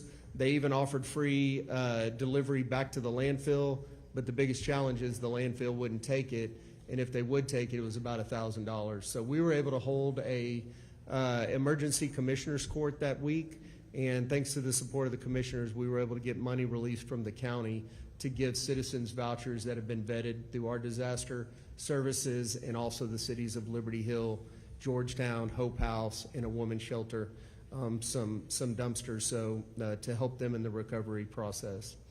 Wilco Communications team was excellent as well. We continually communicated with our citizens on the many things, the many services we had, especially as we set up the MARC and the Disaster Recovery Center. The values of Texas, especially as you've seen in Central Texas, we've really shined bright during this dark time as we've showed up to help each other. And many businesses have stepped up to help, of course, HEB being a great one as well. I feel Williamson County was very fortunate. Although we had severe flooding, we do not have the same challenges that Kerr County had with the amount of vacationers on our river. Our geography really doesn't allow for that. So although we did have were either heavily damaged or destroyed, our geography helped save a lot of lives as well. But one of the challenges of the geography is getting in the river to clean up the debris, and I'll talk about that in a minute. Want to thank the many first responders, volunteers, and those who donated. One thing I want to say about the first responders, and I know I saw that when I came to Kerr County, you always worry that as they're responding to the disaster that we're very fortunate that all of our first responders return to base each night. So want to thank my elected officials. They were very active, Colonel Wilson and Senator Schwartner, very active. I know Senator Flores as well. Haven't gotten to know you that well yet, but very active, very hands-on, wanted to know how you could help, so I appreciate that. And thank the governor for getting us, doing what he could to get us the federal declaration. Also want to thank NIMKID and Blair Walsh. Once life slowed down a little bit in Williamson County, Representative Wilson and I were able to come here to this site and get some hands-on training. I believe we spent 4 to 5 hours here seeing how a mass casualty event works. In the event we would never need it. Hopefully we never will, but if it does happen, Williamson County is much more prepared, and I am well prepared. So then again, you know, we're all connected. We all come out to help each other. So just grateful for all the help that Williamson County has gotten, and the fact that we had 2 TDEM employees set up with us at the county from the get-go was very, very helpful to us as well. One of the things you asked us to do is talk about areas to help. Obviously, for the San Gabriel River, we need help from the state in cleaning up that river.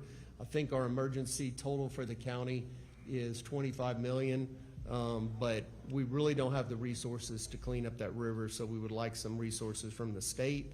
One thing that I think is important, Williamson County is about 700,000 people, and we have a lot of resources to do a lot of great things. We have an incredible team with a lot of experience and expertise. We also have some cities in Georgetown, Round Rock, that have the resources to handle emergencies as well.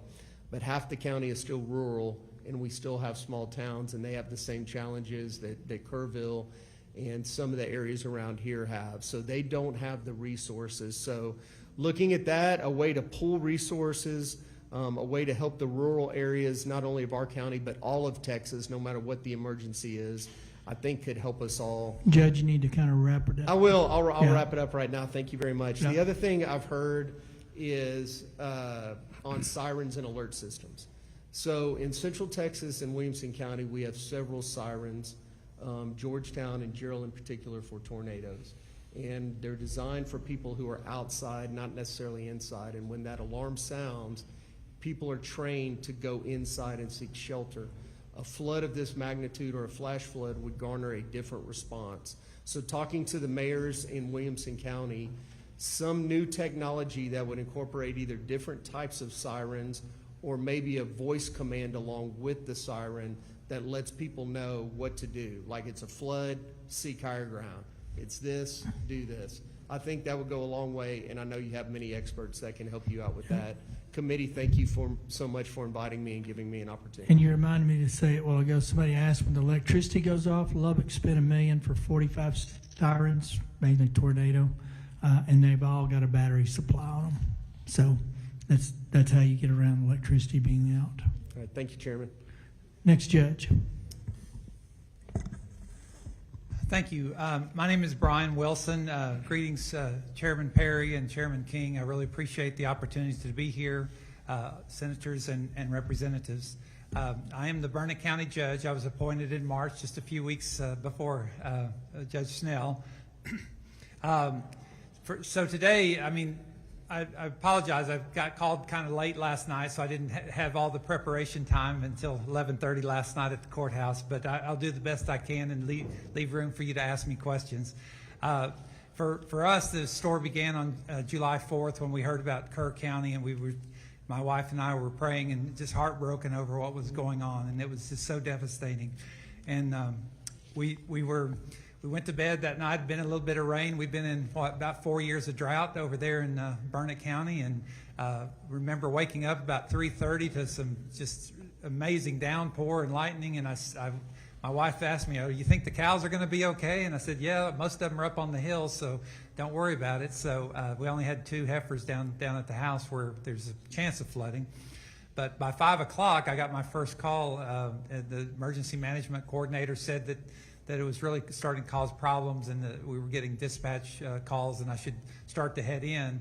And of course, I'm trapped between the 2 forks of the San Gabriel, the North Fork and the Russell Fork, which is just a couple hundred yards from my house. And sure enough, the first break of day, the water was already up to my driveway, which is more than 150 yards, away from. So there was no way I was going anywhere for a few hours. So I stayed in contact with the Emergency Operations Center, and then got into town about 10 o'clock and went straight to the courthouse and did my disaster declaration. At 5:30, our fire chief, responding to one of the calls, was lost, Chief Michael Phillips at the Marble Falls VFD, Volunteer Fire Department, and he was swept away, and by then we were missing about 12 people. In the next few hours, our sheriff deputies, dozens of firefighters, every ESD and volunteer fire department activated. Because of the nature of the flood, hit in the north part of the county on the Gabriel rivers, but then it also hit on the eastern side of the county. So basically the part in 2018 that was flooded along the river, along the Colorado River, was pretty much untouched. There was a little bit of, one guy said his boat got ruined crushed in his dock or whatever, but other than that, I heard no stories, anything. And same with the south side in Precinct 4. So it was kind of like a half moon shape across the county. So some of it was river flooding, some of it was flash flooding. Anyway, but we had 63 rescues over the next several hours. They saved people from trees, from holes that were cut in the rooftops over in the north side of the county on the San Gabriel, and from floating houses there in town. Even in the city of Burnett received quite a bit of damage. It was truly amazing to witness the community so committed.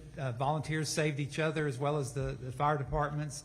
We did have some on the resources in Granite Shoals and places along the lake deployed swiftwater rescue boats and things like that. So initially, Burnett County had about a dozen missing people, and over the next 2 days, local firefighters, sheriff deputies, police, and along with DPS, Parks and Wildlife, and the Texas Military Department recovered bodies of lost victims. The special districts sent out special units. The LCRA, Lower Colorado River Authority, sent out their police force to help us, as well as Texas Task Force 1 and Texas Task Force 2. We had a few volunteers that showed up along some of the creeks to help after the water subsided a little bit. The sheriff investigators began seeking more information about how the names were added. So we had so many missing people. They really worked. Calvin Boyd and his investigators really started looking for these people and how did their name get on our list originally. And after a couple days, within 2 days, we had cleared. We had five deceased persons and then one our missing fire chief. Our local disaster recovery system was called the Ark of the Highland Lakes, and it was a bunch of churches and individuals that was created right after the 2018 flood. And so they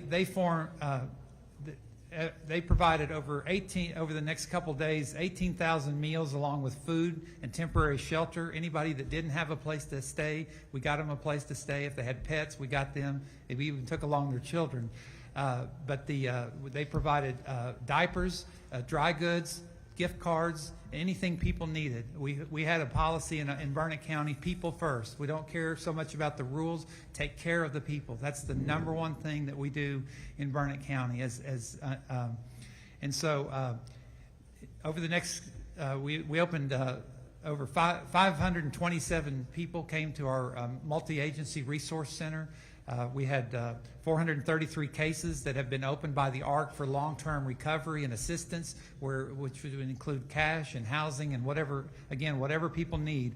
Our community from others around the state, including legislators, stood up and helped. We had a bunch of legislators and their aides come and muck out our houses, and we appreciate that. They worked alongside my grandkids. Burnett County, like I said, we opened the multi-agency center, then the recovery center, and then we opened the disaster recovery center with FEMA. There was HEB, Red Cross, Blue Bonnet Trails, Community Service, Rio Grande Legal Aid, and Central Texas Groundwater District. A lot of people didn't know if you got a flood that your well might be poisoned with bacteria. So we got the word out. I got on the radio numerous times to tell people. My neighbor from Houston actually heard me on the radio talking about how to save his well or test his well and then get it shocked. So we did everything we could to get out the word on social media, and then also managing the message. We were talking about websites earlier. It's really important that people manage, what resources are for your county. But still, even people called from Lampasas, they called from San Saba. We sent resources. Our Ark of Highland Lakes even sent resources and muck out teams outside the area to help. So finally, in talking about doing a good job, as I stood out on the parking lot in the sheriff's office that day, I realized the legislature had done a really good job, because I was looking at all those resources. I mean, all this, just amazing. The boats, how do you get stuff like that? How do you have 6 amazing swiftwater rafts out in your parking lot like that? The UTVs, the skid steers, the trucks of all sizes, fuel trucks, drones, dogs, helicopters, and myriad of other equipment that I couldn't even begin to describe. All this had to be paid for, and people had to be trained to use it. And that's where I think y'all came in, and we really appreciate what you did well before this flood hit us. It wasn't just y'all, it's a whole host of volunteers. But I thank you very much. If you have any questions, as far as one of the things we struggle with during the disaster, if I still have a green light, okay, good. I tried to keep it under 6 minutes, but our Western Towers, we're in Blanco, Llano, and Burnett have a Western Towers interoperability radio system. We took some damage to that, and we need to look at, just like somebody said earlier, we need to look at better ways to make sure that the interoperability is actually interoperability, that we have some assistance. And I know we're fixing to sign an agreement with TxDOT to take over some of the maintenance agreements, so we appreciate TxDOT stepping in there. That actually happened before our meeting. And then the other thing is the alerts. I don't know exactly what to say when you've got, like where I live, on dry creek beds, and then you've got riparian areas where, massive flowing water a few hundred yards from my place. I think there needs to be some kind of alert, but I really don't have the answer, but I think that would help a lot of people. Thank you. Thank you, Judge. Go ahead, ma'am. Yes, sir. Good afternoon, Lieutenant Governor Don Patrick, Speaker Dustin Burrows, Chairman Perry, Chairman King, and Vice Chairs Flores and Martinez. I am Valerie Frosto, Fire Chief for the City of San Antonio. Thank you very much for inviting me to provide testimony on behalf of the city. First and foremost, I would like to recognize the company that I am in, the distinguished members that serve on this committee, as well as the first responders, the emergency managers, and all the partners that are in this room. It never fails that we all come together in times of disaster and when we need each other's help. I'd like to start off by saying that the City of San Antonio has built a very, very strong foundation on planning, operations, and training, coordinating so that we can act swiftly in the event of an emergency. The San Antonio Office of Emergency Management falls under my command, and it is staffed with fire department and police department personnel. Its mission is to coordinate and manage all aspects of an incident, including preparedness, response, recovery, and mitigation. We work very closely with the Bexar County Office of Emergency Management, the Texas Division of Emergency Management, as well as numerous private and public partners. And we also coordinate all emergency activities for the City of San Antonio to ensure continuity of operations during disasters, and we communicate constantly with state and federal agencies. So I would like to highlight some of the strengths that the San Antonio Office of Emergency Management possesses. Our core strength is we have the ability to rapidly collaborate with regional and state partners. Our strong relationships with STRAC, TDM, as well as surrounding jurisdictions and partners has allowed us to effectively coordinate, respond, share intelligence, and mobilize resources very quickly. We're also very proud of our highly skilled incident management team, which consists of trained professionals capable of managing large-scale emergencies and supporting multi-agency complex incidents. Our incident management team is a regional asset that adds tremendous value to disaster preparedness and response efforts across San Antonio and South Texas. And when we are called to help, we respond. As far as specific actions taken by the flash floods in the summer of 2025, the tragedy in Kerrville occurred less than a month after the flooding in San Antonio. During the 4th of July flood incident, San Antonio Fire Department answered the call to support our neighbors in time of need. We dispatched boat rescue teams, the AMBUS, medical strike teams, as well as IMT and support staff to include chaplains and peer support. At the request of TDM, we had boat teams staged in the area on July 2nd by midday. And since that time, we have worked tirelessly alongside agencies to assist with rescue and recovery operations under extremely challenging and hazardous conditions. And today, we still remain engaged. I want to highlight a close call that we had when it actually brought in the early morning hours of July 4th. 2 boat teams were traveling down the road to help with recovery or to help with rescue, and they came upon some high water. Like has been mentioned multiple times today, they could not escape. They got trapped.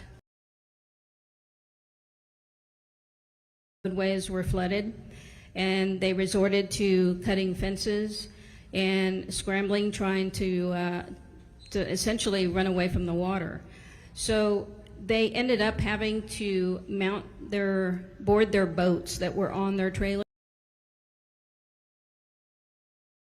Fortunate, but it was a very, very close call that we could have been one of the fatalities very easily. Since then, the equipment has been recovered, but both vehicles sustained heavy damage and both need to be replaced, as well as 2 trailers. Equipment can always be replaced, but people cannot. This incident is a powerful reminder of just how unpredictable and dangerous these conditions are, even for the most experienced teams. And I consider the San Antonio Fire Department boat teams and technical rescue team the most trained in the state, without a doubt. When I responded to Kerrville to offer support, I witnessed the aftermath, and it was truly heartbreaking. I saw the look on everybody's face. I saw the first responders struggling. They were very much overwhelmed, and it just puts into perspective that we need to do everything that we can to avoid being put in that position.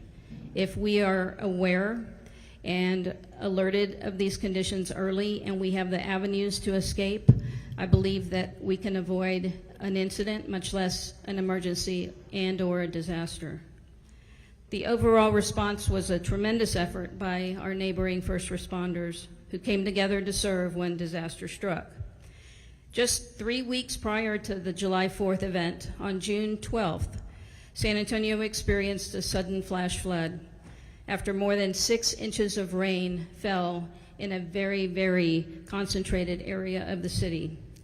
Vital Creek on the city's northeast side quickly overflowed, sweeping more than a dozen vehicles off of Loop 410 access roads, and that incident resulted in 13 fatalities, 11 of which occurred along Vital Creek.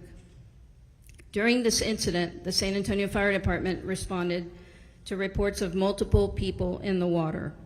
A total of 15 vehicles were found in the creek, and 10 people were rescued by the initial fire crews that arrived. I was on scene the morning of, and the boat teams told their story, and they shared with me that they pulled off, the first road alongside the creek, and all they could hear were screams in the night. This is a much smaller scale incident than the one here that occurred here in Kerrville, but just the same, we lost many lives, and it was completely unexpected. However, due to the extreme nature of the event, the fire department's arrival, I wonder if, it would have made any bit of difference had we gotten there faster, because this all happened in a matter of seconds. And that highlights the speed and the extreme nature of these type of events. As we continued our search efforts, I didn't hesitate to call the state for help. And as always, NIMKID came through. He answered the phone on the first ring and said, "What can I do for you? How can I help you?" And I can always depend on that. We asked for cadaver dogs and search and rescue teams because we had several people missing and we needed help, and we had a lot of ground to cover. There were vehicles and people that were rescued that were almost a mile downstream from where they got washed off the roadway. We're extremely grateful to the state for their assistance that they provided us for that incident. We experienced significant infrastructure damage totaling $22 million during this one event. Our challenge is the same that you have heard here today from the others. We're in what's known as Flash Flood Alley. San Antonio is considered one of the most flash flood prone regions in the country. We know that, and the city of San Antonio has invested close to $490 million in flood mitigation infrastructure over the last 10 years. However, much more needs to be done. When disaster strikes, there's often a gap between instances where local government can be self-sustainable and instances when we are able to receive federal relief. In the instances when neither are applicable, we need assistance from the state. I heard Chief Kidd mention the need for a strong relief fund, and I completely agree. The need for funds for infrastructure repair, mental health resources, temporary housing support, especially for vulnerable populations, are critical to help restore a community when a disaster strikes. We also see an improvement to data integration and information sharing across jurisdictions and systems. And again, I agree with Chief Kidd that better interoperability between local, regional, and state Chief, wrap up your systems. comments. Yes, sir. We know that the needs of every community are unique and the solutions we require. But I do appreciate the state's continued collaboration, your time investment, and we're going to do everything we can to enhance community safety. I would like to recap. In closing, I want to reiterate the key requests, and those are relief and the recovery fund for when damages fall short of FEMA thresholds, as San Antonio just did. Funding for enhanced warning systems at low water crossings, and increased funding for the flood infrastructure. Thank you. Andy? Thank you very much. My name is Andy Brown. I'm the Travis County Judge. I want to thank you, Chair Perry and Chair King, this committee, and especially Senator Campbell for inviting me here today. I believe having an open and honest conversation about what occurred during the recent flooding events here in Kerr County and also my home of Travis County is going to lead to solutions that will help us keep our shared constituencies safe and better prepared for future events. Although what happened in Travis County on July 5th was deemed a once-in-a-200-year event, recent history's taught us that events like this are going to continue to happen, and we must continue to prepare to respond. Our constituents deserve local, state, and federal governments that work together to meet the needs of the constituents and is ready to respond when needed. I also want to take a moment to recognize the 10 lives lost in Travis County and the incredible work of our first responders, led by Emergency Services District 1, as well as community members and the wonderful volunteers who bravely stepped up when called to help.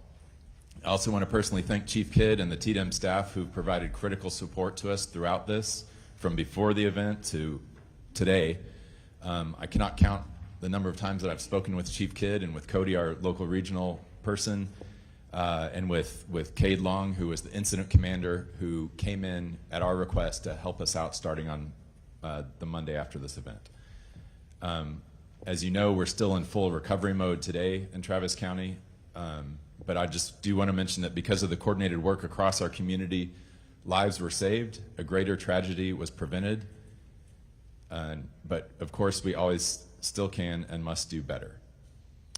ESD1, they were the incident commander at first in Travis County. Coincidentally, they are actually here today, and there's an ambulance of theirs behind those doors staffing this event here in Kerrville. I had a chance to visit with the lieutenant who I last saw Sunday morning, July 6th at 8 a.m. at the ESD1 briefing that morning. He relayed to me the fact that while we did have 10 folks that did not make it in this event, he saved a family with 6 parents and 5 children, or 6 adults and 5 children, at about 4 a.m. on this map that I gave you. It's about halfway down Sandy Creek, which is kind of the fatter of the two lines. He still has a cut on his elbow from where he broke the glass to get into the home to help save those people's lives. And I just want to thank him for his work and all of the first responders that were up all night on the 5th. Senator, at your request, I'm going to kind of go through the timeline. If that gets too cumbersome, happy to jump forward, but I wanted to give you all a little base of the timeline. So over the early morning hours of July 5th, the Sandy and Cow Creek areas in the northwestern part of Travis County, that's represented by this map that I handed out to y'all. It's 176 square miles that are in ESD1. That area sustained fatal flooding that resulted in the loss of 10 lives. Neither of these areas had been identified in early warnings from the National Weather Service that folks should be on alert for a substantial flood risk that day. So at Friday, July 4th, 4:48 a.m., a Starflight. So we're lucky to have 3 Starflight helicopters in Travis County. We actually sent one to Kerr County because that's where the emergency was, obviously, at that time. When weather permitted, Starflight 2 responded to Hunt at the request of Texas Task Force 1 and was one of the first aircraft to make it into the area. The crew was the first to land at Camp Mystic and ensured that no one there was injured that needed transport at the time. They provided information to the Coast Guard and Texas Military Department Blackhawks that were tasked with evacuating campers. They performed hoist rescues of 2 adults needing medical attention from the river inn, where the water rushed through the first floor and the inn was now isolated because of high water. These 2 hoists were out of 5 total completed during the day 1 of that response. So they evacuated 3 injured victims to a hospital in Kerrville, 6 victims to the casualty collection point, and then responded to numerous reports of potential victims. It stayed overnight in Gillespie County, eventually returning here to Travis County. At 11:53 on Friday, Starflight, our EOC staff, and I checked in about activities in Kerrville. We looked at forecasts for Travis County. Nothing seemed significant for the Sandy Creek area. On 4:13 p.m. on Friday, no issues for the county, no flooding expected. Light rain this evening and overnight was the forecast. 9:34 p.m. on Friday, the Starflight flight aircraft and crew returned to Austin from Hunt, and we had an extra aircraft on hand at the Blanco base overnight just in case. 9:43 p.m. TDEM reached out to me personally and asked if we had any needs relating to the water in the Colorado around Marble Falls. There were chances of opening some floodgates. Neither the TDEM folks that reached out or myself anticipated major flooding, and of course nothing was being forecast about the Sandy Creek area. At 10:43 p.m., this was kind of the first time we started getting some sign of things happening. Travis County Office of Emergency Management Duty Officer Blake Clamfer began tracking severe flood weather to the west, but anticipated still no impacts to Travis County. At that time, we expected no impact here outside of some much needed rainfall. 10:52 p.m., the National Weather Service issues a flash flood warning, kind of the second level of warnings that y'all have heard about today, for areas south of Big Sandy Creek, neighborhoods of Pecan Hollow, south of Pecan Hollow, south of Windy Valley, south of the places that you're hearing about today. The polygon drawn for the 10:52 p.m. warning that the iPod system sent out was focused south and west of these neighborhoods, primarily around Lake Travis, indicating the initial underestimation of the event's scope. The National Weather Service warning was effective until 1:15 a.m. 11:55 p.m., our Office of Emergency Management Duty Officer Blake contacted a sheriff's deputy to check on reports of flash flooding or high water in the area of Big Sandy and Cow Creek. The sheriff's deputy advises that no 911 calls had come in about flooding, but we asked him to go check Cow Creek anyhow at FM 1431. 12:08 a.m., the deputy finds water over the roadway and a car washed off the road. Reports this to the EOC. Cow Creek near 1431 LCR rain gauges at that time at 12:08 showed 7 inches over the past 2 hours and rain slowing down slightly. Nevertheless, Blake requested that the National Weather Service upgrade their warning to a flash flood emergency. So that happened at 12:08 a.m.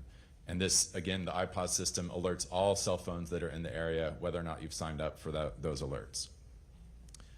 12:23 a.m. The situation escalates rapidly as the first water rescue call is received by 911, with Emergency Services District ESD1, who's here today, dispatched to the 24408 block of FM 1431 Road. This marks the beginning of a series of emergency calls. 12:36 a.m., Emergency Management Coordinator is notified by the Duty Officer Blake of flash flooding in northwest Travis County.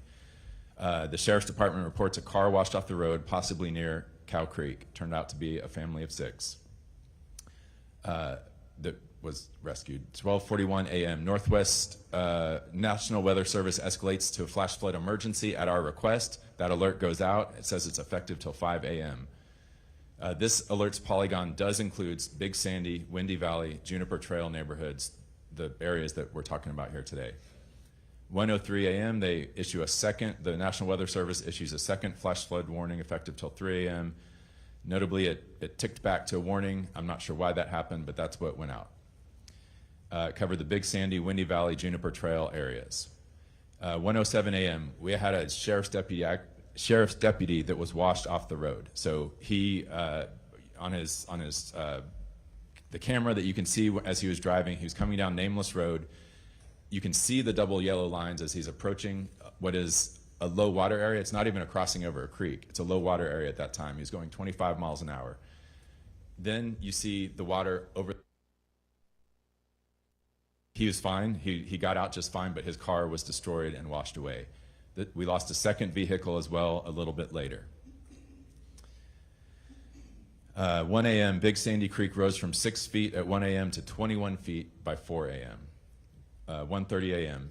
Our ESD liaison, so we have a person who is hired by all the emergency services districts in Travis County. We've got several of them. That's the fire and emergency service outside of the city limits of Austin. They've hired someone named Gus, who is their liaison to the EOC. So he started at 1:30 a.m. In addition to the computer-aided dispatch that was calling and dispatching ESDs and Austin Fire from across the county out to Sandy Creek, he picked up the phone and started calling to make sure that all the chiefs were aware of what was going on and get them to send their folks out there. By 3:30 a.m., all ESD chiefs were aware and had been sending assets. The command post was in Lago Vista at ESD 1 at an administration building next to their ISD. That was the first incident command post that we had. And that remained the incident command post until TDM, at my request, took over. I'll get to that in a minute, but we requested their help on Monday and they took over. 1:58 a.m. to 6:50 a.m. We had 36 water rescue calls to 911 dispatch, with ESD responding to addresses across Nameless Road, Cottonwood Drive, Long Hollow Loop, Windy Valley Road, Yopon Trail, Big Sandy Drive, Sandy Meadow Circle, and other locations in the impacted area. The rapid succession of calls underscores the severity of the flooding, with homes and roads being inundated. 2 a.m., Starflight efforts. Starflight aircraft attempted to respond to the initial request for help along the Big Sandy Creek and Nameless Road starting at 2 a.m. Despite multiple efforts, the crew was unable to get to that area due to the lack of visibility and the torrential rain. So our 3 Starflight helicopters, which are some of the best in the world, were unable to fly in that torrential rain that night. They hopscotched around a little bit, but they could not get there.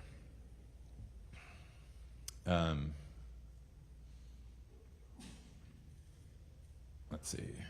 All right, so Starflight leadership responded to staff in the Travis County Joint Operations Center at 3 a.m. Sandy, Yes, if sir. you can just kind of. Yes, sir. I know we got Okay. about minute increments and they're important. So effectively, you were in control of it till Monday morning when Yes, sir. TDM took over. You contacted TDM. Yes, sir. Prior to that, you had sheriffs dispatched. You had helicopters trying to get in. So Yes, sir. I think there's several members with questions, but what would you need to tell us to finish up it? I think to finish up the questions about that initial response, we had 78 first responders from all across Travis County, Round Rock Fire, Austin Fire, Leander Fire, Austin Travis County EMS, 2 TIFMAS teams were on the ground. The county's role was to coordinate all of these efforts. ESD 1 was the incident command at that time, and again, this is all in that short time period on very early Saturday morning. I declared a disaster at 9 a.m., updated the governor's office about that, talked to Chief Kidd, talked to TDM, was in touch with them the whole day. I guess if I want to say something in summary, it's that TDM and Chief Kidd are amazing, and I talked to them constantly throughout this. They set up that incident command. They had DPS at the incident command once they set it up the entire time. They had over 560 people there in Travis County responding. 300 of those were search teams, which is those green areas on this map that I gave you is where the dogs went. They had GPSs on them, 300 folks. So to be clear, there were really no state assets until Monday.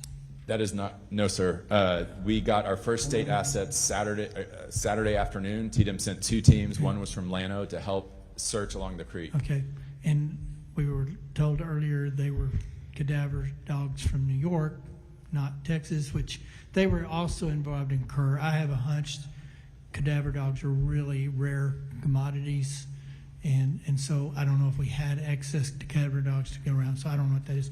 I know I've got several members. I don't know who they want to talk to. I just got 3 members to go to. Do you have any? Okay. All right, Senator Campbell. Thank you, Mr. Chairman. Thank you, Judge, for that account. I'm not sure who has your ear, but what I've heard today compared to what I've heard before with you, there's just such a conflict of where assets were and where they were absent. And it seems like Sandy Creek, Windy Valley, Long Hollow, Cow Creek area, wherever those assets were situated, and you did say, you know, there's a lot of square miles covered, but the emergency response team people that gave witness today, testimony, they just didn't see them at all. And even today stay in crisis. And the folks initially, the heroic efforts were by the volunteers. I mean, we have Auburn, Gallagher, and Melanie Strong, who brings in her own backhoe or some large piece of equipment. Yeah. Or an excavator, who knows, she's able to drive it. And then Ashley Willis, and then Timothy Mabry, who's from Canyon Lake, comes in to organize things. So the volunteers that actually, except for Mabry, live in the area. Well, and Melanie, I'm not sure how she was reined in, but she knew the people in the area, and so she was helped. But that's who was on the ground. They just didn't find other resources. And you talked how we had all these, and I can't tell. I mean, there's no words to explain just how excellent TDM is, our DPS, Texas Parks and Wildlife. There's just no words to say how excellent they demonstrate. But calling them, and you first asked them to come in, when did you say? 5:30 in the morning? Or when did you say you asked TDM to step in? On Monday.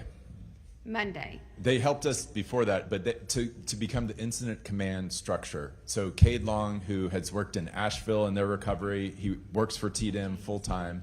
I asked Chief Kidd to send someone to run the incident command, and he came, and yes, that was on Monday. But then the flood was really on the 5th, the morning of the 5th. It was. So that was Saturday morning. Why do you think it was so long between the time the flood happened on the 5th and reaching out to TDM, asking them to put boots on the ground, which they did, but on the 7th? Yeah, fair question. So I'm in touch with TDM the entire time. So we asked them to send the teams that we needed to help us search on Saturday. They sent those right away. Those teams had to leave to come back here to Kerr County Saturday night into Sunday. So on Sunday, it was our group that was doing the search. So I met at 8 a.m. on Sunday morning. I was out there at the Round Mountain Baptist Church. That's where we set up the initial command. I had the pleasure of meeting Aubrey, who came and testified here today. She was there with me. We both saw over 50 firefighters in the parking lot that morning at their briefing together. Okay.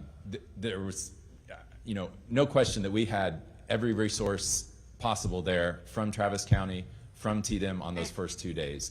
Those were the days where they were doing search and rescue. Okay. They had these things that looked like radar guns that looked for heat that they were going up. I think what we need to do is, I've talked with them to get specific information from them and dates, and sit down with you and have you go out there and see what's going on, because they're still in crisis. They still need funds, infrastructure, having a big problem with aqua water. That's a whole nother issue that is not just because of the flood, but that we need to deal with.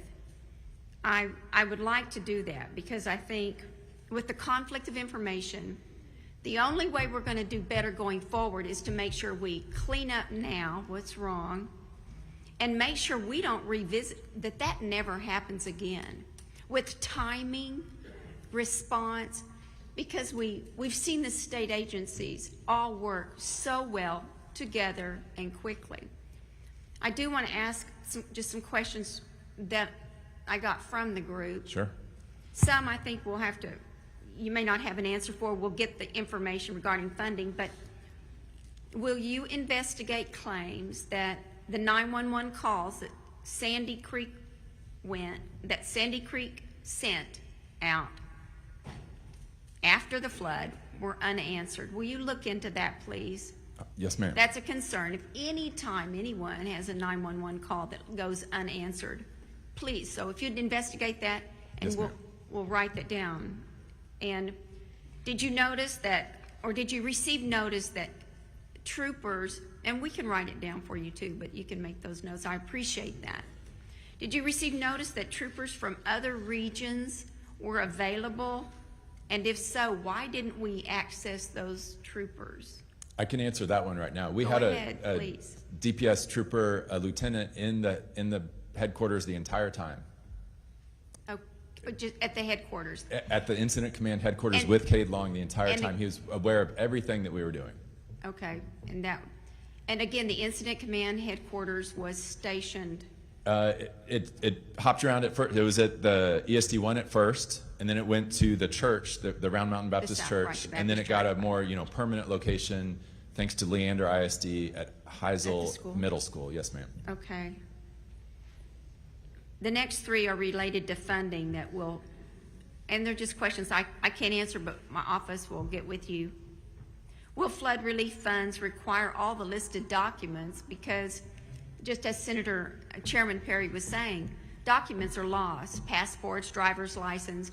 How do you even prove up that you have an electric bill when you can't find anything? And thankfully, we have DPS out there this week printing new driver's licenses for people if they need them. We had on Sunday. And where is that? Where do people go to get that? To the Round Mountain Baptist Church, the sort of resources of, we have showers. Are they going to be there?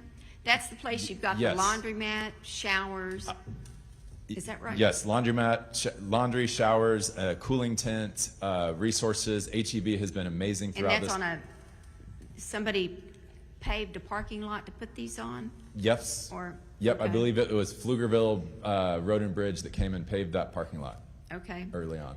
And will assistant amounts be based on losses or incomes, and how do they prove that last tax? So we, return? along with, it was this judge's idea from Williamson County, but the Central Texas Community Foundation, they set up a fund with them. We followed suit and did the same thing. All of the money that we raise, I think that they raise, is going to go, it will go directly to residents only. And none of it is coming to us. So how do they, how do they access that, or what is either a site, where do they go to look into receiving funding? So that it does go pass Yes, ma'am. through and not taken up as administrative fees by other organizations. Where do they go? So we're still in the fundraising part. So if anyone's listening today and wants to donate to Travis or Williamson County, it's the Central Texas Community Foundation. But they are administering it. They have experience doing this. Any money they give out is considered disaster relief, so it's not taxable. And where can they find the site, either the physical location or the email? Where do they find where they either need to show up or where they need to email? So where can they get that info? So right now, if they need resources, FEMA and Travis County Health and Human Services is set up at the Round Mountain Baptist Church. That is the epicenter of all assistance. We will have the same, once these funds become available, once an application process is developed by the Community Foundation, they will be at that same place. When it's developed. So the application, it's not developed yet? I think they probably have it already. We just haven't said go because, frankly, we're still trying to raise money into Well, it. still trying to raise money, but they're needing funds now. So if we can get that Yes, ma'am. going, that we'll would get be. that going. I think we have about 300,000 is my understanding. We're Well, trying to get to there's 2 million. A lot Yeah. that can, they need that. There are multiple dams, homemade, I didn't know this, homemade dams, because the area is fed by springs. So homemade dams, which are not earthen dams, they're not cement structures produced from the Corps of Engineers, they broke. And Yes. that added to the flooding. I don't know, what are the ordinances, or what does the county say regarding homemade dams? And are we gonna prohibit that? So we put a stop work order on the dam you're referring to. It was sort of a two-part dam. There was a lower part, an upper part. The lower part was destroyed at some point in the flooding.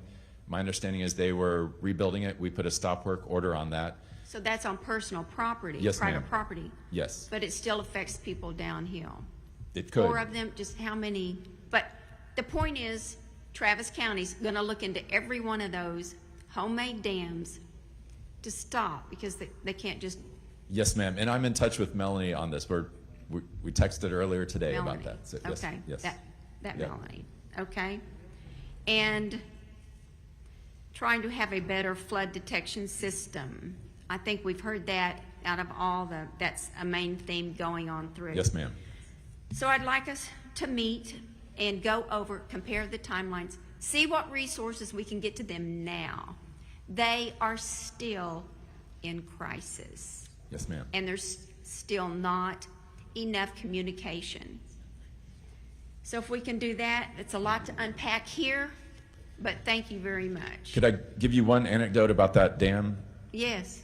Is that all right, Mr. No, Chair? it's fine. Okay, so this is, I think, a bright spot in disaster recovery and TDEM. So on Monday at about, I don't know, 1 or 2 o'clock, we got word from a TCEQ engineer that the dam you're referring to, the upper one that had not burst during the flood, might burst. And it was upriver from about 380 people in the part of Sandy Creek that were trapped by that bridge going out that I'm sure you've heard about.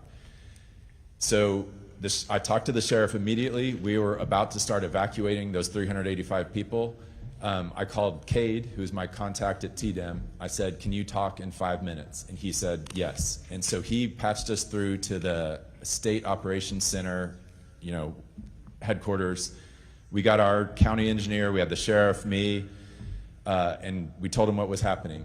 They got the Army Corps of Engineers on there in like 30 seconds. They had their entire team of expert engineers on there. They found a TCQ engineer that was in the area, sent her out to there, so she was filming while we were on this phone call. And the engineer and the Army Corps of Engineers, they were literally about to get on a helicopter in Dallas to fly down here to help us. In seeing the video, they saw that there was a dam, there was, I think, something like 20 feet of water. It was a large amount of water in there. And they saw the spillway off to the side in the video, and they said, get a pump truck from your fire department up there and pump it out slowly. And we did that, and it worked great. We did not have to evacuate anyone, and had it not been for TDEM and their ability to get folks together. Okay, so we'll get together, and then the last comment I would say is the deputy that was trapped in the water. Yes, ma'am. He was rescued by the volunteers there, by Miss Gallagher. That's wonderful. I didn't know that. Yes. Thank you. So he owes them a debt of gratitude, personal meeting. Thank you. Thank you. Thank you, Mr. Chairman. Vice Chair Flores. Thank you, Mr. Chairman. Judge Snell, hello, and I'm glad to serve Williamson County with you, and welcome to your introduction to county government. You came from school district? Correct. I was superintendent of Liberty Hill ISD for the last 6.5 years. Well, we'll get to this together, and I appreciate you. My comments for Judge Wilson. Judge Wilson, thank you very much for being here, and of course you jumped into your new position at about the same time, and it's an honor to be able to serve with you, and our condolences and regrets to all the citizens of Burnett and Marble Falls and that have suffered from this event. And especially our first responders. They go forth in spite of the risk, as the saying says. And in Marble Falls, we had a volunteer fire chief, Chief Phillips, who answered a call like he always did. His neighbors called, we need help, and he didn't hesitate 1 minute, threw his equipment on, went out in that flood, and he's been missing since then. His truck has been found, but not him. He's still missing. Is that correct? That's correct. Brian Wilson, that is correct. So, and we had a memorial for him the other day, and rightly so. Do you have everything you need? I understand Task Force 1 and 2 have been redeployed to try to make another attempt at another stretch of the watershed there to try to find him, as it's been our commitment to try to do our very best to recover all that are missing. So is Task Force 1 and 2 still there working? No, sir. Brian Wilson, Burnett County Judge. The last Friday, or actually it was Thursday, I think some communication between the governor and TDEM, NIM Kidd had called and sent representatives and asked to come back one more time to just, even though we'd done exhaustive searches with volunteers and volunteer fire departments, they had some additional technology they wanted to try, and some additional cadaver dogs. At that point, they on Friday morning, early in the morning, I went out to the site, and they did So from where Chief Phillips went in to the county line is only about 1.5 miles. And so they went ahead and researched that entire 1.5 miles, and they said they went about another 0.5 mile into Travis County. Sorry, Andy, I didn't ask your permission. But anyway, the other thing was the 3 days before that, 2 or 3 days before that, Parks and Wildlife, Houston PD dive team. Sorry, I don't remember all of them. There's quite a few resources that have been applied. They went into Lake Travis. They did a very exhaustive search trying to look in the debris field that's right at the end of Cow Creek in Lake Travis. But it's so massive and so thick, unfortunately, we still were not able to find our chief. So I would ask, what in your opinion, and based on what you know of how this happened, and before, during, and after, what would be some of your top 2 suggestions on how to what you did right, or what needs to be corrected so this doesn't happen again? Well, I mean, we've heard some testimony today about what to do about heavy rains and things like that. I mean, my kids were down in Houston when Beryl and Uri hit, and it just spent 2.5, 3 weeks without any power, living in a downtown area. And the thing is, I mean, I've been a rancher my whole life and out in the country, and flash floods are just part of, the flash flood alley part is a reality. We need to continue to teach people. I mean, I'm so grateful to have an emergency management team that's ready to respond, a sheriff that's just all in all the time, and all of his staff. We had, thank God. I'm sorry, I don't mean to, but I've kind of always begrudged these ESDs and additional taxing authorities. But quite honestly, in the last couple of years, I've seen the wisdom of the legislature, because the resources that we have in place in Burnett County with 10 ESDs fixing to be 11 is just incredible. There's just no way we could pull off what we did in the last 2 weeks. Because I mean, it was all in for days and days, right? I mean, 18, 20-hour days just on end for everybody while we were missing people and had a hope to find them. So I appreciate that. So we need to make sure that the ESD system stays strong. Consider providing additional funding, because they really did get out on the front end of this thing when the sheriffs. I was trapped. I told you, between the Gabriels. And there was 1 or 2, I think 2 deputies that were trapped with me. So I mean, what are we supposed to do to get to provide help? Nobody was calling on that end of the county. All the calls were on the other end of the county. So anyway, and then this continue your legislation and work on the interoperability radio system so that we could communicate. We had a few hiccups on communication, but we're very grateful to all the help, and NIMKID called me numerous times, and I appreciate that. Cody McDonald was in our operations center. We set up immediately in the sheriff's office, but we did have a command center at Faith Academy in the south side, because we actually had 2 search areas. First there in the city of Burnett, where we lost several lives, and then also down in far south, right on the Travis County, close to the Travis County, where the bridge washed out. So anyway. That's all I have to say. Thank you, Judge. Yes, I understood. There was that recurring theme that we have of communications was a big issue, and we all coordinated communications to come in from Fort Worth, I believe, is where they brought it from. Yeah, they brought in the mobile service on wheels, because in Cow Creek, on the border between Travis County, some of those peaks and ravines were just impossible to get cell signal into, especially along Cow Creek. It's just a deep ravine cutting through the 2 counties. So, thank you. So I want to switch to San Antonio, if I may, and Senator Menendez, if you don't mind, and Senator Campbell. But I brought it up in the last hearing, since we're talking about flooding and responses and how to be more effective or to prevent. On June the 10th, there at Vital Creek on 410, I think it was the access road. There was about 3 inches of rain, but San Antonio is notorious for flooding. I've served in Bexar County, so I know how that is. But 13 people, while they were commuting right there at Vital Creek, were all swept into the creek and lost their lives. And then, we heard about it for about a couple of weeks, and then we heard nothing more. And then, of course, now we have this. But it's still the same thing. It's a flash flood. What steps is San Antonio taking that you know of as an emergency management responder on that event and other events just like it in that urban area, but especially, that 13 people lost their lives there. There's other similar events in low water crossings in not only the urban areas but everywhere else. That's another topic as we do our response.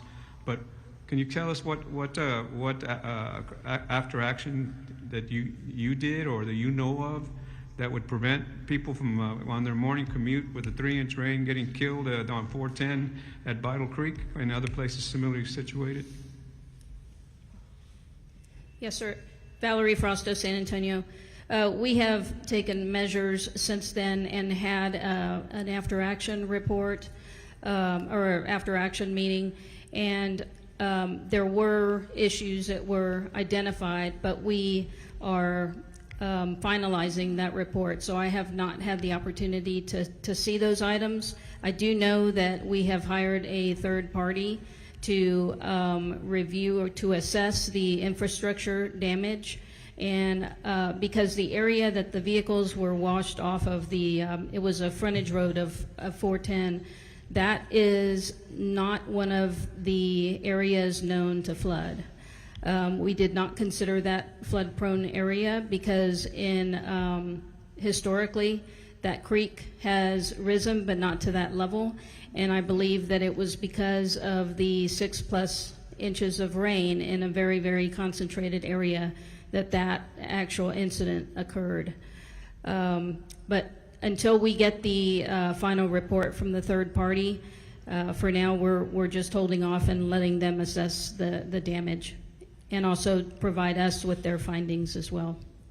Because it's been said that in structures like that, and not just Vital Creek, but other areas, especially urban or suburban, that the concreting of the creek beds, instead of being grass, plain, open, that absorbs, is exacerbating that situation. Would you say that's correct?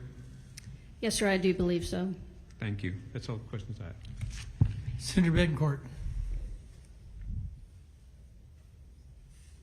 Thank you, Chairman. I guess two things, Judge. I think by now you know that Senator Campbell is one of our solidly most tenacious senators in the Texas Senate, because representing her area and her constituents is number one. There's a lot of parallels between what happened here and a little bit of what happened at Sandy Creek. You've got a late night storm, you've got late advisories. The other, were you actually present there too, or were you in the county during that night? Not that night. First time I was on site was 8 a.m. on Sunday morning. So ours was kind of a day behind what happened here, basically. Now, so first off, because we asked the judge here, in that day that you weren't there, you were represented by who and what decisions were being made? Yeah, so our structure, I have the person that I appoint to be the emergency manager is Eric Carter. His deputy is Blake Clampfer. So Blake is the person I referenced that was on duty all night long. He knows that he is empowered to call the National Weather Service like he did when he sees something that is not being met. So he called them, asked them to up the alert and send another one, and they did. And he was also the one directing the sheriff's department to go look at the roads. I agree, it's a bit of an oddity for you to get upgraded to an emergency and then the next advisory to go backwards. Yes, sir. And so that's something that if we get to the National Weather Service testimony, we'll talk about that. I think it's an important point because the judge from Williamson County, when he's running into major debris fields problems, he's not shy about asking for money and help, okay? Now, this brings me to the questions. I have never been at a hearing where we walk in thinking that we're talking about one disaster and the first 3 witnesses are about another. And there were 2 more witnesses during the day, I counted 5 of them, who are vociferously unhappy with the Travis County response because their eyewitness testimony of what they saw is completely different than what you laid out. And I think I'm really concerned by what Melanie was saying about debris fields that have a large amount of human remains in it that are still in existence. So have you been reaching out to try to get help on that at this point? Yes, sir. So the map that I gave y'all is so this is the TDM search, and I can answer the chair's question also. So the Texas team of dog teams, so we had 14 teams. The Texas teams took Cow Creek, so they went up and down there. This green area is where the dogs searched. They did 3 searches. So they did an initial very fast search, and then they did 2 very methodical searches. Each of these numbers on here is a zone. So this also caused a lot of frustration, I think, among the residents, understandably so. It's a slow process. The dogs can do what the dogs can do. We had 14 teams to do it. Ideally, we don't want debris removed until the dogs have completed these 3 searches. But if you have private property and you see a bunch of debris and you want to remove it, that's your right. So to answer your question, they have searched those 3 times in the best way that TDM knows how to. TDM, they gave me a report that I'll send to you, sir, about what the searches encompassed, everywhere that they went, all their findings. And I'm more than happy to send, the Sheriff's Department can send, if there are individual instances of suspicion of human remains somewhere, our Sheriff's Department can do that. Happy to call TDM if we need to get a team back out here, but I would like to send you the report, sir, so you could read it more in depth first. And Judge, I think, look, this is, you're ably represented in the Senate by Senator Campbell. And, but you have an opportunity, because there's a whole group of people behind you, that I hope you take the opportunity to turn around and look at this point besides Melanie, okay? And Senator Campbell is here as well.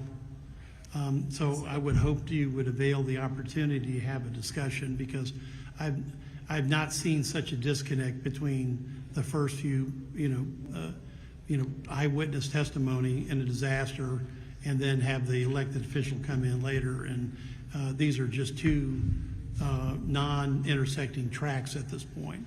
I agree, and I don't know what to say. If we want to grab the paramedic from the back that was there himself all night, if you want to look at pictures from my social media. Not to. More than any of that is. I would bow to the wisdom of the senior senator. Okay. But at some point in time, you do need to have that meeting, because I would love to. We don't get this type of testimony very often, and have it that graphic, and have it that detailed, and have it that factual. Yes, sir. Thank you. Thank you. Senator Menendez. Thank you, Mr. Chairman. I want to thank my colleagues for their continued support of Barrett County, in particular San Antonio. I want to thank Chief. Chief, you're pretty new on the job at Barrett County in San Antonio. How long have you been the chief now? My first day was November 1st of 2024. 24, so I shouldn't say you're that new. It's been a while now. What I do want to say is, on this flash flood that occurred June the 12th, we had 15, according to the letter you presented us your testimony, we had 15 vehicles found in the creek. 10 people were rescued. And this, you're telling us here, these were swept off Loop 410? Yes, sir. So just for my colleagues from the Houston area, imagine vehicles swept off your Loop 610. That's unheard of. I've never heard of vehicles swept off. Loop 410 is not a low water crossing. That is unbelievable. And one of the things that I think is a concern for water to go that fast, the 6 inches, part of it has to do with the fact that there's been so much development north, in the northern part of the county, that has sped the speed of water that has been flowing through our creeks and our rivers and our floodways. And I mean, we've tried to address that with detention ponds and other things, retention ponds and other things. But have you done any studies on the flow of the water? Because I know you said we've invested almost $500 million in flood mitigation infrastructure. That, I would say, would fall under Public Works. Yeah. And we do have an expert witness here if needed. I wouldn't be able to answer that question. I'm not 100% sure what kind of studies have been done, but I do know that there is a substantial amount of construction occurring throughout the city. My understanding, I think, and you had it in your testimony, yes, it's right here, you had the total damage of $22 million in this single event Yes, sir. of damage. So now my understanding is that the FEMA threshold for relief is $55 million, is that correct? Yes, sir. So what happens if it would be the gap? If you don't meet the FEMA threshold, what happens? Well, we did not hesitate to file the disaster declaration and took steps to ensure that we were knocking on doors to gather all the losses. But we are very much relying on that funding, and it was very bad news when we heard that we did not meet the threshold. We didn't anticipate that was even a possibility, because we knew that the damage was substantial.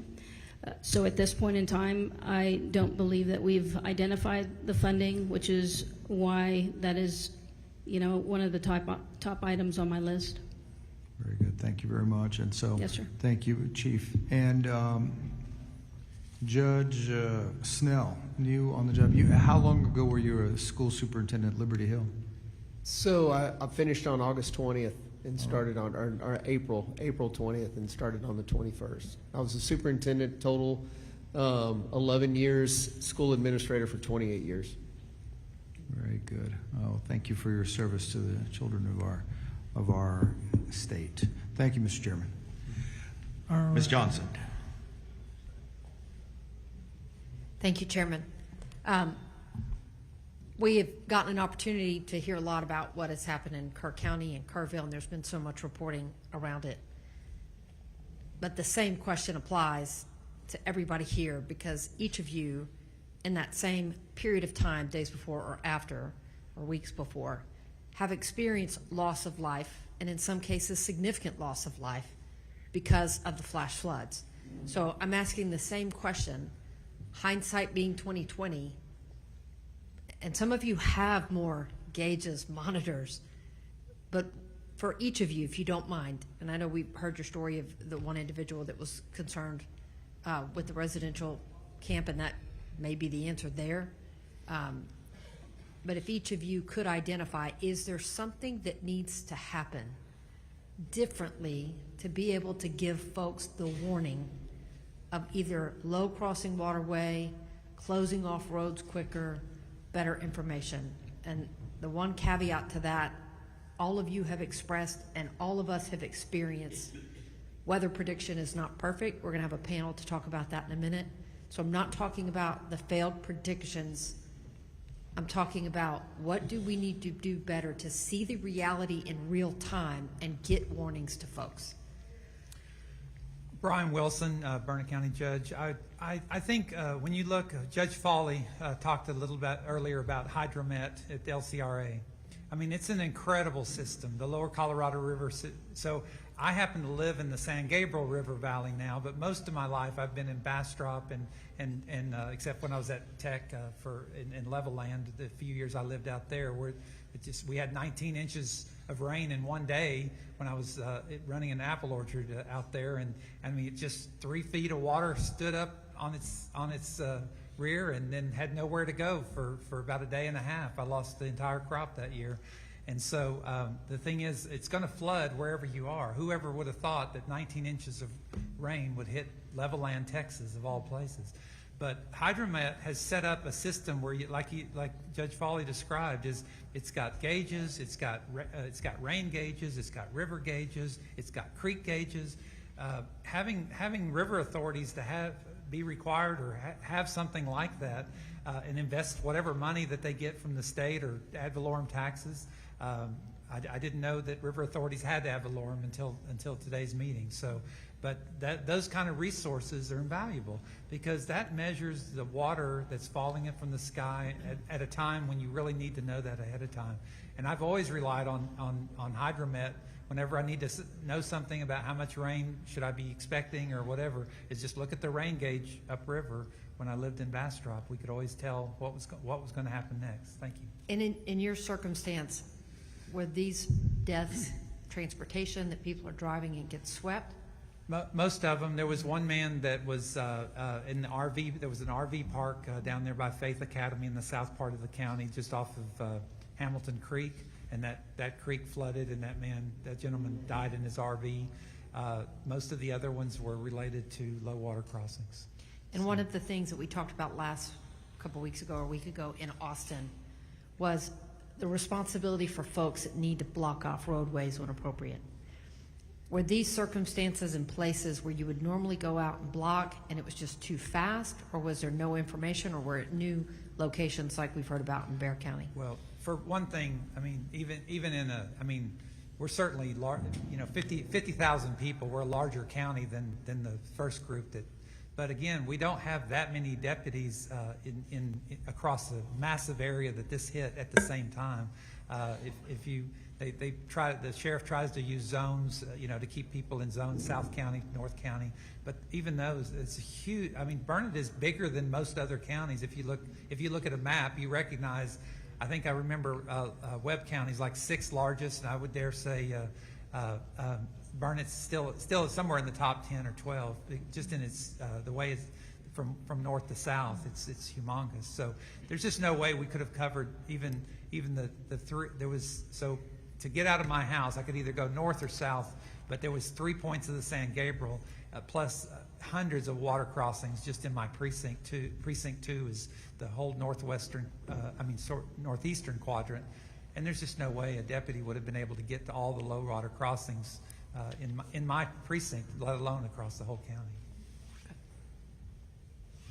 Steve Snell, Williamson County. It's an interesting question because this storm was so different. We've had water over our low water crossings before, but we haven't had the road washout.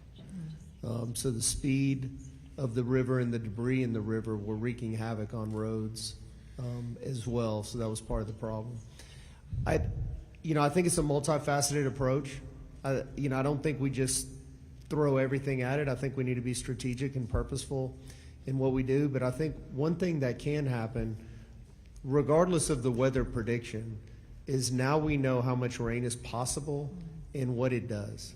So there shouldn't be any more surprises when 21 inches drop and what's that going to happen to the watershed. Williamson County has spent hundreds and thousands of dollars on a new, it's called the Atlas Floodplain Mapping System.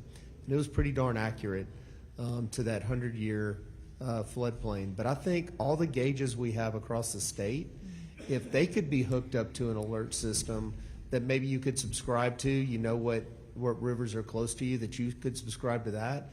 And definitely our first responders know, hey, we got this much rain, the rain gauge has hit a certain amount, we need to start sounding the alarm and letting people know this isn't, because when we went door to door, we weren't asking, and everybody knew because of what we saw in Kerrville what was possible, so they got out quickly. We had zero resistance. Yeah. And I've been in Houston where there's hurricanes and, went through Katrina, went through Ike, went through some tropical storms, and it gets to the point where no one wants to leave because they haven't seen it. So I think now we know, hey, this is serious and we need to pay heed to the warnings. Ms. Johnson, can I interrupt you 1 second?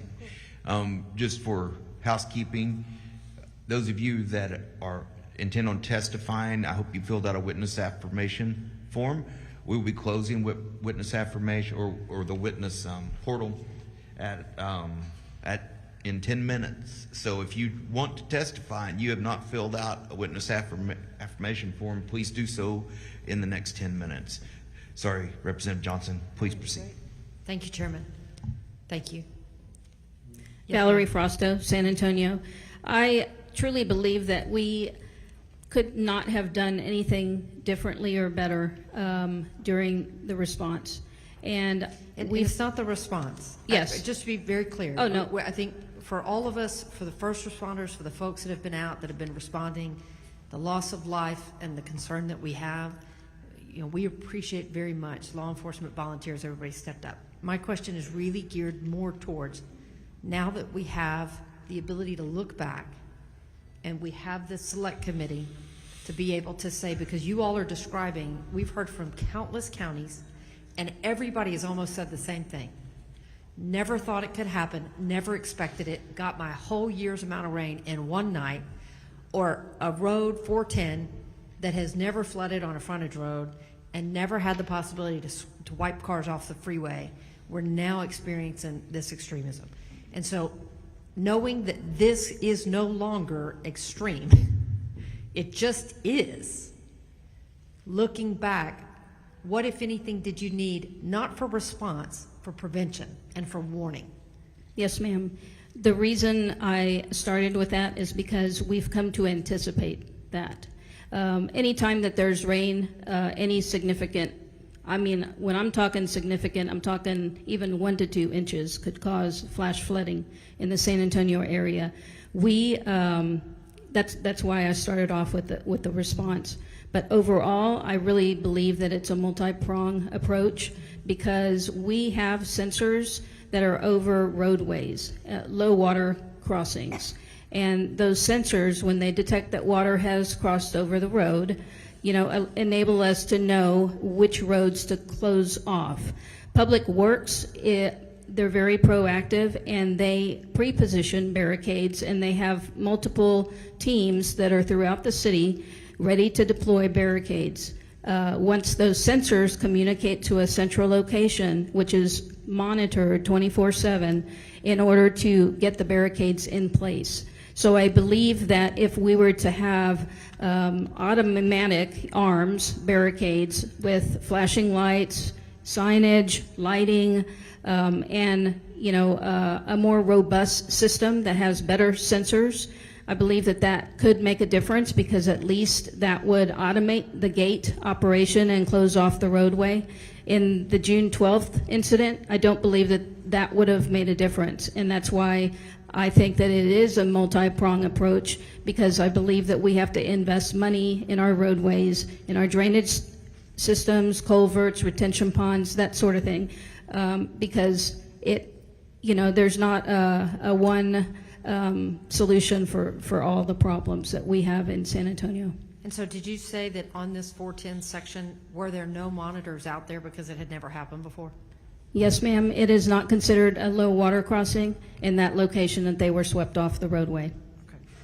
And all of you have mentioned TDM, and I think all of you have praised TDM. And I just want to clarify, Judge Brown, I think TDM was embedded with you guys at like 10 a.m. on the 5th. Because I got confused by some of the questions earlier about when you brought in TDM, but TDM was with you. Yeah, so the way it works And we're all lucky to have TDM, Yes, because ma'am. for those of us like us in Yep. Houston where we've experienced it and we're preparing for it, they are a key partner, and we appreciate that. So I just want to make sure the record is clear. Yes. Yes, so they were with us the whole time. The way it works is you enter a STAR request for a helicopter or for water or whatever the thing, and TDM gets that to you. They were doing that, as they always do in disasters, from before the event, through the event.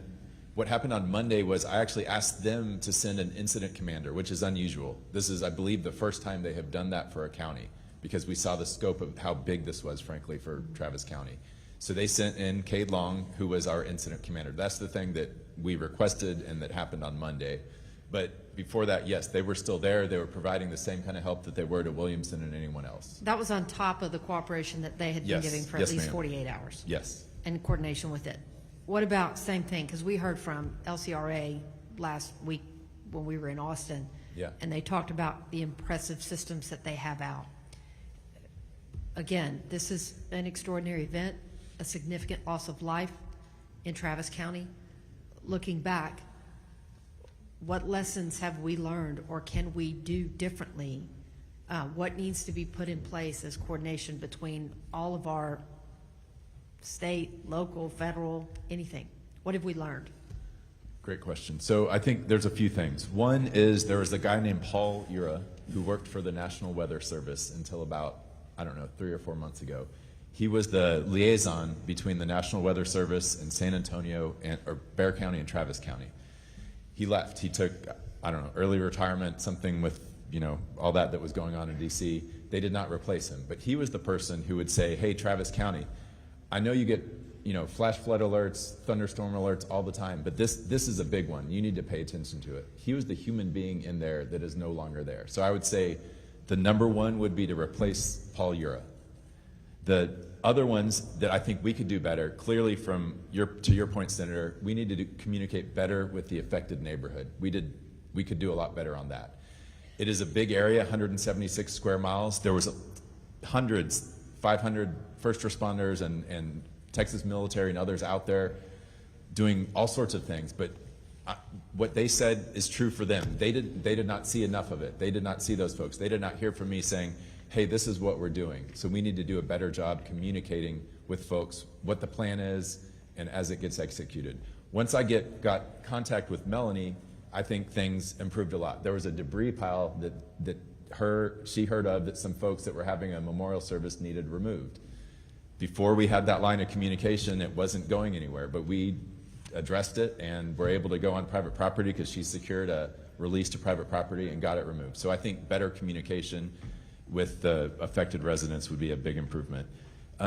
Another one is 2 ways out of all subdivisions. We require that in Travis County. We've required it since before I was judge, but these places in Sandy Creek were not built that way. So they had 1 way out, and most notably this community of 380 or so people that when a bridge failed, they were trapped there for several days.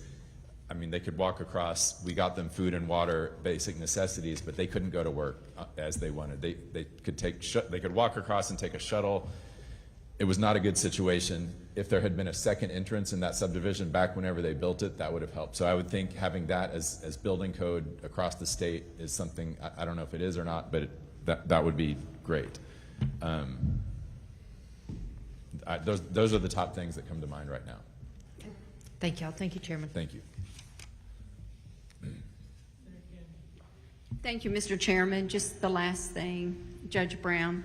Search and recovery, is that still going on in the Sandy Creek area? The whole area there, Windy Valley, and I know they found a leg just not very long ago. They're wondering where the other parts are. Do you know, is search and recovery still going on? So TDEM sent 14 teams of search teams that had a dog and the humans attached to it. Half of them are from Texas, half were from, I went along with some teams from Alabama and Florida. I went with the Houston police divers in the lake. Have we called it off, or we're still? They have called it off, yes ma'am. They sent a final report and they called it off. They told me if we come across additional things like you're talking about, that it is a call to 911, that is the response, and the Sheriff's Department will respond to that. Okay, well, I don't know when the right time is to call off search and rescue. Search and recovery. So thank you for that information. We'll find out. It's a tough call. And I talked to the Burnett County judge here about, because obviously we were all searching for the fire chief, and it was a tough discussion of when to call it off in that situation. But I believe he talked to the family, and I think Cade Long talked to the family, and it was a mutual decision on that. Yes, sir. Can I clarify that? Yes, sir. This is Brian Wilson. It's a tough thing to ask a county judge or a group of volunteers or the fire department to call off a search, and we're not going to do that. The governor has said we're going to keep searching till we find. Right. It doesn't mean that we're going to search every day. What we did last Friday was to try another avenue, to look under additional debris piles, to use other technology. We've used LIDAR. We've used gas ray detection equipment. But to ask us to say that we're not going to hope to find Michael Phillips someday is just too much. I can't bring myself to do that. But we're stopping for now. And if we have other opportunities or other things that come to light, that we'll continue that at that time. And we may ask, as I said in my release to Texas Task Force 2, that if we find any additional information or opportunities, we'll call you back. And they said that was fine. So, who said that was fine? The Texas TDEM. TDEM? Okay. Thank you. Thank you, Mr. Chairman. Representative Wilson. Thank you, Mr. Chairman and Judge Wilson. I know losing Chief Phillips is a gut punch to the whole community. 30 plus years, and totally beloved. And then you had the Hammond family, 17-year-old girl who made sure her brothers and sisters got out of the van. I know the families, know the entire county is hurting, plus the others that was lost. Thank you. And, you know, I just want to back up. When I was at Faith Academy and seeing the whole task force efforts, and you could just see the first responders, they're just so tired. 18+ hour days, and just, man, they're just not going to give up. And anyway, we can understand that that's what community's all about. And we just appreciate you stepping up in such a very short period of time, very difficult time for the county, nonetheless, outside of the storm and so forth. But thank you, and I know that we won't stop looking for Mike Phillips. We know that this is also a gut punch on the economy in Burnett County because tourism. Obviously, this is the tourist season with the beautiful lakes that you have there in Burnett County, Inks, Lake LBJ, Lake Marble Falls, and so forth. And I know just as there's a lot of debris in Lake Canyon, there's a lot of debris in your chain of lakes as well. What is it that the state could do to help us get on that community on their feet with this debris, considering that LCRA focuses on navigable parts of the lake only, realizing all this stuff goes to the shore, fills up the coves, all those sorts of things. What could the state of Texas or even LCRA do to help in that endeavor? Well, today I got some good news while I was listening to testimony that TDM had stepped in for a lot of our debris management. So, you know, like I said, we lost 40 homes totally destroyed, 100 homes that were significantly damaged, and then another couple hundred that were seriously damaged. So people have been mucking out, and we set up a debris field. A site through the assistance of the TDM has taken that over to start removing that and taking care of it. And so we appreciate the assistance and help. I wasn't expecting that. We were in the middle of making contracts, but for the same purpose. I mean, a lot of that debris that's collected into the lakes, that would be another good part, because, you know, of course, as you. Most people probably know better than I do. I don't spend a lot of time on the lakes, but a lot of those lots are owned back, you know, by private properties down into the lake. And as Judge Brown spoke earlier, counties are not allowed to touch private property unless we have very specific circumstances and situations. So that's one area that the state, through LCRA or through its own authority, could begin to draw out some of that debris out of those coves and away from property owners. So. No, I appreciate that. When you look at it, especially in the coves, Highland Haven, Granite Shoals, and so forth, actually the municipalities own that lake, a lot of that lake bottom as well. And of course, you know, with the economy as part of the concern, you know, I would hope, and if you put more thought to that, because I know that we have some thresholds on the FEMA piece, right, but there may be some additional opportunity there for which the state can assist in that direction. Just need to hear from you. Judge Snell, sir, thank you for your leadership. Obviously, Liberty Hill, you may have been a school superintendent, but you were a leader within the community, and obviously Liberty Hill jumped out and started supporting outside of their city limits, especially along the San Gabriel and so forth like that. And so it was really good to see a lot of work in that community. I know that Leander was looking to push support into Travis County. Between yourself and Judge Brown, can you kind of walk us through that, if you have any knowledge of that, and if there was any hiccups and something there that we need to look to to make sure that even though they share the same zip code, that doesn't mean they're actually part of Leander proper. But when you look at the Sandy Creek effort, it's in close proximity to one another. Yeah, I'm not sure on the Leander working with Travis County, but I was in contact with my mayors on their needs, and I'm assuming Mayor Delisle from Leander was in contact with Judge Brown on her needs for the ETJ. You know, a lot of these cities were in an interesting spot because most, if not all, of the damage around Liberty Hill was not in the city, and similar for Leander, but those mayors stood up and led for their communities as well, and we had a lot of help from state people, from other cities in the county.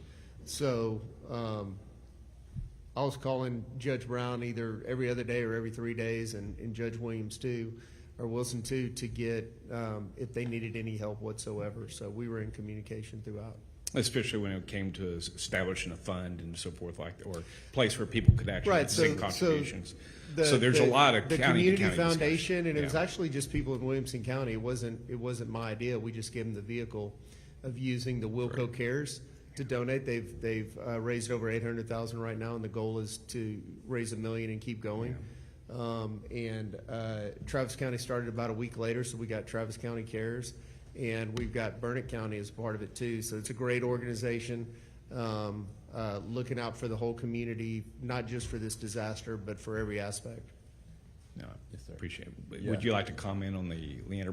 Because eventually what happened in terms of the Sandy Creek support, the basically started to become headquartered out of Leander. Did it Absolutely. Leander ISD was where the incident command was, where the initial where the volunteer center was, and where the resource center was initially. They've been wonderful partners with us.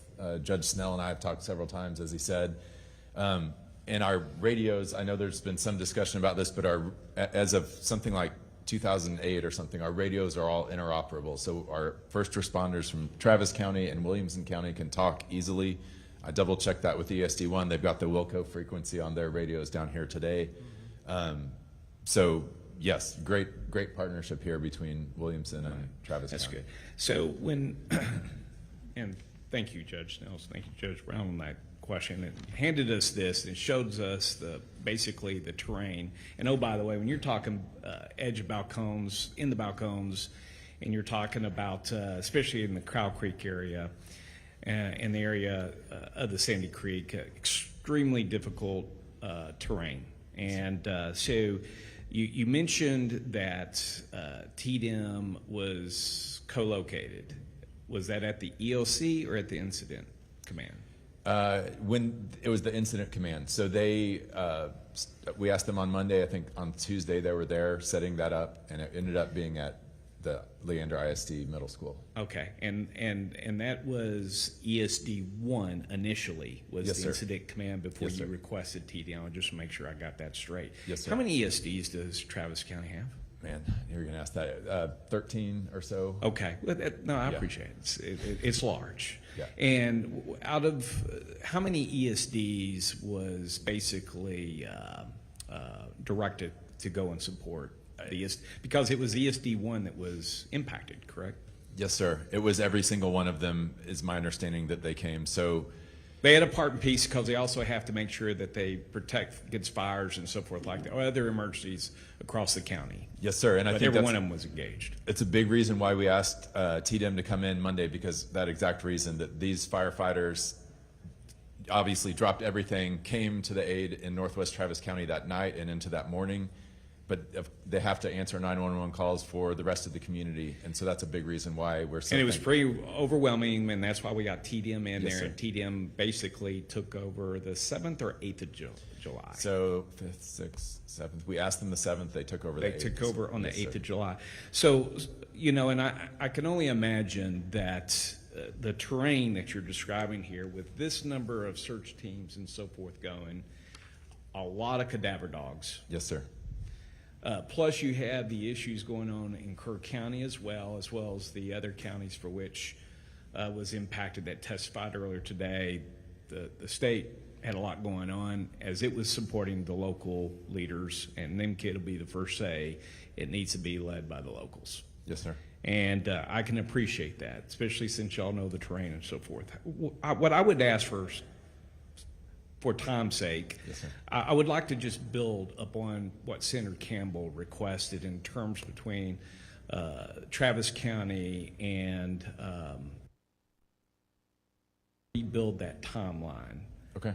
And also share that after action review once, because I'm sure y'all are going to do one. When do you think y'all will execute the after action review? So we're still in the, it's not after the action yet. As you have heard today, there's Sure. still a lot of work to do there. So you wait till the total piece. You Yes, don't sir. do it by phase or anything else like that. You Yes, sir. Wait till the, okay. Yes, sir. I got it. So we'll wait to hear to see when you think you may be able to make that. But when you go to build that timeline, because I'm pretty sure when you're talking about this amount of terrain, Yes, sir. that you were focused on recovery, first to save lives and recovery. Yes, sir.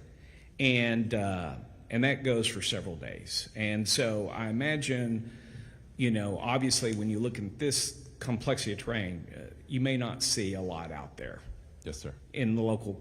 In your local place, because your incident command was how far from Sandy Creek? 20 minutes away. 20 minutes Yes, sir. away. Okay. So if you could, please, could you also articulate in that timeline when other management pieces come aboard? Like, for example, the management system that y'all or processes you put in for volunteers, where they would report to. How would they report? How did they know? If you could just kind of give us a total picture so that we can understand and we can learn as well. Because the one thing that is obvious is that the people do need to see us, and they need to see us out there working hard and helping to organize. There's an expectation that we organize. And so if you wouldn't mind including the management pieces all the way down from the water and food that was provided, if it was, or did we depend on the volunteer base from the churches and so forth. But also if you could put inside that timeline how the low water crossing was discussed and determined, and what resources we were looking towards, because that community really didn't have that low water crossing in place for 8 days, 10 days? Yeah, I've got that in the timeline. But yes, it took a while. Yes, we first got, I think, TxDOT engineers out there, then Travis County. Do you want me to go into the timeline? No. Okay. I just want you to build it into that timeline, Sure. if you would, Happy that to. Senator Yes, sir. Campbell was talking about. And I greatly appreciate y'all being here today. Thank you, Mayor. Thank you, sir. Chief. Yes, sir. Thank you guys for being here. Appreciate you hanging in with us. It's been a good panel. I'm going to call up the next batch of publics. Kyle Nidever, Nidever, Catherine Fox, Evelyn Miller, Rosa M. I believe it's Toter, T-O-T-E-R maybe. Rosa M. Deborah Strain, Clay Lambert, Sarah Stewart, Chris Distel.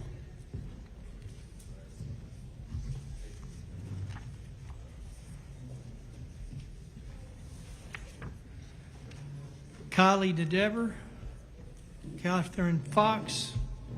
Who do I have up here? Catherine Fox. Kylie? You have Kylie? Okay, and who's this? Sarah Stewart.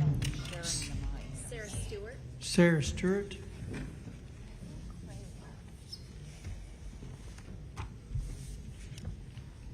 Catherine Fox. Okay. Kylie. Evelyn Miller. Is that you? I'm Deborah Strain. You're Deborah. Clay Lambert. Clay Lambert. Chris Distel. Chris Distel. Rosa. That's you. And Evelyn Miller. Not you. Are you just with her, or are you testifying? I'm signed up to testify, Okay. but I'm with her for. What's your name? Courtney Calhoun. Calhoun? Yes. All right, we'll find yours. Okay, thank you. Give me two more. So Evelyn Miller's not here. Courtney? Yes, sir. All right, we'll put you in. Need two more. Barbara Oates and Ashlyn Bolton. Barbara Oates and Ashlyn Bolton.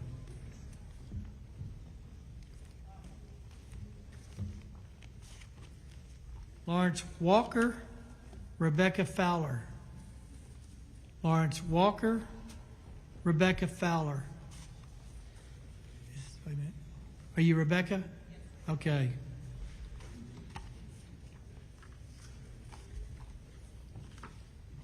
Daniel Edelston. Daniel Edelston, got you? Okay, all right, we got a full panel. Let's go ahead and start with you, Kylie. 3 minutes. Pull that mic real close and talk real big. Hello, Chair and members of the committee. My name is Kylie Neidiver, and I am a lifelong resident of Kerr County. I live in Bumblebee Hills, a working-class neighborhood located off Highway 39 in Hunt. Of the 33 homes in my little community, only 5 were untouched by the raging floodwaters of the Guadalupe River. The home where I live with my mom and sister was one of these 5. In the early hours of July 4th, my neighbors' homes were flooded with anywhere between a few inches to over 8 feet of water. By the grace of God, no one in Bumblebee Hills was seriously injured or lost their life that morning, but many homes were ruined, and we are now faced with the monumental task of rebuilding and resuming our everyday lives while bearing these new unseen scars of trauma. The only thing more powerful than the flood has been the outpouring of volunteers and community members who have taken it upon themselves to help us recover. Assistance and prompt guidance from our local government regarding our rebuilding efforts have been non-existent.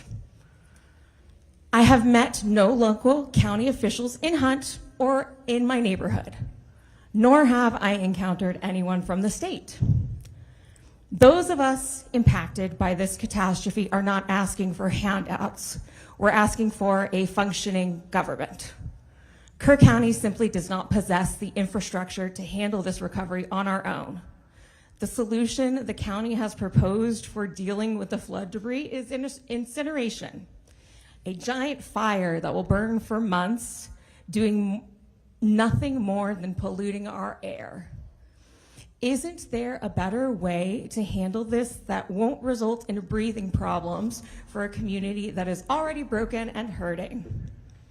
Right now, it is primarily families and local volunteers who are the ones hauling debris to the dump and paying the fees for it. Survivors across the state of Texas cannot wait any longer for emergency relief. We need knowledgeable officials, debris removal, housing support, and mental health care. This community is in desperate need of educated assistance, handling the enormous burden of this catastrophe. The individuals who experienced the flood, who are not full-time Kerr County residents, need help too. When my neighbor's home was flooded, she and her husband were in shock. My mom and I stepped in to help them begin the cleaning and recovery process in their home because that's what friends and neighbors do. We were all traumatized, but we did it anyway. Texans are showing up for each other every single day. Now it's time for our elected leaders to do the same. Please use the authority you already have to release emergency funds and make this session about flood recovery and nothing else. We can't do this alone. Thank you, ma'am. Thank you. All right. State your name. Catherine Fox.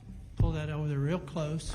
Catherine Fox, born and raised in Kerr County, resident of Hunt. I'm not sure it's on. They're working on it there real quick. Lights on. Try it now. Catherine Fox. There you go. I hear you. Born and raised in Kerr County, resident of Hunt. In my 67 years, I've been through about 25 floods in Kerr County. A mark on our property of the 1932 flood was far surpassed this time. USGS has been out. They'll get the exact numbers to us soon, but a rough estimate is 50 feet on our property at the confluence of the Guadalupe River and Bumblebee Hills Creek. As we've seen prior in testimony, things just, our confidence has been shaken by the lack of coordination, chain of command glitches, and time taken to issue a code red, as well as the lack of the warning system and on that was discussed earlier. And what comes to my mind is a word that hasn't been brought up yet, and that is complacency, not just by our government, but by all of the residents who have not lived there as long as I have in many instances, and just decided that, you know, out of sight, out of mind. We haven't had any major floods for about 15 years, so let's just let the good times roll. And everybody started building along the river, especially during the COVID surge on our state. So, having established what we've already established today, 2025 is now the new benchmark. 1932 is out the window. And I would like to say that, or quote, Judge Rob Kelly in his testimony said, "This just was not forecast." As someone who's lived here for 67 years in this area, I would like to say that it was, but no one caught it. History shows that when the National Weather Service issues a flash flood watch and mentions a subtropical air mass could potentially stall out of the hill country, we all better set up and pay attention. We were warned, but in a roundabout way. We didn't pay attention. And here's what happened.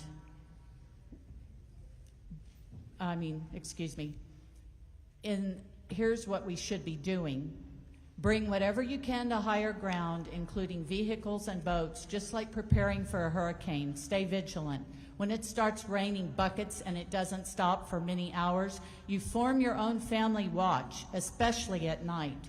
Change your plans if you know that this is coming and you're not from the area, especially if you have extremely small children and elderly family members. Have an escape plan. Practice it. Yes, it's inconvenient, and yes, often nothing happens. Yet when I was a little girl, that is exactly what the community of Hunt did every time. Not just the camps, but everyone who lived along the river or a creek. We didn't have today's technology.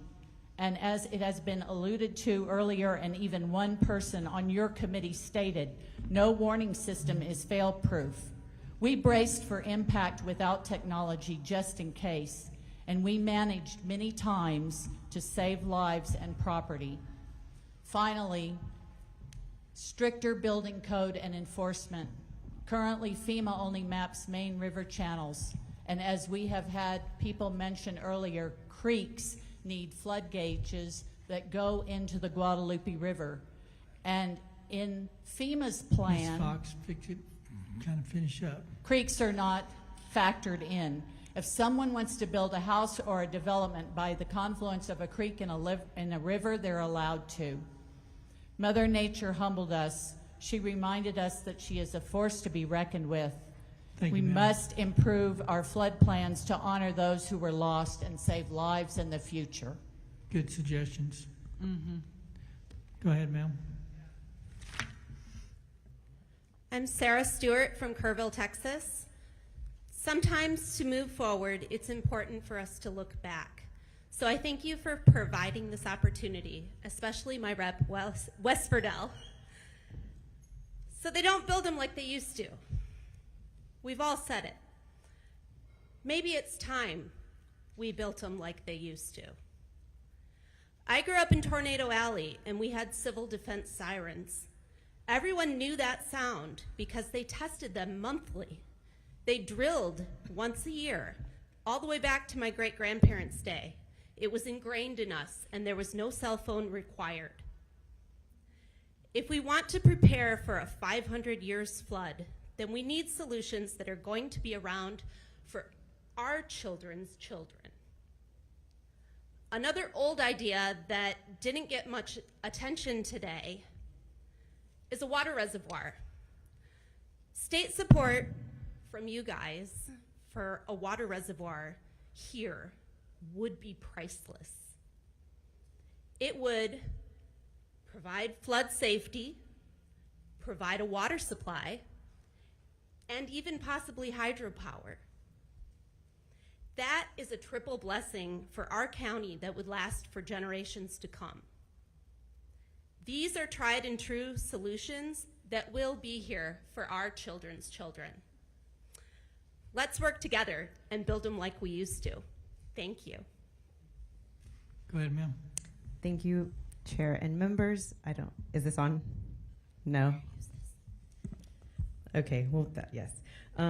Thank you for the opportunity to speak today. My name is Rebecca Fowler, and I'm here on behalf of Mental Health America of Greater Houston, as well as the Texas Coalition for Healthy Minds, a network of over 35 organizations focused on mental health and substance use recovery across Texas. Personally, I am here in person because I've lived in Houston for the past 15 years, and we are no stranger to disasters and trauma and recovery in that process. So I really wanted to share with you all what we have learned. My written testimony is quite extensive, and I encourage you all to reach out to me and our other organizations to really learn what are these best practices and what are organizations that are in place. We are already working with folks on the ground here in Kerrville to kind of help implement that practice, but I also wanted to share with you today that flooding is not just a physical disaster, it's also a psychological one, as we've already heard today. Kids, families, neighborhoods, this entire community has been impacted, and this will be a years-long recovery. We need to start thinking about how do we give supports now for kids who are afraid of the rain or water, who don't want to be separated from their families, and there are real ways that we can do that. And there's already kind of a very clear example that the committee understands it, this community understands it, and I'm very grateful for that. One thing that we did want to point out is that unfortunately disasters sharply increase suicidal ideation and substance use, and specifically here in Kerr County, the suicide rate was already nearly twice as high as the state average. And we already have very limited access for mental health services for youth. So we want to get in here and really amp up the supports that we can provide now that we know that they are needed more than ever. Schools have kind of formally been that front line for recovery in the past, and we would like to go in and support them as much as we can now. And for us, that really does come from looking at how the state can invest in emergency funding now. We saw after Uvalde, there was flexible state investments of about $5 million specifically for the Resiliency Center. We think that's a great model, but we would love to see that with additional flexibility so that communities here can turn to people that are already trusted, turn to the schools, turn to the churches to meet those communities' needs. We would also love to see, we've talked about T-Chat, we've talked about the LMHAs, we've talked about ESCs. Those programs exist, but a lot of schools that aren't connected is because they don't have the technical assistance or they don't have the actual internal infrastructure within the schools, whether that's a classroom or someone to kind of be with that student. So if there can be some sort of crisis mental health funding, either through the ESCs or to the districts specifically impacted, we would love to see that targeted mental health supports just so we can build out those structures in a new way. Thank Good you. testimony. I did check. Kerrville ISD does participate in T-Chat, and they said it was awesome. So Good. I didn't know if it made it here or not. It was good. Go ahead, sir. Okay, is this on? Yes. Hi, my name is Daniel Edelstein. I'm a local resident. Thank you all for the opportunity to speak today. I also want to take this opportunity real quick just to thank all of our first responders and county officials and many volunteers that have poured their hearts and souls in this community. I mean, it's been a real blessing. My wife and 4 children reside here in West Kerr County, and I'm speaking today as a local resident on behalf of my parents who have a local business in Ingram, Texas. I'm here today just to bring light to the rebuilding of our communities and the struggles that we're facing right now. My parents own the Ingram Dam Center, which is located directly next to the Ingram High School, just across the street from the dam. The strip center is filled with other local businesses and residential apartments. This business was my parents' livelihood and their retirement. It's been extremely devastating to their lives because with their medical conditions, it's impossible for them to rebuild themselves. Thank God for all the volunteers and community help that we have received because without it, my parents, the business wouldn't have been salvageable. At least the building wouldn't have been salvageable itself. Their business and others at the Ingram Dam Center sustained 6.5 feet of water inside for hours. We had 4 residents in there, and they also survived and were water rescued, which was amazing, until the waters receded. So we had friends, family, random volunteers, and many churches and private organizations help us demo everything to the studs. So you go over there now, a lot of people know about the Ingram Dam. They've slid down the dam, you know, when they're kids or their kids have done it. It's just kind of a central location in Ingram, and it's really sad to see where it's at right now.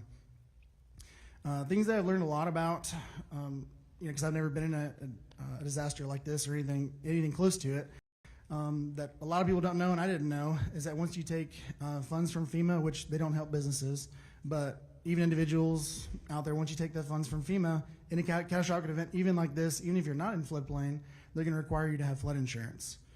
And knowing the market quite well, being as a realtor, that's going to reduce families' home values, or really just price them out of the communities that they live in, because they can't afford flood insurance as well as mortgages and all that kind of stuff. So it's really going to hurt the people in the long run by them just taking the FEMA funds. So I've reached out to a lot of those communities and told them just because they're only giving them $12,000 to $18,000 for the damages in their houses. And I've told them just to go look out for grants, get as many grants as possible, because taking FEMA funds is just going to be detrimental to them in the long run.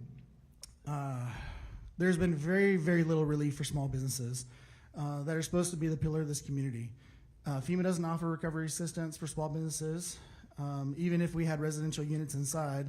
And the SBA, just to be honest, has been kind of a joke. They told my parents that they give them an 8% loan, and they'd have to, if the only way they'd give them a 4% loan is if they either had bad credit or couldn't get approved somewhere else. So it's really detrimental to them, because that's their livelihood, and that's the way You're going to have to kind of wrap. Yep, I'll end it right now. So I just want to switch gears real quick. I'll end it right now. As a preventative, I really think the debris inside that wall of water that was coming through really had an effect, and it'd be great if we could figure out what effect that had and put a plan together in place in order to maybe clean out the rivers and things like that before these happen and all that debris comes down. Okay. So Thank you, sir. Appreciate it.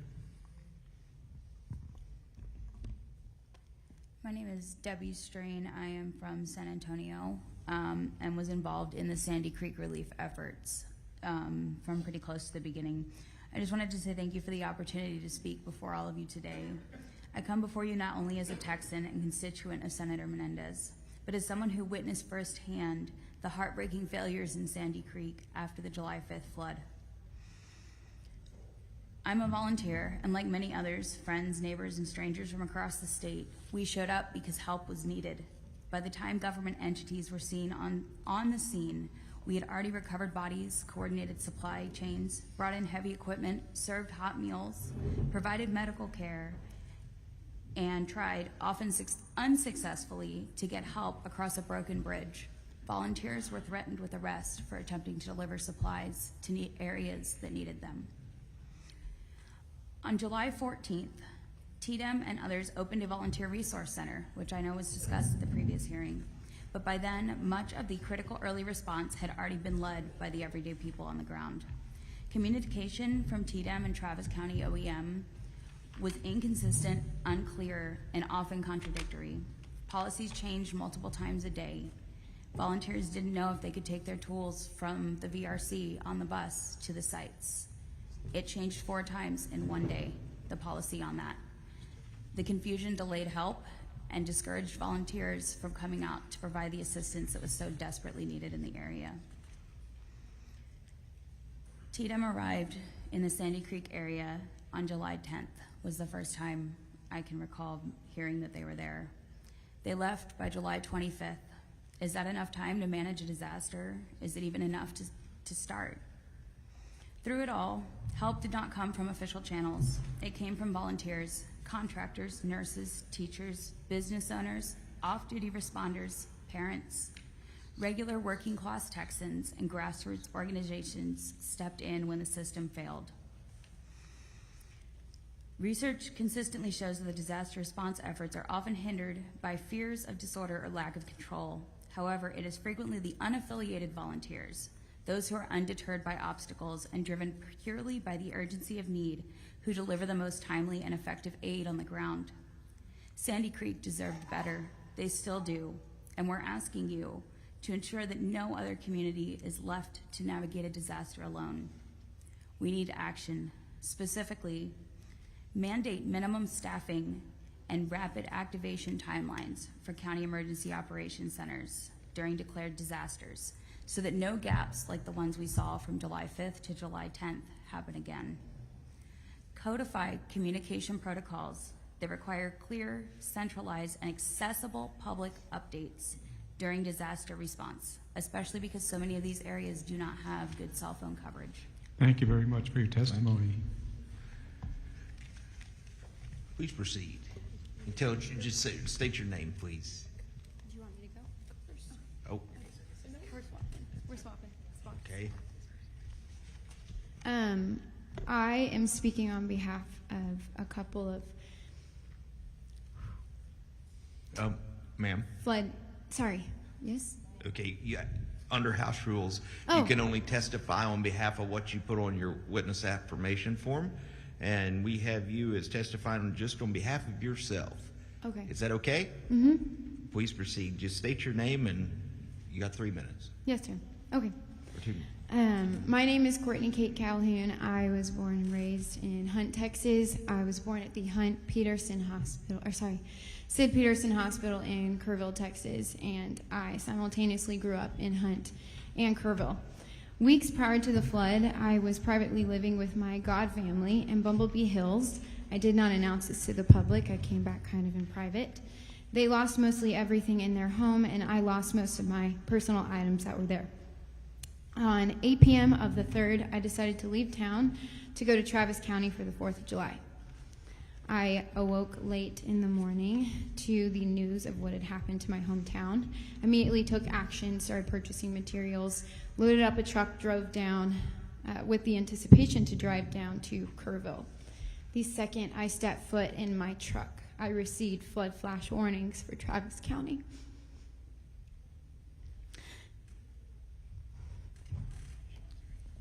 I waited with my mother near my front door for nearly 13 hours in terror, watching my hometown be destroyed, annihilated, unable to go there. Without the proper notification that I could leave, I took a risk and I left her and my pets. I rushed down to Kerr County. I came to my God family side, delivered my materials, immediately went boots on the ground for search and rescue. On the 5th, I was doing search and rescue at Casa Bonita, and based off of the information from someone who testified earlier, I can without a doubt say that we recovered some of her family members. We were amongst the first to come by. After the wave came from help looking for survivors, we were amongst the first to come by to start looking for recovery that were not alive anymore. We did this for several days. On the 7th, I decided to make a mass resource list for Hunt to Kerr County, and upon this, the chief of the Hunt Volunteer Fire Department gave me a badge and a vest and asked me to also help with the first victim needs intake list and volunteer sheet. Then I went back to search and rescue. Every day I did search and rescue. Over the next few days, Governor Abbott came through Hunt. I just happened to be there at that time where I met Mr. Verdell and a couple other people, and I spoke on behalf of my county, speaking about the lack of communication and leadership and volunteer turnaway that was happening if you weren't there for search and rescue. My godmother was amongst, and so were these kind people amongst the others that were in Bumblebee Hills that did not receive aid for a couple of days because they were not involved in the missing. They were forced to sit there and watch mold go up their walls. After this, I was removed from Hunt, Texas by the Chief Volunteer Fire Department, being told that I was taking sight away from the mass disruption of what was going on in my town, and that I was there for other reasons. I asked for a clear explanation as why I was being escorted out of my town, and I was never given one. I went into hiding, but I came out to Kerrville, and I decided to continue my search and rescue. Thank you for your testimony. Mr. Verdell.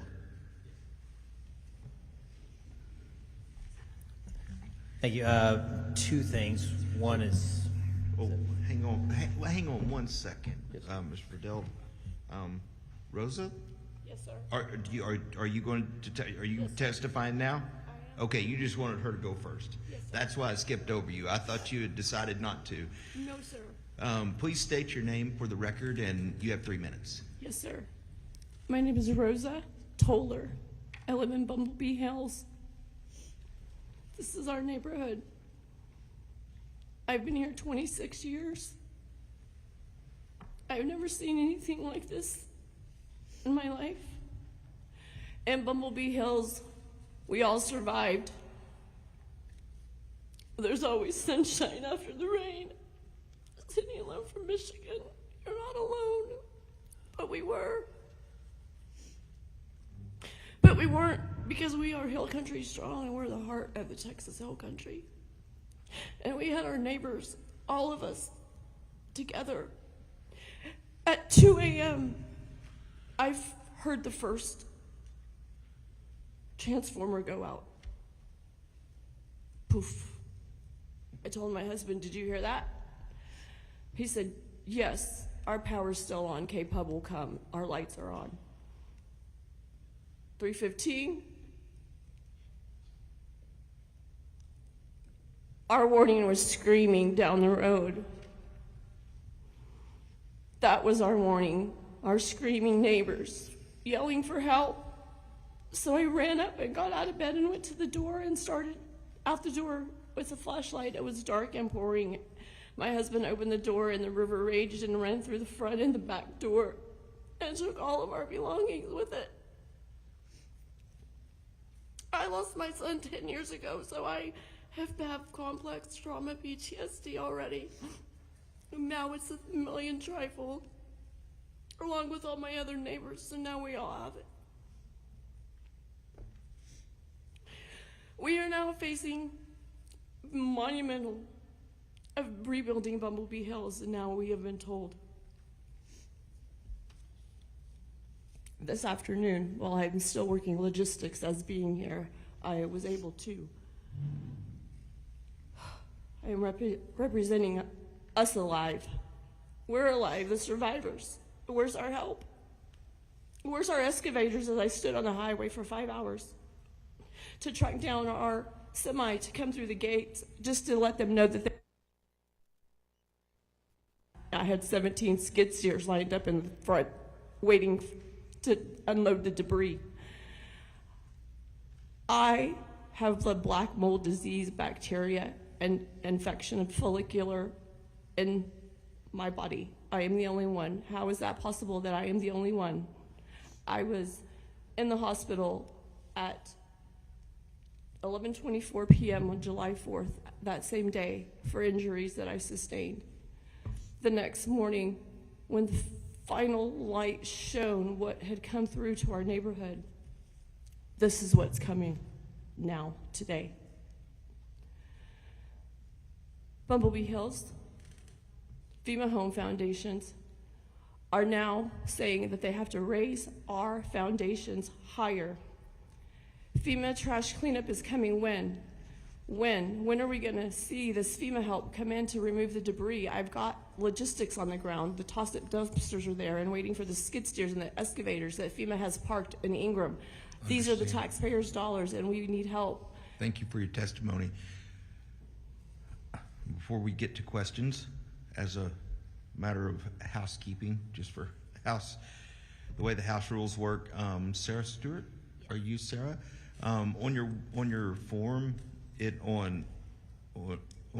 have to have an occupation, even if you just say you're self-employed or home or Self-employed. self-employed. Do I have your permission to change that? Yes, sir. Thank you. Thank you, ma'am. Questions for the witnesses? Mr. Verdell. All right, thank you, Chairman King. So a couple things here. One, Bumblebee Hills has been mentioned. Thank you for mentioning that, and you too. So my team has sent an email on the 21st asking questions, trying to find out what is needed to get y'all help over there. And they also sent an email out yesterday, again, asking that same question. So we're trying to find answers for y'all, just so So you'll know because it looks like Bumblebee Hills has I don't want to say forgotten. I don't mean it that way, but has been left out of where a lot of work is being done right now. So we're trying to find answers for that. And then Ms. Calhoun, just for, I know you ran out of time. If maybe for 30 seconds, if you can finish your statement, I'd appreciate it. Thank you. So. Thank you so much. Let me get my date right really fast, if you'll let me find where it was. On July 22nd, I started going back into Hunt, and I was servicing Heart of the Hills. I brought them a 3,000 pound water trough and a power washer. For the next 4 days, I continued to go there and continue to help. And on the 26th, I got word while I was down on the ground searching with one of the uncles of the remaining missing children that I was off of my medication, which I don't take anything but an inhaler. And someone was going around showing a video of me where I spoke out against that. I believe that there are more missing persons. And I was escorted by 12 state troopers off of that road, away from the side of this uncle looking for his daughter, as I was the only person there with him besides the Navy SEALs and some task force. Then I was met by 20 state troopers, a sheriff, and deputies telling me if I went back into Hunt, Texas, where I am living, I would be arrested. I was staying at a cabin deep in Hunt, and I was told that I was not given access to go back to this cabin. To this moment, I do not have my inhaler. I do not have my allergy medications. I was prohibited from going to the Hunt store reopening, the Hunt store concert. I have not been allowed to go to any funerals. There is a family of one of the homes that I searched for an hour and a half that I found out is alive and well, and I am not allowed to go to their house to meet them. I am trying to say all this, that I do not believe there is a proper structure of who is in charge, and there is no clear indication of what power can be executed by whom. We are all exhausted by trying to figure out who's in charge, and we are all exhausted by the abuse of power. And we are trying to get back to our homes. We are trying to regrow and live, and I'm being prohibited from my home. But I also want to speak in regards to those that are missing. Yes, a lot of people were found, and I firsthand have been on the ground to find a lot of them. I am a 28-year-old that was born and raised here. I just happen to have the opportunity to come back. There are still the other parts of their bodies that are missing, and our search and rescue teams have been sent home. Our equipment is being sent home, our free food for all of us, because we don't have our houses, we don't have kitchens, we don't have laundry. They are being sent away. We still need them. We still want them. And please, if this list of the remaining persons could be officially released for those of us that are not in law enforcement, and we were there, the first ones that were there with boots on the ground, we want to know who is missing. So that we, if y'all leave, that's fine, but we want to stay and keep looking. We are not done. Thank you, Thank Corey. you. Appreciate it. Sarah, I just want to say thank you for your ideas, too, that you mentioned. Well, we appreciate that. And that's all I had. Thank you, Chairman. Senator Kokors. Thank you. Thank you all for your testimony. I have a little bit of a hearing loss, so I can't, with the echo, hear everything you're saying, but I hear your passion and your emotion. I wanted the lady on the end, your name? Kylie Nightyver. Thank you. You spoke of the debris piles and how those might be removed. Just speaking from a little experience, Mr. Chairman, and to Representative Verdell and Senator Flores, post-Harvey, I'm the senator from Rockport, Fulton, and at the time, Port Aransas, the debris piles were 3 and 4 stories high. One of the concerns, certainly in Rockport, in Aransas County, was burning the debris. And when we brought in the task force, and we used the Texas A&M Aggie agencies to come in and help our local cities and counties who were overwhelmed, and I'm not so sure we shouldn't look at that model again, especially as it's isolated to Kerr County, and maybe most destruction here in Kerr County. To Senator Flores and Representative Verdell, it worked really well. On the incinerator, we brought in incinerators so that there were not plumes of smoke because of our citizens being very concerned about the quality of air. So that is something that we could possibly do. FEMA was our partner in that as we, move through this. They are our federal partner in paying for that. So I wanted to offer that to you. And again, the debris is part of the healing. I've been through this. I think I had more destruction in Harvey over a geographic area than any other senator, and debris removal is a part of the healing. To the lady, 67 years living here, thank you for your quote that Mother Nature humbled us. I do agree that Mother Nature can be a force, and this is the new watermark, as you said. So thank you for that. And then finally, I want to clarify on the end. Are you saying that you're not allowed to return to your home? So I moved back to live with the Tollers 3 weeks before the flood. We're all displaced. They were given a small cabin. I was given one to myself. That's a little bit deeper into Hunt. It's right before the Hunt crossing. No, ma'am, I am not given permission to return back to that home. I have not been given permission to go back and gather my belongings, and I am not given permission to go into Hunt as orders of Chief Poole from the Hunt Volunteer Fire Department, who has been given access to all of Kerr County sheriffs and state troopers. I am not allowed past the border of Bumblebee Hills. So this is July 31st, and I do think that we need to cut through that red tape as a part of meeting our citizens' needs at this point. And ma'am, I have already gotten permission, and I would love to resume search and rescue with that family looking for their child, their niece. So, Mr. Chairman and Mr. Chairman, I had some constituents that have been volunteering and drove to here today. They weren't able to stay to testify. I know that we're going to get their written response. It is a very consistent message on volunteers being turned away and the frustration. I like to say that Texans take care of Texans and Texas, and in every disaster we learn from it. But I do think in our smaller counties, and I represent a lot of smaller counties, that we need to help our elected officials and step in with a similar model that we used post-Harvey. Aransas County was tiny and devastated, and we were able to put people around them, help them fill out the FEMA grant papers, get things moving more quickly. So I look forward to working with this committee, with the Texas Department of Emergency Management. I just want you all to know your voices are being heard. Senator, in particular, I think there has to be a better way to deal with all of the mature cypress trees that are down. This seems like perfectly good lumber that somebody somewhere might want, and instead of just burning it, I appeal to you all to find another solution that's more environmentally friendly. We drove to Hunt and Ingram today, 3 of us did with our staffs, and I saw them. And I'm a nature lover, big.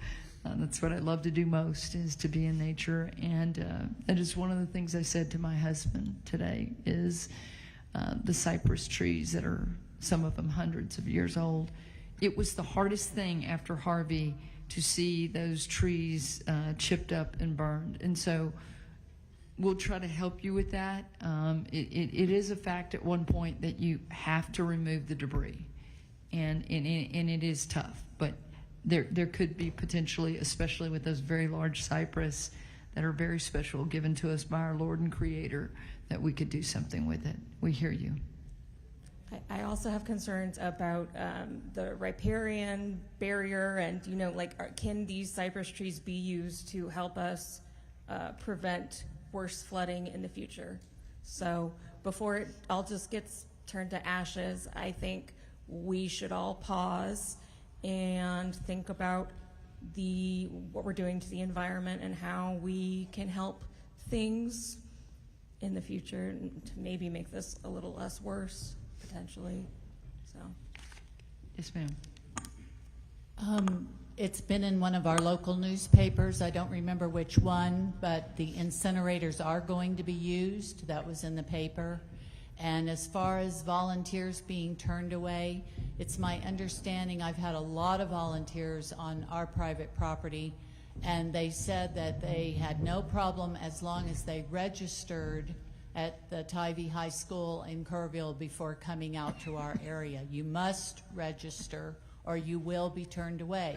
But if you register, you're A-OK in most instances. On private property. Thank you. Senator Menendez. Thank you, Mr. Chairman. I want to thank all of you for coming today. I want to thank my constituent for being a volunteer and helping people. We've heard similar stories about volunteers being turned away. So I think part of what this committee should do is look at, you know, how do we make sure that people who are just out of the goodness of their heart who want to help are able to help. But by the same token, I think part of what's going on too, I think if it's factual, and we must trust, but we also need to verify information. And one of the concerns that's been mentioned to us is that with the volunteers, they want to make sure that these are people who are here for the right reasons, that have the right expertise, or that have, and they want to put them in places where they need them. And so I think that there's a balance of helping Texans, letting them help Texans, and not letting people just pick and choose. And I hope that what seems to be, based on what you've told us, that you're not being isolated or, you know, singled out for your views or for speaking out. Well, we'll have to look into that. And you have to imagine, you know, we get to hear three sides of a story for many issues. And so we're kind of used to hearing this side, that side, and then we have to look at what's the reality. So I want to remind everybody here, because your testimony was very valuable, all of y'all's was, but none of you handed us anything in writing. And Chairman King mentioned at the beginning, and Chairman Perry said, yes, please go to the House website where you can input your testimony on the website, as you can type in what you've read to us, so that we can go back and read it, and not just us members of this committee, but all 181 legislators, the 150 House members and the 31 senators, so that we can come together. We're not the only ones in the legislature that want to help. We just happen to be the ones that are fortunate enough to be selected by the leadership to serve on this committee.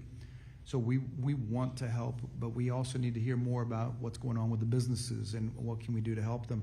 And sometimes need to verify, is the FEMA, you know, situation, what are you going to be forced to do something if you take the help, that sort of thing. And if that's the case, can we do something about it? So there's a lot of, you've given us so much to digest that I don't want us to let any of us forget. So if you would please go to the website and input it. Thank you, Mr. Chairman. Thank you guys for hanging in here tonight, and it's been a good panel. Always learn something. So y'all have a safe trip out. If you are staying, it's going to be another couple of hours. So hopefully you've got other entertainment options. But thank you for being here today. Chair's going to call up the fourth panel. You are dismissed.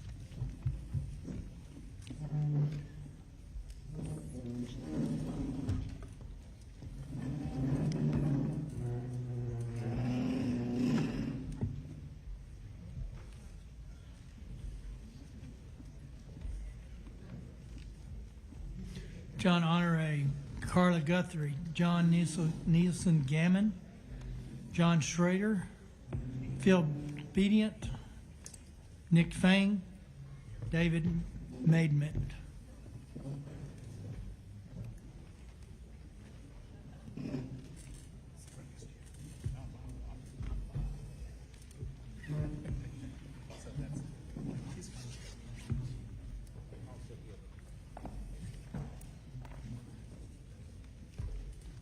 So I got John, got Carla, John Gammon, John Schrader, that's you? That's I know that guy. Phil Bedient, coming? All right, there you go. All right, let's go ahead and start. John. Good evening, everyone. My name is John. Pull that real close. Sorry. And speak loud. Good evening, everyone. My name is John Honore. I'm a section chief with the Texas Division of Emergency Management, and I am the agency's chief meteorologist. I've been an operational meteorologist for 31 years, an overwhelming majority of that in various regions of Texas. And I've been with TDEM for a little over 8 years. I've been asked to speak on a couple of topics today, so I'll speak about those now. One of the things I was asked to talk about is how meteorological data is collected, analyzed, and used for disaster planning by TDEM and our partners. Most of that data is collected by the National Weather Service, as well as the Weather Service's parent agency, NOAA. That includes satellite data, radar data, weather balloon data, surface observations, and other types of remote sensing. That data is then taken and put into different computer models that are generated by not only NOAA, but private companies, foreign weather services, and other entities. I take those forecast models, and my team analyzes that scientifically, as well as analyzes it based off of our experience to help inform the agency's operational posture. As far as how that is used, I'd like to refer you to Chief Kidd's testimony last week and how he uses that information for his decision making. But the big picture is this. We didn't have any access to any exclusive information. My team we're there to inform TDEM's operational decisions based on public information provided by the Weather Service, as well as that weather information that comes in from the Weather Service. Our team's extensive experience and understanding of Texas weather and the history of Texas weather is what leads us to make some of those operational recommendations to TDEM leadership on pre-deployment timelines to best support our locals ahead of potential storm impacts. While our field teams are often and regularly communicate these forward-leaning operations and work with our local partners to ensure proper coordination, we also provide updates on these tactical decisions on a 10 a.m. statewide weather call, which is hosted by TDEM, featuring a National Weather Service briefing, updates from the Texas Emergency Management Council members, and other partners. With regard to conditions leading up to the 4th of July, for several weeks this summer, we had a persistent onshore flow at all levels of the atmosphere, from across the Atlantic Ocean, through the Caribbean, into the Gulf, and into Texas. It was pointed right at us. It made for, even by Texas standards, unusually humid conditions. So we had a moisture-rich environment. Then the weekend before, leading up, or actually 3 weeks before, pardon me, that's been mentioned before, we had a serious flash flood event in the San Antonio metro area. Parts of Medina, Bexar, Comal counties had areas of 5 to 9 inches of rain. We saw that, given a lot of the weather data, the potential for that type of flooding. There was no way to pinpoint exactly where that flooding would be. The atmosphere was very, very wishy-washy. It's very difficult for the computer modeling to get a handle on exactly where that heavy rain is going to set up. But the conditions were out there for something like that to happen. And sure enough, we had a serious flash flood event in San Antonio, and that put us on even more vigilant stance going into the upcoming weeks. So the weekend before the 4th of July, we had Tropical Storm Barry make its way on shore into Mexico, traveled through northern Mexico, kind of dissipated, but its remnants moved through West Texas and eventually started to work its way into central Texas. At that point, some of the computer modeling started to pick up on the heavy rain threat. That in and of itself, just the fact that we've got a weak disturbance floating around slowly in a very humid environment is going to set off red flags. It's even been mentioned here on this panel. Also mentioned was Harvey, Imelda, Allison, all slow-moving storms. The difference with this, though, is that it wasn't a named, organized storm with a well-defined center that the computer models could really latch onto and understand where it was going to go and how much rain it was going to drop in specific locations. we didn't, this system was much more analogous to the flood of 2002, where you had just a very weak disturbance floating around the hill country, tapping into a very humid atmosphere and dumping a tremendous amount of rain. The problem is we've seen that before, after 2002, didn't generate this type of rain. So going into the fourth, in the days coming into the fourth, there was computer modeling showing extremely heavy amounts of rain, but it was not consistent as to how much or where it was going to fall. But given our experience and our knowledge of Texas history, it gave us cause for concern to inform our leadership and our partners that there was concern that there was a serious flash flood risk going into the 4th of July weekend.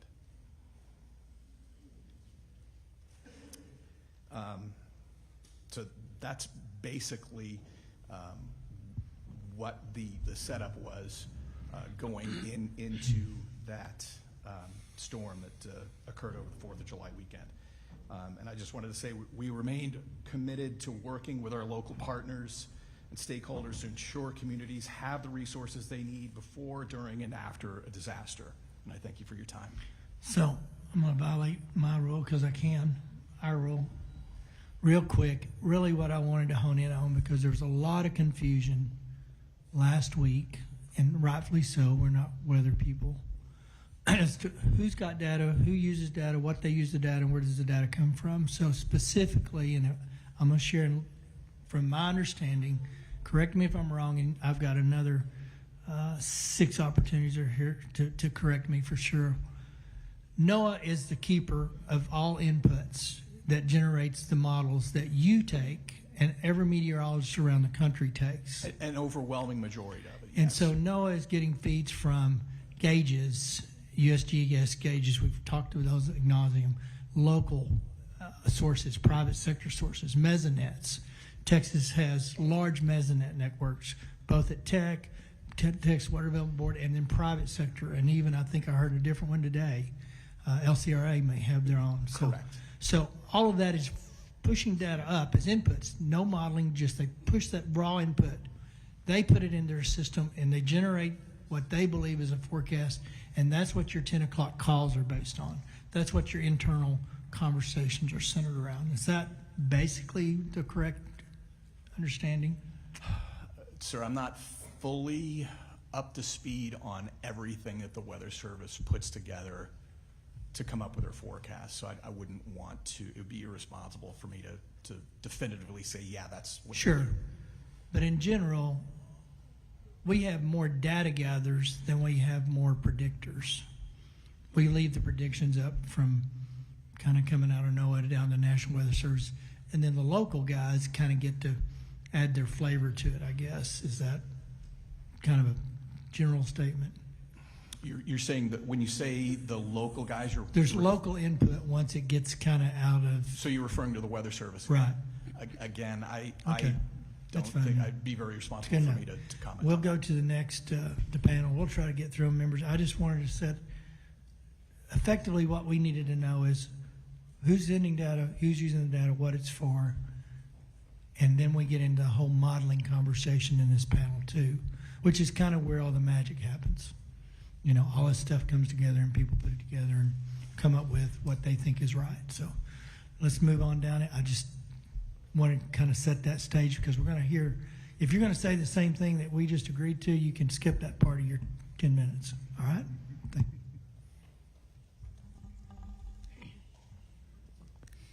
Good evening, Chairman Perry, Chairman King, Vice Chairs, and members of both the Senate and House Select Committees.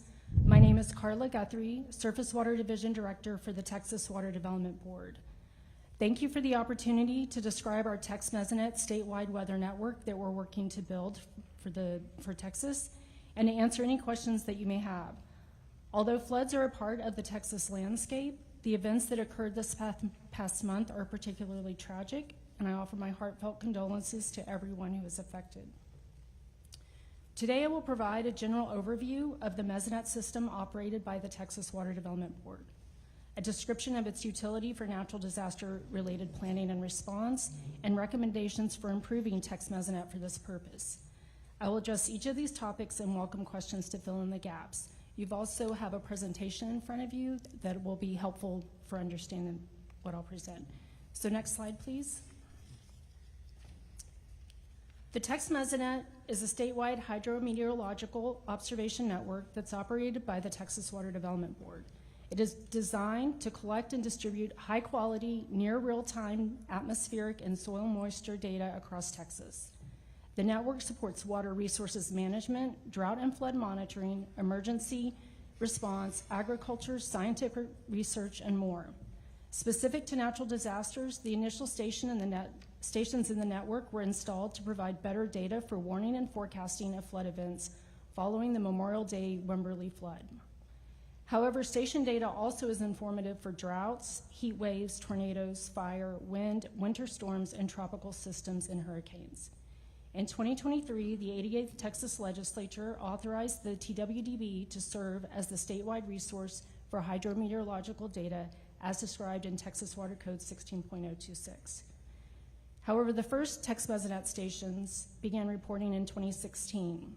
And today we have 118 stations reporting across Texas, and we're continuing to build this network out to at least 225 TWDB-owned stations to fill in gaps in coverage.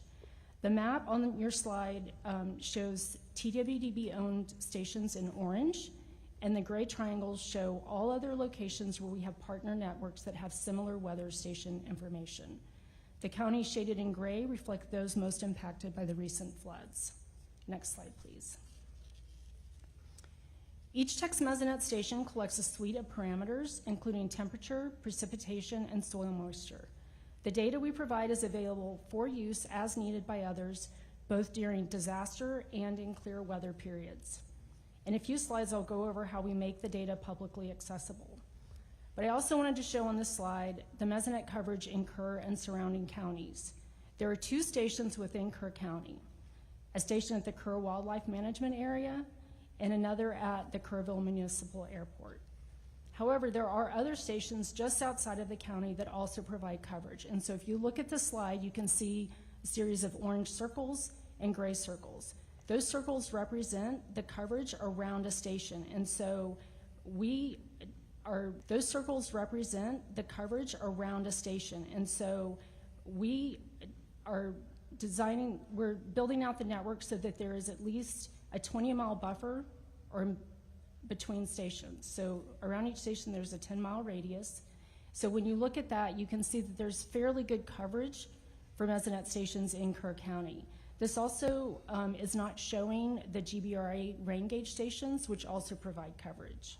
So while there are gaps, there is a reasonable amount of coverage, and I wanted to point that out to you today. Next slide, please. Much like the National Mesonet Program, of which Tex Mesonet is a member, we have designed our program to operate as a network of networks. We rely heavily on partnerships as well as our own stations. Texas is large, and by working with existing Mesonets and state partners, we are better able to provide a cost-effective means for ensuring broad coverage. There are partnerships such as with West Texas Mesonet, who covers West Texas and the Panhandle, and other entities, as listed on the table on the right. We are able to display data from over 3,500 cooperator-owned stations on texmesonet.org. With respect to the collaborative nature of our program, we rely on the Tex Mesonet Advisory Committee to guide our program on data collection and dissemination methods and on product development. We have 2 of our committee members here on the panel today. Dr. John Nielsen Gammons serves as our chair, and Dr. John Schrader is representing West Texas Mesonet. We also have representatives from the National Weather Service, Regional Weather Networks, Oklahoma Mesonet Program, state agencies, and members with expertise in a variety of subjects. Tex Mesonet also contracts with several universities to improve data products, data quality, station coverage, education, and outreach. However, one important point that I want to make today is that Tex Mesonet relies on landowners to provide space to host stations.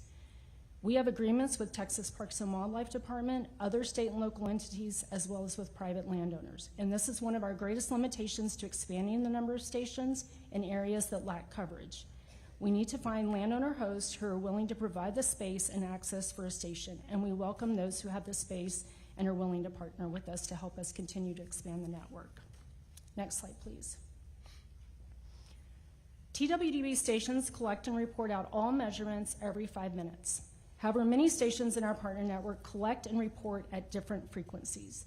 There's not a standard across all networks. And remember that each network is designed for a different purpose, and not all need to report at a 5-minute rate all of the time for all parameters. The pie chart that is shown on the left slide shows the proportion of stations in Texas that are collecting data at various frequencies. From our assessment, a majority of stations, the color shown in blue, so 39%, collect data between 5 and 15 minutes. But only 23% of stations are collecting data at a frequency of 5 minutes or less. And so in terms of the frequency of reporting data, most networks are not reporting at a fast rate. The American Association of State Climatologists recommends a 5-minute collection and reporting rate, and this is the rate at which our stations adhere to. And there are only 2 networks in Texas, Tex Mesonet and West Texas Mesonet, that meet this 5-minute data collection and reporting requirement for stations. And these locations are shown on the map that's on your right. And so you can see much of the state lacks stations that are reporting at a high enough frequency to be informative during intense rain events. Next slide, please. On this slide, we wanted to show why it's important to have 5-minute rain data. You can see here a graph for rain gauge data at the Kerr Wildlife Management Area. It's within the watershed of the North Fork of the Guadalupe River. In this graph, the orange line represents data at 5-minute intervals, and the gray line represents a 1-hour reporting interval. If I can draw your attention to the yellow highlighted area, between 3 a.m. and 4 a.m., we can see how receiving information in 5-minute intervals allows for quicker decision making. And I want to note here that at 3 a.m., we already had 2 inches of rainfall in the watershed, and we were about to receive 3 more inches. So having a 5-minute data reporting rate is extremely important for monitoring intense rain events such as this, where rain fell at a rate of ½ an inch every 10 minutes for that period of time.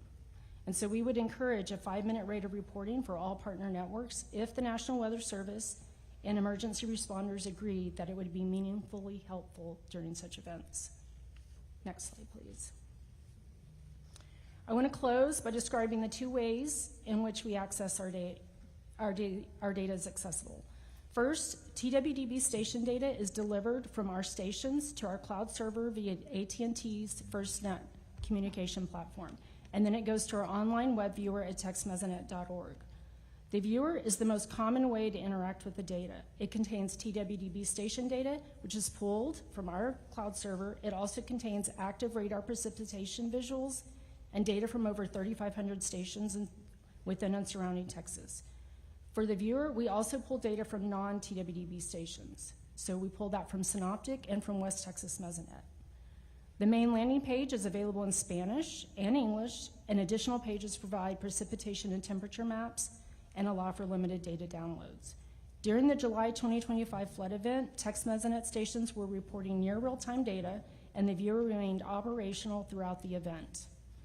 Users of the viewer include the National Weather Service Hydrologic Service coordinators who've used this viewer at the State Operations Center and as part of their briefing notices. Other users include educators, news meteorologists, general public, emergency responders, farmers, and more. Next slide, please. The second way to access our data is through Synoptic, who pulls our data from our servers into their database. Once the data goes to Synoptic, it is available to be downloaded for use by anyone for whatever purpose they need. Synoptic houses TWDB data, partner data, and data from other public and private entities. And within Synoptic, the National Weather Service is able to use the Meteorological Assimilation Data Ingest System, MEDIS, to access this data. And so to recap, we have 2 ways in which this data is available for events such as this. Our data viewer, which is helpful during an actual event to see the event as it unfolds, and then via Synoptic, where raw data can be downloaded for scientific analysis or use in modeling. And so this concludes a high-level overview of the Tex Mesonet program at the Texas Water Development Board. I thank you to the committees for your interest and attention in our program. We are also appreciative of the support this program has and continues to receive from the legislature. We believe Tex Mesonet offers great value to Texans, and we welcome all suggestions Thank that you will very much. make this program more beneficial. Thank you very much for that. We'll be back to you shortly. Please proceed. Just state your name and tell us what you're here for. Thank you. My name is John Nielsen Gammon, College Station, Texas. I'm the Texas State Climatologist, Professor of Atmospheric Sciences at Texas A&M University, and the Director of the Southern Regional Climate Center. Chairman Perry, Chairman King, and committee members, let me say at the outset I hold deep sorrow for the victims of the Hill Country floods this month, their families and friends, and everyone else who's been touched by this disaster. In the interest of time, I'm going to hit the key points of my written testimony here. I was appointed the Texas State Climatologist by Governor Rick Perry in the year 2000. The mission of the office is to help the state of Texas make the best possible use of weather and climate information. The Office of the State Climatologist, or OSC, has no statutory responsibilities for disaster planning and response. Indeed, there is no enabling legislation for the OSC. The office was created at Texas A&M by Governor Briscoe in 1973 in response to a pullback from NOAA, from state-level climate services. We receive no direct baseline funding through the state budget. Our operating budget is provided by Texas A&M University. We also receive occasional funding from state agencies for particular projects. Given my own scientific background and experiences, I've made the focus of the office extreme weather in Texas, particularly droughts and floods. Much of this research and service is directed toward understanding extreme rainfall risks, which in turn can inform planning and preparedness activities. In my testimony, I highlight a few examples, and I provided a more detailed list as an addendum to this testimony. In 2005, we analyzed every rainfall event in Texas from 1948 to 2002 that produced at least 20 inches of rain. There were quite a few such events. We also looked at computer simulations with rainfall in one particular event that happened to be the July 2002 event that Jean Honoré just mentioned. We found that for events like this, it was not possible to predict the locations of extreme rainfall at the county level a day or two in advance with computer models, no matter how good the data is. I also work directly with state and local agencies when requested, such as TDM, ERCOT, the PUC, the Railroad Commission, TCEQ, and TWGB. For the Harris County Flood Control District, we look specifically at the new numbers from NOAA Atlas 14, which is the document that lays out how much rainfall you expect in a 100-year event, and considered whether those numbers were too high for southeast Texas because of Hurricane Harvey skewing the statistics, or alternatively, whether they were too low because of climate change. We concluded it was some of both. The 100-year amounts are probably overestimates for the present-day climate, but in 3 or 4 decades, the climate will catch up. We later broadened our study to look at all the south and southeast United States and found that overall the amount of rainfall with a 1% chance in any given year has increased by about 15% over the past several decades. What particularly concerns me are the implications for all the places outside of southeast Texas, like Kerr County, that didn't get a Harvey bump in their statistics. For them, the official 1% annual rainfall numbers and floodplain extents are likely already too small because they assume there's been no trend in extreme rainfall. There are things going on right now that try to fix the problem. NOAA has work in progress, for example, due to their own study mandated by Congress. But the TWB has contracted with me to develop new extreme rainfall return values for Texas that take historic trends into account. I brought in colleagues from A&M and from Rice University to help on the project. We're testing out some strategies we think will produce more reliable numbers than what NOAA will be coming up with. We're in the final stages of that study now, and we expect the results to be available sometime in the fall. Now I wish to talk specifically about the Hill Country floods and some recommendations regarding them. This being Texas, there are plenty of past floods in this very river basin that in different parts of the basin rivaled or exceeded what happened on July 4th at or upstream of Comfort. July 1869, September 1915, July 1932, August 1978, and July 1987. More broadly, various historic precipitation totals in the Hill Country are sobering, keeping in mind that the Guadalupe River flood was caused by 10 to 15 inches of rain, and the floods near Mason County and Leander were produced by about 20 inches. September 1921, east of Austin, 36 inches of rain in 18 hours, a United States record at the time. July 1932, Mountain Home, about 20 miles upstream, 19.6 inches in 6 hours, over 33 inches in 24 hours. May 1935, north of Dehanis, 21.8 inches in less than 3 hours. June 1948, Sycamore Creek, 36 inches total. June 1954, Pandale, 35 inch total. August 1978, between Hunt and Medina, over 48 inch total rainfall over 2+ days. Based on a simple count of these events, we should expect a 35-inch rainstorm, which would be well over a 1,000-year event, somewhere in the area on average every 2 decades. Now that doesn't seem possible if it's a 1,000-year event, but keep in mind it's a 1,000-year event at any given particular location, and every individual location has its own odds. Regarding weather warnings, getting warnings is one thing from the Weather Service, determining the proper action is another. Sometime in the middle of the night, the situation changed from there's a flash flood, appropriate action is to stay indoors and not drive, to there's a flash flood, appropriate action is to seek higher ground if you're less than 20 feet above the river, or then less than 25 feet, or less than 30, or possibly less than 50, as the situation evolved.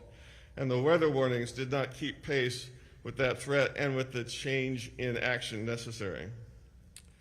But during the past 23 years, there's been 111 flash flood or flood warnings issued by the National Weather Service specifically for Hunt, Texas.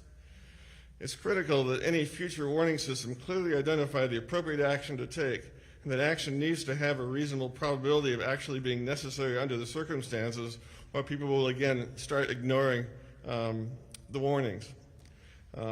And furthermore, that action to be supplemented by education on which places are at risk and what to do, how to evacuate any given location. Regarding better data and models, I'll focus on models of the atmosphere that predict precipitation. The Weather Service runs several models, short range to long range. The shorter range models have higher resolution, can actually resolve thunderstorms. Most private companies don't run their own models. They take the NWS models and forecasts and apply them specifically to customer needs. With the threat of extreme rainfall a day or two in advance, or even understanding the rainfall potential during the event, it's remarkable to me how poor the National Weather Service models were at providing a 24 or 48-hour warning of this event. Probably other models didn't do much better. Part of the problem is that in Texas, the air that makes extreme rainfall enters the state from over the Gulf or northern Mexico, where observations are scarce or of lower quality. I've heard the key tip-off of heavy rain potential was the Thursday morning weather balloon launch from Del Rio. Why Del Rio in particular? Believe it or not, Del Rio is the only upper air station along the Texas border between El Paso and Brownsville, a distance of over 700 miles. It's worth considering whether additional observations along our border, what's coming into the state above ground level, would improve short-term forecasts of extreme rainfall and severe thunderstorms and tornadoes. I believe that they would. It's possible to do experiments with computer models to test the impact of different observing systems on the forecast, and then put in the systems that make the most sense. Among the technological options are profilers from the ground that measure moisture, temperature, and wind aloft, and having additional information from 3 or 4 sites may well have narrowed the area of flood risk considerably. Looking even more broadly, the Department of Atmospheric Sciences, my department, has been developing an idea to host a Texas Hazard Weather Interagency Coordination Center, which would help coordinate meteorologists in various agencies, including TDM, GLBB, and other agencies on a longer time scale than the primary concern of TDM, which would be looking from 2 to 14 days and up to seasonal outlooks. We would work closely with TDM, and TDM would take over once emergencies was impending. So thank you for your attention. I'll be looking forward to answering your questions. Thank you. Go ahead, sir. Thank you for the opportunity to speak today. My name is John Schrader. I'm a professor of atmospheric science at Texas Tech University. I'm also the senior director of the National Wind Institute. My career has almost exclusively been focused on making measurements from the atmosphere using radars, LIDARs, tower-based measurements, and other devices. I'll be offering insights today on our West Texas Mesonet, as well as some forecasting insights and making some recommendations on how we might improve our monitoring systems for this particular type of event. Next slide, please. A good project within my institute that has a first-order impact on situational awareness of weather is the West Texas Mesonet. It's a network of 168 high-quality weather stations that are distributed over the western part of the state. It was initiated over 25 years ago and has slowly grown over the years outward from Lubbock in just about every direction. It's truly been woven into the fabric of West Texas. Our team handles almost every aspect of the related workflow. We deploy and maintain the stations. We create, manage the IT systems. We generate custom products. We disseminate the data. We integrate outputs onto our website, cell phone application, and data feeds. Next slide, please. The user community is really diverse. Agriculture, energy, transportation, but we have maintained a strong focus on weather. And one of our major partners is the National Weather Service. Our measurements directly feed into the NOAA via the National Mesonet Program, but they also directly feed into the regional offices of the National Weather Service through our partnership in the local Weather Service office in Lubbock. Our measurements end up in the AWIP system, which is the National Weather Service's own system in their office. As mentioned previously, we've also sent data to other partners, such as the Texas Water Development Board, and take part in their network of network approach that was promoted earlier. Now, thinking about forecasting for an event. Forecasting in the 1 to 2 day ahead of time perspective really is handled by using two different types of information. One is the measurements themselves. That gives you situational awareness of what's going on in the atmosphere and the atmospheric conditions. The other is using the numerical models that will assist you in making future predictions of what maybe the atmosphere might do in a few days. The same measurements that provide you situational awareness also are inputted into the model as it help provide the initial state for that model that gets marched forward in time. As an event gets closer to happening, or maybe is starting to happen, the measurements become exceedingly critical. In most cases, the warnings or the emergency communications that go out are going to be based on real-time understanding of the measurements, what's happening on the ground, what's the facts that are coming back that are available to the forecaster. Now, you might think that once we get to that point that modeling really doesn't play a role, but that's not really the case. Even in that case, the storm has already formed. Some of the best tools that have been produced by NOAA in the recent years is the Warrant on Forecast system. That system may actually produce better information once the storm is already produced. It has an advanced assimilation technique where it takes even things like radar data and ports it into the model. And then there's a high resolution ensemble-based system that actually produces probabilistic output based on things like, what's that storm going to do in the next 6 hours? Is it going to die? Is it going to stall somewhere? Is it going to move off to the east, to the north?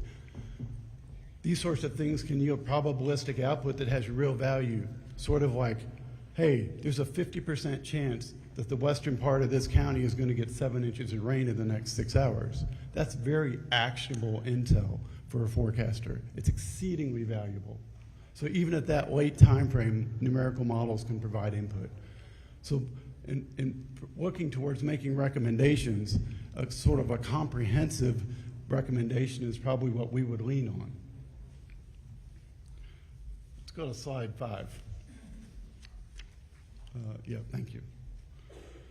So one of the things we've heard over and over again today is this idea of adding stations, adding ground truth, okay?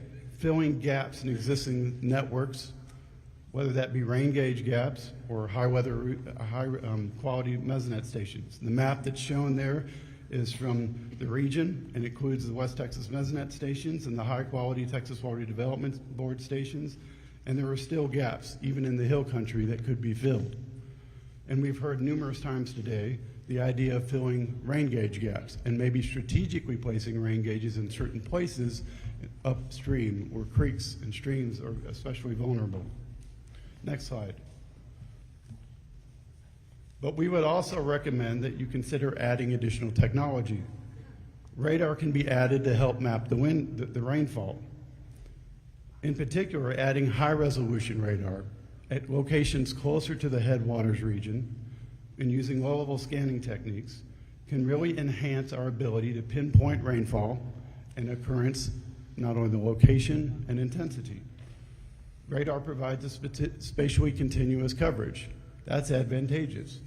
And when you merge high-resolution radar data with the ground-based truth underneath of it, with the rain gauges and the high-resolution weather stations, that provides the most effective way to monitor rainfall. It's actually the best tool we have in our toolkit. Next slide. The other recommendation we would make is that Texas consider setting up its own Texas Prediction Center. This would not be something that would replace NOAA. Rather, it would just complement NOAA's own national forecast models. In this particular case, we believe that it would focus on the 0 to 48 hour period. It should use high resolution systems that can better model thunderstorms and more accurately produce rainfall intensities. At the same time, we believe it should use an ensemble approach, so it can capture uncertainty, highlight extremes, and provide probabilistic forecasts. You remember before, one of the things I said was this nice tool that NOAA has called the Warn on Forecast system. NOAA decides each day where to apply that system. It's applied on a subgrid across the country. And if they usually try to find places where there's going to be high impact weather to apply it.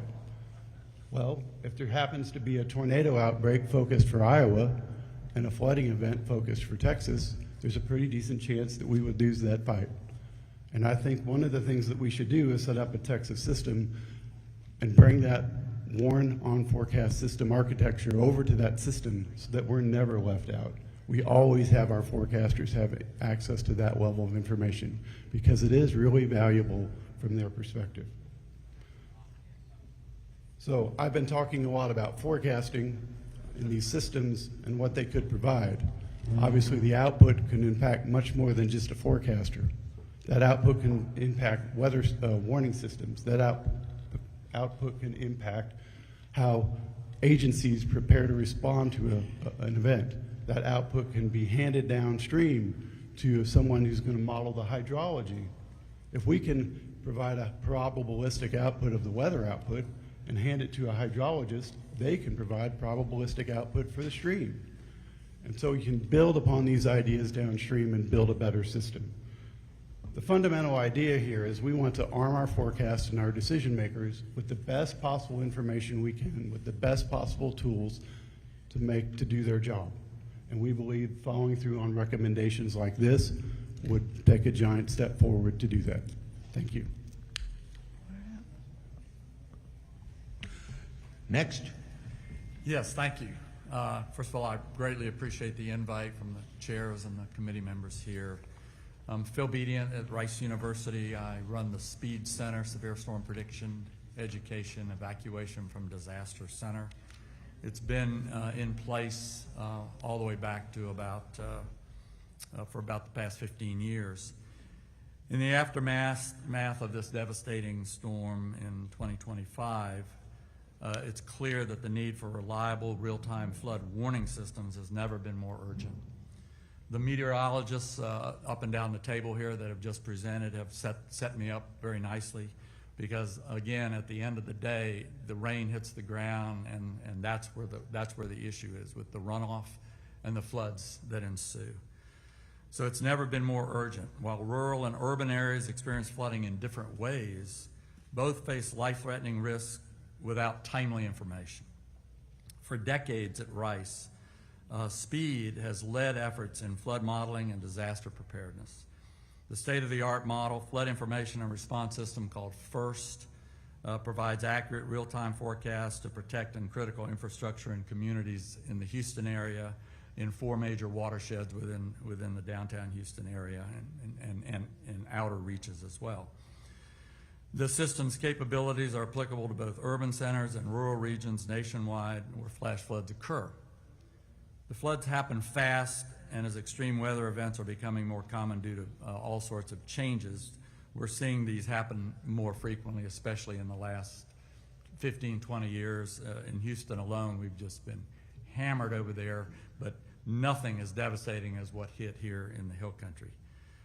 The designer of this system and the way in which we pulled this together, and my colleague here, Dr. Nick Fang at UT Arlington will speak next. We helped put this together to create early possible warnings and ideally hours before flash flooding occurs. So it's a unique approach, and it actually started more than 25 years ago with work on the Texas Medical Center post-Tropical Storm Allison. So it was initially developed there. It serves as a critical decision support tool for emergency management. It provides data every 10 to 15 minutes over a variety of the watersheds, and it instantly displays flood risks in a very easy to use visual map. Now by that I mean we get rainfall on the ground in visual maps, and those are provided in some of the handouts that I've given to you. But in addition, we also get to see in the background we have built out about 100 floodplain maps, and these maps are driven by amounts of rain that vary from 5 to about 18 inches in the upstream and the downstream portion of these watersheds.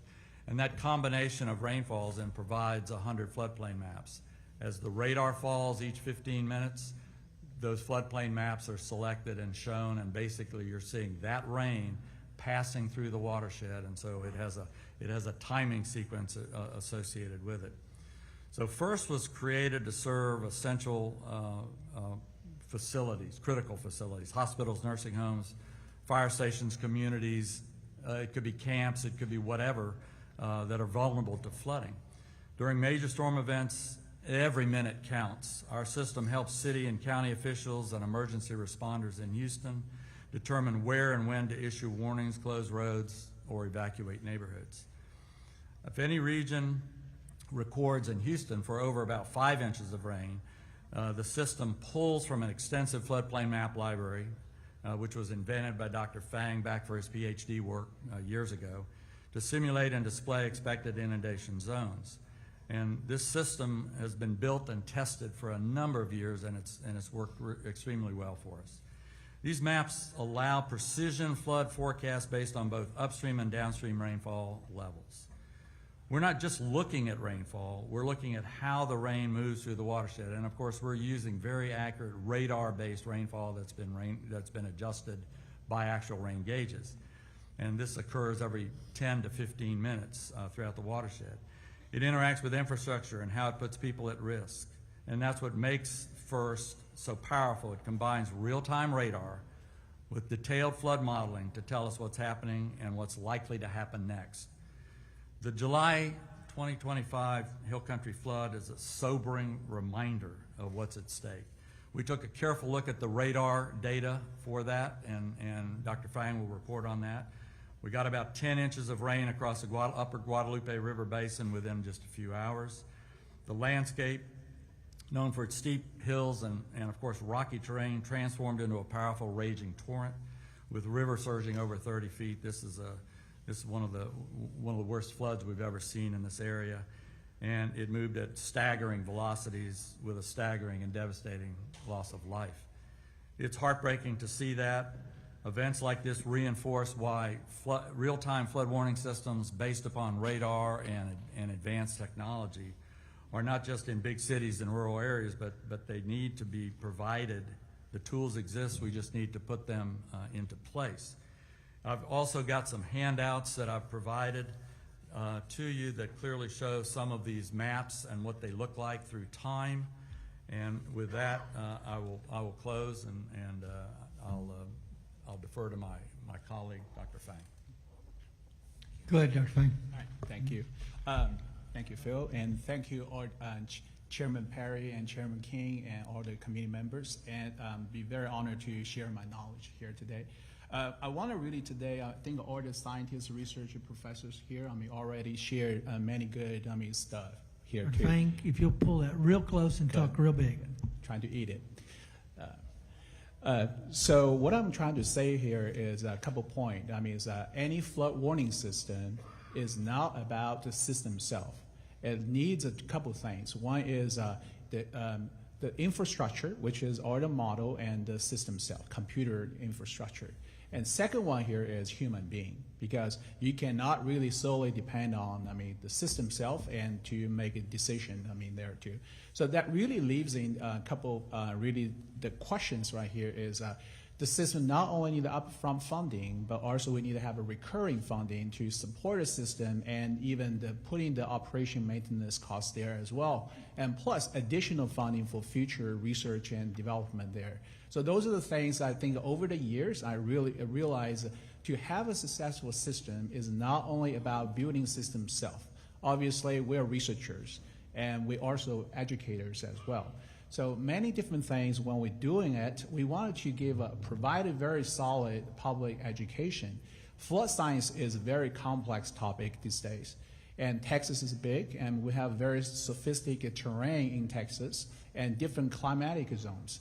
And so we cannot really develop one single flood warning system for whole Texas at these days. We have to tailor the system itself for different zones because terrain is very different. Climate is very different. So universities here, we are actually helping, it's the state agencies. And we like to kind of work with the state agency, provide what we learn, not only the past knowledge, but also the new knowledge in AI and machine learning. We've been very fortunate to working with the Water Development Board over the years and to assist them to develop the flood warning system guideline and also the rainfall enhancement there as well.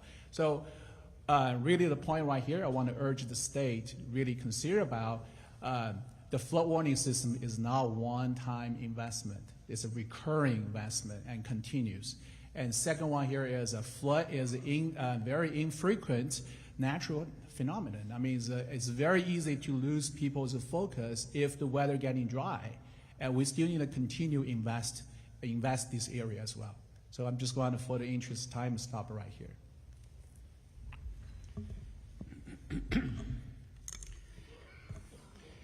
Chairman Perry, Chairman King, members of the committees. I'm David Maidment, Professor Emeritus of Civil Engineering, representing the Center for Water and the Environment of the University of Texas at Austin. Like my fellow Texans, I have been shocked and devastated by the awful flood disaster that occurred on the Guadalupe River and elsewhere on Independence Day. The loss of 137 lives, many of them children, marks a heartbreaking chapter in our state's history. For me, this is especially poignant because for the past 10 years, I have been at the Center for Water and Environment.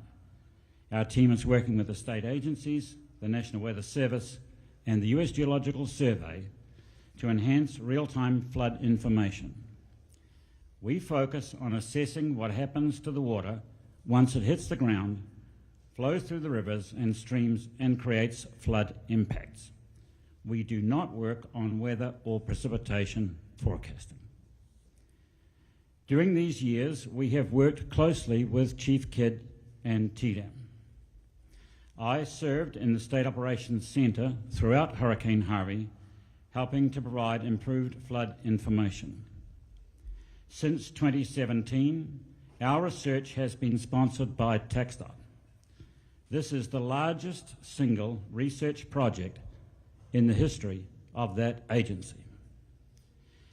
We wish to thank the TxDOT Research and Technology Implementation Program for their strong and sustained support of our research effort. Over the past 10 years, steady progress has been made in the following areas. National Water Model. In 2015, the National Weather Service established a new National Water Center in Tuscaloosa, Alabama, to improve national flood forecasting. We led the engagement of the academic community with the National Weather Service to create the National Water Model. A prototype of this model was developed in Austin at the Texas Advanced Computing Center, or TAC, in 2015. And the model was made operational by the National Weather Service in 2016. The National Water Model continually forecasts flow throughout the stream network of the United States, including 200,000 miles of streams and rivers in Texas. Water has become like weather, forecast everywhere, all the time. Statewide flood inundation mapping. With the support of TDEM, we created in 2016 the first version of large-scale, real-time flood inundation mapping. This methodology was adopted by the National Weather Service and is now being deployed in an improved form across the country. Real-time flood inundation mapping covers now half of Texas, and the rest of our state is expected shortly. Publicly accessible flood map services from the National Weather Service depict current flood inundation and worst-case future flood inundation. Flood decision support gauges. Since 2017, with TxDOT support via research funding, we have initiated a consistent program that deploys novel radar stream gauges on TxDOT bridges. These gauges measure both water level and velocity rather than water level alone. TxDOT later expanded this program to 80 gauges, which are installed and operated by the US Geological Survey. We call these flood decision support gauges because they measure stream flow during flood events. These gauges are particularly applicable for flash flooding because they can potentially detect the velocity spike that often precedes the rise in water level during rapidly rising flood flow. The nearest TxDOT flood decision support gauge is on the Guadalupe River at Comfort, just downstream of Kerrville. Provisional data provided by the USGS for the July 4th flood show that the water level began rising there at 8 a.m. The velocity spike happened at 8:10 a.m. and the water level peaked at 9:45 a.m., 1 hour and 35 minutes later. Now I want to stop here. This is a really critical piece of data. What happened at 8:10 a.m. is that the velocity of water in the Guadalupe River increased from 2 feet per second to 14 feet per second in 5 minutes. It just went straight up. And then the water stage height gradually increased over the next 1.5 hours to 35 feet. But before that, there was a signal. So, Vice Chair Flores, you spoke about the monster. The monster was sending a signal. There was a signal coming ahead of that. And that's well understood in fluid mechanics. When you quickly increase the slope of the water, there's a velocity wave that gets sent out of the head of that, and that velocity wave is detectable. And our gauge at Comfort detected it in this July 4th flood. Now imagine if that gauge, or gauge like that, had been at the Mystic Camp. The flash flood occurs upstream, the velocity wave propagates downstream, the velocity spikes detected at the camp, the siren goes off. I mean, it doesn't take much to connect the dots here. So there are solutions that can emerge out of this. There is new kind of gauging that can occur. Although not suitable for all gauge sites, radar stream gauges have the potential to be less expensive than the full-range gold standard USGS gauges, and they collect water level and velocity as compared to local flood alert gauges, which collect only water level. The TxDOT network is the largest deployment of radar stream gauges in the United States. While significant progress has been made, our work with TxDOT is still in the research phase and is not fully ready for operational use today.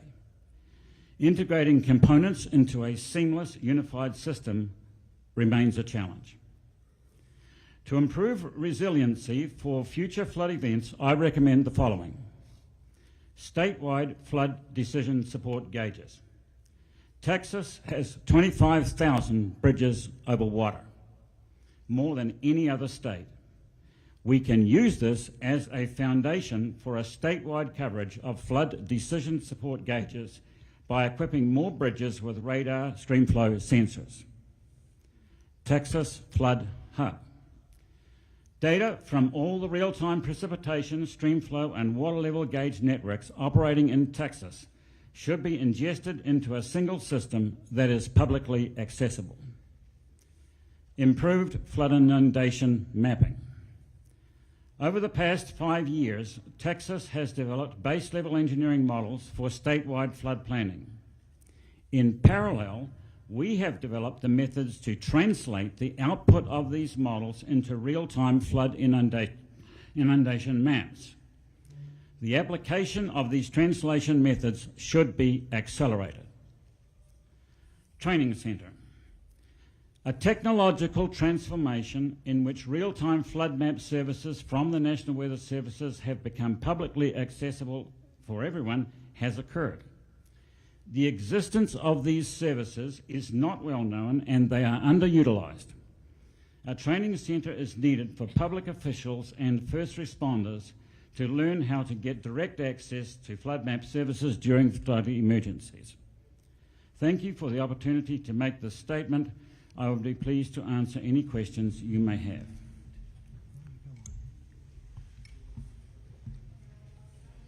Representative Wilson. Thank you, Mr. Chairman. Sir, it's Dr. Medment, Yes. am I pronouncing that correctly? Are you familiar with the Bureau of Economic Geology? Very familiar. Okay. And you mentioned the advanced computation Yes. both in 2015 and Yes. 16. Are you familiar with their work that they're doing in water mapping right now? I'm sorry, the work they're doing? The work that they're doing right now in water mapping? Well, I do a lot of water mapping, so tell me about that. Are you familiar with what they're doing With right the now? TAC or the Bureau of Economic Geology? I can't understand you, sir. The Texas Advanced Computing Center or the Bureau of Economic Geology? Together, both. Yes, sir. No, tell me, I'm so not. If you would mind, please, I would like you to take a look at, get in touch with them at the Bureau of Economic Geology, and if you would look at what they're doing on water mapping, Okay. I appreciate your feedback on it. I'll Thank do you. that. That's all I have, Mr. Chairman.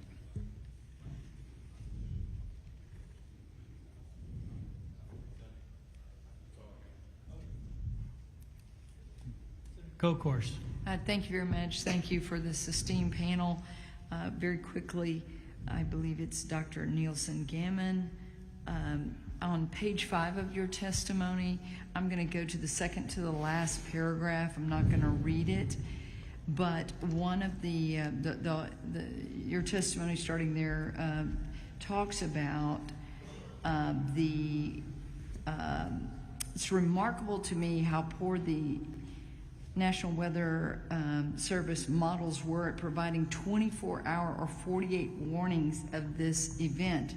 Skip down to the Del Rio.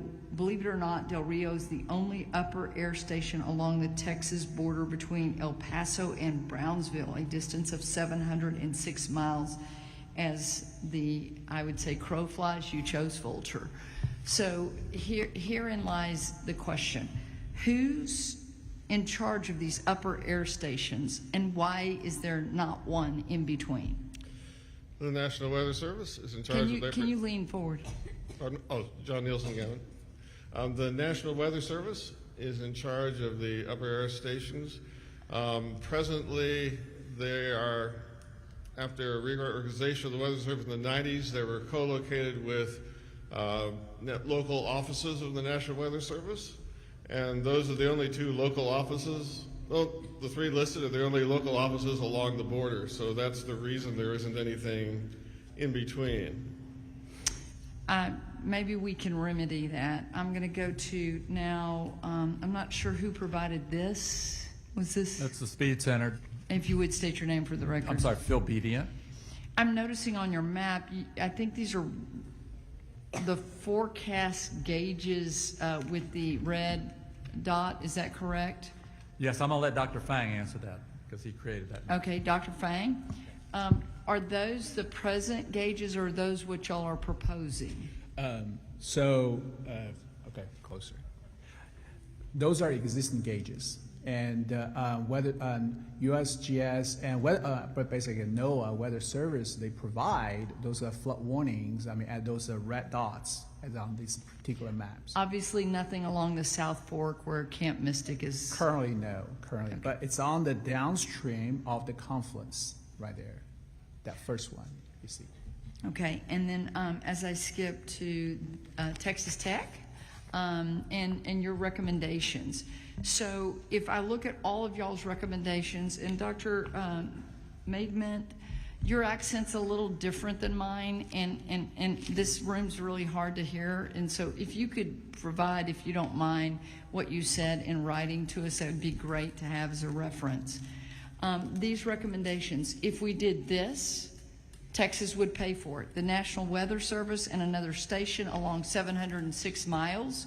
Could we coax them into doing that? And if we did the combination of these, would we have some pretty good, accurate forecasting? Somebody just say yes or no. You're asking if there's some all recommendations. those things were funded. Here's some Thank you. recommendations. I'm Okay. not a meteorologist. Maybe I desire to be one day. I like to read about weather. But we have the National Weather Service here, and not having anything on a 706-mile distance. We have these recommendations from y'all. Right. Would the combination of those give us better forecasting? On average, absolutely. Okay, and so when we talk about costs and things like this, what are we talking about here on this Texas solution? If all those recommendations were followed and it was scaled as it's shown in those images, you're talking about $20 million or so for that. Okay, did you give me a number there, like $20 million. 20 million? Yes.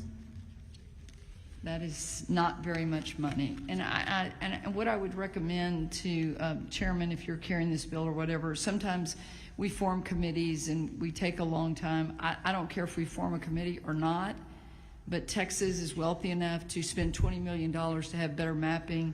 We can work with the National Weather Service to come up with another, I think between 706 miles, we're a huge state. And the combination of that would give us better forecasting, which we talked about a great deal in the last hearing. Would y'all all agree?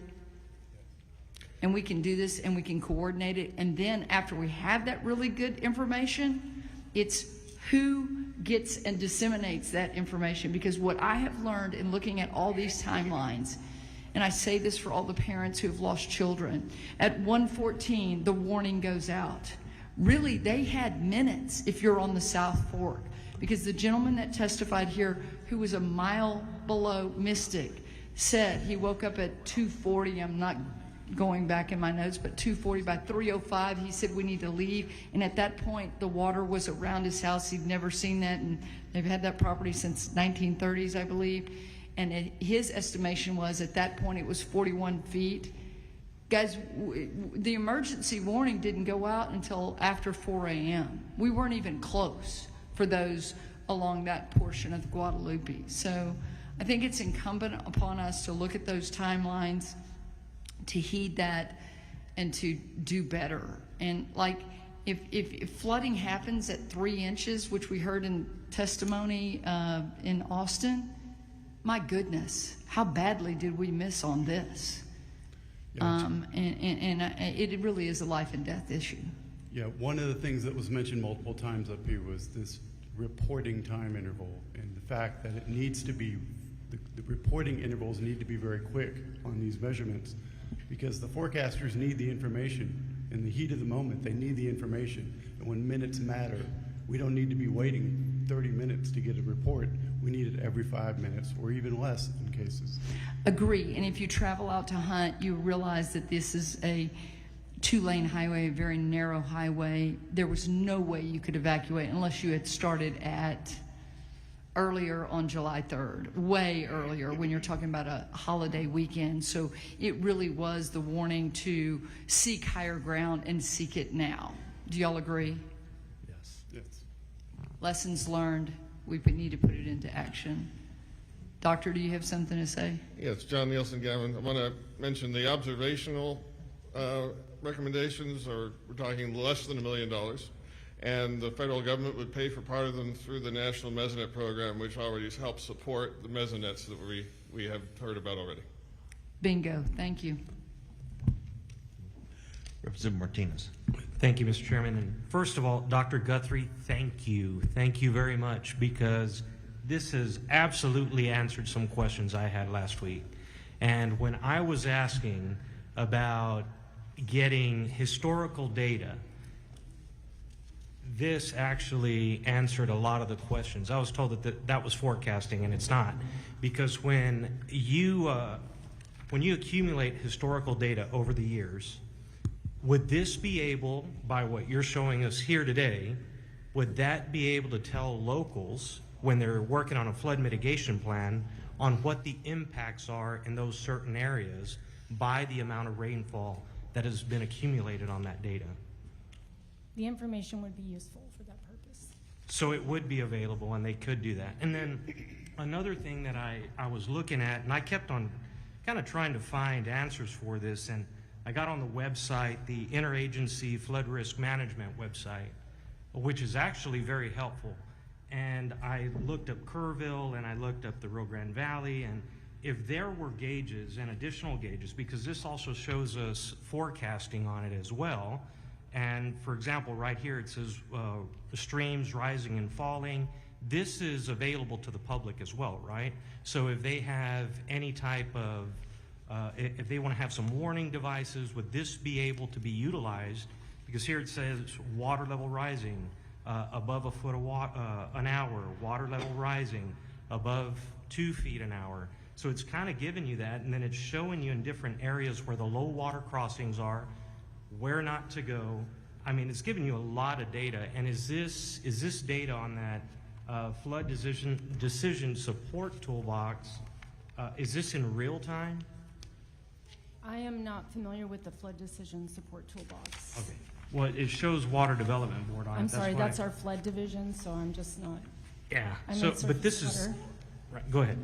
Oh, I just said I'm in the surface water division, so we don't, the only way we touch flood is with the Tex Mesonet network and our USGS flood gauges. Okay, so I'm assuming that this is also kind of linked to maybe the National Weather Service and obtaining the data from gauges that through the flows of rivers and creeks and on lakes, and that's what I'm assuming it's picking up here. And then I go over and I look at the Tex Mesonet, and that's also giving us some forecasting data on rainfall and the amount of rain that's falling. Am I correct? Correct. It's showing observed rainfall data that's being collected by rain gauges, but there's also some information about forecast warnings and other information on the website as well. Okay, wonderful. So if we're gathering all this data and we want to say in 2018, let's say one of the cities wants to find out what the impacts are so that way they could have a flood mitigation plan. And they want to figure that out and say, okay, listen, I need to figure out how much rain fell in these areas during this rainstorm and the ones that were impacted the most and by the rise and fall of the water, and how should I invest my money for flood mitigation. You all would have that data compiled so that they could be able to do that. Is that correct? The data would be available at Synoptic, and there'd be other sources probably available for that consultant or researcher to use to do that work. Wonderful. Thank you very much. Thank you. Senator Campbell.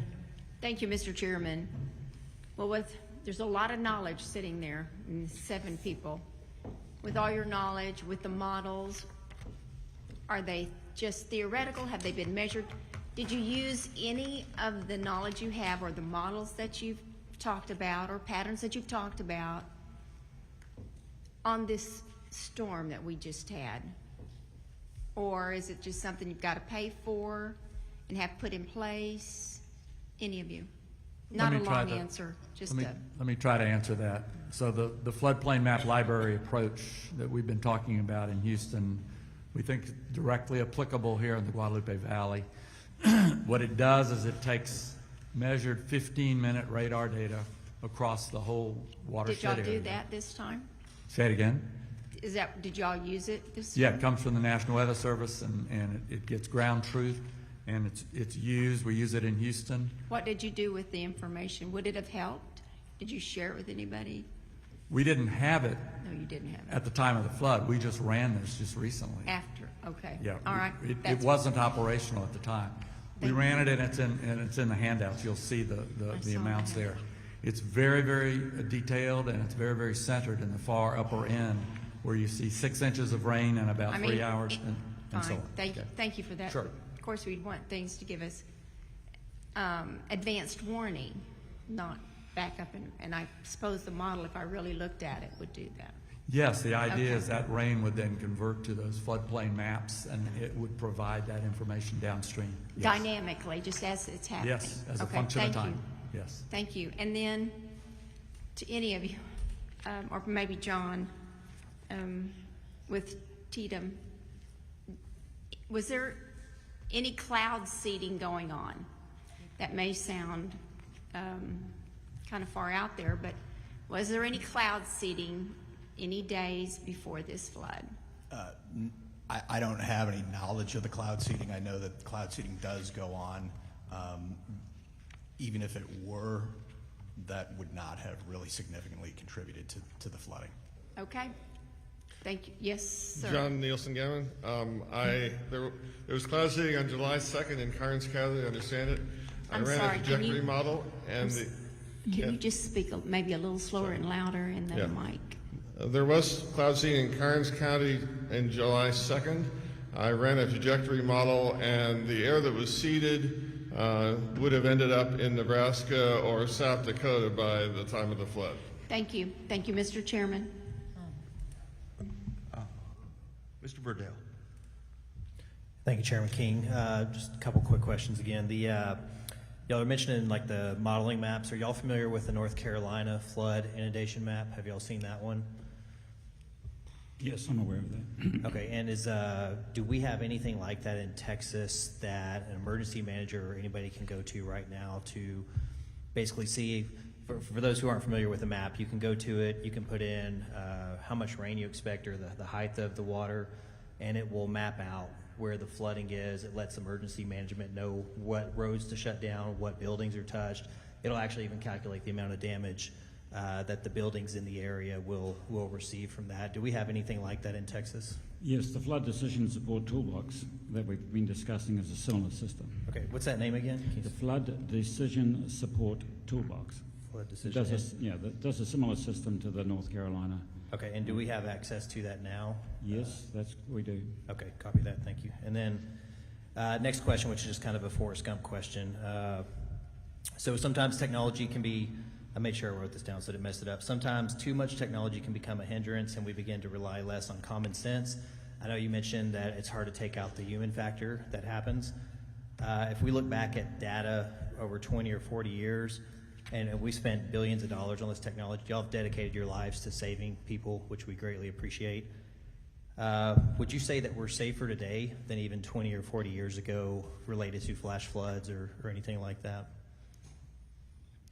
I think we are safer, but we are getting bigger floods. Yep. There's no question about that, but I think we're definitely safer. There's so much information out there. There's so much gauging, and there are these model development tools available on the iPhone for warning. So it's gotten better. It's just we've got to work on that communication link. That is the missing link right now. We've got to make sure that there are folks on the ground, boots on the ground, emergency managers, mayors, folks in charge that get that information in Yes, a sir. useful way. I appreciate you bringing that point up. I think that's the most important point to know. Most important. Yes. Thank you very much. Appreciate it. So I served during Hurricane Harvey in the State Operations Center. For the first 2 days of Harvey, we really didn't know much about what was going on at all. So we had resources coming in from all over the country And they were asking, how do I deploy? You know, do I deploy from Sealy? Do I deploy from Conroe? Do I fly in from San Antonio? We couldn't really respond. As time went on, the number of maps that were produced increased until there was a deluge. We were completely overwhelmed. What we needed at the time was one water map across the whole state. What's going on now? What's going on 7 o'clock tonight? What's going on 7 o'clock tomorrow morning? That did not exist in 2014, but it is about to exist now. Now that's a critical step forward. Right? What that means is that the response community, Chief Tidd and TD and so on, can see this water situation at the State Operations Centre as the people are seeing it on the ground where they are. Now that is a huge step forward. Yes, sir. Thank you. Thank you all for y'all's time too. Appreciate it. Senator Schwartner. Thank you, Mr. Chairman. This is to Dr. Bedian, Dr. Fang. I'm referencing this, your handout from Rice Engineering Computing. Just to make it perfectly clear, on the back page, Dr. Torres is, who's not part of the panel, but he's gauge, design, and placement. What I care about most is the last line of defense before something tragic occurs at headwaters, which appears to be what happened here, without the ability to contact the county judge and get them up and get them to order to higher ground, for instance. It has to be automatic, it seems like, at headwaters of various rivers.